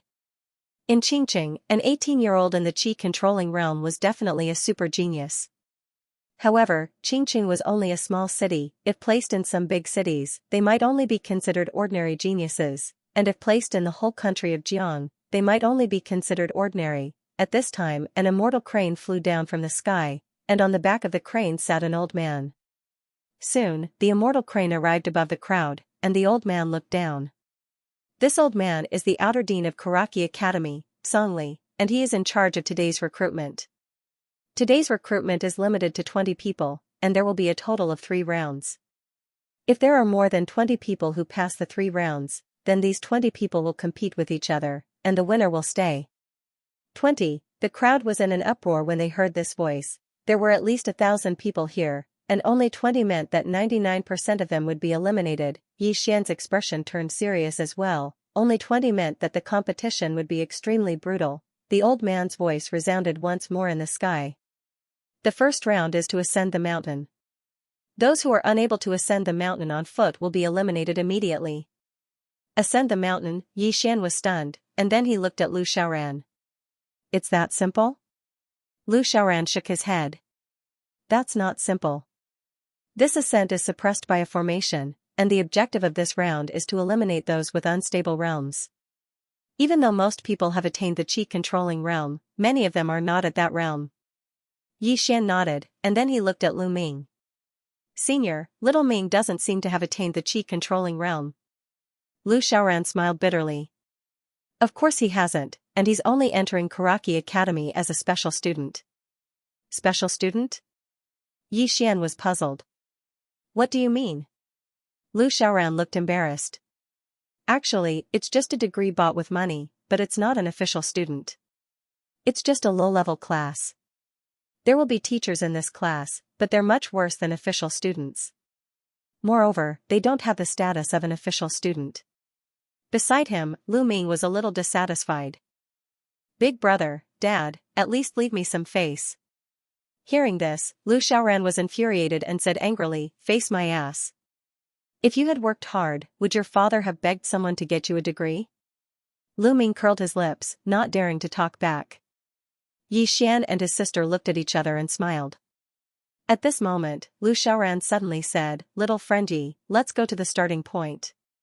Yi Xian nodded. Just like that, the group arrived at a Xiaodao at the foot of Psong Mountain. Beside the Xiaodao, there was a wooden stake, and on the wooden stake, there was a man who had been dead for God knows how long. At the scene, everyone pointed at the man and discussed animatedly. Yi Xian glanced at the man, then turned to look at Lu Xiaoran. Senior, this is? Lu Xiaoran said in a deep voice, a student of Blue Waves Academy. Blue Waves Academy. Yi Xian was stunned, then said, is he also from our imperial capital? Lu Xiaoran nodded. It's normal that you haven't heard of it. Now, in the country of Jiang, everyone knows of Karaki Academy, but very few people know of Blue Waves Academy. In fact, in the previous dynasty, Blue Waves Academy and Karaki Academy were equally famous, but for some unknown reason, these two academies became mortal enemies. Every 3 years, there would be a life and death competition between them. Later, for some unknown reason, the strength of Blue Waves Academy gradually weakened, while Karaki Academy became stronger and stronger. So, for the last 50 years, Blue Waves Academy and Karaki Academy were almost completely defeated in the life and death competition, and those students who represented Blue Waves Academy to participate in the life and death competition were nailed to this Xiaodao. If you go up from here, you will encounter many corpses. After speaking, he shook his head and sighed. According to the agreement between both sides, if Blue Waves Academy can win once, they can take away the corpses of these students. Unfortunately, until now, no one from Blue Waves Academy has been able to defeat the students of Karaki Academy. Blue Waves Academy. Yi Xian looked at the corpse of the man in front of him, and his heart was filled with emotions. In Qingqing, the aristocratic families used extremely cruel methods to fight for their own interests. But he did not expect that in the imperial capital, the fights between the major forces were even more cruel, and they did not show any mercy. At this time, Lu Xiaoran suddenly pointed at a round platform not far away from Xiao Dao. "Little friend, do you know what this is?" Yi Xian turned his head and looked at the round platform not far away. The round platform was more than 40 zhang wide, and on the round platform, there were 9 wooden people holding wooden swords. The 9 wooden people stood side by side in a neat row. "This is?" Yi Xian was somewhat curious and asked. Lu Xiaoran said in Xiao Dao, "This is the famous 9-palace formation of Karaki Academy. It is said that this formation was created by the founder of Karaki Academy.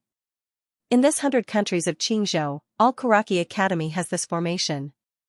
And the purpose of this formation is said to be a test, a special test.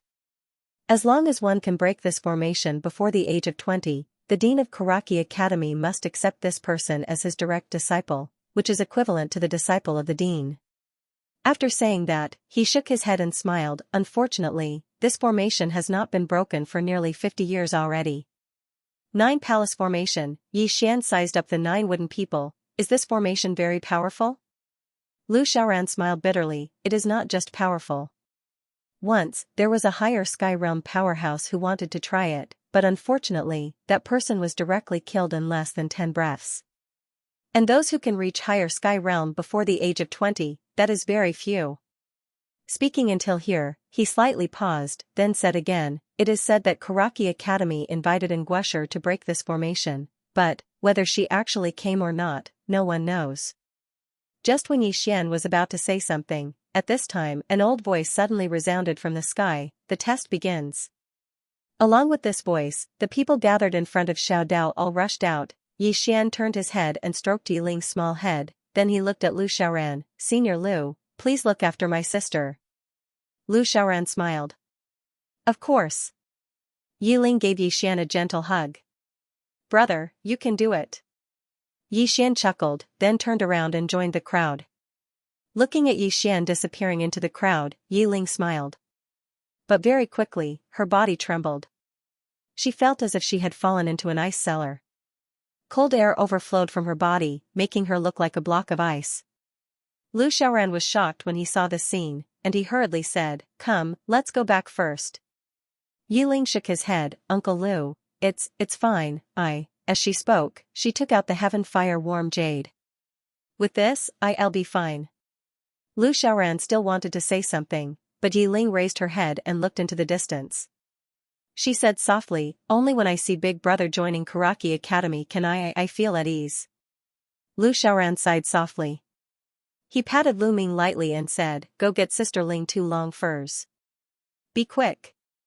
Little fatty Lu Ming hurriedly nodded, then turned around and ran. In the distance, Yi Xian had already disappeared into the crowd. Like everyone else, Yi Xian was quite excited. Because Karaki Academy was right in front of him. Once he joined Karaki Academy, there would be hope for his sister's illness. In the crowd, Yi Xian raised his head and looked at the waist of the mountain. He took a deep breath and said, "Let's do it. For my sister and for myself."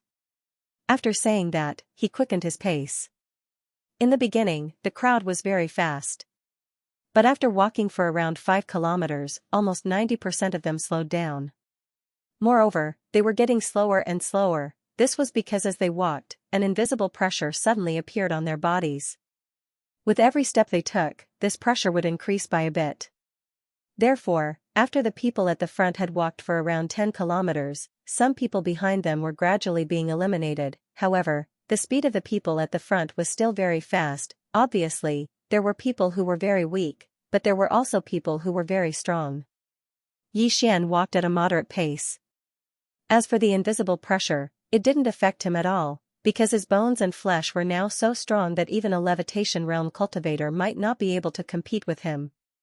Hidden realm, at this time, the advantage and strength of his hidden realm could be seen. Time passed by slowly. The higher they walked, the fewer people there were. After 2 hours, there were less than 100 people who were still walking. And most of them were walking with great difficulty. However, there were still a few who stood out. One of them was a man in embroidered robes. This person had taken the lead from the beginning and had left the people behind him a distance of nearly 10 meters. At the beginning, everyone thought that he would slow down. However, what they didn't expect was that even until now, this person's speed was still extremely fast. Not far behind the man in embroidered robes was a man in a luxurious robe and a man with a long knife at his waist. The two men were nearly 10 meters away from the man in embroidered robes. Both of them stared at the man in embroidered robes in the distance. Although their speed was slightly slower than before, it was still steady and they didn't feel tired. And behind these two men, there were less than 100 people left. Most of them were exhausted and walking with great difficulty. As for Xian, he was still walking at a moderate pace. The pressure really didn't affect him at all. Even after walking for a while, the pressure on his body didn't grow stronger. Instead, he didn't feel any pressure at all. As for why he didn't walk quickly, he actually didn't think about this question. He was simply walking. To him, it didn't matter if he walked fast or slow, as long as he walked to the end. In other words, he didn't purposely walk. He could walk however he wanted. Half an hour later, there were less than 40 people still walking on Xiaodao. However, at this moment, the man in embroidered robes who was the leader had already walked to the end, followed by the man in luxurious robe and the man with a long knife. And when he was about to reach the end, he suddenly stopped and turned his head to look at a wooden stake beside Xiaodao. A man was nailed to the wooden stake. From his appearance, he seemed to be approximately 20 years old. This man was quite miserable. He didn't have both hands and feet. He didn't even have eyeballs. There were only 2 empty black holes in his eyes. Needless to say, he should also be a student of Blue Waves Academy. Moreover, from the corpse, he might have died not long ago. Xian shook his head and sighed. Needless to say, Blue Waves Academy and Karaki Academy should have a blood feud. Without stopping, Xian quickly walked to the end. After all 42 people reached the end, a red-crowned crane flew above everyone's head. On the red-crowned crane, Song Zhong looked down at everyone. Finally, his gaze fell on Xian. When he saw Xian, his gaze became quite ice-cold. Seeing this scene, Xian frowned because he could already feel the hostility of the other party. Merely, he didn't understand. He didn't have any grudges with the other party. In fact, they hadn't even met before, so why did the other party have a grudge against him? You come out. On the back of the red-crowned crane, Song Zhong looked down at Xian. His voice was ice-cold and didn't contain a trace of emotion. Xian glanced at Song Zhong and walked out of the crowd. Song Zhong looked down at Xian and said, "My Karaki Academy's minimum requirement is to reach Qi-controlling realm before the age of 18. And you haven't reached Qi-controlling realm, right?" Haven't reached Qi-controlling realm. As soon as these words were spoken, everyone was stunned. Very quickly, everyone looked at Xian. After all, Karaki Academy's minimum requirement was to reach Qi-controlling realm before the age of 18. But Xian hadn't reached Qi-controlling realm. To be more serious, he was lying. Xian said in a low voice, "Elder Song, even though I haven't reached Qi-controlling realm, I have passed the first test." So what? On the back of the red-crowned crane, Song Zhong said coldly, "My Karaki Academy's rule states that those who haven't reached Qi-controlling realm before the age of 18 cannot participate in the test. Even if you pass the first test, it's meaningless. Therefore, I declare that you don't have the right to participate in the test. According to the rules, you should be punished with 100 beatings and immediately kicked off Song Mountain." As soon as Song Zhong's voice fell, 2 levitation realm experts arrived before Xian. At this moment, Xian suddenly looked straight at Song Zhong. "Elder Song, you and I have never met before. But this is the first time we have met, yet you are targeting me. I have offended you before." He wasn't stupid, he naturally knew that the elder in front of him was targeting him. Song Zhong's lips curled into a mocking smile. "Targeting you? Humph, if you knew it would be like this, why did you do it in the first place?" Song Zhong, Xian narrowed his eyes slightly. He suddenly recalled something. At the banquet last night, he had beaten up a man, and that man was called Song Qi. At this moment, after taking a closer look, he discovered that this elder Song Zhong had a stamped badge on his chest. Song Qi also had the same badge on his chest that day. This kind of badge was usually a family badge, and it was also a symbol of status. Without a doubt, this person in front of him was Song Qi's elder. Just as Yi Xian was about to speak, a man suddenly stood up. "Yi Xian, you really are stupid." Yi Xian turned his head to look at the man. He looked quite familiar. It didn't take long for Xianxia to remember. It was the man who'd stood up for Mo Suiqing at the banquet that day, and he was called Li Feng. Li Feng laughed coldly. "Do you think you can look down on everyone just because you have the protection of Nguesher? Today, I'll allow you to witness the strength of all of us." As he spoke, he bowed slightly to Song Zhong, who stood in midair. "Elder Song, this person hasn't attained the qi-controlling realm, yet he intends to participate in the exam this time. His actions are clearly disrespecting Karaki Academy, and for the sake of the Academy's dignity, I hope Elder Song can punish him severely." As soon as Li Feng finished speaking, another 8 men by Yi Xian's side stood forward, and then they bowed deeply and spoke in unison. "Elder Song Zhong, please punish him severely." Song Zhong laughed coldly. "Right, the old man actually forgot about this. Drag him away and beat him to death as a warning to others." Those 2 Void Realm experts were about to attack when Yi Xian suddenly withdrew a jade pendant, and he looked Song Zhong in the eyes and said, "This is Nguesher's jade pendant. I was recommended to Karaki Academy by her." Everyone present was shocked when they heard this.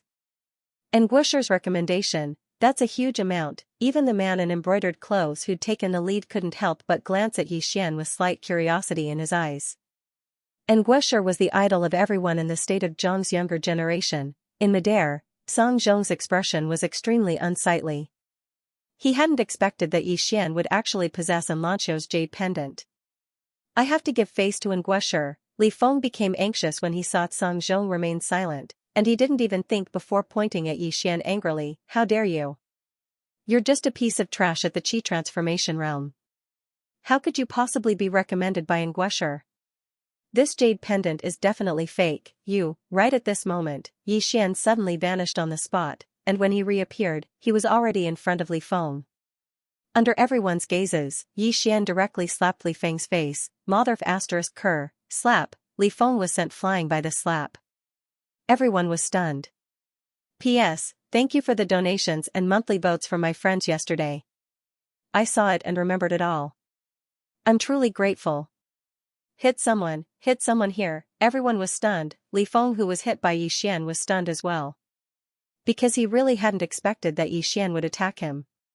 After all, this was Karaki Academy, and Song Zhong was here. Even Song Zhong was slightly stunned because he hadn't expected that someone would dare to hit someone in front of him. Moreover, it was done in such a brazen manner. Meanwhile, Li Feng crawled up from the ground, and he pointed angrily at Yi Xian and said fiercely, "You're actually so arrogant. You." Before he could finish speaking, Yi Xian, who was not far away from him, suddenly approached him.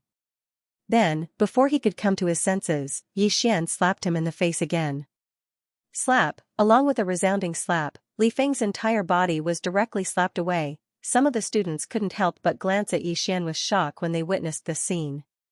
Li Feng was at the qi-controlling realm, but he actually couldn't fight back at all. If the first time Li Feng was hit was because of Yi Xian's sneak attack, then the second time wasn't a sneak attack, but a fair slap. Even then, Li Feng still couldn't fight back at all. His strength was suppressed. Presumptuous. At this moment, Song Zhong, who was sitting on the back of the red-crowned crane, suddenly shouted angrily. In an instant, an invisible pressure enveloped Yi Xian. Yi Xian raised his head and looked Song Zhong in the eyes. "Elder Song, it's not good to use public interests for personal gain, right?" Song Zhong sneered. "Using public interests for personal gain? When did I use public interests for personal gain? My Karaki Academy's recruitment standards are very clear. Those who haven't attained the qi-controlling realm aren't allowed to enter my academy. You're only at the transformation realm, so what wrong did the old man do to disqualify you?" As he said this, his eyes gradually turned cold. "And you publicly hit someone in my Karaki Academy. You are looking down on my Karaki Academy. Nguesher is my Karaki Academy's honorary instructor.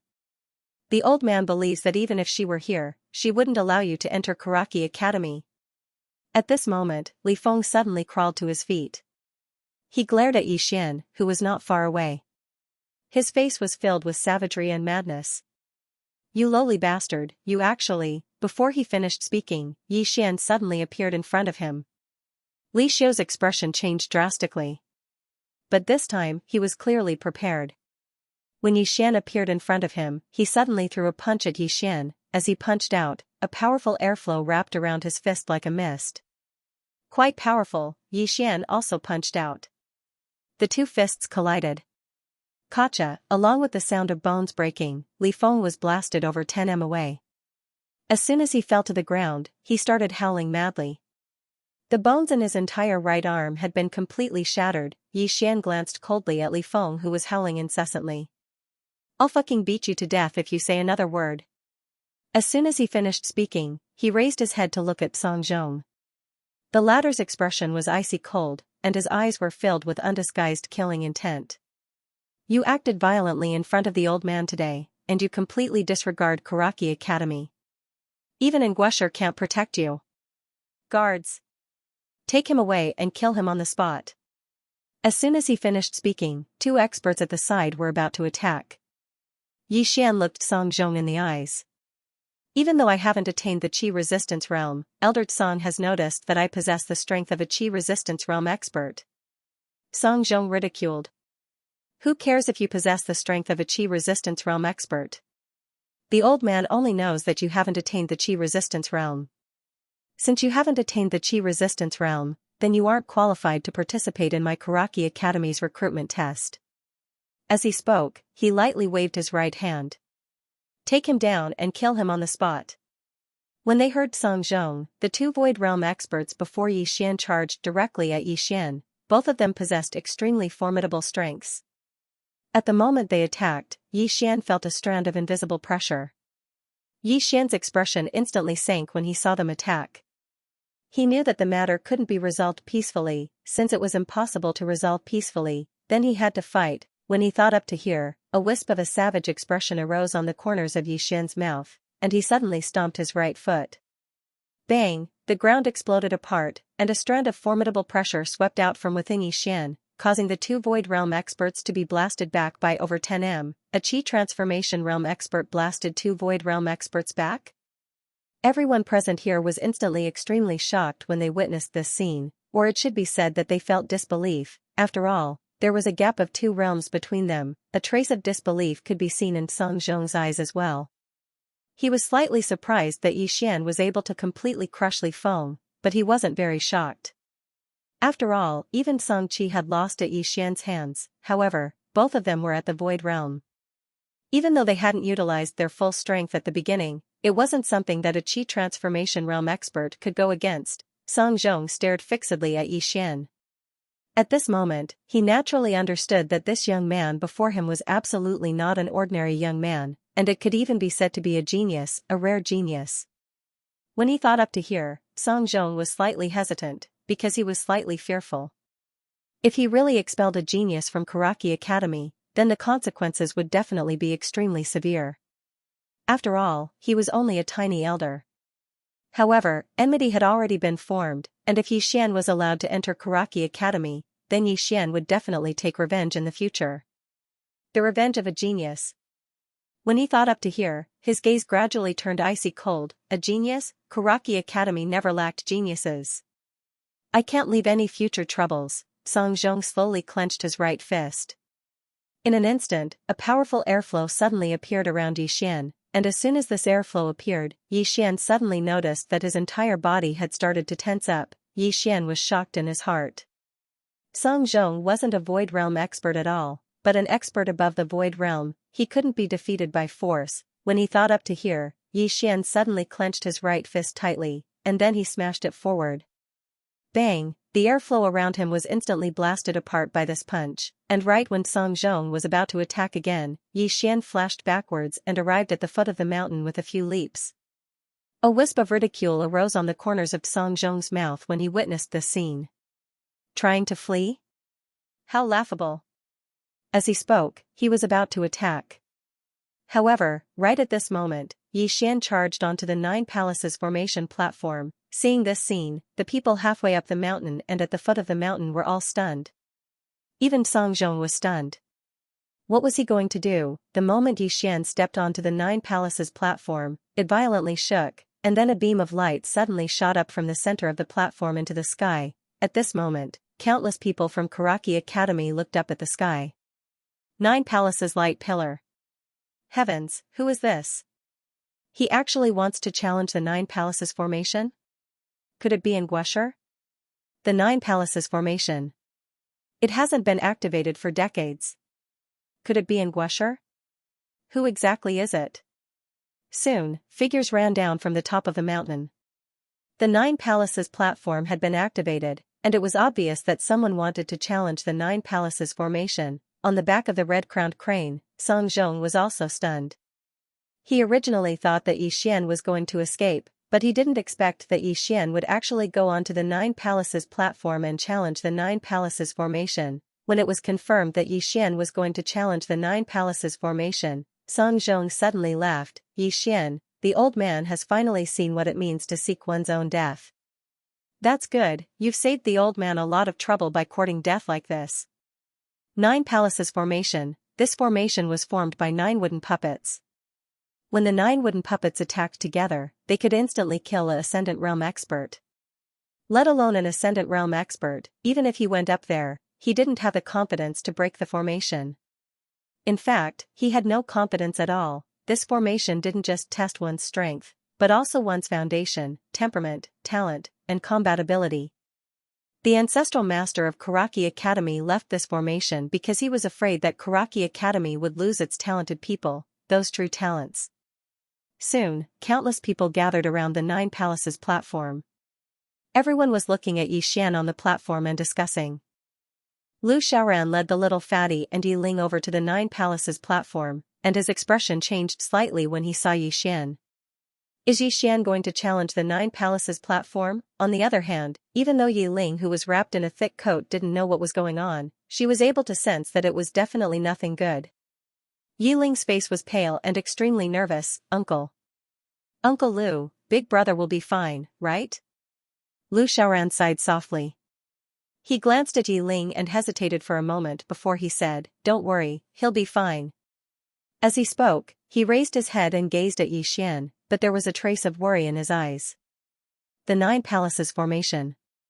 No one in the entire Jiang Kingdom had been able to successfully challenge the Nine Palaces formation for a few dozen years. Moreover, practically all those who had challenged the Nine Palaces formation had died miserably. Even though he knew that Yixian's strength wasn't bad and his origins were mysterious, it was the Nine Palaces formation. As soon as Yixian stepped foot onto the Nine Palaces platform, the 9 wooden figures that were standing nearby suddenly seemed as if they'd come to life. They slowly walked over to Yixian and surrounded Yixian.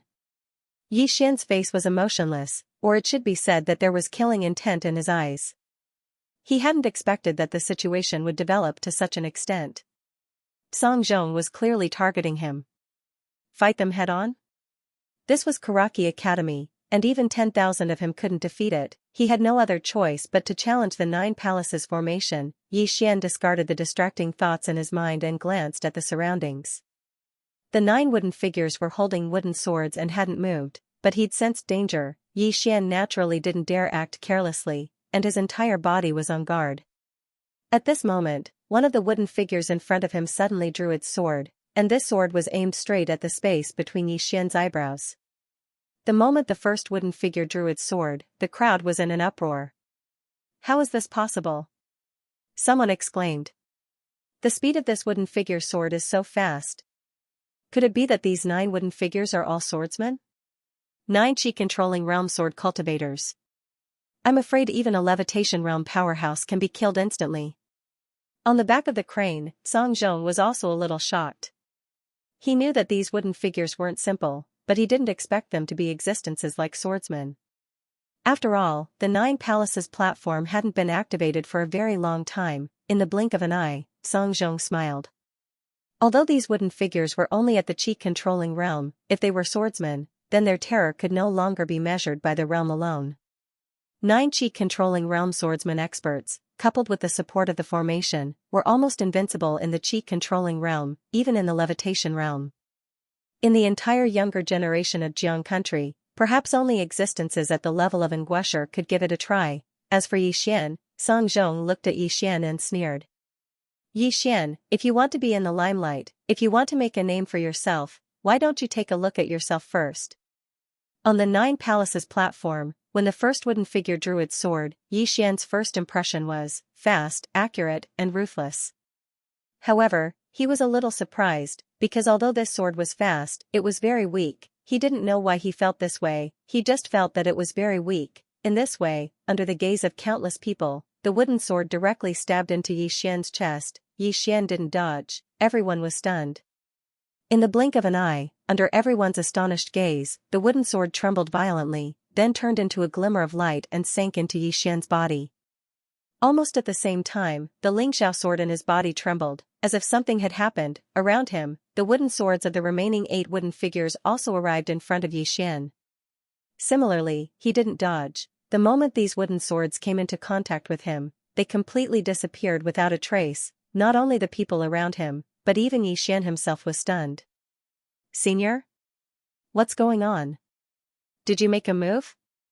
After a moment of silence, the mysterious woman's voice sounded. You cultivate the invincible sword body technique, you can devour swords that are weaker than the spiritual sword in your body. Do you understand?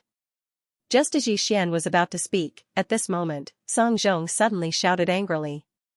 You cheated! You! Song Zhong glared at Yi Xian, his face turning purple with anger.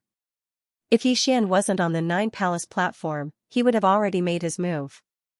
Because Karaki Academy had a rule that no one was allowed to interfere once someone was on the Nine Palace platform, especially Ashenwood Academy. To put it bluntly, this test was set up by the ancestors of Karaki Academy to prevent the old teachers from cheating and missing out on the true monstrous geniuses. Thus, even though Song Zhong's lungs were about to explode, he didn't dare to make a move. On the Nine Palace platform, Yi Xian didn't pay attention to Song Zhong. Instead, he scanned the surroundings and saw that the wooden puppets weren't moving anymore. He thought for a moment and said, now, I pass, right? Pass? Below the Nine Palace platform, Song Zhong sneered, you cheated and destroyed the wooden puppet swords, and you call that passing? You. Yi Xian looked coldly at Song Zhong and interrupted him, cheating? Do you have proof? Song Zhong said angrily, proof? You're just a chi transformation realm cultivator, how could you make those wooden swords disappear in an instant? And you still say you didn't cheat? Yi Xian looked around and sighed, I finally understand why this array hasn't been broken for so many years. So, breaking the array is cheating. TSK, I've learned something new. All around, there was a lot of discussion. At this time, a Karaki Academy student suddenly came in front of Yi Xian and looked at Yi Xian, you're just a chi transformation realm cultivator, how could you possibly break this Nine Palace array? Yi Xian looked straight at the student, but I already broke it. The student shook his head, there's definitely something fishy about this.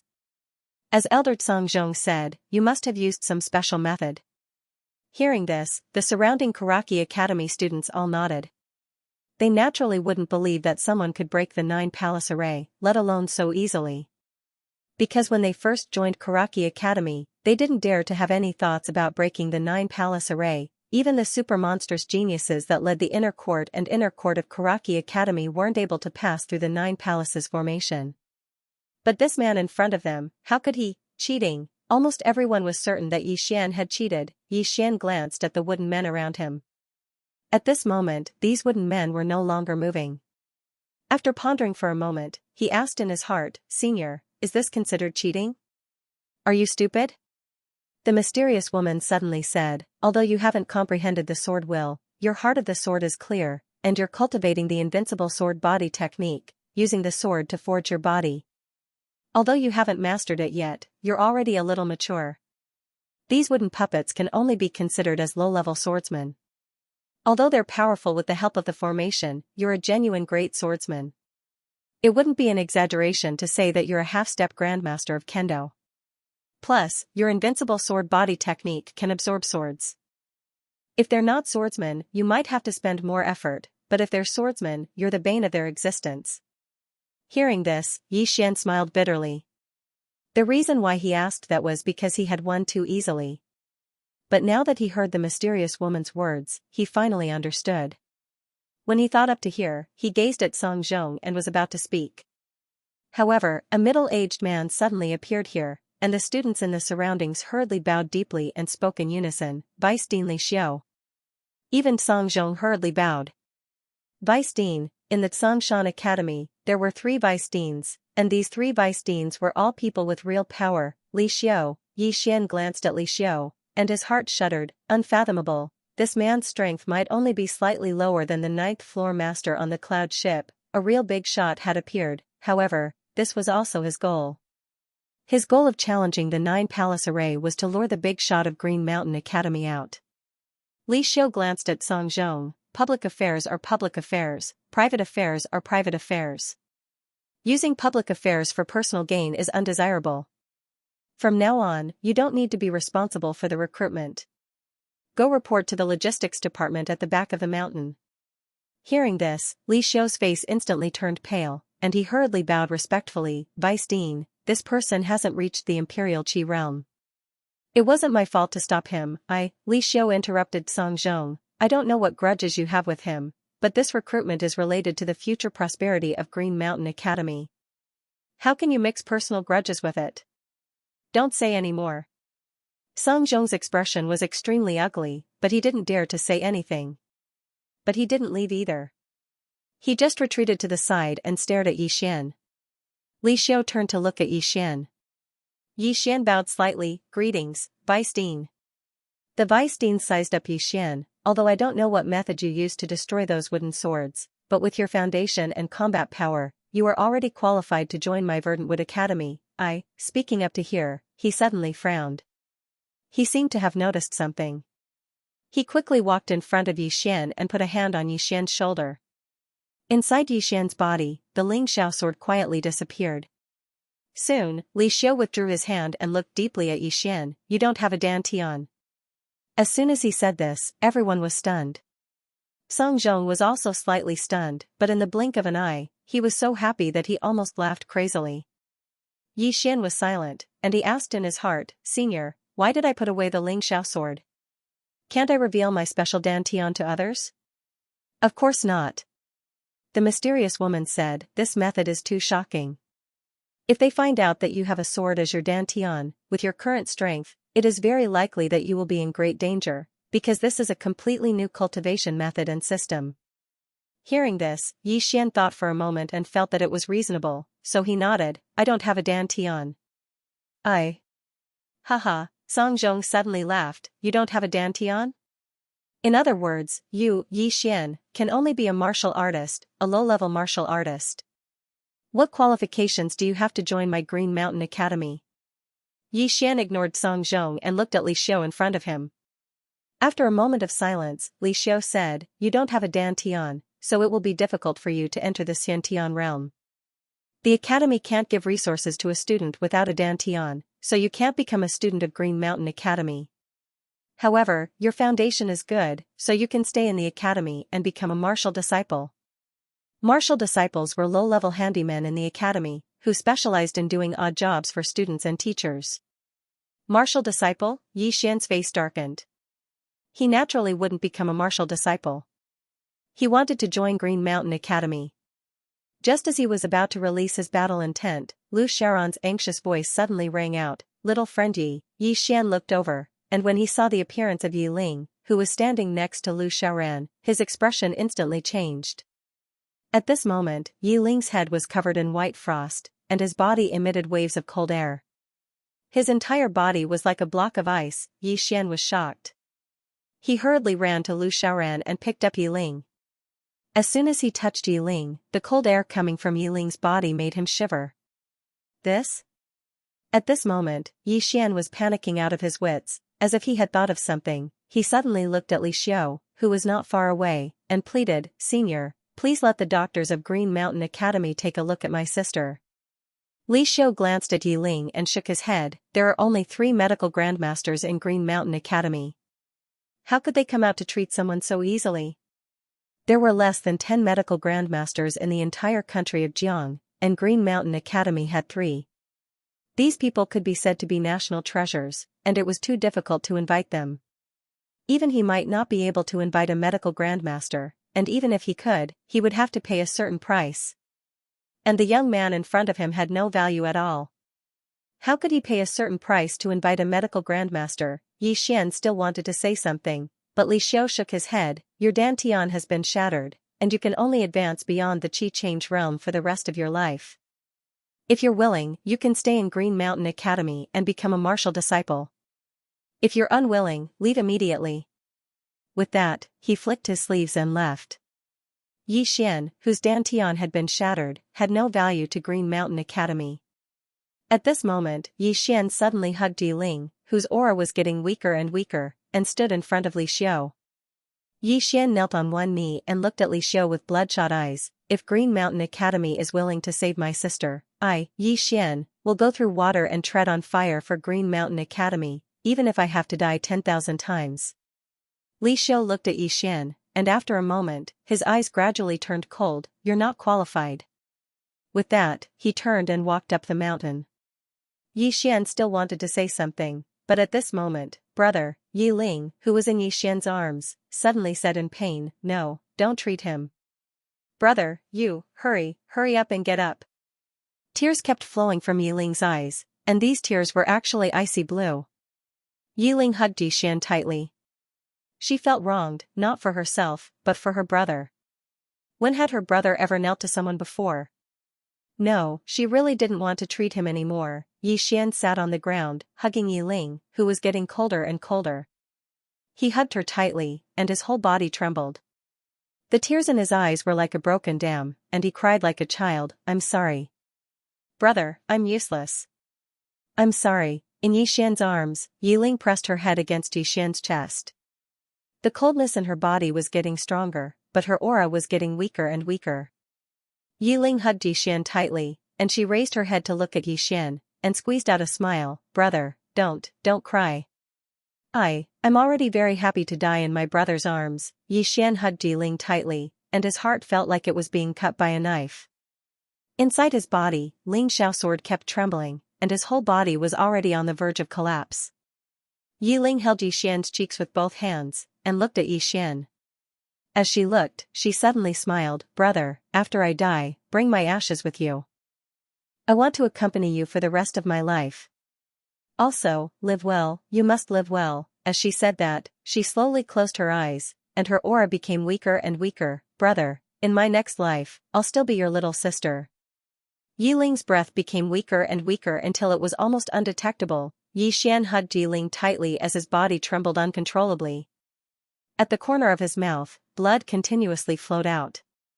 All around, countless people stared at the pair of brother and sister.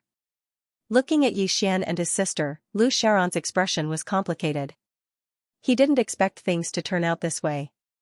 He didn't expect that Yi Xian didn't have a dantian. Without a dantian, it meant that he would never be able to condense qi for the rest of his life. At this moment, Song Zhong suddenly sneered, someone come, chase this pair of brother and sister down Song Mountain.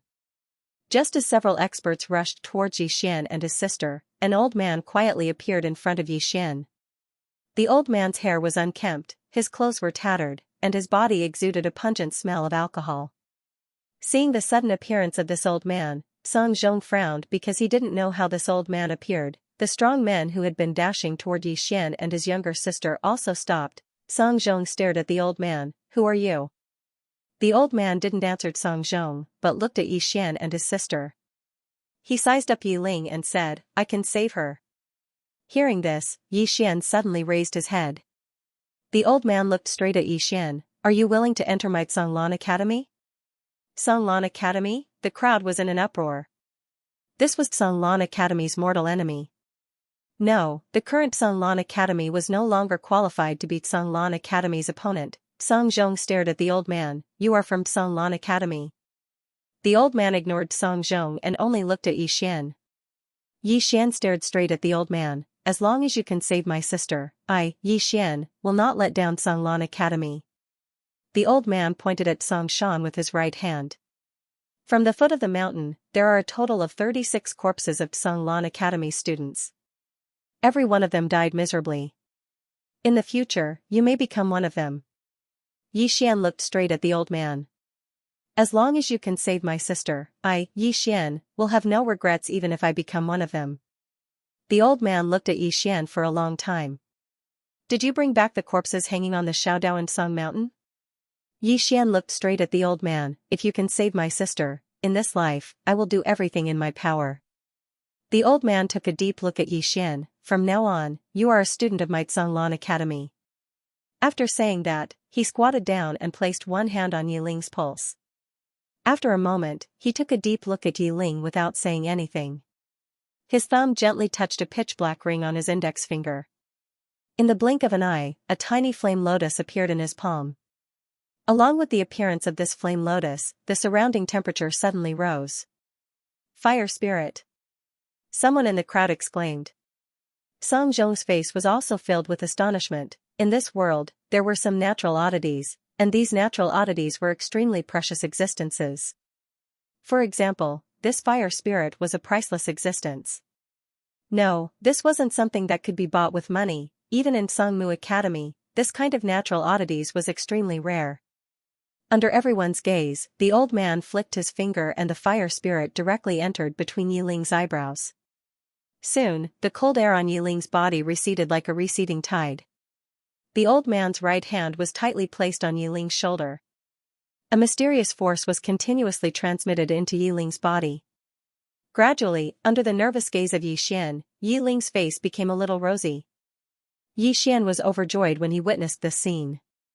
After around 15 minutes, Yiling slowly opened her eyes. Xian hurriedly grabbed Yiling's hand and spoke in a trembling voice. How is it? Yiling glanced at the surroundings in a daze. In the end, she looked at Xian, and tears flowed down her face. Big brother, I'm not dead yet? Xian smiled, but his face was covered in tears. Meanwhile, a tiny flame suddenly condensed between Yiling's eyebrows. The old man said, the fire spirit has temporarily suppressed the cold air within her body. But according to my estimation, it can only suppress it for a month at most. After a month, the fire spirit will vanish. Xian pulled his younger sister, Yiling, up, and Yiling bowed deeply to the old man.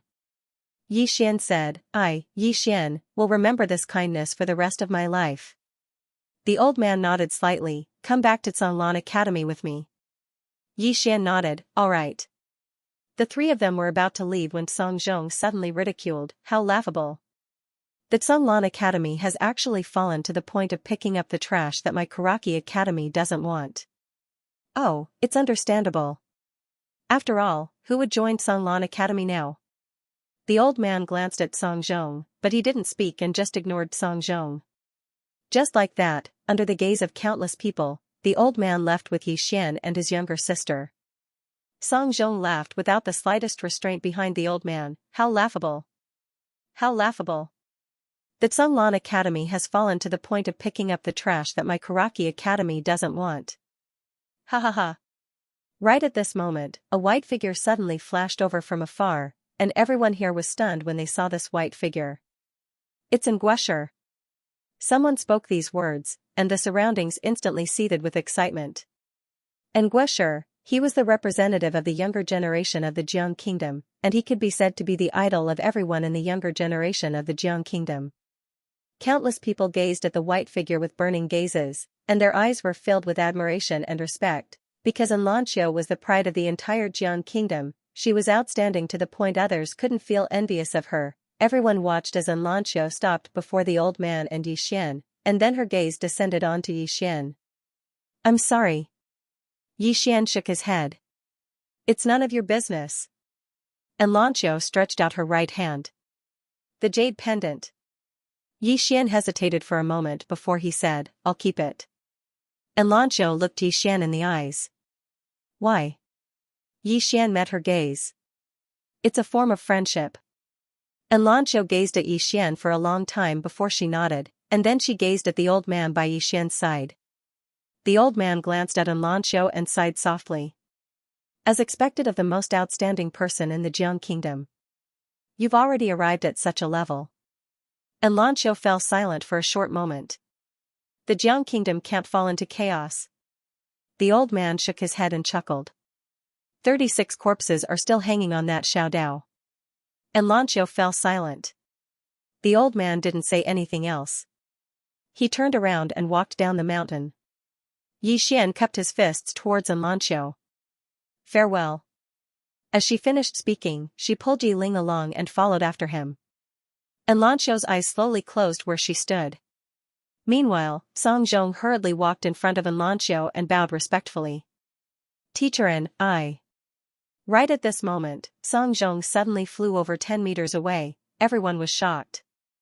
They looked at Lancio with eyes filled with puzzlement, because the person who attacked was Lancio, and Lancio glanced coldly at Song Zhong, who was over 10 meters away. You dare to make things difficult for someone I recommended? Song Zhong was horrified in his heart. He was about to say something when a spear tore through the air. One of Song Zhong's arms flew off, blood sprayed, the surroundings were deathly silent, everyone looked at Lancio with astonishment. What's she doing? Under everyone's gaze, Lancio raised her head and looked at Song Mountain. Li Xiao, get down here. As her voice fell, she lightly flicked her jade-like finger. A silver spear soared into the sky. Around the silver spear, an enormous dragon that was over 100 meters long suddenly appeared. The enormous dragon soared into Song Mountain. A dragon's roar shook the entire Song Mountain, a moment of silence. Boom, above Song Mountain, an earth-shattering explosion suddenly resounded. Then, a horrified voice sounded. Spear intent manifestation.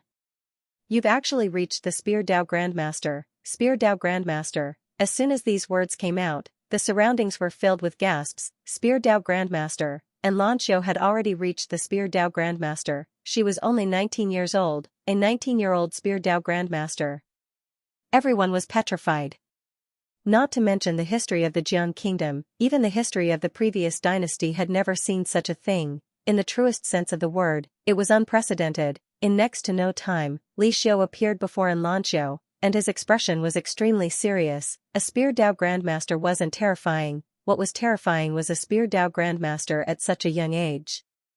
In the history of Karaki Academy, only a single person could compare to such terrifying natural talent, and it was Gu Qianqian who'd saved Karaki Academy all those years ago, that legendary figure of Karaki Academy, yet now, Lancio wasn't inferior to him in the slightest. Li Xiao restrained his thoughts. Country scholarin, why are you so angry? Lancio glanced at Li Xiao. I can't stand the sight of you. As soon as she finished speaking, the tip of her foot tapped the ground lightly, and her figure directly floated forward. At the same time, the spear in her hand shot out violently like a bolt of lightning. Li Xiao's gaze was wretched as he stood before Lancio, and he didn't dare be careless in the slightest. He took half a step back, and in the next moment, he stretched out his right hand and made a roll. This roll caused the wind in the surroundings to suddenly and swiftly converge towards him. In an instant, a whirlpool had appeared before him, and within the whirlpool were countless wind blades that were thin like cicada wings. Meanwhile, the spear arrived. Bang, an enormous bang that shook the heavens resounded abruptly. In the blink of an eye, the countless wind blades were blasted into pieces while a figure retreated explosively. This figure was exactly Li Xiao, and he'd retreated over 100 m back. As soon as he stopped moving, a wisp of blood seeped out from the corner of his mouth. At the same time, his entire right arm had cracked apart into the shape of a spiderweb. The surroundings were deathly silent, and Lancio had defeated a vice dean of Karaki Academy. Everyone in the surroundings didn't know Li Xiao's true cultivation, but since he was able to become the vice dean of Karaki Academy, then how could he be trash? It could be said that Li Xiao was at least at the Nether Passage realm, or perhaps even higher, yet now, he'd lost to Lancio. Li Xiao stared fixedly at Lancio. There was no flames of rage in his eyes, and there was only deep fear. Others didn't know what Lancio's background represented, but he did. So, when Lancio hadn't joined Karaki Academy all those years ago, Karaki Academy didn't dare go too far. After all, when it came to a level like Karaki Academy, some geniuses were either roped in or destroyed. On the other hand, Karaki Academy didn't dare to have any ill intentions towards Lancio, and Lancio didn't attack again. She glanced at Grey Mountain and shook her head. From this moment onward, I have nothing to do with Karaki Academy. As soon as she finished speaking, she turned around and left. Li Xiao's expression changed drastically when he heard Lancio. Country scholarin, you absolutely can't do that. If I've offended you in any way, then I apologize. Please. In the distance, and Xianxia had vanished from everyone's fields of vision. Li Xiu's expression was extremely unsightly as he stood on the spot. Right at this moment, the 8 wooden figures on the distant 9 palace platform suddenly returned to their positions, and then a figure suddenly appeared on the platform in the blink of an eye.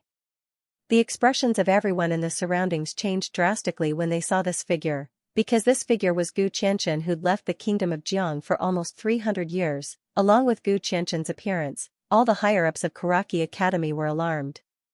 Besides the dean who was in closed-door cultivation, the other 2 vice deans and some supreme elders had rushed over to the platform, and then they bowed in succession.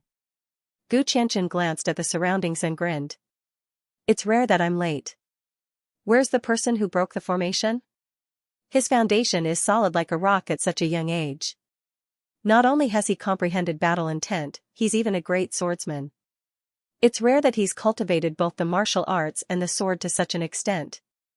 3 words were rare. The surroundings were deathly silent. Gu Qianqian frowned slightly when he noticed the unusual atmosphere, and then he glanced at the surroundings.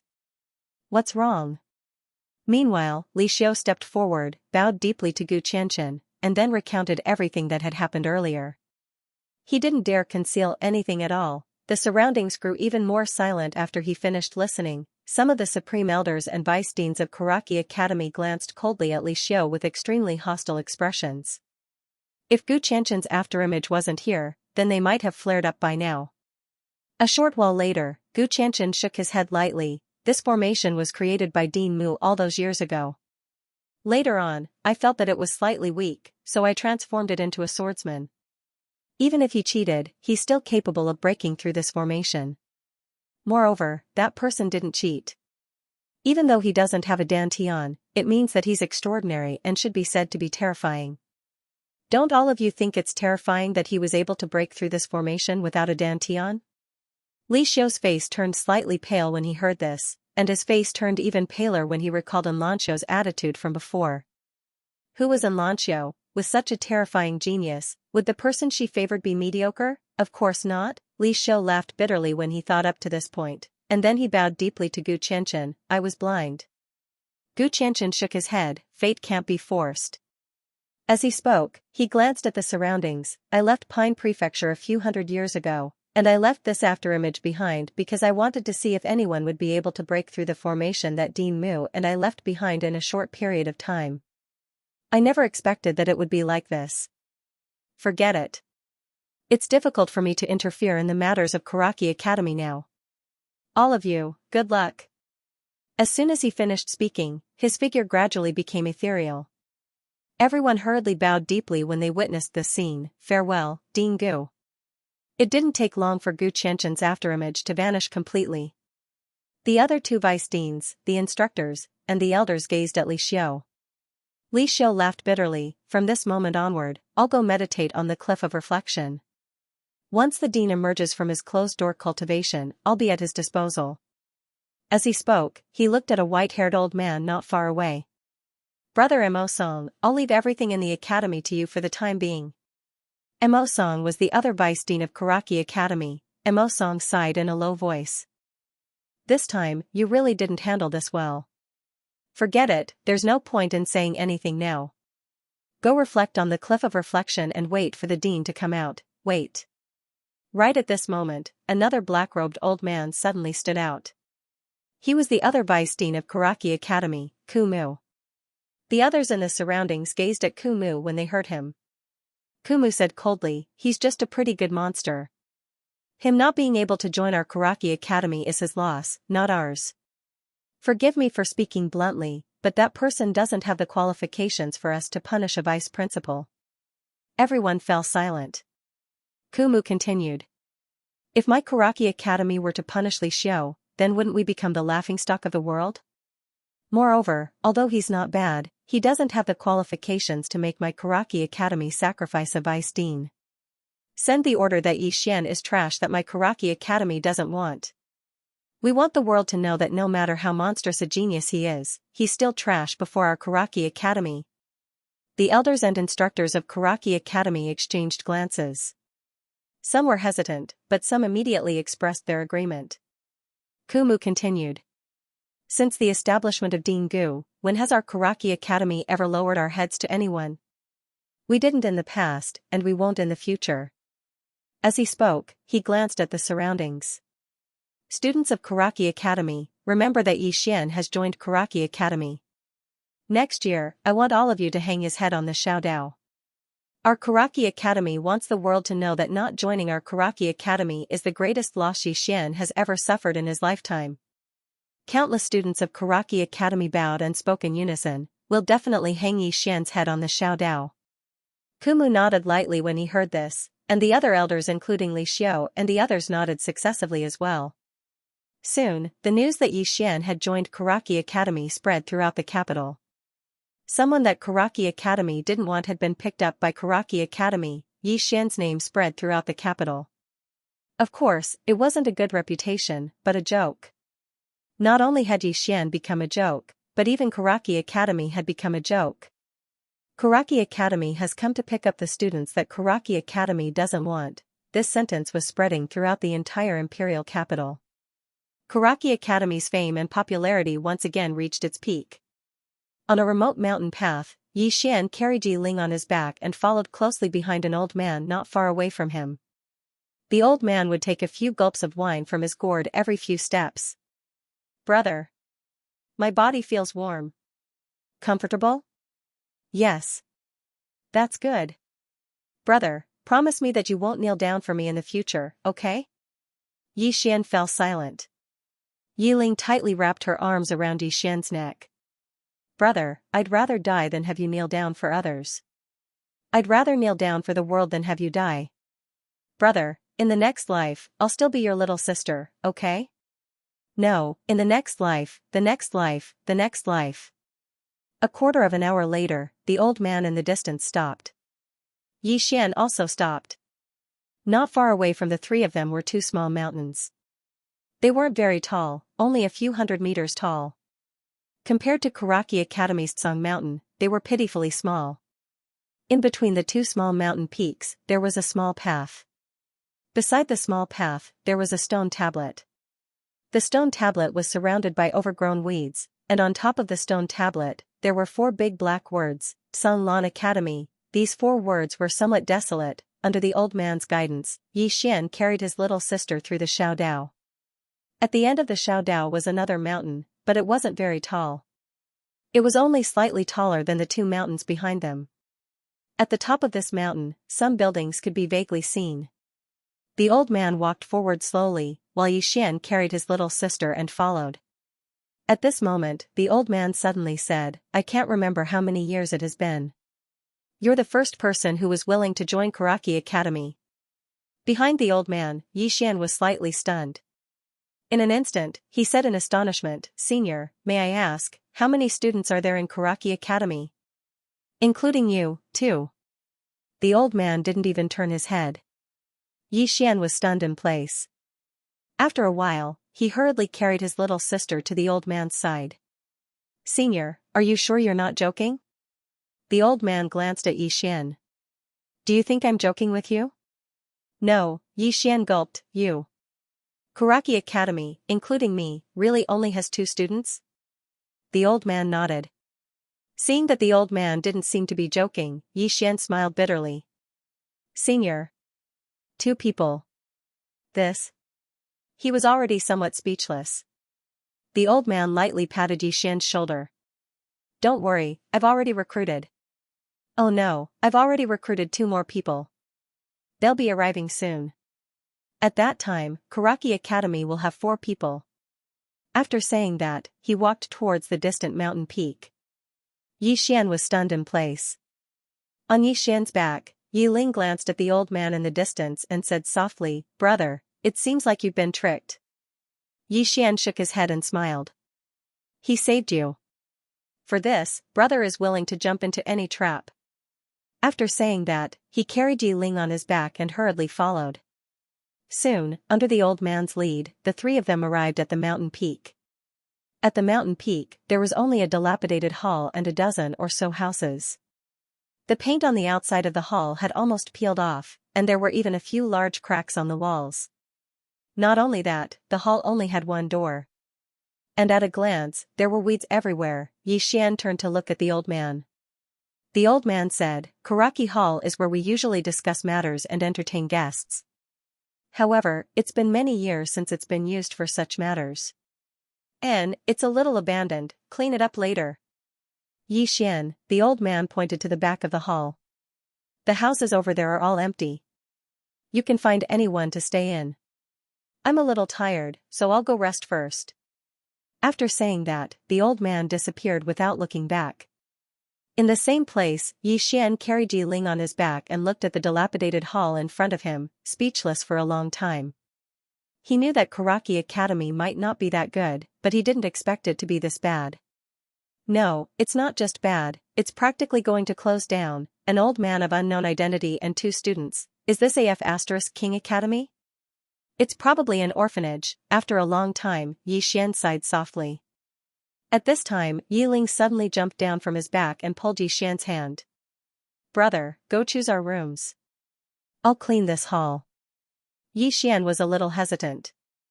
Yi Ling jumped on the spot and giggled. "It's not cold anymore.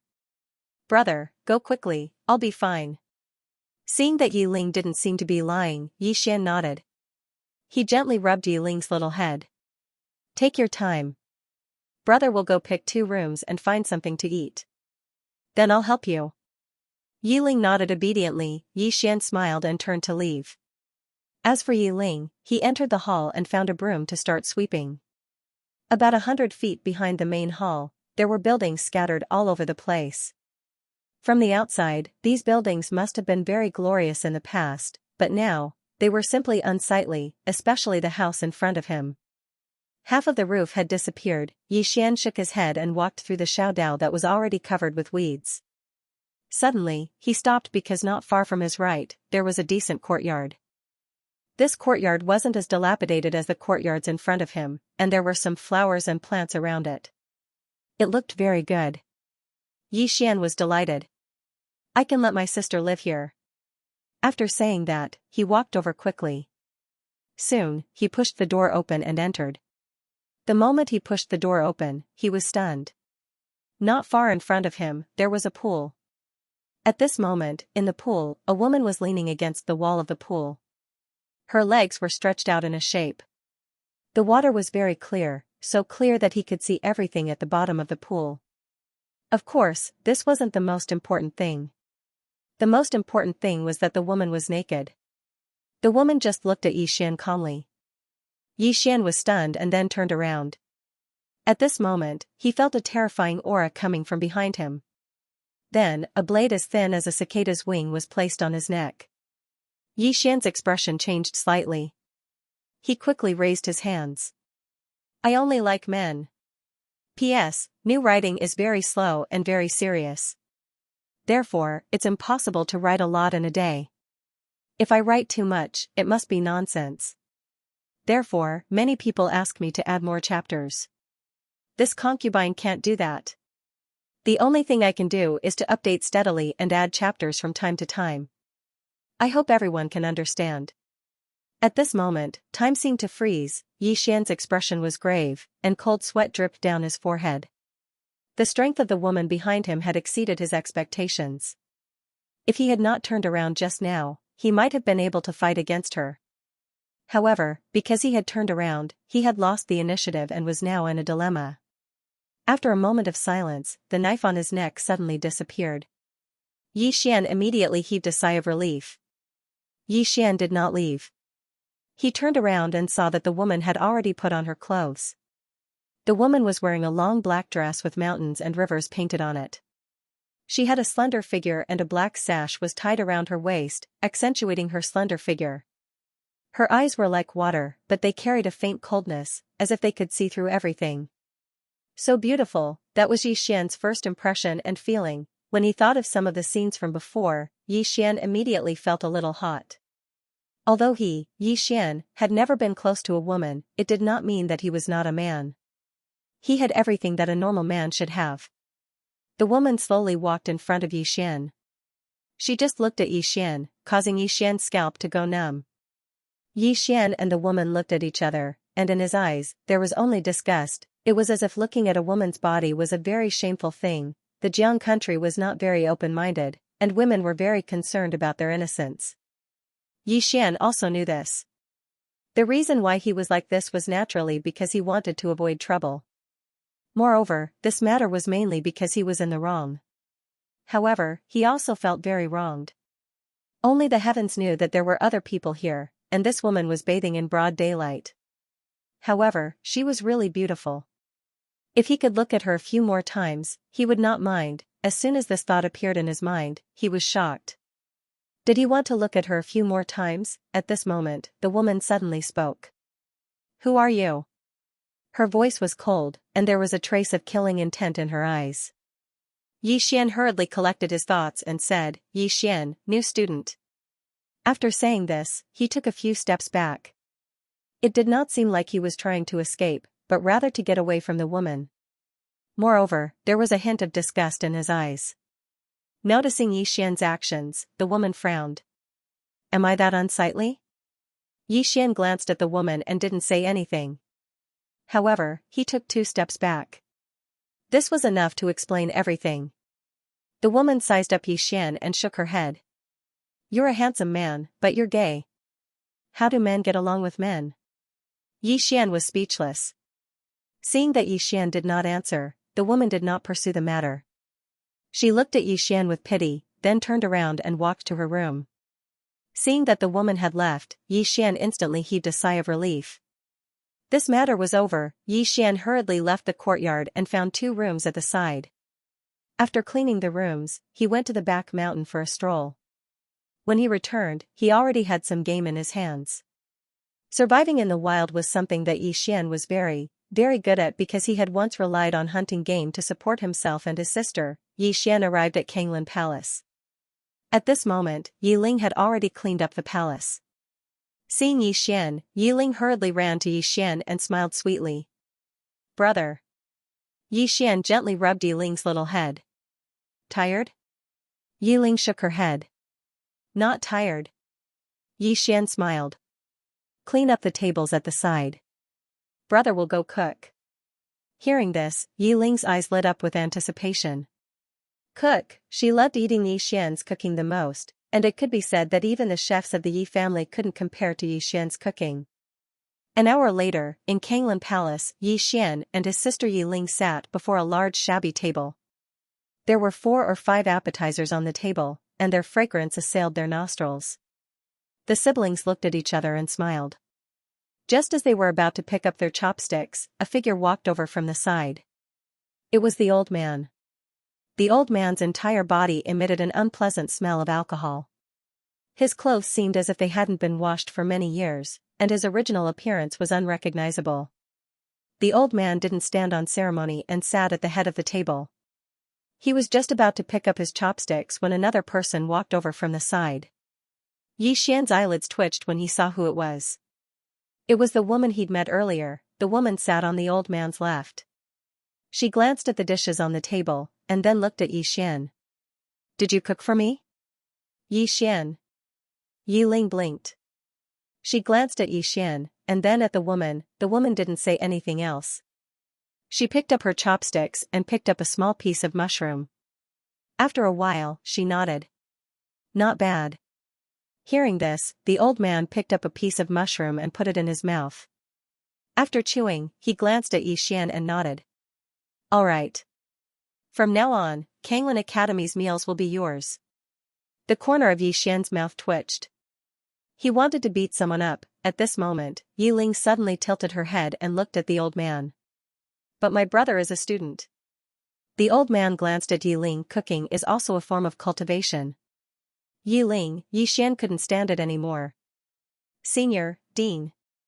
The old man turned to look at Yi Xian. "Call me Dean, Dean Ji." Yi Xian nodded. "Dean Ji, for such a big academy, shouldn't we hire a few handymen?" The old man asked in return, "Are you paying?" Yi Xian was stunned for a while before saying, "Shouldn't you be paying?" Dean Ji shook his head. "I don't have money. I can't even afford to drink." Yi Xian, the woman didn't say anything. She just ate. She kept on eating. The speed at which she ate made Xian and his sister dumbfounded. That speed was really abnormally fast. It was as if she hadn't eaten for more than 10 days. After a while, all the dishes on the table were swept clean. The woman licked her chopsticks. Then she turned to look at Xian. Is there anything else? Xian, Yiling put down her chopsticks. Then she said, there's still something left. I'll go wash it. After saying that, she turned and ran to the back of the hall. Xian asked in a low voice, is it safe here? Old Man Ji nodded. Yes. Xian hesitated. Then he asked again, Dean Ji, since it's an academy, there's naturally a place to learn. No. Old Man Ji answered directly. Self-study. Xian, Martial Arts Hall. At this moment, the woman suddenly said. She was still licking her chopsticks. Old Man Ji looked at Xian. There's a martial arts hall in the back mountain. There are some martial arts notes left by former students. As for martial arts techniques, if you're lucky, you might be able to find one or two. Sigh. Xian sighed in a low voice. I'll go cook. After saying that, he turned and left. Next to the table, only the woman and the old man were left. The woman put down her chopsticks. Where did you find it? Old Man Ji took a sip of wine and said, I picked it up at Karaki Academy. The woman was silent for a moment. Then she asked again, why him? The old man said, he has potential. The woman said indifferently, I alone am enough. The old man's hand trembled slightly. After a moment, he picked up the wine gourd and took a sip. Then he said softly, Nji, you're carrying too much. The woman said indifferently, this is my life and also my responsibility. After saying that, she turned to look outside the hall. Although they're dead, their souls are imprisoned in their bodies. As long as they're not brought back, they won't be able to rest in peace. And big brother, second brother. Father, the old man slowly closed his eyes. You're the only bloodline of the Ji family. The woman chuckled. Then I'm even more duty-bound. The old man shook his head. Those two, in the country of Jiang, probably only in Lanxiao can suppress them. The woman stood up. Where there's a will, there's a will. After saying that, she walked into the distance. When she reached the entrance of the hall, she suddenly stopped and said with a smile, the worst outcome is just another corpse of Tsang Mountain's Xiaodao. After saying that, she disappeared into the distance. Inside the hall, only the sound of the old man drinking wine could be heard. At night. After Yiling fell asleep, Xian entered the World Prison Pagoda. Xian sat cross-legged on the ground and asked, Senior, am I a great swordsman? Yes. The mysterious woman answered. Why? Xian was a little puzzled because he still hadn't been able to release sword light. The mysterious woman said, what you're lacking now is only the realm. As long as you reach the qi-resisting realm and condense the qi in your body, with your current body foundation and your attainments in the sword, you can use sword qi at any time. Xian said in a deep voice, then my battle intent, do you know martial arts? The mysterious woman asked. Xian shook his head. The mysterious woman said, your current situation is that you've comprehended battle intent in advance, but you haven't gone through the process of martial arts, so you're not a martial arts grandmaster at all. Moreover, to become a real martial arts grandmaster, you still need to materialize battle intent. The current you doesn't have that ability yet. What you need to do now is to accumulate the basic knowledge of martial arts. Of course, you can't slack off on your swordsmanship.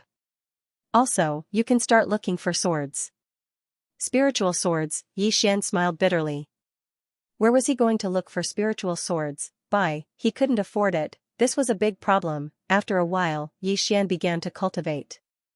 Apart from practicing his swordsmanship, he also practiced his fists and kicks. The only martial technique he knew was the collapsing fist. After adding the battle will, he discovered that the power of the collapsing fist had undergone a qualitative change. If he added battle intent, the collapsing fist would be at least lower mystic level. At this moment, he truly realized how terrifying battle intent was, and if he comprehended sword intent, then the might of the deciding life and death sword would probably be even more terrifying. the night passed, and Xian suddenly rushed down the mountain at dawn the next day. Because Old Man Ji told him that a woman surnamed An was looking for him. In next to no time, Xian arrived at the foot of the mountain, and Xian saw a woman in white clothes that were spotless. She was breathtakingly beautiful. And Lanxiu, Xian walked over to An Lanxiu and smiled, "Miss An." And Lanxiu nodded and was about to speak when a sloppy man walked over from nearby. The man carried a black iron rod on his back, and he walked unsteadily. When the man saw An Lanxiu, his eyes instantly lit up. "Beautiful, a beauty." Xian suddenly stood in front of An Lanxiu and glanced at the man. "I'm pretty handsome too. You can watch for free." An Lanxiu, who stood behind Xian, glanced at Xian and didn't speak. On the other hand, the man who stood before Xian sized up Xian and said, "Kid, it looks to me like you're asking for a beating." As soon as he finished speaking, the man suddenly smashed his iron rod towards Xian. Xian clenched his right fist tightly, and battle intent condensed on his fist. He punched. Hiss, the sound of an explosion suddenly rang out. Bang! Along with this explosion, the man was pushed over 10 m back along with his iron rod, and his pitch-black iron rod was trembling violently. On the other hand, Xian had moved over 3 m back as well, and his right hand was trembling slightly. The man who stood before Xian glanced at his iron rod, and then he gazed at Xian. "You have some ability." As soon as he finished speaking, he suddenly tossed his iron rod towards Xian. Hiss, a sharp whistle resounded through the air. Xian's face was emotionless. When the iron rod arrived before him, he suddenly smashed his right fist forward. It was just a simple punch, fist crush. A single punch could shatter metal and shatter rocks. Bang! The iron rod shook violently and was blasted flying back. However, right at this moment, a figure suddenly appeared in front of Xian, and in the blink of an eye, a strand of cold light shot towards Xian's throat. Danger! Xian's eyes narrowed slightly. This was his first feeling, and he didn't dare conceal it any longer. He twisted his right hand lightly. A low and heavy sword howl resounded, and in the blink of an eye, bang! A silhouette was forced to retreat over 100 feet. It was that man. After the man stopped moving, he gazed at Xian with astonishment. "Swordsman.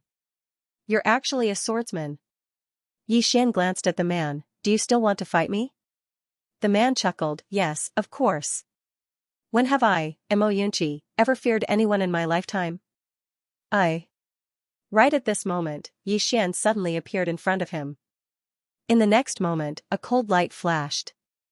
The man called Yunchi's expression changed greatly. "You didn't even say anything before starting the fight." As he spoke, he swung the iron rod in his hand upwards. Hard, hard, hard, bang! An ear-piercing sound of metal clashing rang out, and in the blink of an eye, Yunchi's entire body was pushed back a distance of over 100 feet. This time, Xian didn't attack again. Instead, he retreated to An Lanxiu's side and glanced at her. "I forgot myself." And Lan smiled without saying a word. Xian's expression was rather unnatural, or rather, slightly embarrassed. As if he had thought of something, he suddenly looked towards the nearby Yunchi and said, "Let's continue fighting." As soon as he finished speaking, he charged out. Yunchi, and Lanxiu glanced at the distant Xian. It was unknown what she was thinking. After around 10 minutes passed, a voice suddenly resounded. "That's enough." It was Old Man Ji's voice. As soon as this voice resounded, Old Man Ji appeared not too far away from An Lanxiu. He nodded slightly to her, and then he gazed at Xian and Yunchi. However, they didn't stop. Old Man Ji suddenly gazed at An Lanxiu. "Gueshiren, do you really care about him?" Of course, he was referring to Xian, and Lanxiu lightly combed her hair behind her ear. "Yes." Old Man Ji's eyes narrowed slightly when he heard this. "Gueshiren, do you know what you're talking about?" And Lanxiu chuckled lightly. "Just because he dared to stand before a few thousand troops of the Tang Empire, he's qualified to be my friend. Of course, we're friends now." "Friend," Old Man Ji sighed lightly. In the entire kingdom of Jiang, there were probably less than a handful of people who were qualified to be friends with this little girl. Bang! Meanwhile, an explosion suddenly resounded from afar, and then Yunchi was blasted over 30 m away. Xian didn't attack again, and he retreated to An Lanxiu's side instead. Yunchi glanced at Xian and An Lanxiu, and he didn't attack as well. Old Man Ji glanced at Yunchi. both of you are students of Songlan Academy from now on. Both Yixian and Mo Yunqi were stunned. Students of Songlan Academy? Mo Yunqi pointed at Yixian. He's a student of Songlan Academy as well? Old man Ji spoke indifferently. What? Is there a problem? Mo Yunqi glanced at Old man Ji. Old man, how many students are there in our Songlan Academy? Old man Ji said, there's a total of 3 including you. However, there's another one coming soon. By then, there'll be 4. 4, Mo Yunqi was dumbstruck, and he turned around and left quite some time later. I'm going to Karaki Academy. Old man Ji glanced at Mo Yunqi. Do you not want the second half of sweeping staff technique? In the distance, Mo Yunqi stopped, and he turned around to look at Old man Ji. Old man, great-grandpa, 1 academy, for students, are you sure this academy has a future? Old man Ji said indifferently, you've already signed the application form for Songlan Academy. Even if you go to Karaki Academy now, they won't want you. Hearing this, Mo Yunqi pointed at Old man Ji angrily. Old man, you're tricking me. Old man Ji shrugged. I didn't force you back then. You were the one who begged me to let you join Songlan Academy. Hearing this, Mo Yunqi was so angry that he almost vomited blood. You still have the nerve to say that? You said that Songlan Academy is about the same as Karaki Academy. It's about the same. Old man Ji said, they're both in the imperial capital, they're both academies. Is there a problem? Mo Yunqi was so angry that he almost breathed his last. This is what you call about the same? This is the difference between heaven and earth. If it wasn't for the fact that he couldn't win, he probably would have fought. At this moment, Old man Ji flicked his finger, and a black scroll fell in front of Mo Yunqi. Mo Yunqi glanced at it, and in the next moment, his eyes lit up, and he hurriedly put the scroll away. Old man Ji pointed at the top of the mountain. Mo Yunqi was a little conflicted, and he glanced at the scroll in his hand. In the end, he sighed deeply, and then walked towards the top of the mountain reluctantly. However, when he passed by Yixian and Xianxia, he suddenly looked at Yixian. Let's fight after I finish practicing the second half. Yixian shrugged. Anytime. Fight? He liked it too. Not far away, Old man Ji suddenly said, Kid, this is the imperial capital, you'd better keep a low profile. Mo Yunqi snorted coldly. Low profile? Old man, I'm so outstanding, do I need to keep a low profile? I'm not boasting, but in the entire imperial capital, is there anyone more outstanding than me? When he spoke up to hear, he glanced at the sky and spoke heroically. Isn't the number 1 genius of our Jiang kingdom that in Xianxia? That was in the past. Now that I, Mo Yunqi, have risen, and Xianxia is nothing. Just you wait, I'll beat her until she cries. Yixian had a rather strange expression on his face. Old man Ji shook his head. It's the first time I've seen someone court death like this. Mo Yunqi was just about to speak when a white afterimage suddenly appeared behind him. Mo Yunqi's expression changed drastically, and he swiftly turned around before smashing the iron rod in his hand down. Bang! Along with an explosion, Mo Yunqi's figure was blasted flying. In the next moment, the ground trembled violently, and then a strange scene appeared. A figure was smashing the ground incessantly while howling incessantly. Just like that, this continued for an entire 15 minutes before the figure finally stopped. It was Mo Yunqi. At this moment, Mo Yunqi was lying on the ground like a pile of mud, and his entire face was swollen like a pig's head. And Xianxia gazed at Yixian. Accompany me for a walk? Brother Yi grinned. All right. The two of them walked side by side towards the nearby Xiaodao. Mo Yunqi roared furiously from behind them. Just you wait. Just you wait. If I don't avenge her, then She's a Xianxia. Old man Ji had suddenly appeared by Mo Yunqi's side. Mo Yunqi's voice stopped abruptly, and then his head tilted to the side in the blink of an eye. Old man Ji kicked Mo Yunqi. Don't play dead. Get up and continue roaring. What's a Xianxia? Beat her until she cries. Mo Yunqi didn't move at all. Old man Ji didn't say anything else. He just pulled Mo Yunqi's leg up, and then he dragged Mo Yunqi up the mountain. On a certain Xiaodao, Yixian and Xianxia were walking side by side. Xianxia spoke in a light voice. I never expected that you would join Songlan Academy. Yixian fell silent. He also didn't expect that he would join Song Lan Academy by a freak combination of factors. It could only be said that the affairs of the world were unpredictable, and Lan Xiu suddenly stopped. I'm leaving the state of Jiang. I'm here to bid farewell today. Leave the state of Jiang. Yi Xian turned to look at Lan Xiu. And Lan Xiu looked straight at Yi Xian. I'm worried about you. Yi Xian shook his head. I don't understand. And Lan Xiu took a step forward. At this moment, she was very close to Yi Xian. Yi Xian could already clearly smell the faint fragrance from Lan Xiu's body. And Lan Xiu looked straight at Yi Xian. Everyone has underestimated you. I might even have underestimated you.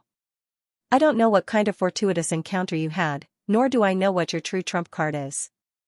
However, you make me feel a trace of danger.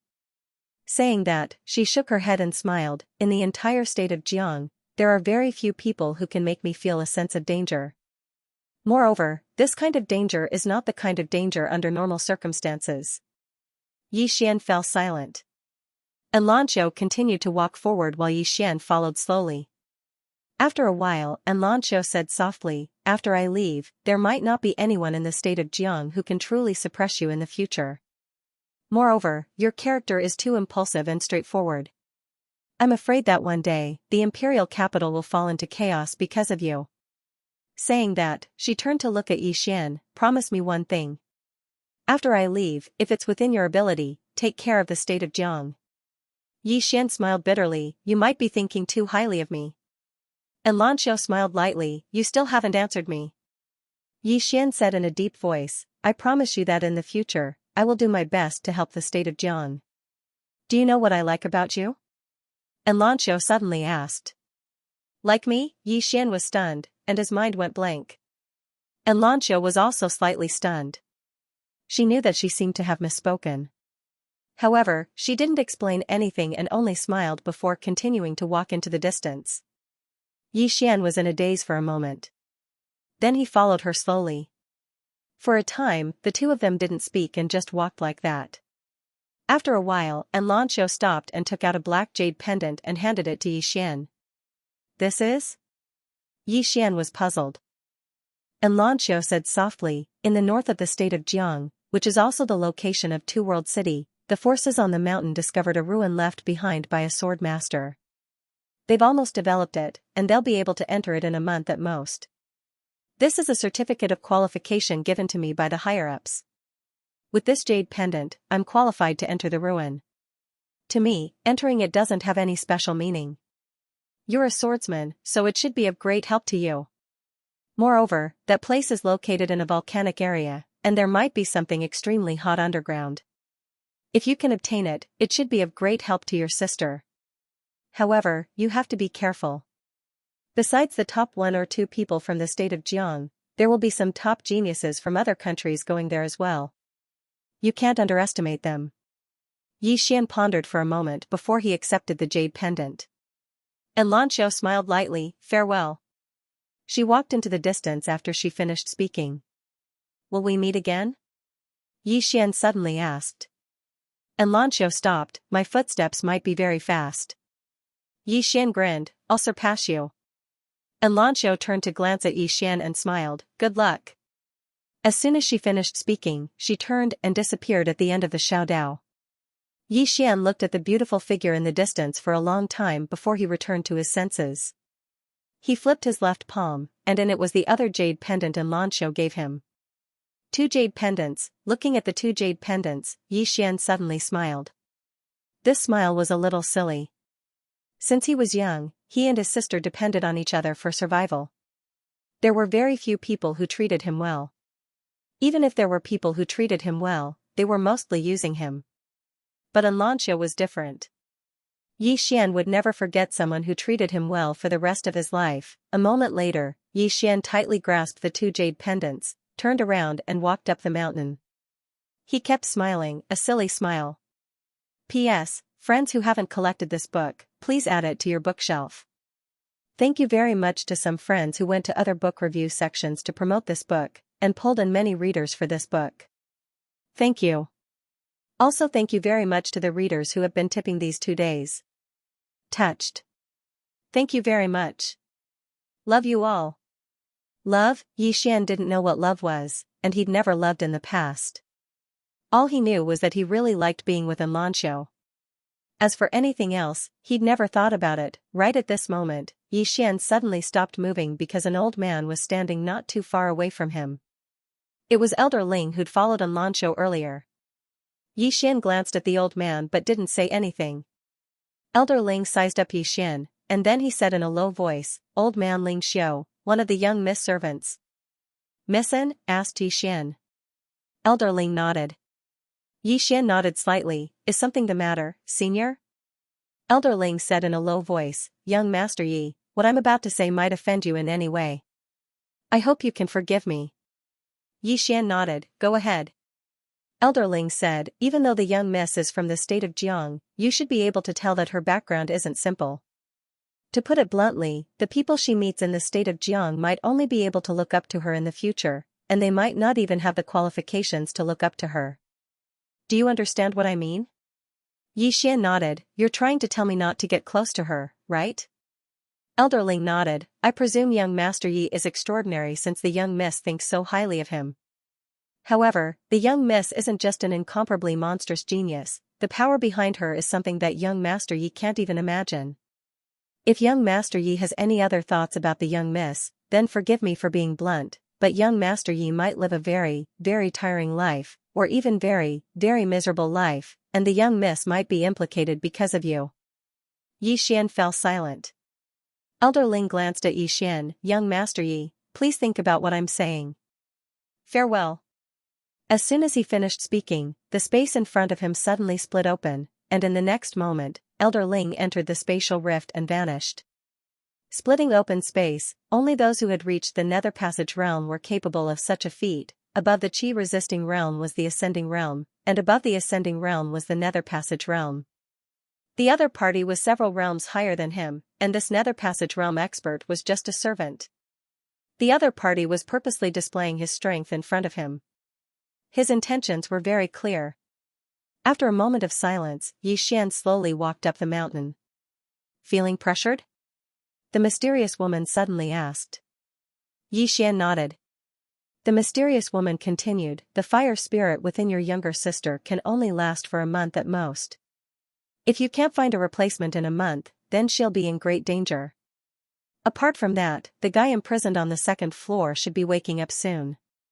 Once it awakens and you haven't found the Tao Law, you'll definitely die. If you die, your sister's fate might be even worse." Yi Xian took a deep breath. "I want to cultivate. I want to become stronger." With that, he quickened his pace. Becoming stronger was for his sister, for himself, for survival, and for the sake of pursuing what he wanted to pursue. It was like how people in the secular world couldn't talk about love without money. How could they talk about living comfortably? Many relationships were built on the foundation of money. Even though it wasn't absolute, most relationships were like that. In next to no time, Yi Xian returned to the storm hall, and his expression instantly changed when he arrived before it. In the distance, Yi Ling sat on the ground and cried incessantly. Mo Yunqi, who had a bloody nose and swollen face, was by Yi Ling's side. At this moment, Mo Yunqi was gesturing to Yi Ling while Yi Ling cried even more fiercely. Yi Xian's expression instantly turned ferocious when he saw this. "How dare you bully my sister?" As soon as he finished speaking, a sword silently condensed in his palm. In the next moment, a powerful pressure accompanied by a faint glow of the sword swept out from his body, and the weeds in front of him were instantly slashed apart by this imposing aura and glow of the sword. One sword to decide life and death. Mo Yunqi was dumbfounded when he saw Yi Xian suddenly going berserk. He was about to speak, but Yi Xian had already rushed towards him with the sword in hand. Mo Yunqi was horrified when he sensed the power of Yi Xian's sword. He didn't dare to take it head-on, so he hurriedly leaped over the wall to escape. However, as soon as he leaped over the wall, it was directly turned into powder. F***ck. Mo Yunqi's face twitched when he saw the wall behind him turn into powder. He hurriedly sped up and ran into the distance. Behind him, Yi Xian madly chased after him. Everywhere Yi Xian passed, there was a mess. In the main hall, seeing Yi Xian and Mo Yunqi disappear not far away, Yi Ling was stunned, and then she hurriedly ran over. When she ran outside the wall, Yi Xian and Mo Yunqi had already disappeared into the distance. She could only vaguely hear Mo Yunqi's panicked voice. "Big brother. I didn't bully your sister, calm down." However, Mo Yunqi's voice was soon drowned out by the sound of the sword. Yi Ling was stunned. What if Big Brother hurts himself? After saying that, she hurriedly ran to Old Man Ji's courtyard. In the courtyard, Old Man Ji was lying on a recliner, with a wine gourd in his mouth, sleeping soundly. Yi Ling hugged Old Man Ji's arm and shook it vigorously, saying anxiously, "Grandpa Ji, Big Brother is fighting with that guy. Quickly go and take a look." Old Man Ji did not move at all. He was drunk like a puddle of mud. Yi Ling had no choice but to run to Xianxia's courtyard. Xianxia glanced at Yi Ling, and Yi Ling's face was full of anxiety. "Big sister Ji, Big Brother is fighting with that person. Do you want to persuade him? I'm afraid Big Brother will hurt himself." Xianxia walked in front of Yi Ling. "Do you know how to cook?" Yi Ling nodded subconsciously. Xianxia said, "I'm hungry." Yi Ling. Behind the Kanglan Palace, other than a large number of abandoned buildings, there was a mountain range. At this moment, two figures were running wildly in a dense forest in this mountain range. The one in the lead was Mo Yunqi. Above his feet, there were two whirlwinds. With the support of these two whirlwinds, his speed was like a gust of wind, extremely fast. And behind him, there was Yi Xian holding the Ling Xiao sword in his hand. At this moment, Yi Xian's body was filled with a ruthless aura. Everywhere he passed, the flowers, plants, and trees were basically cut down. After running for about an hour, Mo Yunqi chose to fight with Yi Xian head-on. However, when Yi Xian used one sword decides life and death, he decisively chose to escape. This was because his iron rod, before it could even get close to Yi Xian's sword, it was directly cut into pieces by Yi Xian's Ling Xiao sword light. It was directly cut into pieces. He could not fight. Mo Yunqi ran madly into the depths of the forest, and behind him, Yi Xian chased closely. Just like that, one person ran, the other chased, from night to dawn. At dawn, Missouri Yunqi ran back to the front of the Kanglan Palace. As soon as he stopped, Yi Xian appeared behind him. Yi Xian was about to make a move, but Yi Ling, who had been waiting in front of the stone steps all night, hurriedly ran over and hugged Yi Xian. Brother, are you okay? He didn't hurt you, right?" Not far away, Mo Yunqi, who was lying on the ground and gasping for breath, heard Yi Ling's words, and he was so angry that he almost breathed his last. At this moment, when he saw Yi Ling, Yi Xian also became slightly more normal. He gently rubbed Yi Ling's little head. Are you okay?" Yi Ling hurriedly shook his head. "I'm fine." Yi Xian glanced at Mo Yunqi, who was lying on the ground not far away. The latter's expression changed greatly, and he was extremely vigilant. You, don't mess around. I didn't bully your sister. You ask her yourself." Yi Xian withdrew his gaze, and he looked at Yi Ling. "What happened before?" Yi Ling slightly lowered her head, and did not speak. "What happened?" Yi Xian asked softly. Yi Ling softly said, "I just remembered the time when I was with brother in the Yi family. At that time, brother picked up a bun, and he could not bear to eat it, so he gave it to me. Because of this, brother almost starved to death." As she spoke, tears began to flow down her cheeks. Yi Xian gently hugged Yi Ling. "Silly girl, the past is the past. Brother will definitely not let you suffer in the future." Yi Ling hugged Yi Xian tightly. "Brother can't suffer too much, okay?" Yi Xian grinned. "Okay, let's try our best to live a good life in the future, okay?" Yi Ling raised her head, looked at Yi Xian, and smiled through her tears. "Okay." Soon, Yi Ling fell asleep in Yi Xian's arms. After Yi Xian carried Yi Ling back to the room, he came to the front of the Kanglan Palace, and sat not far away from Mo Yunqi. Mo Yunqi had a vigilant look on his face. Yi Xian took out a wine gourd, and threw it to Mo Yunqi. "Sorry." Mo Yunqi glanced at Yi Xian, picked up the wine gourd, and took a big gulp, and then said, "What's the name of the sword technique you used just now?" "One sword to decide life and death." Yi Xian replied. Mo Yunqi nodded. "Very strong, I couldn't block it." Yi Xian glanced at Mo Yunqi. "There were two whirlwinds under your feet, was that a martial technique?" Mo Yunqi nodded. 10,000 miles wind-chasing technique, mystic lower grade. As he spoke, he laid down on the stone steps. If it wasn't for this martial technique, I would have been killed by your sword just now. Yi Xian also laid down on the stone steps. He held his head with both hands, and looked at the distant horizon. Sorry. Mo Yunqi shook his head. It's also my fault. I saw your sister crying, so I teased her, and said that you were beaten up by me, so she cried even harder. Yi Xian, at this moment, at the end of their sight, a bald man was walking towards them. The man was about 18 or 19 years old, bald, and extremely burly. He was bigger than Mo Yunqi and Yi Xian, and he didn't wear any clothes on his upper body, and his muscles were bulging, looking quite terrifying. There were some bones hanging on the man's neck, and some of the bones were still stained with blood. Mo Yunqi said softly, "This guy should be our other student." As he spoke, he turned to look at Yi Xian. Beat him up? Yi Xian thought for a moment, then said, "You first?" Mo Yunqi shrugged. "Let's go." As he spoke, he tapped his right foot lightly, and his whole body directly floated out, extremely elegant and extremely fast. This speed made Yi Xian feel ashamed of his inferiority. Very quickly, Mo Yunqi appeared in front of the bald man, and he directly swept his foot towards the bald man's shoulder. The bald man didn't dodge, nor did he dodge.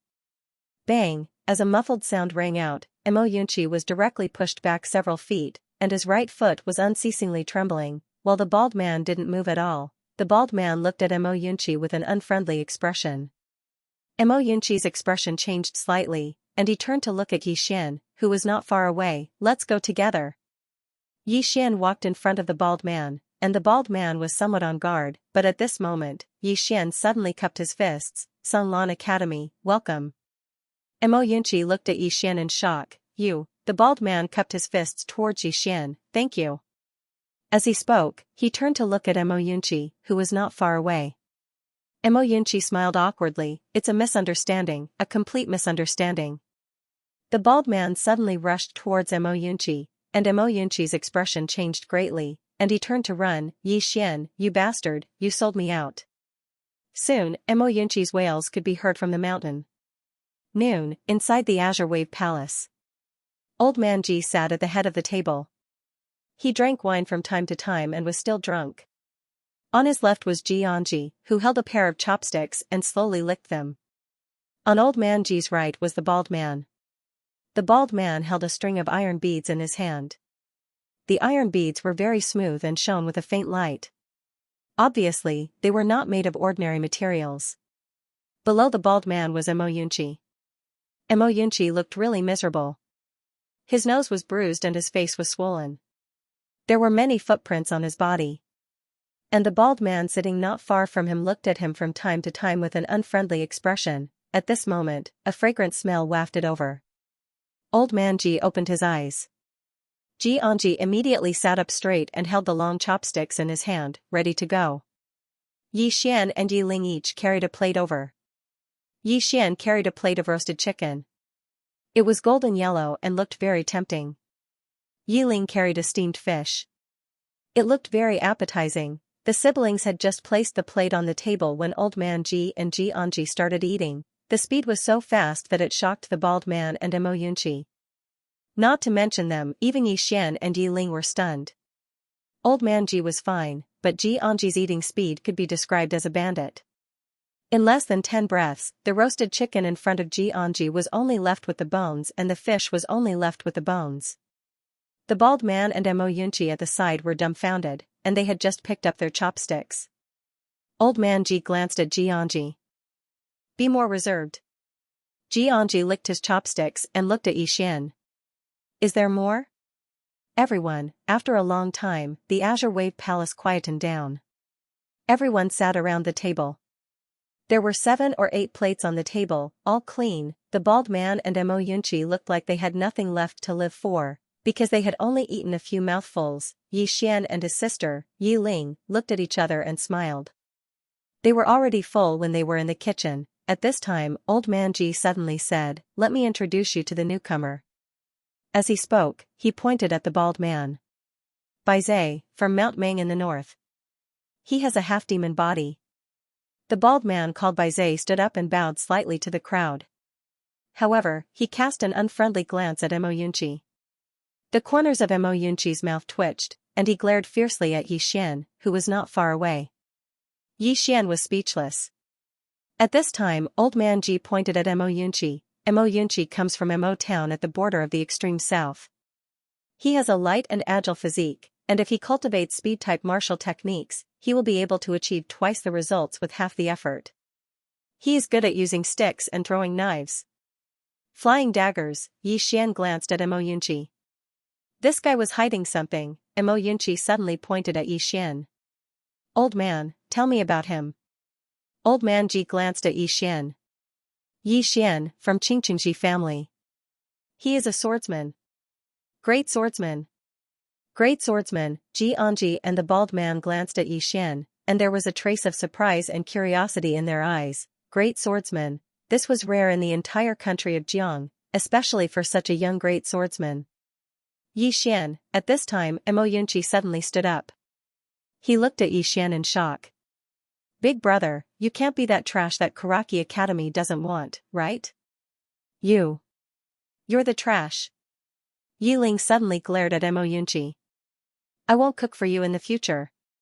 At the side, Baize nodded. Don't let him eat. Mo Yunqi's face twitched. He gently fanned his cheeks and smiled. Little sister, I misspoke. Don't be angry, he finally understood. In this Sunlan Academy, only this pair of siblings knew how to cook.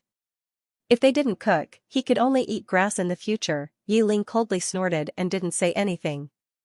Old Man Ji suddenly said. He is the Yi Xian from the imperial capital. The Yi Xian from the imperial capital. Under Karaki Academy's deliberate propaganda, Yi Xian's reputation in the imperial capital was very big. Of course, it wasn't a good reputation. Mo Yunqi sized up Yi Xian and shook his head. TSK, Karaki Academy is really awesome. They don't even want someone like you. Since when did Karaki Academy have such high requirements? Yi Xian smiled and didn't say anything. Old Man Ji suddenly said. In the back mountain, there is a martial arts hall. It used to be a place for Sunlan Academy students to study. You can go there and have a look. Maybe you will gain something. Do you have martial arts? Mo Yunqi quickly asked. Cultivation methods are fine too. Old Man Ji shook his head. Why? Mo Yunqi was puzzled. Old Man Ji said calmly. I sold them for wine money. Everyone, Old Man Ji stood up. 1.5 years. There is still 1.5 years until the triennial deathmatch between Sunlan Academy and Karaki Academy. I don't want your corpses to be hung on Song Mountain Xiaodao in 1.5 years. Also, don't go out and wander around. If Karaki Academy students see you, they will definitely beat you up. After saying that, he turned and left. Xianxia suddenly turned to look at Yi Xian. Go and make something to eat. Yi Xian, an hour later, after Xianxia had eaten her fill, she stood up. Let me give you a friendly reminder. Karaki Academy has 2 peerless geniuses, one male and one female. The male is called Fenju and the female is called Bei Chen. These two are not even 20 years old, but they have already reached the ascendant realm. They might even be half a step into the ethereal opening realm. Let me put it this way. In the entire country of Jiang, there is only one person who can suppress them. You should know who this person is. The few people present naturally knew who this person was. Besides Anlanxiao, who else could it be? Xianxia said again. Besides these two, there are 3 other geniuses under them. The identities of these 3 people are unknown. We only know that each of them has a special ability. Rumor has it that if the 3 of them join forces, they can even fight against Anlanxiao. At this time, Mo Yunqi raised his right hand and said weakly, is it too late to quit now? Xianxia glanced at Mo Yunqi. It's not too late to commit suicide now. Sigh. Mo Yunqi laid on the table and sighed deeply. I've been screwed over by this geezer. Meanwhile, Yi Xian suddenly said, since everyone is here, I have something to discuss with all of you. Everyone looked at Yi Xian. Yi Xian thought for a moment and said, I looked it up earlier. Our academy lacks a lot of daily necessities. For example, we don't even have normal necessities. There are also some other things like toilet paper. In short, we lack everything. Oh my god. Mo Yunqi held with grief while his head lay on the table, and he had a helpless expression on his face. Yi Xian glanced at them. I've decided to go down the mountain to buy some daily necessities. However, I don't have enough money. All of you should contribute some as well. Let's pool our resources together. Everyone was speechless. When he saw Xianxia and the others remain silent, Yi Xian shrugged. It's fine if all of you don't contribute. We'll live our own lives from now on. That's fine, right? The corners of Mo Yunqi and the others' mouths twitched. Live our own lives? Eat grass in the future. A moment later, Beizhe took out a bag and handed it to Yi Xian. 20 gold coins. Yi Xian didn't stand on ceremony and kept it. Then, he looked at Xianxia. The latter just stared at Yi Xian, causing Yi Xian's scalp to go numb. A moment later, Yi Xian waved his hand. Alright. You don't need to contribute anymore. Go do what you need to do. Xianxia turned around and left without any hesitation. Yi Xian turned to look at Mo Yunqi. Just like Xianxia, Mo Yunqi also looked at him. Just like that, Yi Xian suddenly slammed the table and shouted angrily, "What are you looking at? Hurry up and pay up. Otherwise, eat grass." Mo Yunqi was speechless. An hour later, Yi Xian brought his sister down the mountain. To their left and right were Mo Yunqi and Beizhe. They had bought quite a lot of things this time. He and his sister, Yi Ling, definitely couldn't bring so many things, so he dragged Mo Yunqi and Beizhe along. Along the way, Yi Ling was lively and very happy. Looking at Yi Ling, Yi Xian's eyes were slightly worried, because the fire spirit had temporarily suppressed the coldness in Yi Ling's body. The fire spirit could last for 2 or 3 months at most. If there was no new replacement after 2 or 3 months, thinking up to there, he took out the black jade pendant and Lanqiu had given him. The 2 world mountains, the sword master's dwelling. I have to go myself. Yi Xian said softly. On Yi Xian's left, Mo Yunqi had a weed in his mouth and was humming an unknown tune. He seemed rather sloppy. On Yi Xian's right, Beizhe walked with his head lowered. He was very silent, or rather, he basically didn't speak at all. At this moment, Mo Yunqi suddenly said, "Speaking of which, are the 2 of you confident in a year and a half?" Yi Xian patted Mo Yunqi's shoulder gently. "What's there to be afraid of? Just do it." Mo Yunqi gave Yi Xian a thumbs up. "Big brother, you make it sound so easy. The problem is, can we win?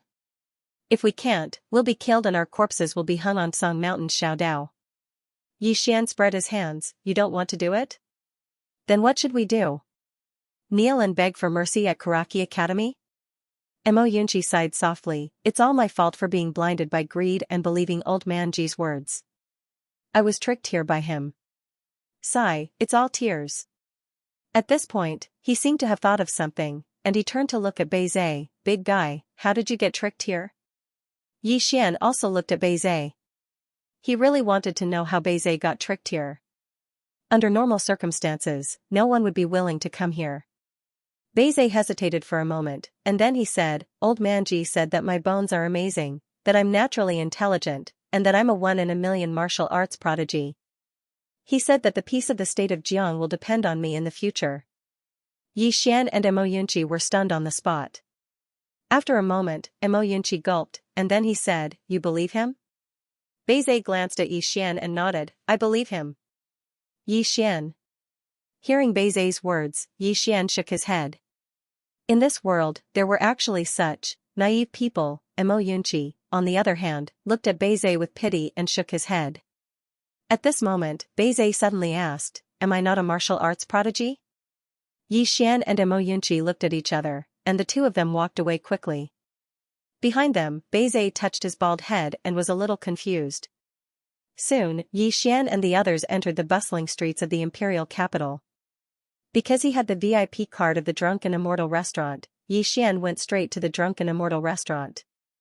If he did not take advantage of the situation, he would be a bastard. Soon, the 3 of them arrived at the busiest area in the center of the city. There was a tall building here with a total of 9 floors. It was extremely luxurious. This building was the famous Drunken Immortal restaurant in Qingzhou. Yi Xian walked in with the two coolies, Yi Ling and Mo Yunqi. Soon, a delicate and pretty woman came to greet them. The delicate and pretty woman bowed slightly to them. "Is there anything you need?" Yi Xian took out his VIP card. When she saw the VIP card, the delicate and pretty woman's face suddenly changed. She bowed deeply again. "Distinguished guest, please follow me." Soon, under the lead of the delicate and pretty woman, the four of them arrived at a very luxurious private room. As soon as they sat down, someone immediately served good spiritual tea. Before long, an old man walked in. After the old man entered, he bowed slightly to Yi Xian and the others. Finally, he looked at Yi Xian. "How should I address you, distinguished guest?" Yi Xian said, "Yi Xian." Yi Xian, the old man was slightly struck dumb when he had heard that. He sized Yi Xian up and down. Soon, he was sure. The person in front of him should be Yi Xian, whose name had spread like wildfire in the imperial city. The old man's expression was natural. "What instructions does young Master Yi have?" Yi Xian thought for a moment, then said, "Give me 300 caddies of rice, 50 chickens, 50 ducks, 10 pigs, 10 cows, and 5 barrels of oil." Everyone in the surroundings was stunned. The old man in front of Yi Xian was also dumbfounded. Mo Yunqi, who was not far away, sat in the corner and looked at the ceiling as if he didn't know Yi Xian. Beizai's expression was also extremely unnatural. Coming to a place like the Drunken Immortal restaurant to buy these, who had ever seen anyone come to the Drunken Immortal restaurant to buy rice and oil? After a while, Yi Xian finally finished speaking. However, as if he thought of something, he added, "Discount, remember to give me a discount. 50% off." The old man, seeing the old man's expression, Yi Xian frowned. "What, you're not selling?" The old man smiled bitterly. "Young Master Yi, it's not that we don't want to sell, but we don't have these," Yi Xian said indifferently. "The person who gave me the card said that if I need anything in the future, I can come to the Drunken Immortal restaurant. As long as my request is not too excessive, the Drunken Immortal restaurant can satisfy it." Alas, it seems that he was bragging to me. Hearing this, the old man's expression changed slightly. He hurriedly bowed deeply. "Young Master Yi, please wait a moment. Although we don't have these items in the Drunken Immortal restaurant, there are many of them outside. This old man will immediately prepare them for young Master Yi. Please wait a moment, young Master Yi." Yi Xian nodded. "Then I'll have to trouble you." The old man bowed, then turned around and left. In the room, only Yi Xian's group of four were left. At this moment, Mo Yunqi suddenly said, "This is a purple card. Among the many VIP cards in the Drunken Immortal restaurant, it's only inferior to the black card." "You're not simple." Yi Xian smiled and said, "It's just a card." Mo Yunqi shook his head. "Big brother, a place like the Drunken Immortal restaurant can be said to be the most luxurious and honorable place in the imperial capital. You came to this place to buy meat, rice, oil, and salt. You're really shameless." Yi Xian glanced at Mo Yunqi lightly. "If we don't come to this place and go outside, do we have enough money? Is it not enough for you?" Mo Yunqi didn't say anything. Soon, the old man walked in. The old man bowed slightly to Yi Xian. "Young Master Yi, we've already prepared the things you need. They've been packed in 2 carriages. We've also arranged for servants to escort you all the way. Young Master Yi, do you need anything else?" Yi Xian cupped his fists. "Thank you very much." "And how many gold coins in total?" The old man smiled. "Just treat it as a free gift." "A free gift?" Yi Xian shook his head and smiled. He took out a bag and placed it on the table in front of him. "There are 36 gold coins in here. I think it should be enough. Goodbye." After saying that, he pulled Yi Ling and walked out of the door. Beizai and Mo Yunqi hurriedly followed. In the private room, the old man smiled bitterly. He originally wanted Yi Xian to owe him a small favor. But obviously, Yi Xian didn't want to owe the Drunken Immortal restaurant a small favor. After keeping the bag of money, the old man followed them out. In front of the entrance of the Drunken Immortal restaurant, 2 carriages were already waiting. The carriages were loaded to the brim. Behind the carriages, there were 3 huge iron cages. In the iron cages, there were some livestock. Fortunately, the drunken immortal restaurant had arranged manpower. Otherwise, he really wouldn't be able to bring these things away. Yi Xian looked at Xianxia and Beizhe. Let's go. The two of them jumped onto the carriage. Yi Xian also jumped onto one of the carriages with Yi Ling. Just like that, the group of people left in a grandiose manner. Behind Yi Xian and the others, the old man looked at the bag of money in his hand and shook his head. Along the way, Yi Xian and the others naturally attracted the attention of others. Because they brought too many things, Yi Xian had no choice. Songlan Academy was very far from the imperial city. It was impossible for him to come here every day. That was too much of a waste of time. At this moment, someone suddenly exclaimed, "That's Yi Xian." Yi Xian, along with this exclamation, the gazes of countless people in the surroundings all turned to look at him. Seeing the surrounding gazes, Yi Xian was a little stunned. Was he that famous? It's really Yi Xian. Someone said, he's the trash that Karaki Academy doesn't want. TSK, this Songlan Academy really doesn't care about face. They actually want the trash that Karaki Academy doesn't want. No wonder they were suppressed by Karaki Academy. But I heard that Nguesher seems to think highly of him. Even Nguesher can make a mistake. Look at him, he's only at the Qi transformation realm. He hasn't even reached the Qi controlling realm. This kind of trash doesn't even have the qualifications to be an errand boy in Karaki Academy. In the field, everyone was talking about Yi Xian without the slightest scruple. Yi Xian was expressionless. Society was like this. Many people liked to step on others to show their superiority. Don't talk about my brother. At this moment, Yi Ling suddenly glared at the people around her. My brother didn't offend any of you. What right do you have to talk about him? Below, a young man laughed. I want to talk about your brother. Your brother is trash. A trash that Karaki Academy doesn't want. How about it? Bite me, haha. Yi Ling was so angry that her face turned red. She angrily pointed at the young man. Brother, hit him. On the carriage, Yi Xian flashed down. The next moment, the young man who spoke before was directly sent flying. This time, he flew for a full 5 or 6 feet until he hit a wall. The young man lay on the ground and kept wailing. Blood flowed from the corner of his mouth. His ribs were all broken. Everyone in the surroundings was stunned when they witnessed this scene. This Yi Xian publicly hit someone. On the other side, Xianxia watched and shook his head. He finally understood that one could offend this Yi Xian, but never, ever offend his sister. Otherwise, he would make one regret being born into this world. He actually hit someone in the street. He's too arrogant. Does he still have any respect for the law? Everyone pointed at Yi Xian, but no one dared to make a move. Yi Xian glanced at the people around him and suddenly roared, "Shut up." The surroundings suddenly became quiet. Yi Xian glanced at the people one by one. Cut the crap. If you don't like me, Yi Xian, then come and hit me. Come on. I'll do it. At this moment, a young man suddenly rushed out from the crowd. However, as soon as he rushed in front of Yi Xian, he was directly sent flying by Yi Xian's fist. Similarly, after the young man smashed to the ground, he was unable to get up again. Yi Xian glanced at the surroundings. Anyone else? The surroundings were silent.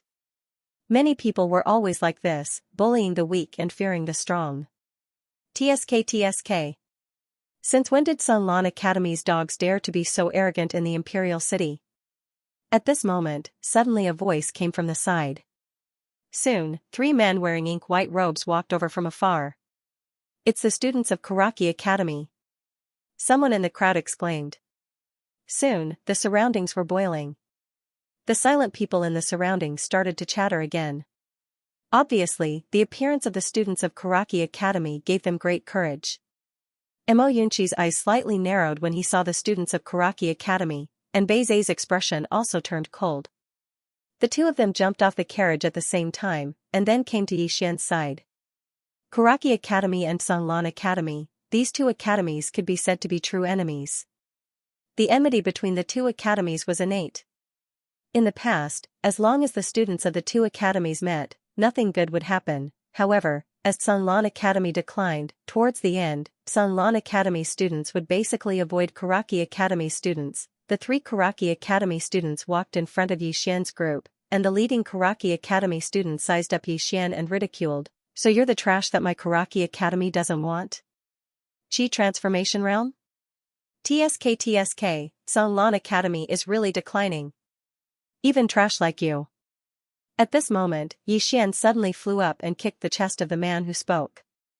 Bang! Under the gaze of the crowd, the man's entire body was sent flying, and in the air, the man spat out blood. Everyone was stunned. Mo Yunqi and Beizhe were also stunned, because they didn't expect Yixian to attack. The surroundings were completely silent. When Yixian sent the man flying, he quickly whipped out two legs from his left and right, and the remaining two Karaki Academy students were caught off guard and were directly kicked away. Yixian didn't stop. He rushed in front of the three people, and then picked up the money bags from their waists.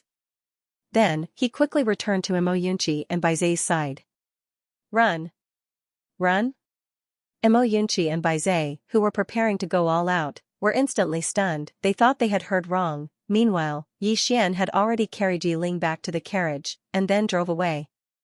Beat up people, snatch the things, and run, everyone. P.S. Created a reader group, 677540563. Everyone can come in and brag. Beizhe and Mo Yunqi weren't the only ones who were stunned. Running away after beating someone up, Beizhe and Mo Yunqi quickly came back to their senses, and the two of them hurriedly followed. Everyone in the surroundings gazed at the three students from Karaki Academy. At this moment, the expressions of the three students were incomparably ferocious. For so many years, when had Karaki Academy ever suffered such a setback? Not only were they beaten up, but they were also robbed by someone from Sunlan Academy. It was a great humiliation. The leading student suddenly roared, "Chase after them." After speaking, he directly rushed over. The other two students also followed closely behind. For the three of them, what happened just now was undoubtedly a great humiliation. If they didn't get rid of this humiliation, they would undoubtedly become the laughingstock of the entire Karaki Academy. Not only that, they would also tarnish the reputation of Karaki Academy. For so many years, only Karaki Academy bullied Sunlan Academy. When had Karaki Academy ever been bullied by Sunlan Academy? Humiliation could only be washed away with blood. The eyes of the three students were filled with cold killing intent. Yixian and the others were carrying a lot of things, so their speed was naturally slow. After a while, the three students from Karaki Academy caught up with Yixian and the others. Yixian stopped and jumped off the carriage. He turned around and looked straight at the three students from Karaki Academy. Soon, the three of them were getting closer and closer to Yixian. The leading young man said ferociously, "You bastard, you actually dare." Before he finished speaking, Yixian suddenly disappeared from his spot. When he reappeared, he was already in front of him. At the same time, Yixian swept his leg at him. The sweep of his leg tore through the air. The young man's expression changed greatly.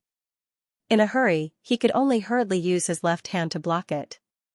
Bang, crack, along with a muffled sound and the sound of bones breaking, the young man's entire body was directly smashed into the wall several meters away. Bang, the wall shook violently and immediately collapsed. Fortunately, the young man's reaction was extremely fast. He rolled backwards and was not buried by the wall. However, as soon as he stopped, a foot stepped on his abdomen. Yixian stared coldly at the young man beneath his feet. The young man's eyes were filled with malevolence and madness. "Kill me if you have the ability. Otherwise, I'll kill your entire family. You." At this moment, Yixian suddenly stepped on the young man's throat. Crack, the young man's voice stopped abruptly as fresh blood flowed ceaselessly from the corner of his mouth. At the moment he breathed his last, his eyes were wide open and filled with disbelief. When they saw Yixian kill, the other two students of Karaki Academy were finally slightly panicked. The reason why they dared to chase after Yixian's group without the slightest scruple was because they had the confidence. In their hearts, the students of Sunlan Academy wouldn't dare to kill them no matter what. However, reality told them that they were wrong. The two of them had already started to slowly retreat. Right now, they no longer cared about shame. They only wanted to live. On the other side, Mo Yunqi and Bei Zai's expressions were slightly solemn. If it was said to be a small fight earlier, then it wasn't a small fight now. They were in big trouble. Nearby, after Yi Xian killed the young man, he turned around and leaped onto his horse. "Let's go." As soon as he finished speaking, he held tightly onto Yi Ling's hand and clamped the carriage between his legs as it moved towards the distance. Bei Zai and Mo Yunqi hurriedly followed after him. After around 10 minutes, a group of men in ink-white robes arrived where Yi Xian's group was earlier. When they saw the young man's corpse on the ground not too far away, their expressions instantly became ferocious. The leader of this group was a man who held a black spear. The man had slanted brows, starry eyes, and a slender figure. He could be said to be a handsome man. This man was one of the 3 great geniuses of Karaki Academy's outer court, Zhuo Li. Senior Zhuo Li. A nearby student of Karaki Academy spoke in a ferocious voice. These students of Sanlan Academy are really audacious. They actually dared to kill a student of our Karaki Academy in broad daylight. Senior Zhuo Li, I request for permission to fight to the death. I'm willing to take my own life before the academy if I don't annihilate all the students of Sanlan Academy. As soon as he finished speaking, he intended to charge out, but he was stopped by a spear. All the students looked at Zhuo Li in succession. Zhuo Li glanced at the end of the street. A debt of blood must be paid with blood. Today, I'll annihilate Sanlan Academy. As soon as he finished speaking, he charged out. Moreover, there were over 20 students of Karaki Academy behind him. At a certain place in the wilderness, Yi Xian's group was dashing madly on the carriage. On the way, Mo Yunqi glanced at Yi Xian. Weren't you a bit too impulsive earlier? Yi Xian said indifferently, I gave him a chance to live. Mo Yunqi fell silent. Yi Xian continued, if we don't kill him, he will pursue us relentlessly. Moreover, if we give him a chance, he won't show us any mercy, right? Bei Zai suddenly nodded. Yes, he deserves to be killed. Mo Yunqi smiled bitterly. He deserves to be killed, but what should we do after killing him? Karaki Academy will definitely not let this matter rest. Yi Xian glanced at Mo Yunqi. I'll fight the young one, and old man Ji will fight the old one. What if we can't win? Mo Yunqi asked. Yi Xian shrugged his shoulders. If we can't win, then we can't win. What else can we do? Mo Yunqi still wanted to say something, but Bei Zai, who was beside him, suddenly said, Can you stop talking nonsense? Mo Yunqi was speechless. At this moment, the 3 of them suddenly turned around. Behind them, a group of people was chasing after them. Students of Karaki Academy. Seeing those people, Yi Xian's expression was indifferent. He retracted his gaze and looked at Mo Yunqi, who was not far away. Do me a favor, bring my sister back to Sanlan Academy. Yi Ling wanted to say something, but after being glared at by Yi Xian, he obediently remained silent. Mo Yunqi glanced behind him, and then he grabbed Yi Ling. In the next moment, 2 whirlwinds appeared under his feet, and in the blink of an eye, he and Yi Ling were already several tens of feet away. Yi Xian looked at Bei Zai, who was beside him. You should leave too. Bei Zai shook his head. Yi Xian smiled. This matter was caused by me. Bei Zai shook his head again. They targeted Sanlan Academy. Without you, they would still target me and Mo Shirao. Yi Xian smiled and did not say anything. He jumped off the carriage and walked towards the group of Karaki Academy students. Beside him was Bei Zai. Seeing the group of Sanlan Academy students rushing over, Yi Xian's expression gradually turned sinister. Fighting was the thing that Yi Xian was least afraid of in this lifetime. His realm and strength weren't obtained through cultivation, but through fighting. Especially when he had just become the young master of the Yi clan, he practically had to fight to the death with the members of the other clans on the streets every single day. To him, fighting had become a common occurrence. Zhuo Li suddenly raised his spear. Behind him, the group of people stopped, and Zhuo Li said coldly, I alone am enough. As soon as he finished speaking, he suddenly stomped his right foot. Bang, the ground instantly collapsed. At the same time, a stream of air suddenly rose beneath his feet, and in the blink of an eye, Zhuo Li charged towards Yi Xian and Bei Zai like a bolt of lightning. Qi-controlling realm, Yi Xian suddenly stopped, and at the instant he stopped, Zhuo Li's spear had already arrived before him. His body suddenly leaned backwards like a piece of paper, and he directly dodged the spear. At the same time, his right foot suddenly kicked upwards. Bang! The spear in Zhuo Li's hand trembled violently, and he was pushed over 3m back. As soon as he stopped, Xian pounced towards him like a ferocious tiger pouncing on its prey. Zhuo Li's eyes narrowed slightly, and he suddenly swept the spear in his hand. Total annihilation. Hiss! This sweep directly tore the air apart, and an explosion suddenly resounded. A wisp of a savage smile arose on the corners of Xian's mouth. He didn't dodge, but instead clenched his right hand tightly into a fist, and then he blasted it forward, fist crush. Under the enhancement of battle intent, this low-level martial technique had completely surpassed the might of a low-level martial technique. The fist and spear collided, bang, along with the sound of an explosion. Zhuo Li's entire body was pushed back over 10m along with his spear. In the process of his retreat, his feet had forcefully carved out 2 deep trenches on the ground. As soon as Zhuo Li stopped, Xian had charged in front of him once more. At the same time, Xian blasted another fist towards him. It was the same fist crush.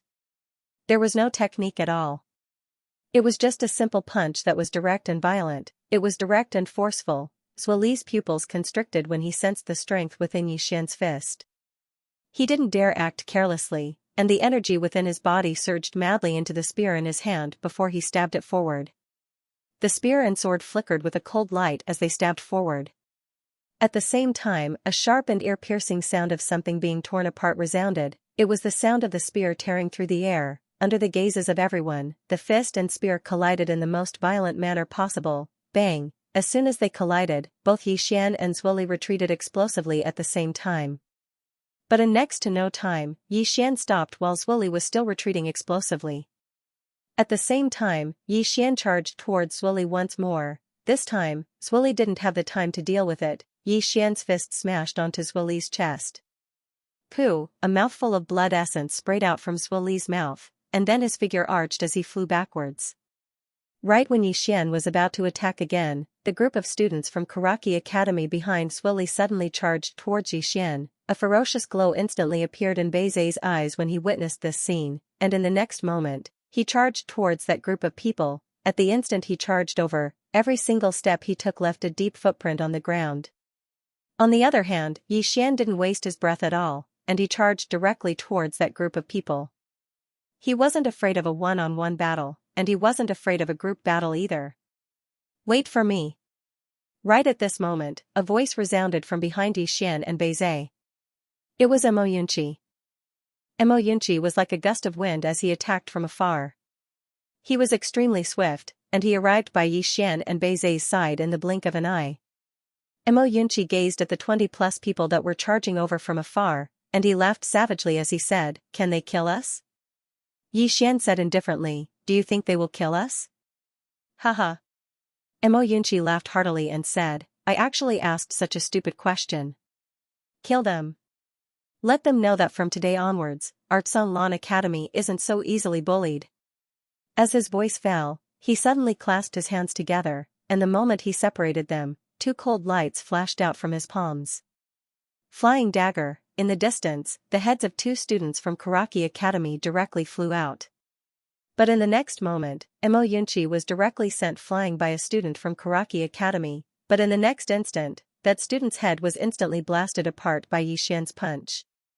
But very quickly, another student from Karaki Academy directly collided with Xian's body. A group fight. The battlefield was a mess. Even though Xian's group of 3 were formidable, Karaki Academy had the advantage in numbers. So, when the battle started, Xian's group of 3 didn't gain much of an advantage. After all, any student that was able to join Karaki Academy wasn't trash. However, Karaki Academy didn't gain much of an advantage, and it should be said that they were in a very miserable state. Because up until now, 6 or 7 students from Karaki Academy had died miserably.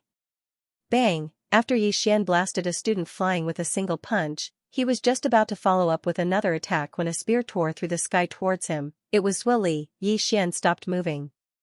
He didn't dodge, and he allowed Zhuo Li's spear to stab into his chest.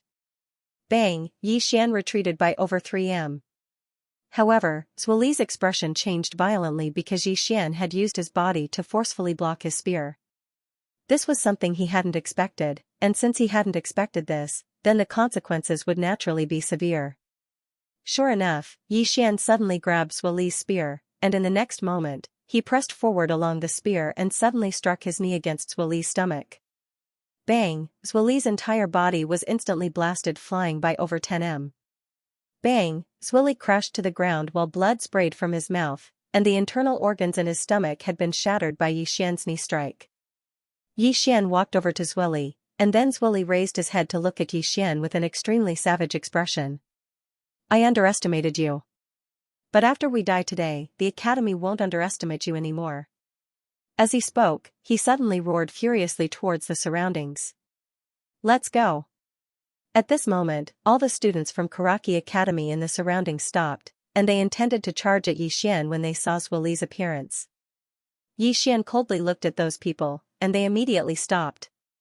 It wasn't that they were afraid of Xian, but they were afraid that Xian would kill Zuoli. Baizhe and Emo Yunqi walked to the left and right of Xian. Both of them had different degrees of injuries, especially Emo Yunqi.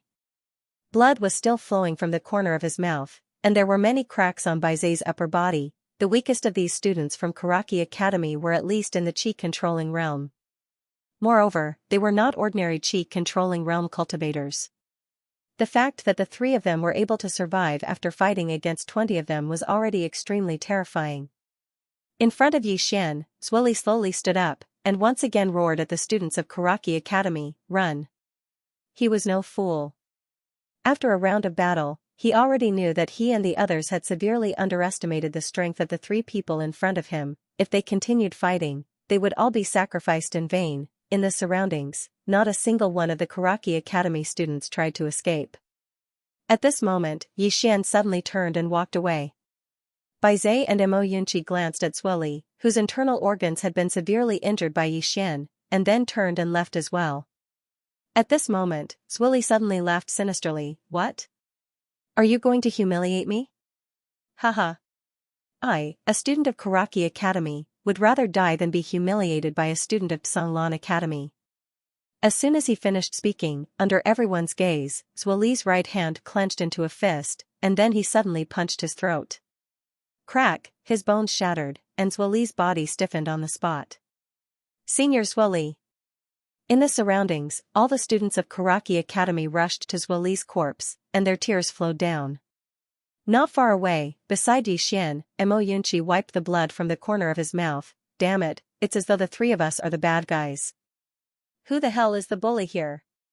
Baizhe rubbed his upper body, and soon, the cracks on his body began to gradually recover. He glanced at Xian, who was beside him. Your fleshly body is formidable. During the battle earlier, he noticed that Xian's fleshly body wasn't inferior to his at all. Xian said in a light voice, "You're formidable as well." This wasn't a compliment. Up until now, amongst the younger generation, only Baizhe was comparable to him in terms of fleshly body. Right at this moment, a middle-aged man suddenly appeared in front of Xian's group of 3. The middle-aged man wore a golden silk robe, and on the left side of his chest, there was the symbol of Karaki Academy. Xian recognized this person. It was Li Xiao, the vice dean of Karaki Academy. Things have gotten out of hand, but it was normal. Someone had already died, so things had definitely gotten out of hand. Li Xiao stared fixedly at Xian. You want to leave after killing someone? Xian laughed with ridicule. Kill someone? What? Only your Karaki Academy students are allowed to kill someone, but my Xianxia Academy students are not allowed to?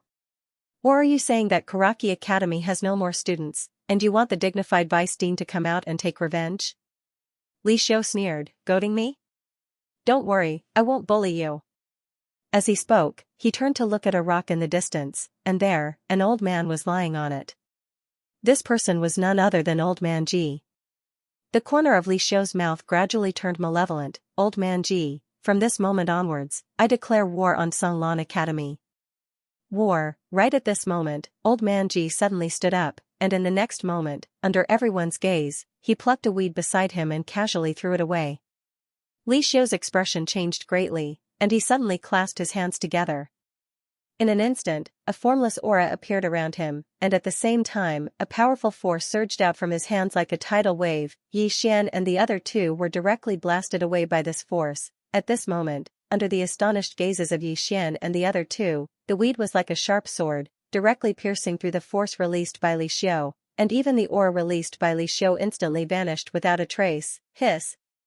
Li Xiu's right arm was directly sent flying. The surroundings fell silent. Witnessing this scene, Xian and the other two were dumbstruck. Mo Yunqi gulped, "This old man is so amazing. Next time when we speak to him, should we be more respectful?" Xian was also slightly shocked. This old man's strength was truly terrifying. He was probably slightly stronger than the third master of the Drunken Immortal Inn. In the distance, old man Ji glanced at Li Xiu. "War? Are you sure?" Li Xiu stared fixedly at old man Ji, and his expression was extremely unsightly. Old man Ji drank a mouthful of wine, and shook his head. "Do you know why Sanlan Academy still hasn't collapsed?" As he spoke, he pointed at himself. "Because of me, as long as I don't die, Sanlan Academy will not close its doors. If you want to start a war, fine, I'll let you kill these three little fellows, but this old man guarantees your Karaki Academy that your Karaki Academy students below the age of 30 will not live to see tomorrow's sun. If you don't believe me, then feel free to come. Anyway, these three fellows here are picked up, I don't care." Hearing this, Xian and the other two almost went berserk. "Picked up, motherf asterisk cur." Mo Yunqi glared at old man Ji. "Beat him up?" Xian looked at Mo Yunqi. "You go first?" "Go your ass." Mo Yunqi glared at Xian. "You want to sell me out again?" Xian said seriously, "Big brother, next time when you want to beat someone up, can you have some idea? Can't you fight when you can't win? Don't king fight when you can't win. This isn't beating people up, this is asking for a beating." Mo Yunqi. At this moment, old man Ji suddenly looked at Xian and the other two. "What are you still mumbling about? Let's go." Mo Yunqi and Baizai were about to leave, but at this time, Xian suddenly said, "Wait." Everyone looked at Xian. Under everyone's gaze, Xian walked to the corpses of the Karaki Academy students. One by one, he collected the money pouch and weapons from the waist of the corpses, but he didn't collect Swali's. Seeing Xian's actions, everyone was stunned. Old man Ji directly lied down, pretending to be dead. Not far away, Mo Yunqi hurriedly walked to Xian's side. He pulled on Xian's sleeve. "Big brother, can't you have some face? There are so many people watching." Xian glared at him. "Face? Do you want to eat or eat grass?" Mo Yunqi didn't say anything. He obediently returned to Baizai's side. Mo Yunqi covered his face with both hands, shaking his head. "Shameful. Shameful." Just like this, under everyone's gaze, Xian collected 8 to 9 money pouches and 5 to 6 weapons. He glanced at those weapons. They weren't ordinary, they could be sold for a good price. Xian nodded in satisfaction, then looked at Baizai and Mo Yunqi not far away. "What are you waiting for? Come over and help set up the carriage." The two of them didn't move. Xian said calmly, "You can eat grass tonight."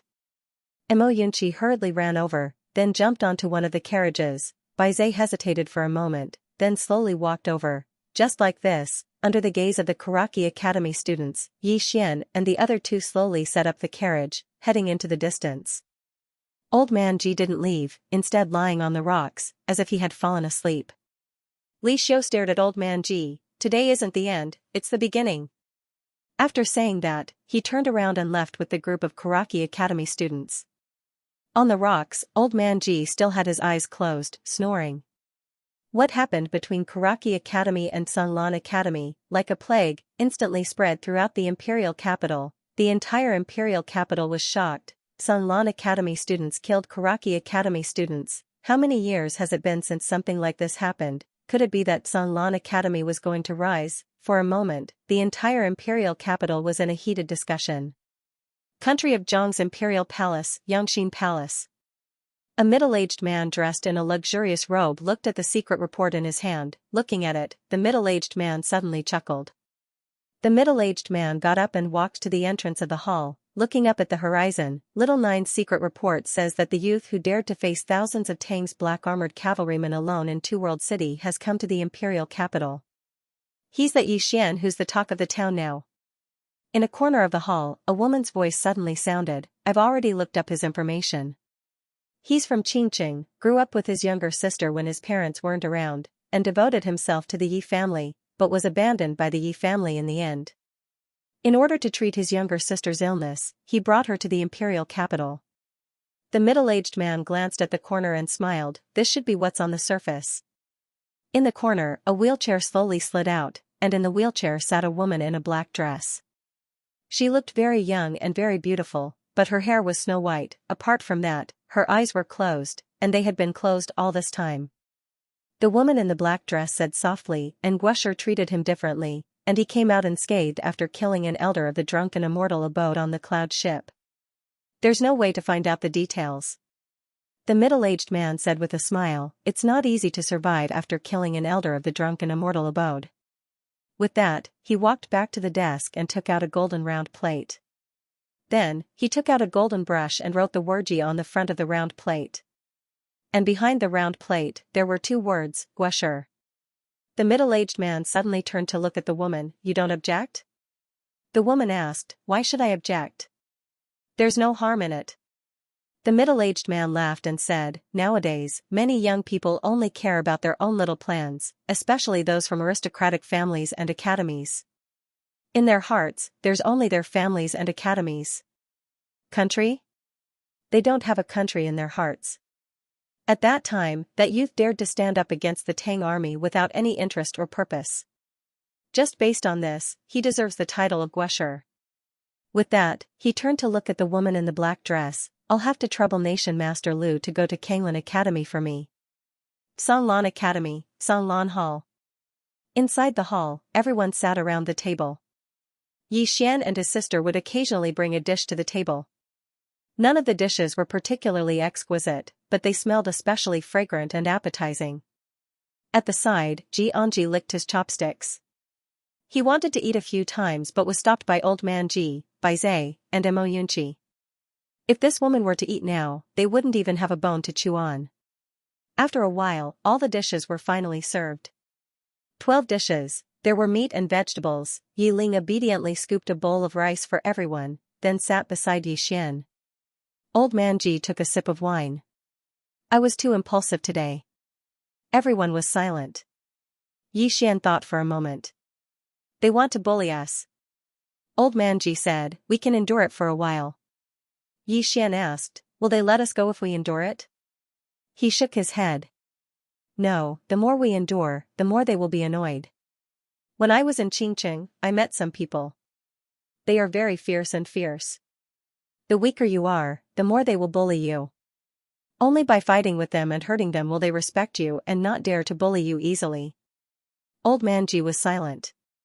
Mo Yunqi was silent. Xianxia only cared about eating.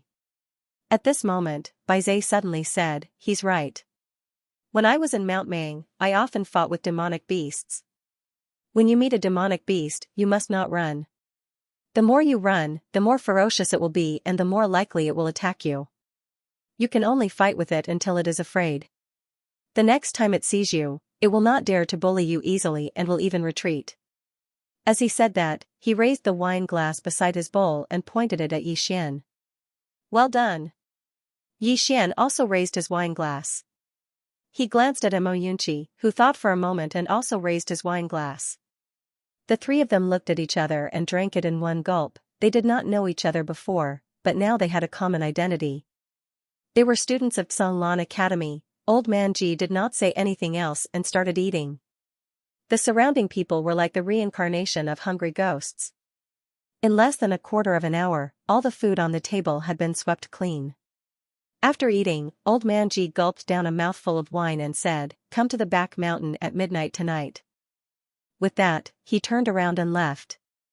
Xianxia put down her chopsticks and glanced at Yi Xian. Can you make more? The corner of Yi Xian's mouth twitched. He pointed to the side and said, I left some for you in the pantry. Xianxia nodded. Thank you. After saying that, she picked up her chopsticks and turned to leave. Yi Ling cleverly put away the bowls and chopsticks on the table, while Bai Zai and Mo Yunqi ran away after eating. Washing dishes and whatnot was killing them. Seeing the 2 of them running away, Yi Ling covered her mouth and chuckled. Yi Xian was a little helpless. He helped clean up and said, let's go, I'll help you wash up. Just as Yi Ling was about to speak, there was a sudden sound outside the hall. Yi Xian turned around and a wheelchair appeared outside the hall. A woman in a black dress was sitting in the wheelchair. "Want to talk?" the woman in the black dress suddenly said. Yi Xian pointed to himself. "Me?" the woman in the black dress nodded. Yi Ling smiled sweetly at Yi Xian. "Brother, you go. I'll clean up." Yi Xian gently rubbed Yi Ling's little head. "Be careful." Yi Ling nodded and walked to the side with the bowls and chopsticks. Yi Xian walked to the woman in the black dress. "What's the matter?" The woman in the black dress stretched out her right hand and a golden disc flew in front of Yi Xian. "This is?" Yi Xian was puzzled. The woman in the black dress said, "By the order of the king, you are conferred the title of Kingdom Knight." Kingdom Knight, Yi Xian was stunned. A moment later, Yi Xian shook his head and returned the disc. "I didn't do anything to deserve a reward." The woman in the black dress did not take it. "You fought against the Tang army in Two World City."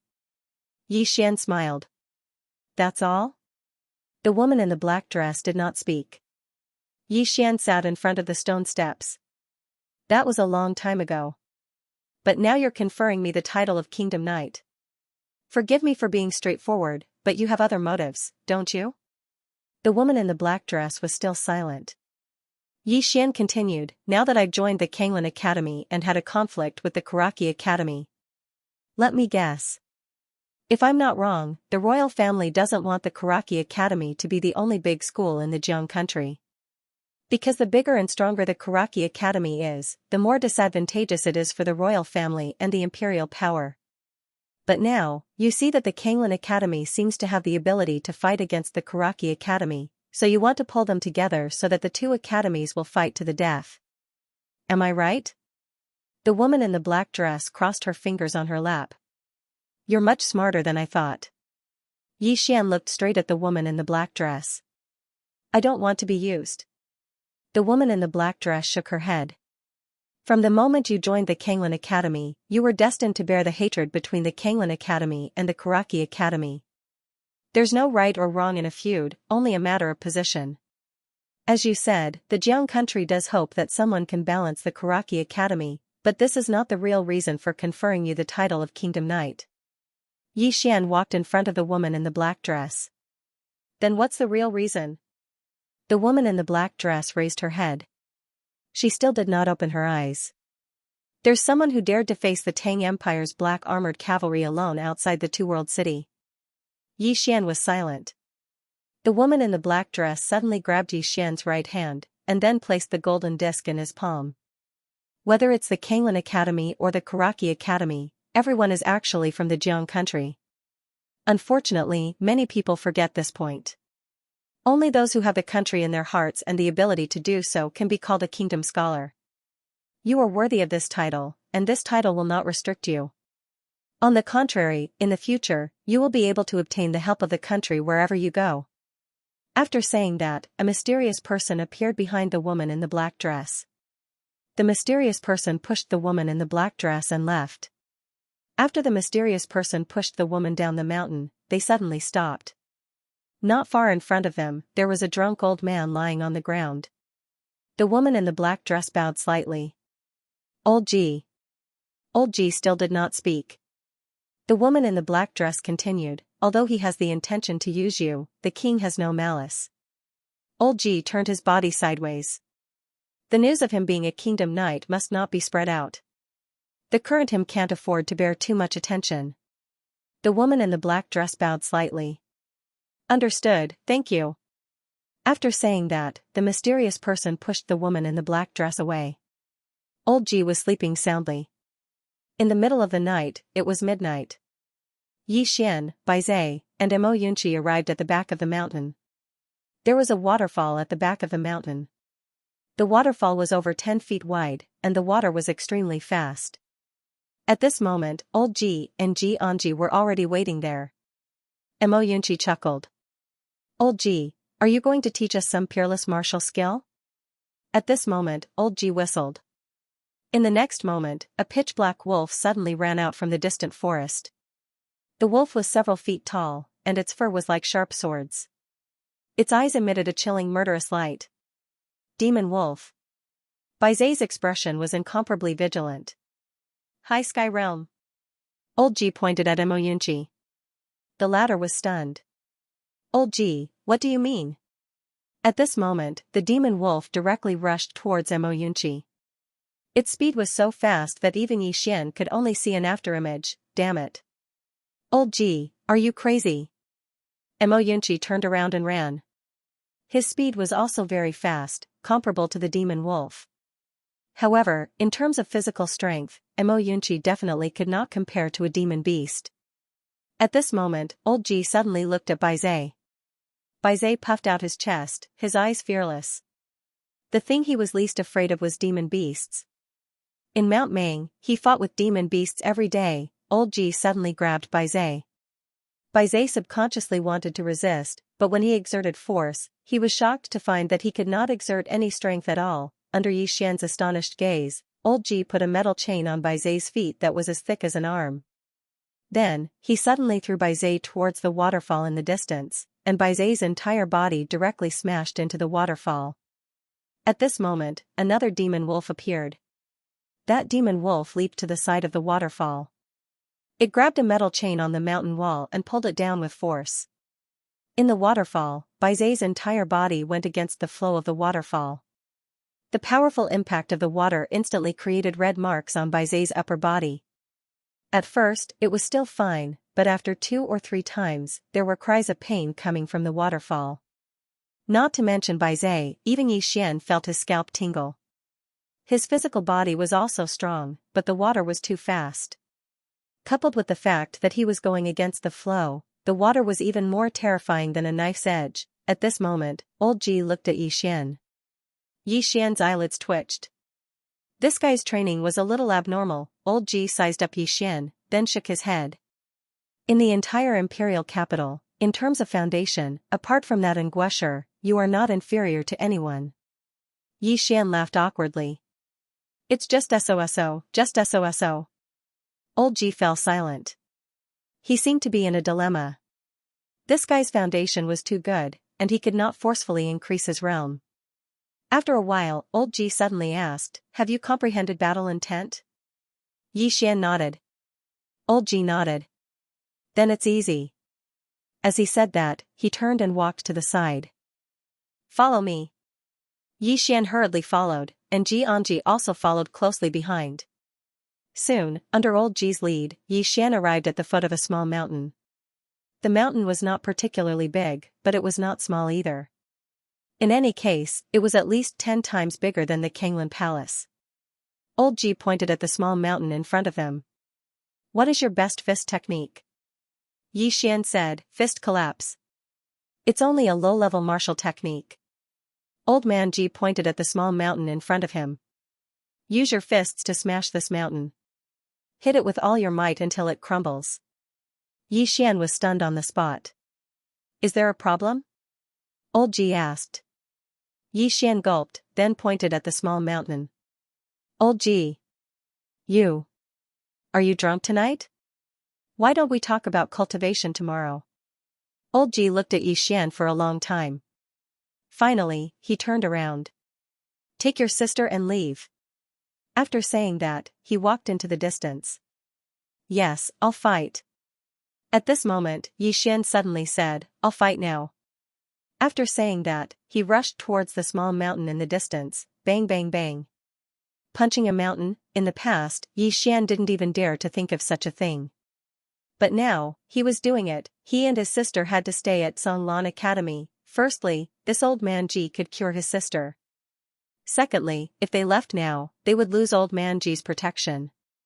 Their fates would be miserable. He had to stay here. For his sister, he could even flatten 10 mountains, let alone one. Looking at Yi Xian punching the mountain again and again in the distance, Xianxia suddenly said, you should ask them to leave.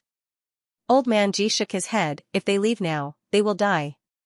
Xianxia said, we shouldn't have let them come. Old man Ji looked at Xianxia, yes, coming here means going against Songmu Academy. But isn't coming here also an opportunity for them? Moreover, if they didn't meet me, their lives would be much more miserable than they are now. Xianxia was silent. Old Ji looked at Yi Xian, who was not far away.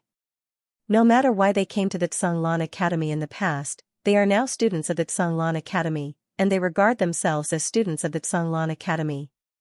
So, I will be responsible for them till the end. With that, he turned and walked away. But after a few steps, he collapsed to the side, drunk. Xianxia didn't help him up. She was already used to it. She turned and looked into the distance. Yi Xian was still punching the mountain in a frenzy. But compared to the entire mountain, he didn't even destroy a corner, on the contrary, his hands were already a bloody mess. Xianxia shook his head and left. Just like Old Man Ji said, since they were students of Tsanglan Academy, if they weren't strong enough, they would inevitably add a corpse to Xiao Dao Tsangmu Academy in the future. Under the night sky, Yi Xian punched again and again, asking in his heart, "Senior, is this method effective?" The mysterious woman didn't answer. Yi Xian asked twice more, but the mysterious woman still didn't answer. Helpless, he could only continue punching. Was it painful? Of course it was, although he was already at the golden body realm and his physical body was much stronger than ordinary martial artists, it did not mean that he was invincible. However, he did not doubt Old Man Ji's method. Although he did not know the meaning of doing this, he knew that he would find out soon. Time passed quickly, and in the blink of an eye, it was already dawn. Yi Xian stopped, and just as he stopped, Old Man Ji appeared in front of him. Old Man Ji threw him a bag of herbs. "Crush them and use them on your fists and arms." With that, he turned around and left. Yi Xian opened the bag of herbs and crushed them. Then, he applied them on his arms. The moment the herbs came into contact with his skin, he jumped up in pain. Ouch! When those herbs came into contact with his skin, it was like a piece of red-hot iron was placed on his skin. It was extremely painful, but fortunately, he forcefully endured it, because he realized that the injuries on his hands were slowly healing. Actually, this little bit of pain was not a big deal to him. After all, when he was cultivating the hidden realm, the golden body realm, the pain he suffered was truly unforgettable. Now that he thought about it, he felt a lingering fear. A moment later, Yi Xian looked at his arms. At this moment, his arms were red like a piece of red iron. He turned around and charged towards the small mountain again. Bang bang bang, numerous explosions resounded incessantly in the surroundings. Just like that, the explosions lasted until noon before they stopped. It was time for lunch. Yi Xian came to the waterfall to wash up. Just as he was about to leave, a figure floated up from below the waterfall. It was Bai Zai. At this moment, a layer of Bai Zai's skin had already been peeled off. A layer of skin had truly been peeled off. It was a terrible sight to behold. Bai Zai crawled over to the rock and tossed a bag of herbs to Yi Xian. "Help, help me!" Yi Xian picked up the bag and walked over to Bai Zai, and then he crushed the herbs within the bag. After that, he applied the herbs on Bai Zai's body. Bai Zai sucked in a breath of cold air and almost cried out, but he forcefully held it in. However, his entire body was trembling. As he watched Bai Zai's injuries heal slowly, Yi Xian said softly, "This medicine is not bad." Bai Zai took a deep breath and said, "Of course. This is an excellent spirit herb, and a single leaf can be sold for at least 50 gold coins." Yi Xian suddenly stopped, and he looked at the remaining herbs in his hand. "Really?" Bai Zai nodded. "Of course." Yi Xian hesitated for a moment, and then he said, "Why don't we stop applying it and sell it instead?" "Big brother. Don't joke around. 50-50? Hurry up and apply it. 70/30? Can I beat you to death?" An hour later, Yi Xian and Bai Zai returned to the Tsanglan Palace. At the entrance of the Tsanglan Palace, there was a man lying on the ground. It was Mo Yunqi. Mo Yunqi was lying there, and both his legs were twitching like pendulums. Last night, he was chased by the demon wolf for an entire night, and his legs were almost broken. Yi Xian glanced at Mo Yunqi, and then turned to leave.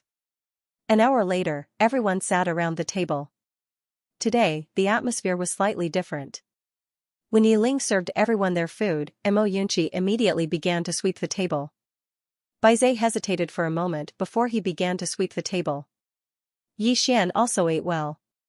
After cultivating for an entire night, firstly, he was tired, and secondly, he was hungry. Seeing Yi Xian wolfing down the food, Yi Ling's heart ached. She quickly scooped a bowl of soup for Yixian, and then she lightly patted Yixian's back. Big brother, eat slowly, don't choke. Not far away, Mo Yunqi glanced at Yixian and his sister, and then he sighed softly. Why are other people's sisters so obedient, but our own? Sigh. After saying that, he continued to bury his head in the food. At this moment, old man Ji stood up.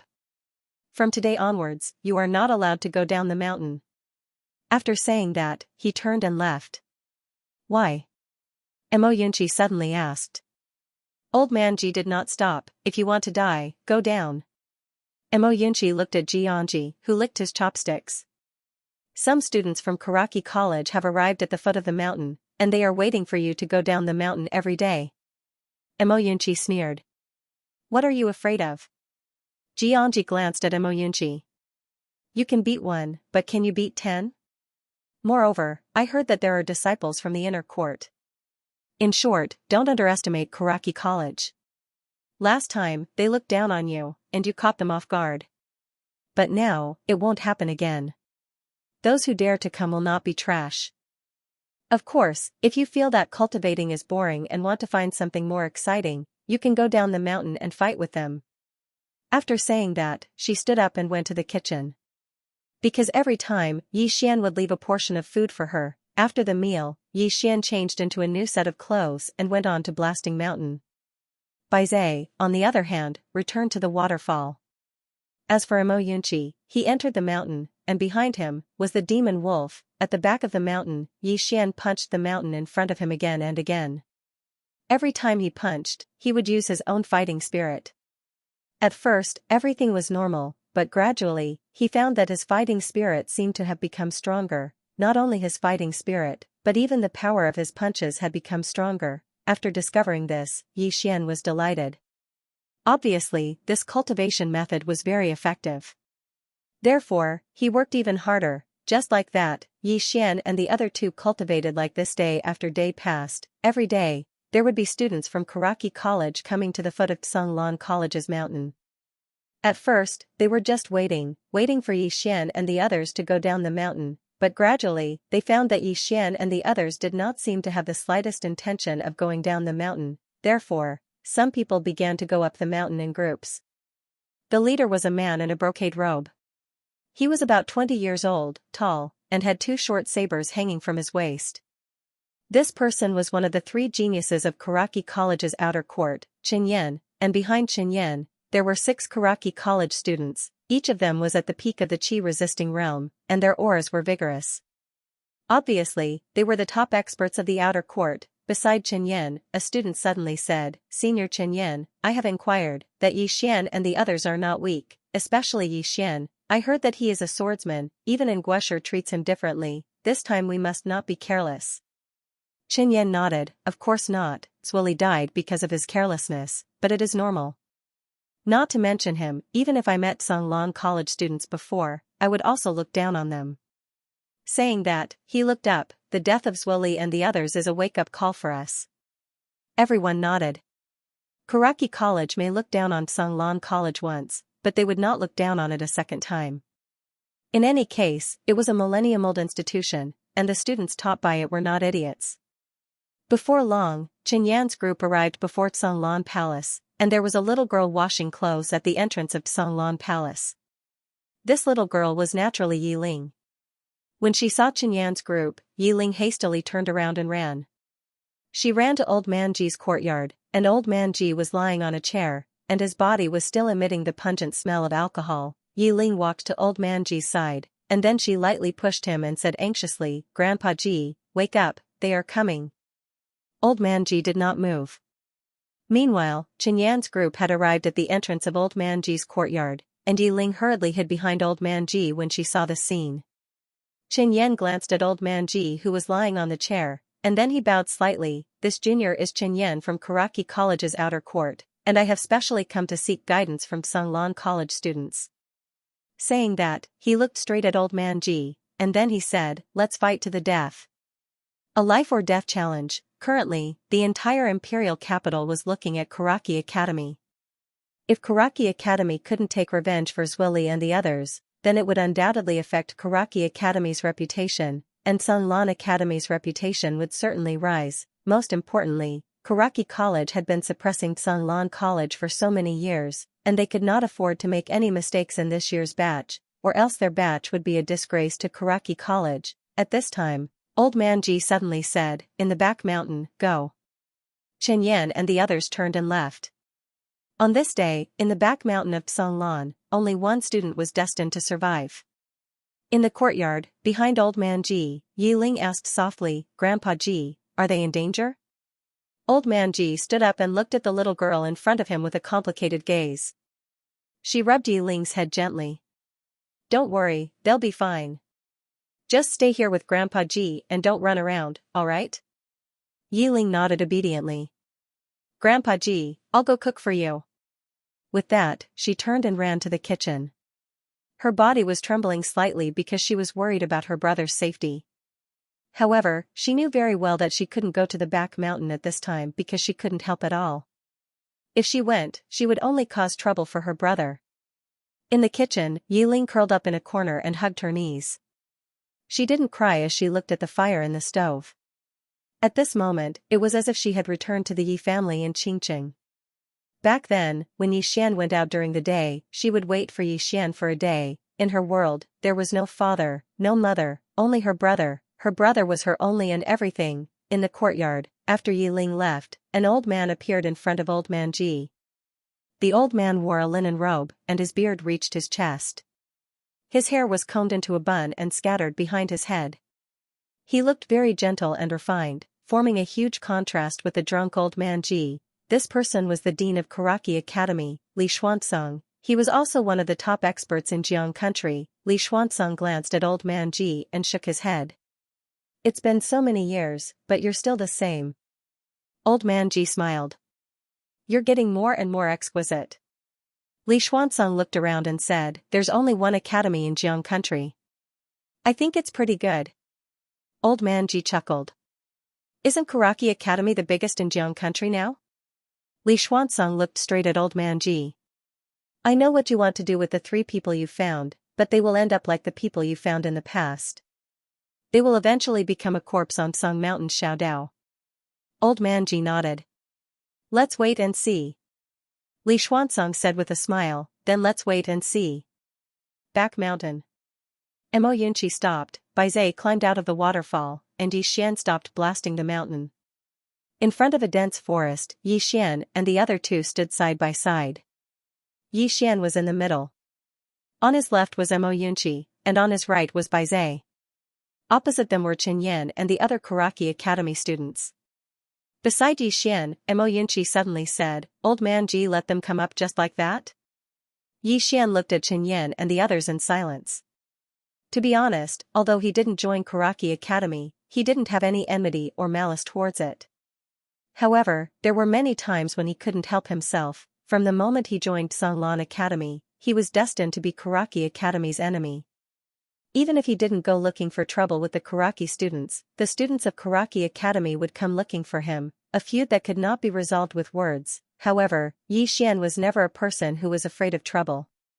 On the contrary, if it was a fight, Yi Xian had never been afraid of anyone in his life. At this moment, Chen Yan suddenly took a step forward. 3 against 3? Yi Xian turned to look at Mo Yunqi and Bai Zai. Both of them nodded, indicating that there was no problem. 2 men walked out from behind Chen Yan. The man on the left wore a black robe that was exquisite yet not lacking in grandeur.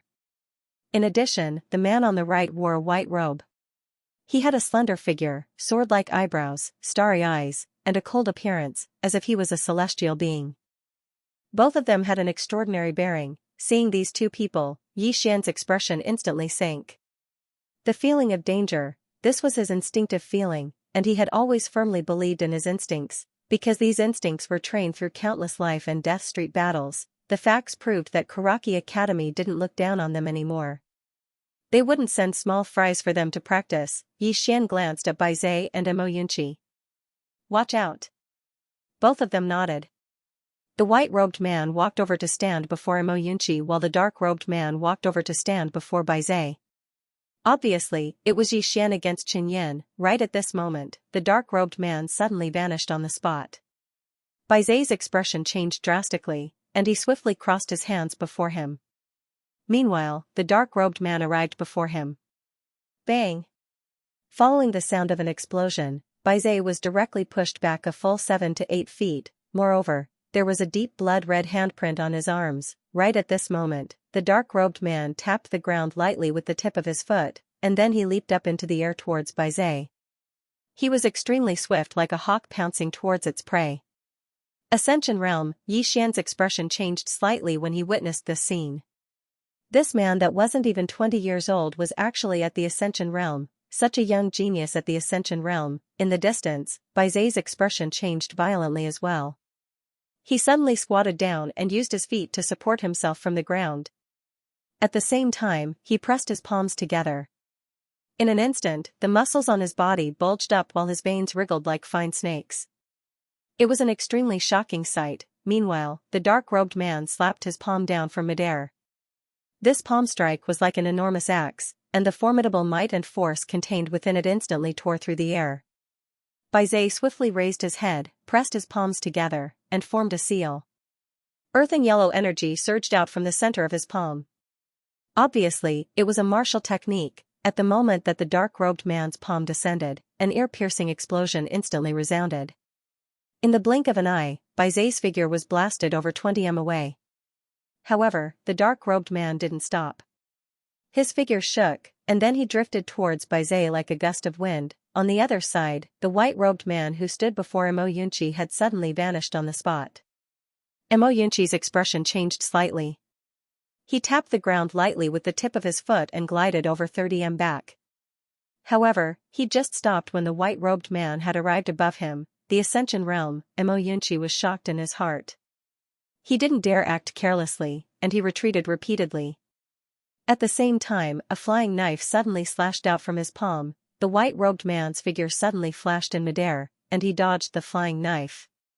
Meanwhile, Mo Yunqi was already 30 m away, and he'd pulled open the distance between him and the white-robed man. However, his expression was extremely solemn. The white-robed man didn't waste his breath at all, and he charged towards Mo Yunqi once more. Xian withdrew his gaze from the distance, and his expression was extremely solemn as well. Because he noticed that Bai Zai and Mo Yunqi had been suppressed by those two people. Obviously, they'd investigated Bai Zai, Mo Yunqi, and him before they came here. Xian gazed at Qinyan, and he had no doubt that Qinyan was absolutely not an ordinary person. Qinyan suddenly charged forward, and at the same time, 2 rays of cold light shot towards Xian.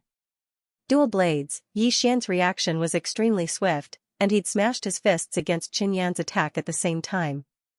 It was still the crushing fist, and it was the crushing fist that was enhanced with battle intent. At this moment, the trajectory of Qinyan's dual blades suddenly changed, and his blade sliced towards Xian's wrists at a strange angle. At almost the same time, Xian suddenly spread his arms apart, and then he suddenly kicked towards Qinyan. His leg was longer than his blades. As soon as Xian launched his kick, Qinyan immediately pulled back his sabers to defend himself. Bang! Qinyan retreated a few meters with his blades, and before he could stop, Xian had already charged in front of him, and then he smashed his fist towards Qinyan again. Crushing fist. He only knew this low-level martial arts technique, but the might of this low-level martial arts technique wasn't weak, and a single punch directly crushed the air. Bang! Qinyan was forced back once again, and Xian pressed forward once more. In an instant, Qinyan was directly suppressed by Xian, suppressed by his fists. At this moment, Xian was like a small mountain in front of Qinyan. The strength of his punches was greater than the previous, and his battle intent was also stronger with each punch. Using force to suppress others. Bang! Bang! Bang! Qinyan retreated repeatedly. The current him couldn't even unsheath his saber, and he could only passively defend. His entire body was already enveloped by Xian's force. To be precise, it was fist force. Originally, Xian's fists didn't have any force, but after this period of frenzied mountain bombardment, his fists gradually gained their own force. In addition to his battle intent, a low-level human rank martial arts technique was forcefully beaten into the feeling of a superior grade spirit rank martial arts technique, in a certain courtyard. Opposite Old Man Ji, Li Xuanzong retracted his gaze and chuckled. What a great battle intent! He comprehended battle intent at such a young age. Even in the inner court, his foundations are top. What a pity, what a pity. He repeatedly said that it was a pity. This was because this youth was originally going to join their Karaki college. If Xian joined Karaki college, it would naturally be another genius for Karaki college to suck up to. Opposite Li Xuanzong, old man Ji was about to speak when Li Xuanzong suddenly said with a smile, "Actually, there's nothing to be pitted about. Not being able to join Karaki college is his loss. Moreover, he's just a genius. We can just kill him." As he spoke, he looked at old man Ji. "What do you think?" Old man Ji glanced at Li Xuanzong. "Geniuses who don't join Karaki college will all end up like this, right?" Li Xuanzong smiled. "If he's not one of us, then he's an enemy." As he spoke, he turned to look at the back mountain. The three of them are not bad, especially that battle-intent youth, Yi Xian. It's a pity that he chose the wrong side. Old man Ji sneered. "It seems like you guys don't want him." Li Xuanzong's expression gradually turned cold. "I'd rather Karaki College betray everyone in the world, but whoever dares to betray Karaki College will die a horrible death." Conceited? No, to him, this was confidence. And Karaki College also had this confidence. Old man Ji lay on the chair, drinking wine with a smile on his face. Once upon a time, Songlan College was this arrogant. No, it was even more arrogant. But now, in the back mountain, the battle was still ongoing. Bang, along with an explosion, a figure was directly sent flying. This figure was precisely Qin Yan. Yi Xian was about to continue attacking, but at this moment, his expression suddenly changed. A sword had silently appeared at the back of his neck. It was a good sword. It was supposed to be a one-on-one duel, but someone suddenly launched a sneak attack. In addition, the sword was extremely fast. Yi Xian couldn't dodge in time and allowed the sword to pierce the back of his neck. In the courtyard, old man Ji suddenly stood up. He stared at Li Xuanzong. "You're playing dirty." Li Xuanzong stood up and smiled. "From today onwards, everyone will only know one outcome for Daoyi, and that is that all of your Songlan College students will be killed. Everyone will only care about the outcome and not the process. It's over." After saying that, he turned to leave. At this moment, both of them suddenly turned to look at the back mountain. At the back mountain, when the sword pierced the back of Yi Xian's neck, Yi Xian was unharmed. On the contrary, the sword turned into motes of energy and entered Yi Xian's body. The invincible sword body technique used one's body to forge a sword. As long as the sword that injured him wasn't of a higher level than the sword in his body, he would be immune to it and absorb it. The moment the sword energy was absorbed by Yi Xian, a terrifying aura suddenly swept out from Yi Xian's body, the aura of the chi-controlling realm. P.S. 3 things. First, why does everyone want to block my card? You can block my card for 100 vertical coins. Let me see how many friends you have. Second, for those who haven't bookmarked this book, please bookmark it. That means adding it to your bookshelf. It's also convenient. You'll be able to see it when you go online. Also, tickets. Asking for tickets. How is this possible? In the courtyard, Li Xuanzong stared at the back mountain with a trace of disbelief in his eyes. The sword entered the body, but it was absorbed. Impossible. Could this be the legendary innate sword body? At this point, his pupils suddenly constricted. According to the legends, there were some special physiques, and the innate sword body was one of them. It could swallow swords. People with this kind of physique could be said to be natural swordsmen. And this kind of physique was extremely rare, but once it appeared, it was definitely a heaven-defying existence, at the back mountain. In the instant that Yi Xian broke through to the chi-controlling realm, he turned around and threw a punch. Compared to before, this punch was at least twice as powerful. This was the benefit of breaking through. Bang, in front of Yi Xian, a figure retreated over 10 feet. At this moment, Yi Xian had a clear look at the person who had launched a sneak attack on him. It was a man in a tight black robe, about 20 years old, with a cold look in his eyes. Obviously, he was a sword cultivator. Moreover, he might be a little bit away from reaching the great swordsman, because at that moment, Yi Xian felt a faint sword aura in the sword. The black-robed man stared at Yi Xian. "How could you swallow my sword?" Yi Xian's expression was quite ferocious. We agreed to fight one-on-one, but you played this kind of trick. Die. As his voice fell, he directly rushed out. At the same time, a sword appeared in his palm, Ling Xiao sword. When Yi Xian reached the qi-controlling realm, he could already control qi. Therefore, as soon as the Ling Xiao sword appeared, wisps of sword aura constantly emitted from the sword. Sword aura, the symbol of the great swordsman. All the students of Karaki Academy were shocked when they witnessed this scene. The black-robed man opposite Yi Xian also had a face full of disbelief. Great swordsman, you actually reached the great swordsman. Although he was only a short distance away from becoming the great swordsman, this short distance could trap him for 10 or 20 years, or even longer. The black-robed man didn't have much time to think because Yi Xian had already arrived in front of him, and Yi Xian slashed down with his sword. As soon as the sword descended, numerous rays of sword light shot out like sharp arrows. The black-robed man's expression changed drastically. He stomped his right foot and used the force from the ground to retreat explosively. However, he was still too slow, and a few strands of sword light directly pierced through his chest. Chi. The black-robed man staggered and fell to the ground, blood spurting out from his chest. As soon as Yi Xian stopped, his expression changed slightly, and he swiftly moved to the side. Meanwhile, a white shadow attacked him. It was the white-clothed man who had just fought with Mo Yunqi. At this moment, he obviously wanted to save the black-robed man. Yi Xian was expressionless. Holding the long sword in his hand, he thrust it forward. A strand of sword light flickered at the tip of his sword. The white-clothed man's pupils constricted slightly, and then his hand suddenly trembled violently. A powerful strand of blue energy swept out from within him and formed a blue barrier. However, it wasn't able to stop Yi Xian's attack.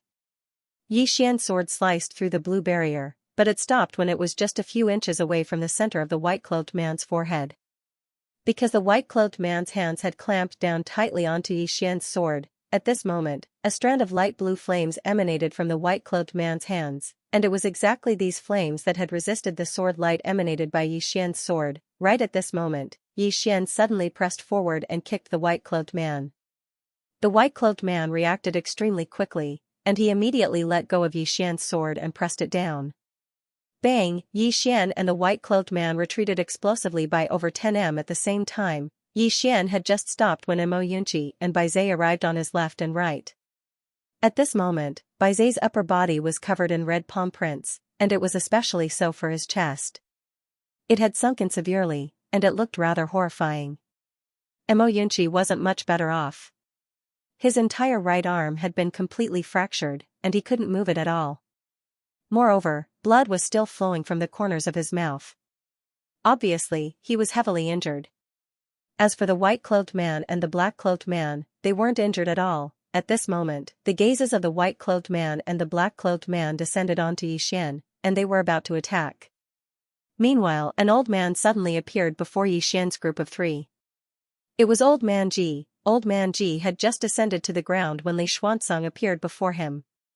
Old Man Ji gulped down a mouthful of wine, and then he looked at Li Xuanzong. How about this? I'll let you kill these 3 little fellows. Do you want to kill them?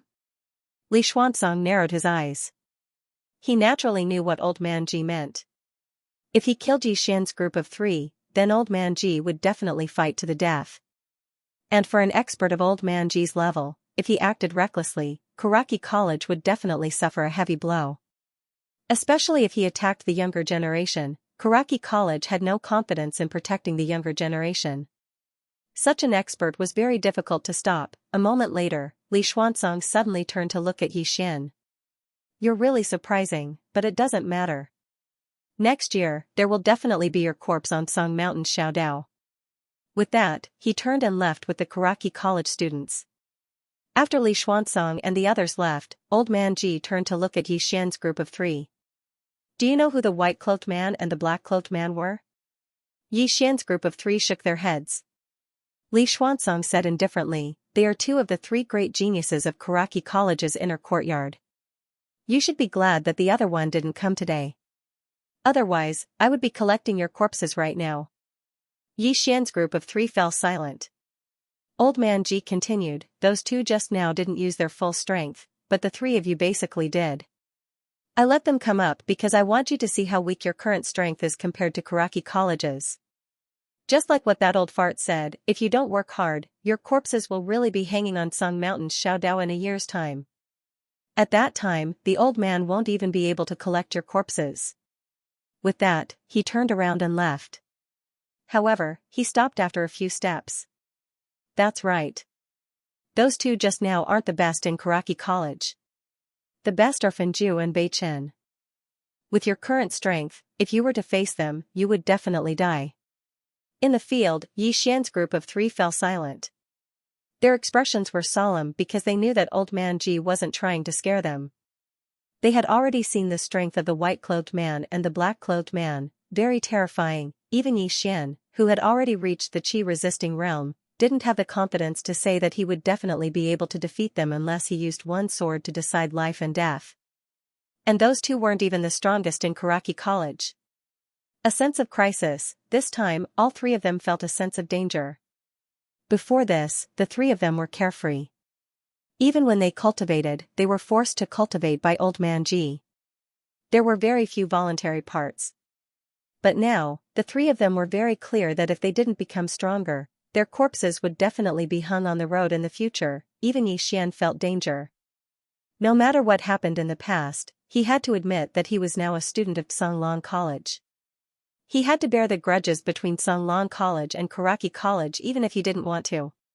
Moreover, when old man Ji saved his sister, he also promised old man Ji that he would do his best to fight against Karaki College and bring back the corpses from Xiaodao. Cultivate. The 3 of them silently left the field and began to cultivate on their own. Yi Xian was still blasting the mountain. After the battle just now, he had some enlightenment. This time, he wasn't just blasting the mountain. After adding battle intent, he tried to make his fists have momentum. Fist momentum. This was definitely the reason why old man Ji wanted him to blast the mountain. Punch, punch, punch. Punch. Punch. Punch. The momentum of one punch could split the earth and shatter the mountain. After understanding this, the power and momentum of Yi Xian's punches became stronger and stronger. Of course, he also paid the price. Both of his hands were already badly mutilated. At night, Yi Xian was exhausted and sprawled out in front of the small mountain. He lay on the ground and looked at the stars in the sky, gasping for breath. Now, he didn't just feel tired, he also felt good, extremely good. He felt that after venting out all the energy in his body, the feeling was extremely satisfying. As if he thought of something, Yi Xian suddenly sat up. He opened his palm and a sword floated in his palm, Ling Xiao sword. At this moment, Ling Xiao sword was a little different than before. He couldn't describe this difference, he could only feel it. According to his guess, it should be because he had devoured that sword before. That sword's level wasn't low, it should be a spirit sword. Of course, it was definitely not as good as this Ling Xiao sword. Otherwise, that sword would have directly taken his life. The core of his invincible sword body was the sword. The stronger the sword in his dantian, the stronger his cultivation technique would be, and he could use this cultivation technique to devour even more swords. Sword. Thinking of this, Yi Xian seemed to have thought of something. He scanned his surroundings and seeing that there was no one around, he immediately entered the prison pagoda. In the endless starry sky, Yi Xian stood under the pagoda. He raised his head and looked at the top of the pagoda. At the top of it, there were 3 swords. From his angle, he could only roughly see the 3 swords. He wanted to take a closer look, but it was a pity that he hadn't reached the airborne realm and could fly in the air. Therefore, he could only look from afar. Looking at the 3 swords, Yi Xian's eyes were burning. His intuition told him that if he could use these 3 swords as his dantian, there wouldn't be any sword in the world that he couldn't absorb. At this moment, the prison pagoda suddenly trembled. Yi Xian was stunned, then hurriedly entered the first level. He looked around. "Senior?" The mysterious woman didn't answer. Yi Xian frowned. Just as he was about to speak, he suddenly raised his head. There was a moment of silence. Thump, above Yi Xian's head, footsteps could be heard. When he heard the footsteps, Yi Xian was stunned. At first, he thought that he had heard wrongly, but very quickly, thump thump thump thump, the footsteps on the second level were getting louder and louder. Yi Xian's eyelids twitched. Who? No one answered, but the footsteps were getting louder and louder. In the end, the entire first level of the prison pagoda shook. Panic. At this moment, Xian was panicking. This was because the mysterious woman had told him that the second level was not a kind person. Since it was not a kind person, it would be very difficult to communicate with them. This meant that once they came out, they would not give him a chance to speak. Senior? Xian took 2 steps back and looked around. Senior?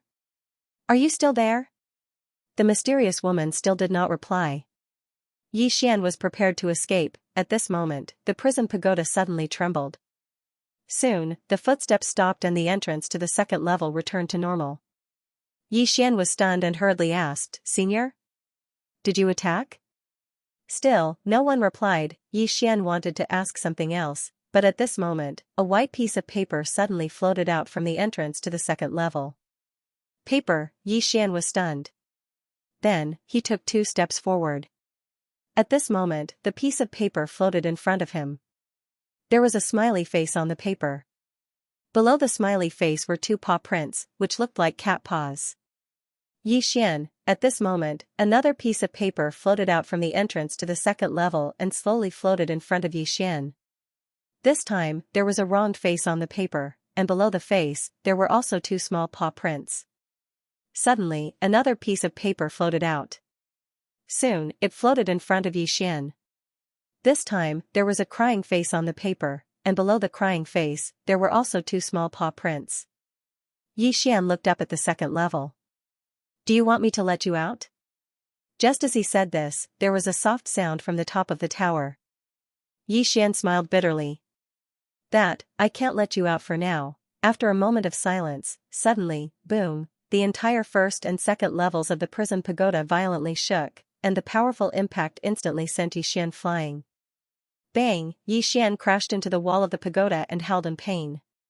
At this moment, he felt as if his limbs were about to fall apart. However, before he could get up, an evil aura suddenly appeared on the first level.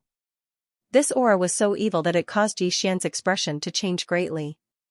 He hurriedly retreated out of the tower. Just as the aura was about to spill out of the tower, a sword in the sky above the world prison tower suddenly trembled slightly. Boom! The evil aura was instantly shattered, and the prison pagoda returned to normal. After a while, Xian saw that the world prison pagoda had calmed down. Only then did he heave a sigh of relief. Not daring to stay any longer, he hurriedly left the prison pagoda. In reality, Xian took a deep breath. Find the Tao Law. Only at this moment did he truly realize how terrifying this world prison pagoda was. This was only the 2nd floor, 3rd floor, 4th floor. Just what kind of people were imprisoned here? He had to find the Tao laws. After Xian calmed down, he washed up and returned to his courtyard. At the entrance of the courtyard, he saw a petite figure sitting in front of the stone steps. It was Yiling, just like before. No matter how long he went out, when he returned, he would see his little sister Yiling waiting for him. Xian walked in front of Yiling. At this moment, Yiling was already asleep. He gently picked up Yiling. At this moment, Yiling subconsciously hugged him tightly, burying her head in his chest.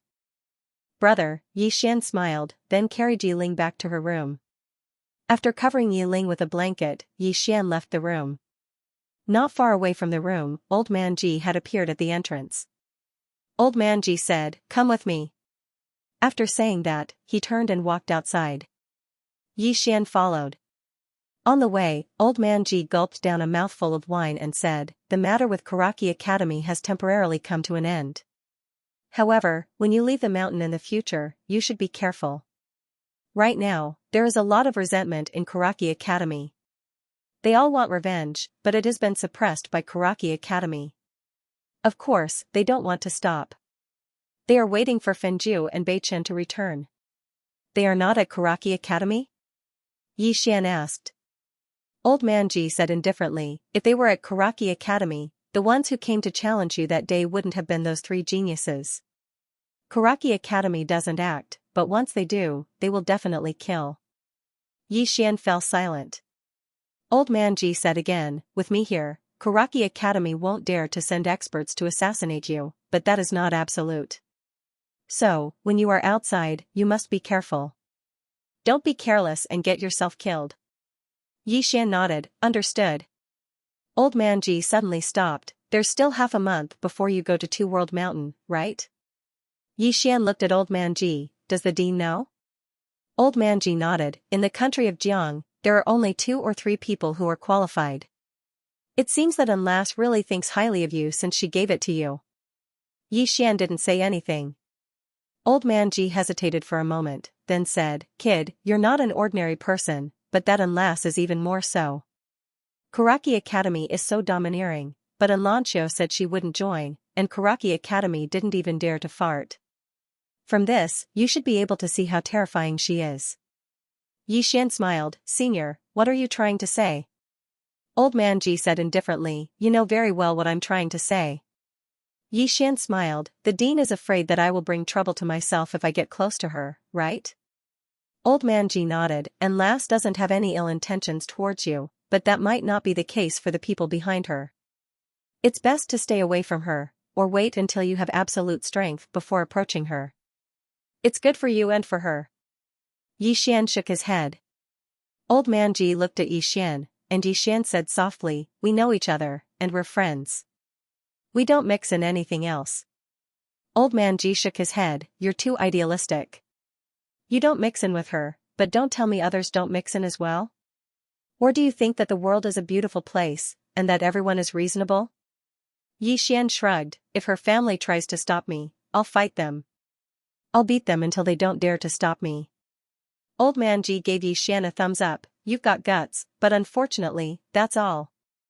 Xian was a little speechless. What else can I do?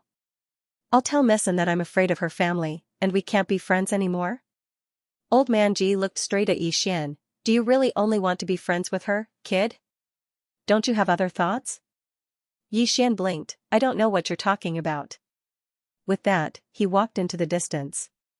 Old Man Ji sighed, and took a step forward. This step brought him to Xian's side, and he said, this is your choice, I won't say anything more. Finally, when you go to the Two World Mountain, you need to be careful of 3 things. The first is obviously Karaki Academy. The 2 wretched geniuses and 3 prodigies of Karaki Academy might go. If you come across them, don't try to be brave. You still need to run. The second is to be careful of the people from the Tang Empire. The Tang Empire will definitely send people there as well. The relationship between our Jiang Empire and the Tang Empire is like the relationship between Karaki Academy and our Tsunglan Academy. With that, he paused, and continued, third, you have to be careful of some geniuses from other countries. When you're outside, killing and robbing others is a common occurrence. You have to know that many geniuses rose up by stepping on the corpses of other geniuses. I know you've been fighting and killing since you were young, but the law of survival is even crueler in the outside world. Xian nodded. I'll keep that in mind. Old Man Ji took a sip of wine, and continued, the fire spirit in your sister's body is being devoured, and it won't last long. When we go to the Sword Master's abode, it's located in a volcanic region. If there's a chance, find some fire-attributed items, the hotter the better. Xian bowed slightly. My sister is here, so I'll have to trouble you, Principal. Don't worry, she's safe here, Old Man Ji said. He then stopped. Before you go to Two World Mountain, you have to cultivate your fist force. Your force is still not enough. Fist force, fist force, fist force. Before you punch, your aura has already been released. That's the true fist force. As for your own battle intent, don't be too hasty. There's still a process between you and a Martial Dao Grandmaster, and this process needs to be completed slowly. Martial Dao can't be rushed, it's best if everything comes naturally. Xian bowed deeply to Old Man Ji. I've learned a lot. Old Man Ji nodded. Go back and cultivate. Cultivating fist force will be of great help to you when you go to Two World Mountain. Xian bowed again, then turned around and left. Looking at Xian's departing figure, Old Man Ji said softly, he's not in a rush. He's a good seedling. After saying that, he gulped down a mouthful of wine, then turned around and disappeared into the distance. At the back of the mountain, Xian arrived in front of the small mountain again, and very soon, there was a series of rumbling sounds coming from the back of the mountain.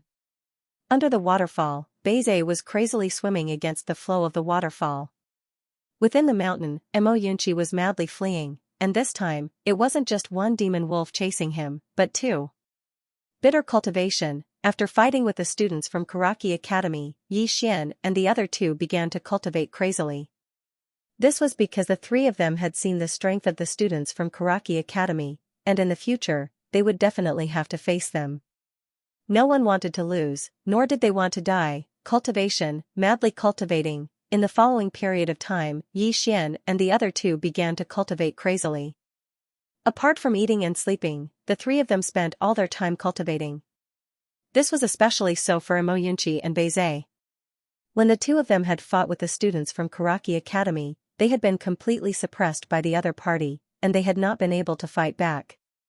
The two of them were proud people, and they did not want something like that to happen again. Half a month later, under the bitter cultivation, there were naturally some results. Imoyunchi could already deal with the attacks of the two demon wolves with ease, and he could even release flying knives to counterattack at any time. As for Beize, under the waterfall, he no longer needed the chains, and he could swim against the flow of the waterfall. His body had gone through a huge change compared to before, and it was not just his body, but his strength had also changed greatly. As for Xian, in front of the small mountain, Xian's eyes slightly changed, and his whole body was like a statue. After an unknown amount of time, his eyes suddenly opened, and his right hand clenched into a fist. Boom, a formless power swept out from his body. In the distance, bang, a huge rock that was several zhang wide suddenly shattered. Power, fist power. At this time, Xian suddenly fiercely punched the ground. Boom, with Xian as the center, the ground within a radius of several zhang instantly exploded, and countless gravel shot out in all directions like sharp arrows. Xian stood up, and he looked at his own fist, and his eyes were filled with excitement. I'm really King powerful. At this time, there was a sudden change in the field. Pa, with a loud slap, Xian's whole body directly flew to the mountain wall several zhang away. Bang, the mountain wall trembled slightly, and countless gravel fell along with Xian. After a moment, Xian slowly got up, and at this time, there was a small claw mark on the right side of his face. End of chapter 50. Don't forget to subscribe, like, and share the video to support the channel.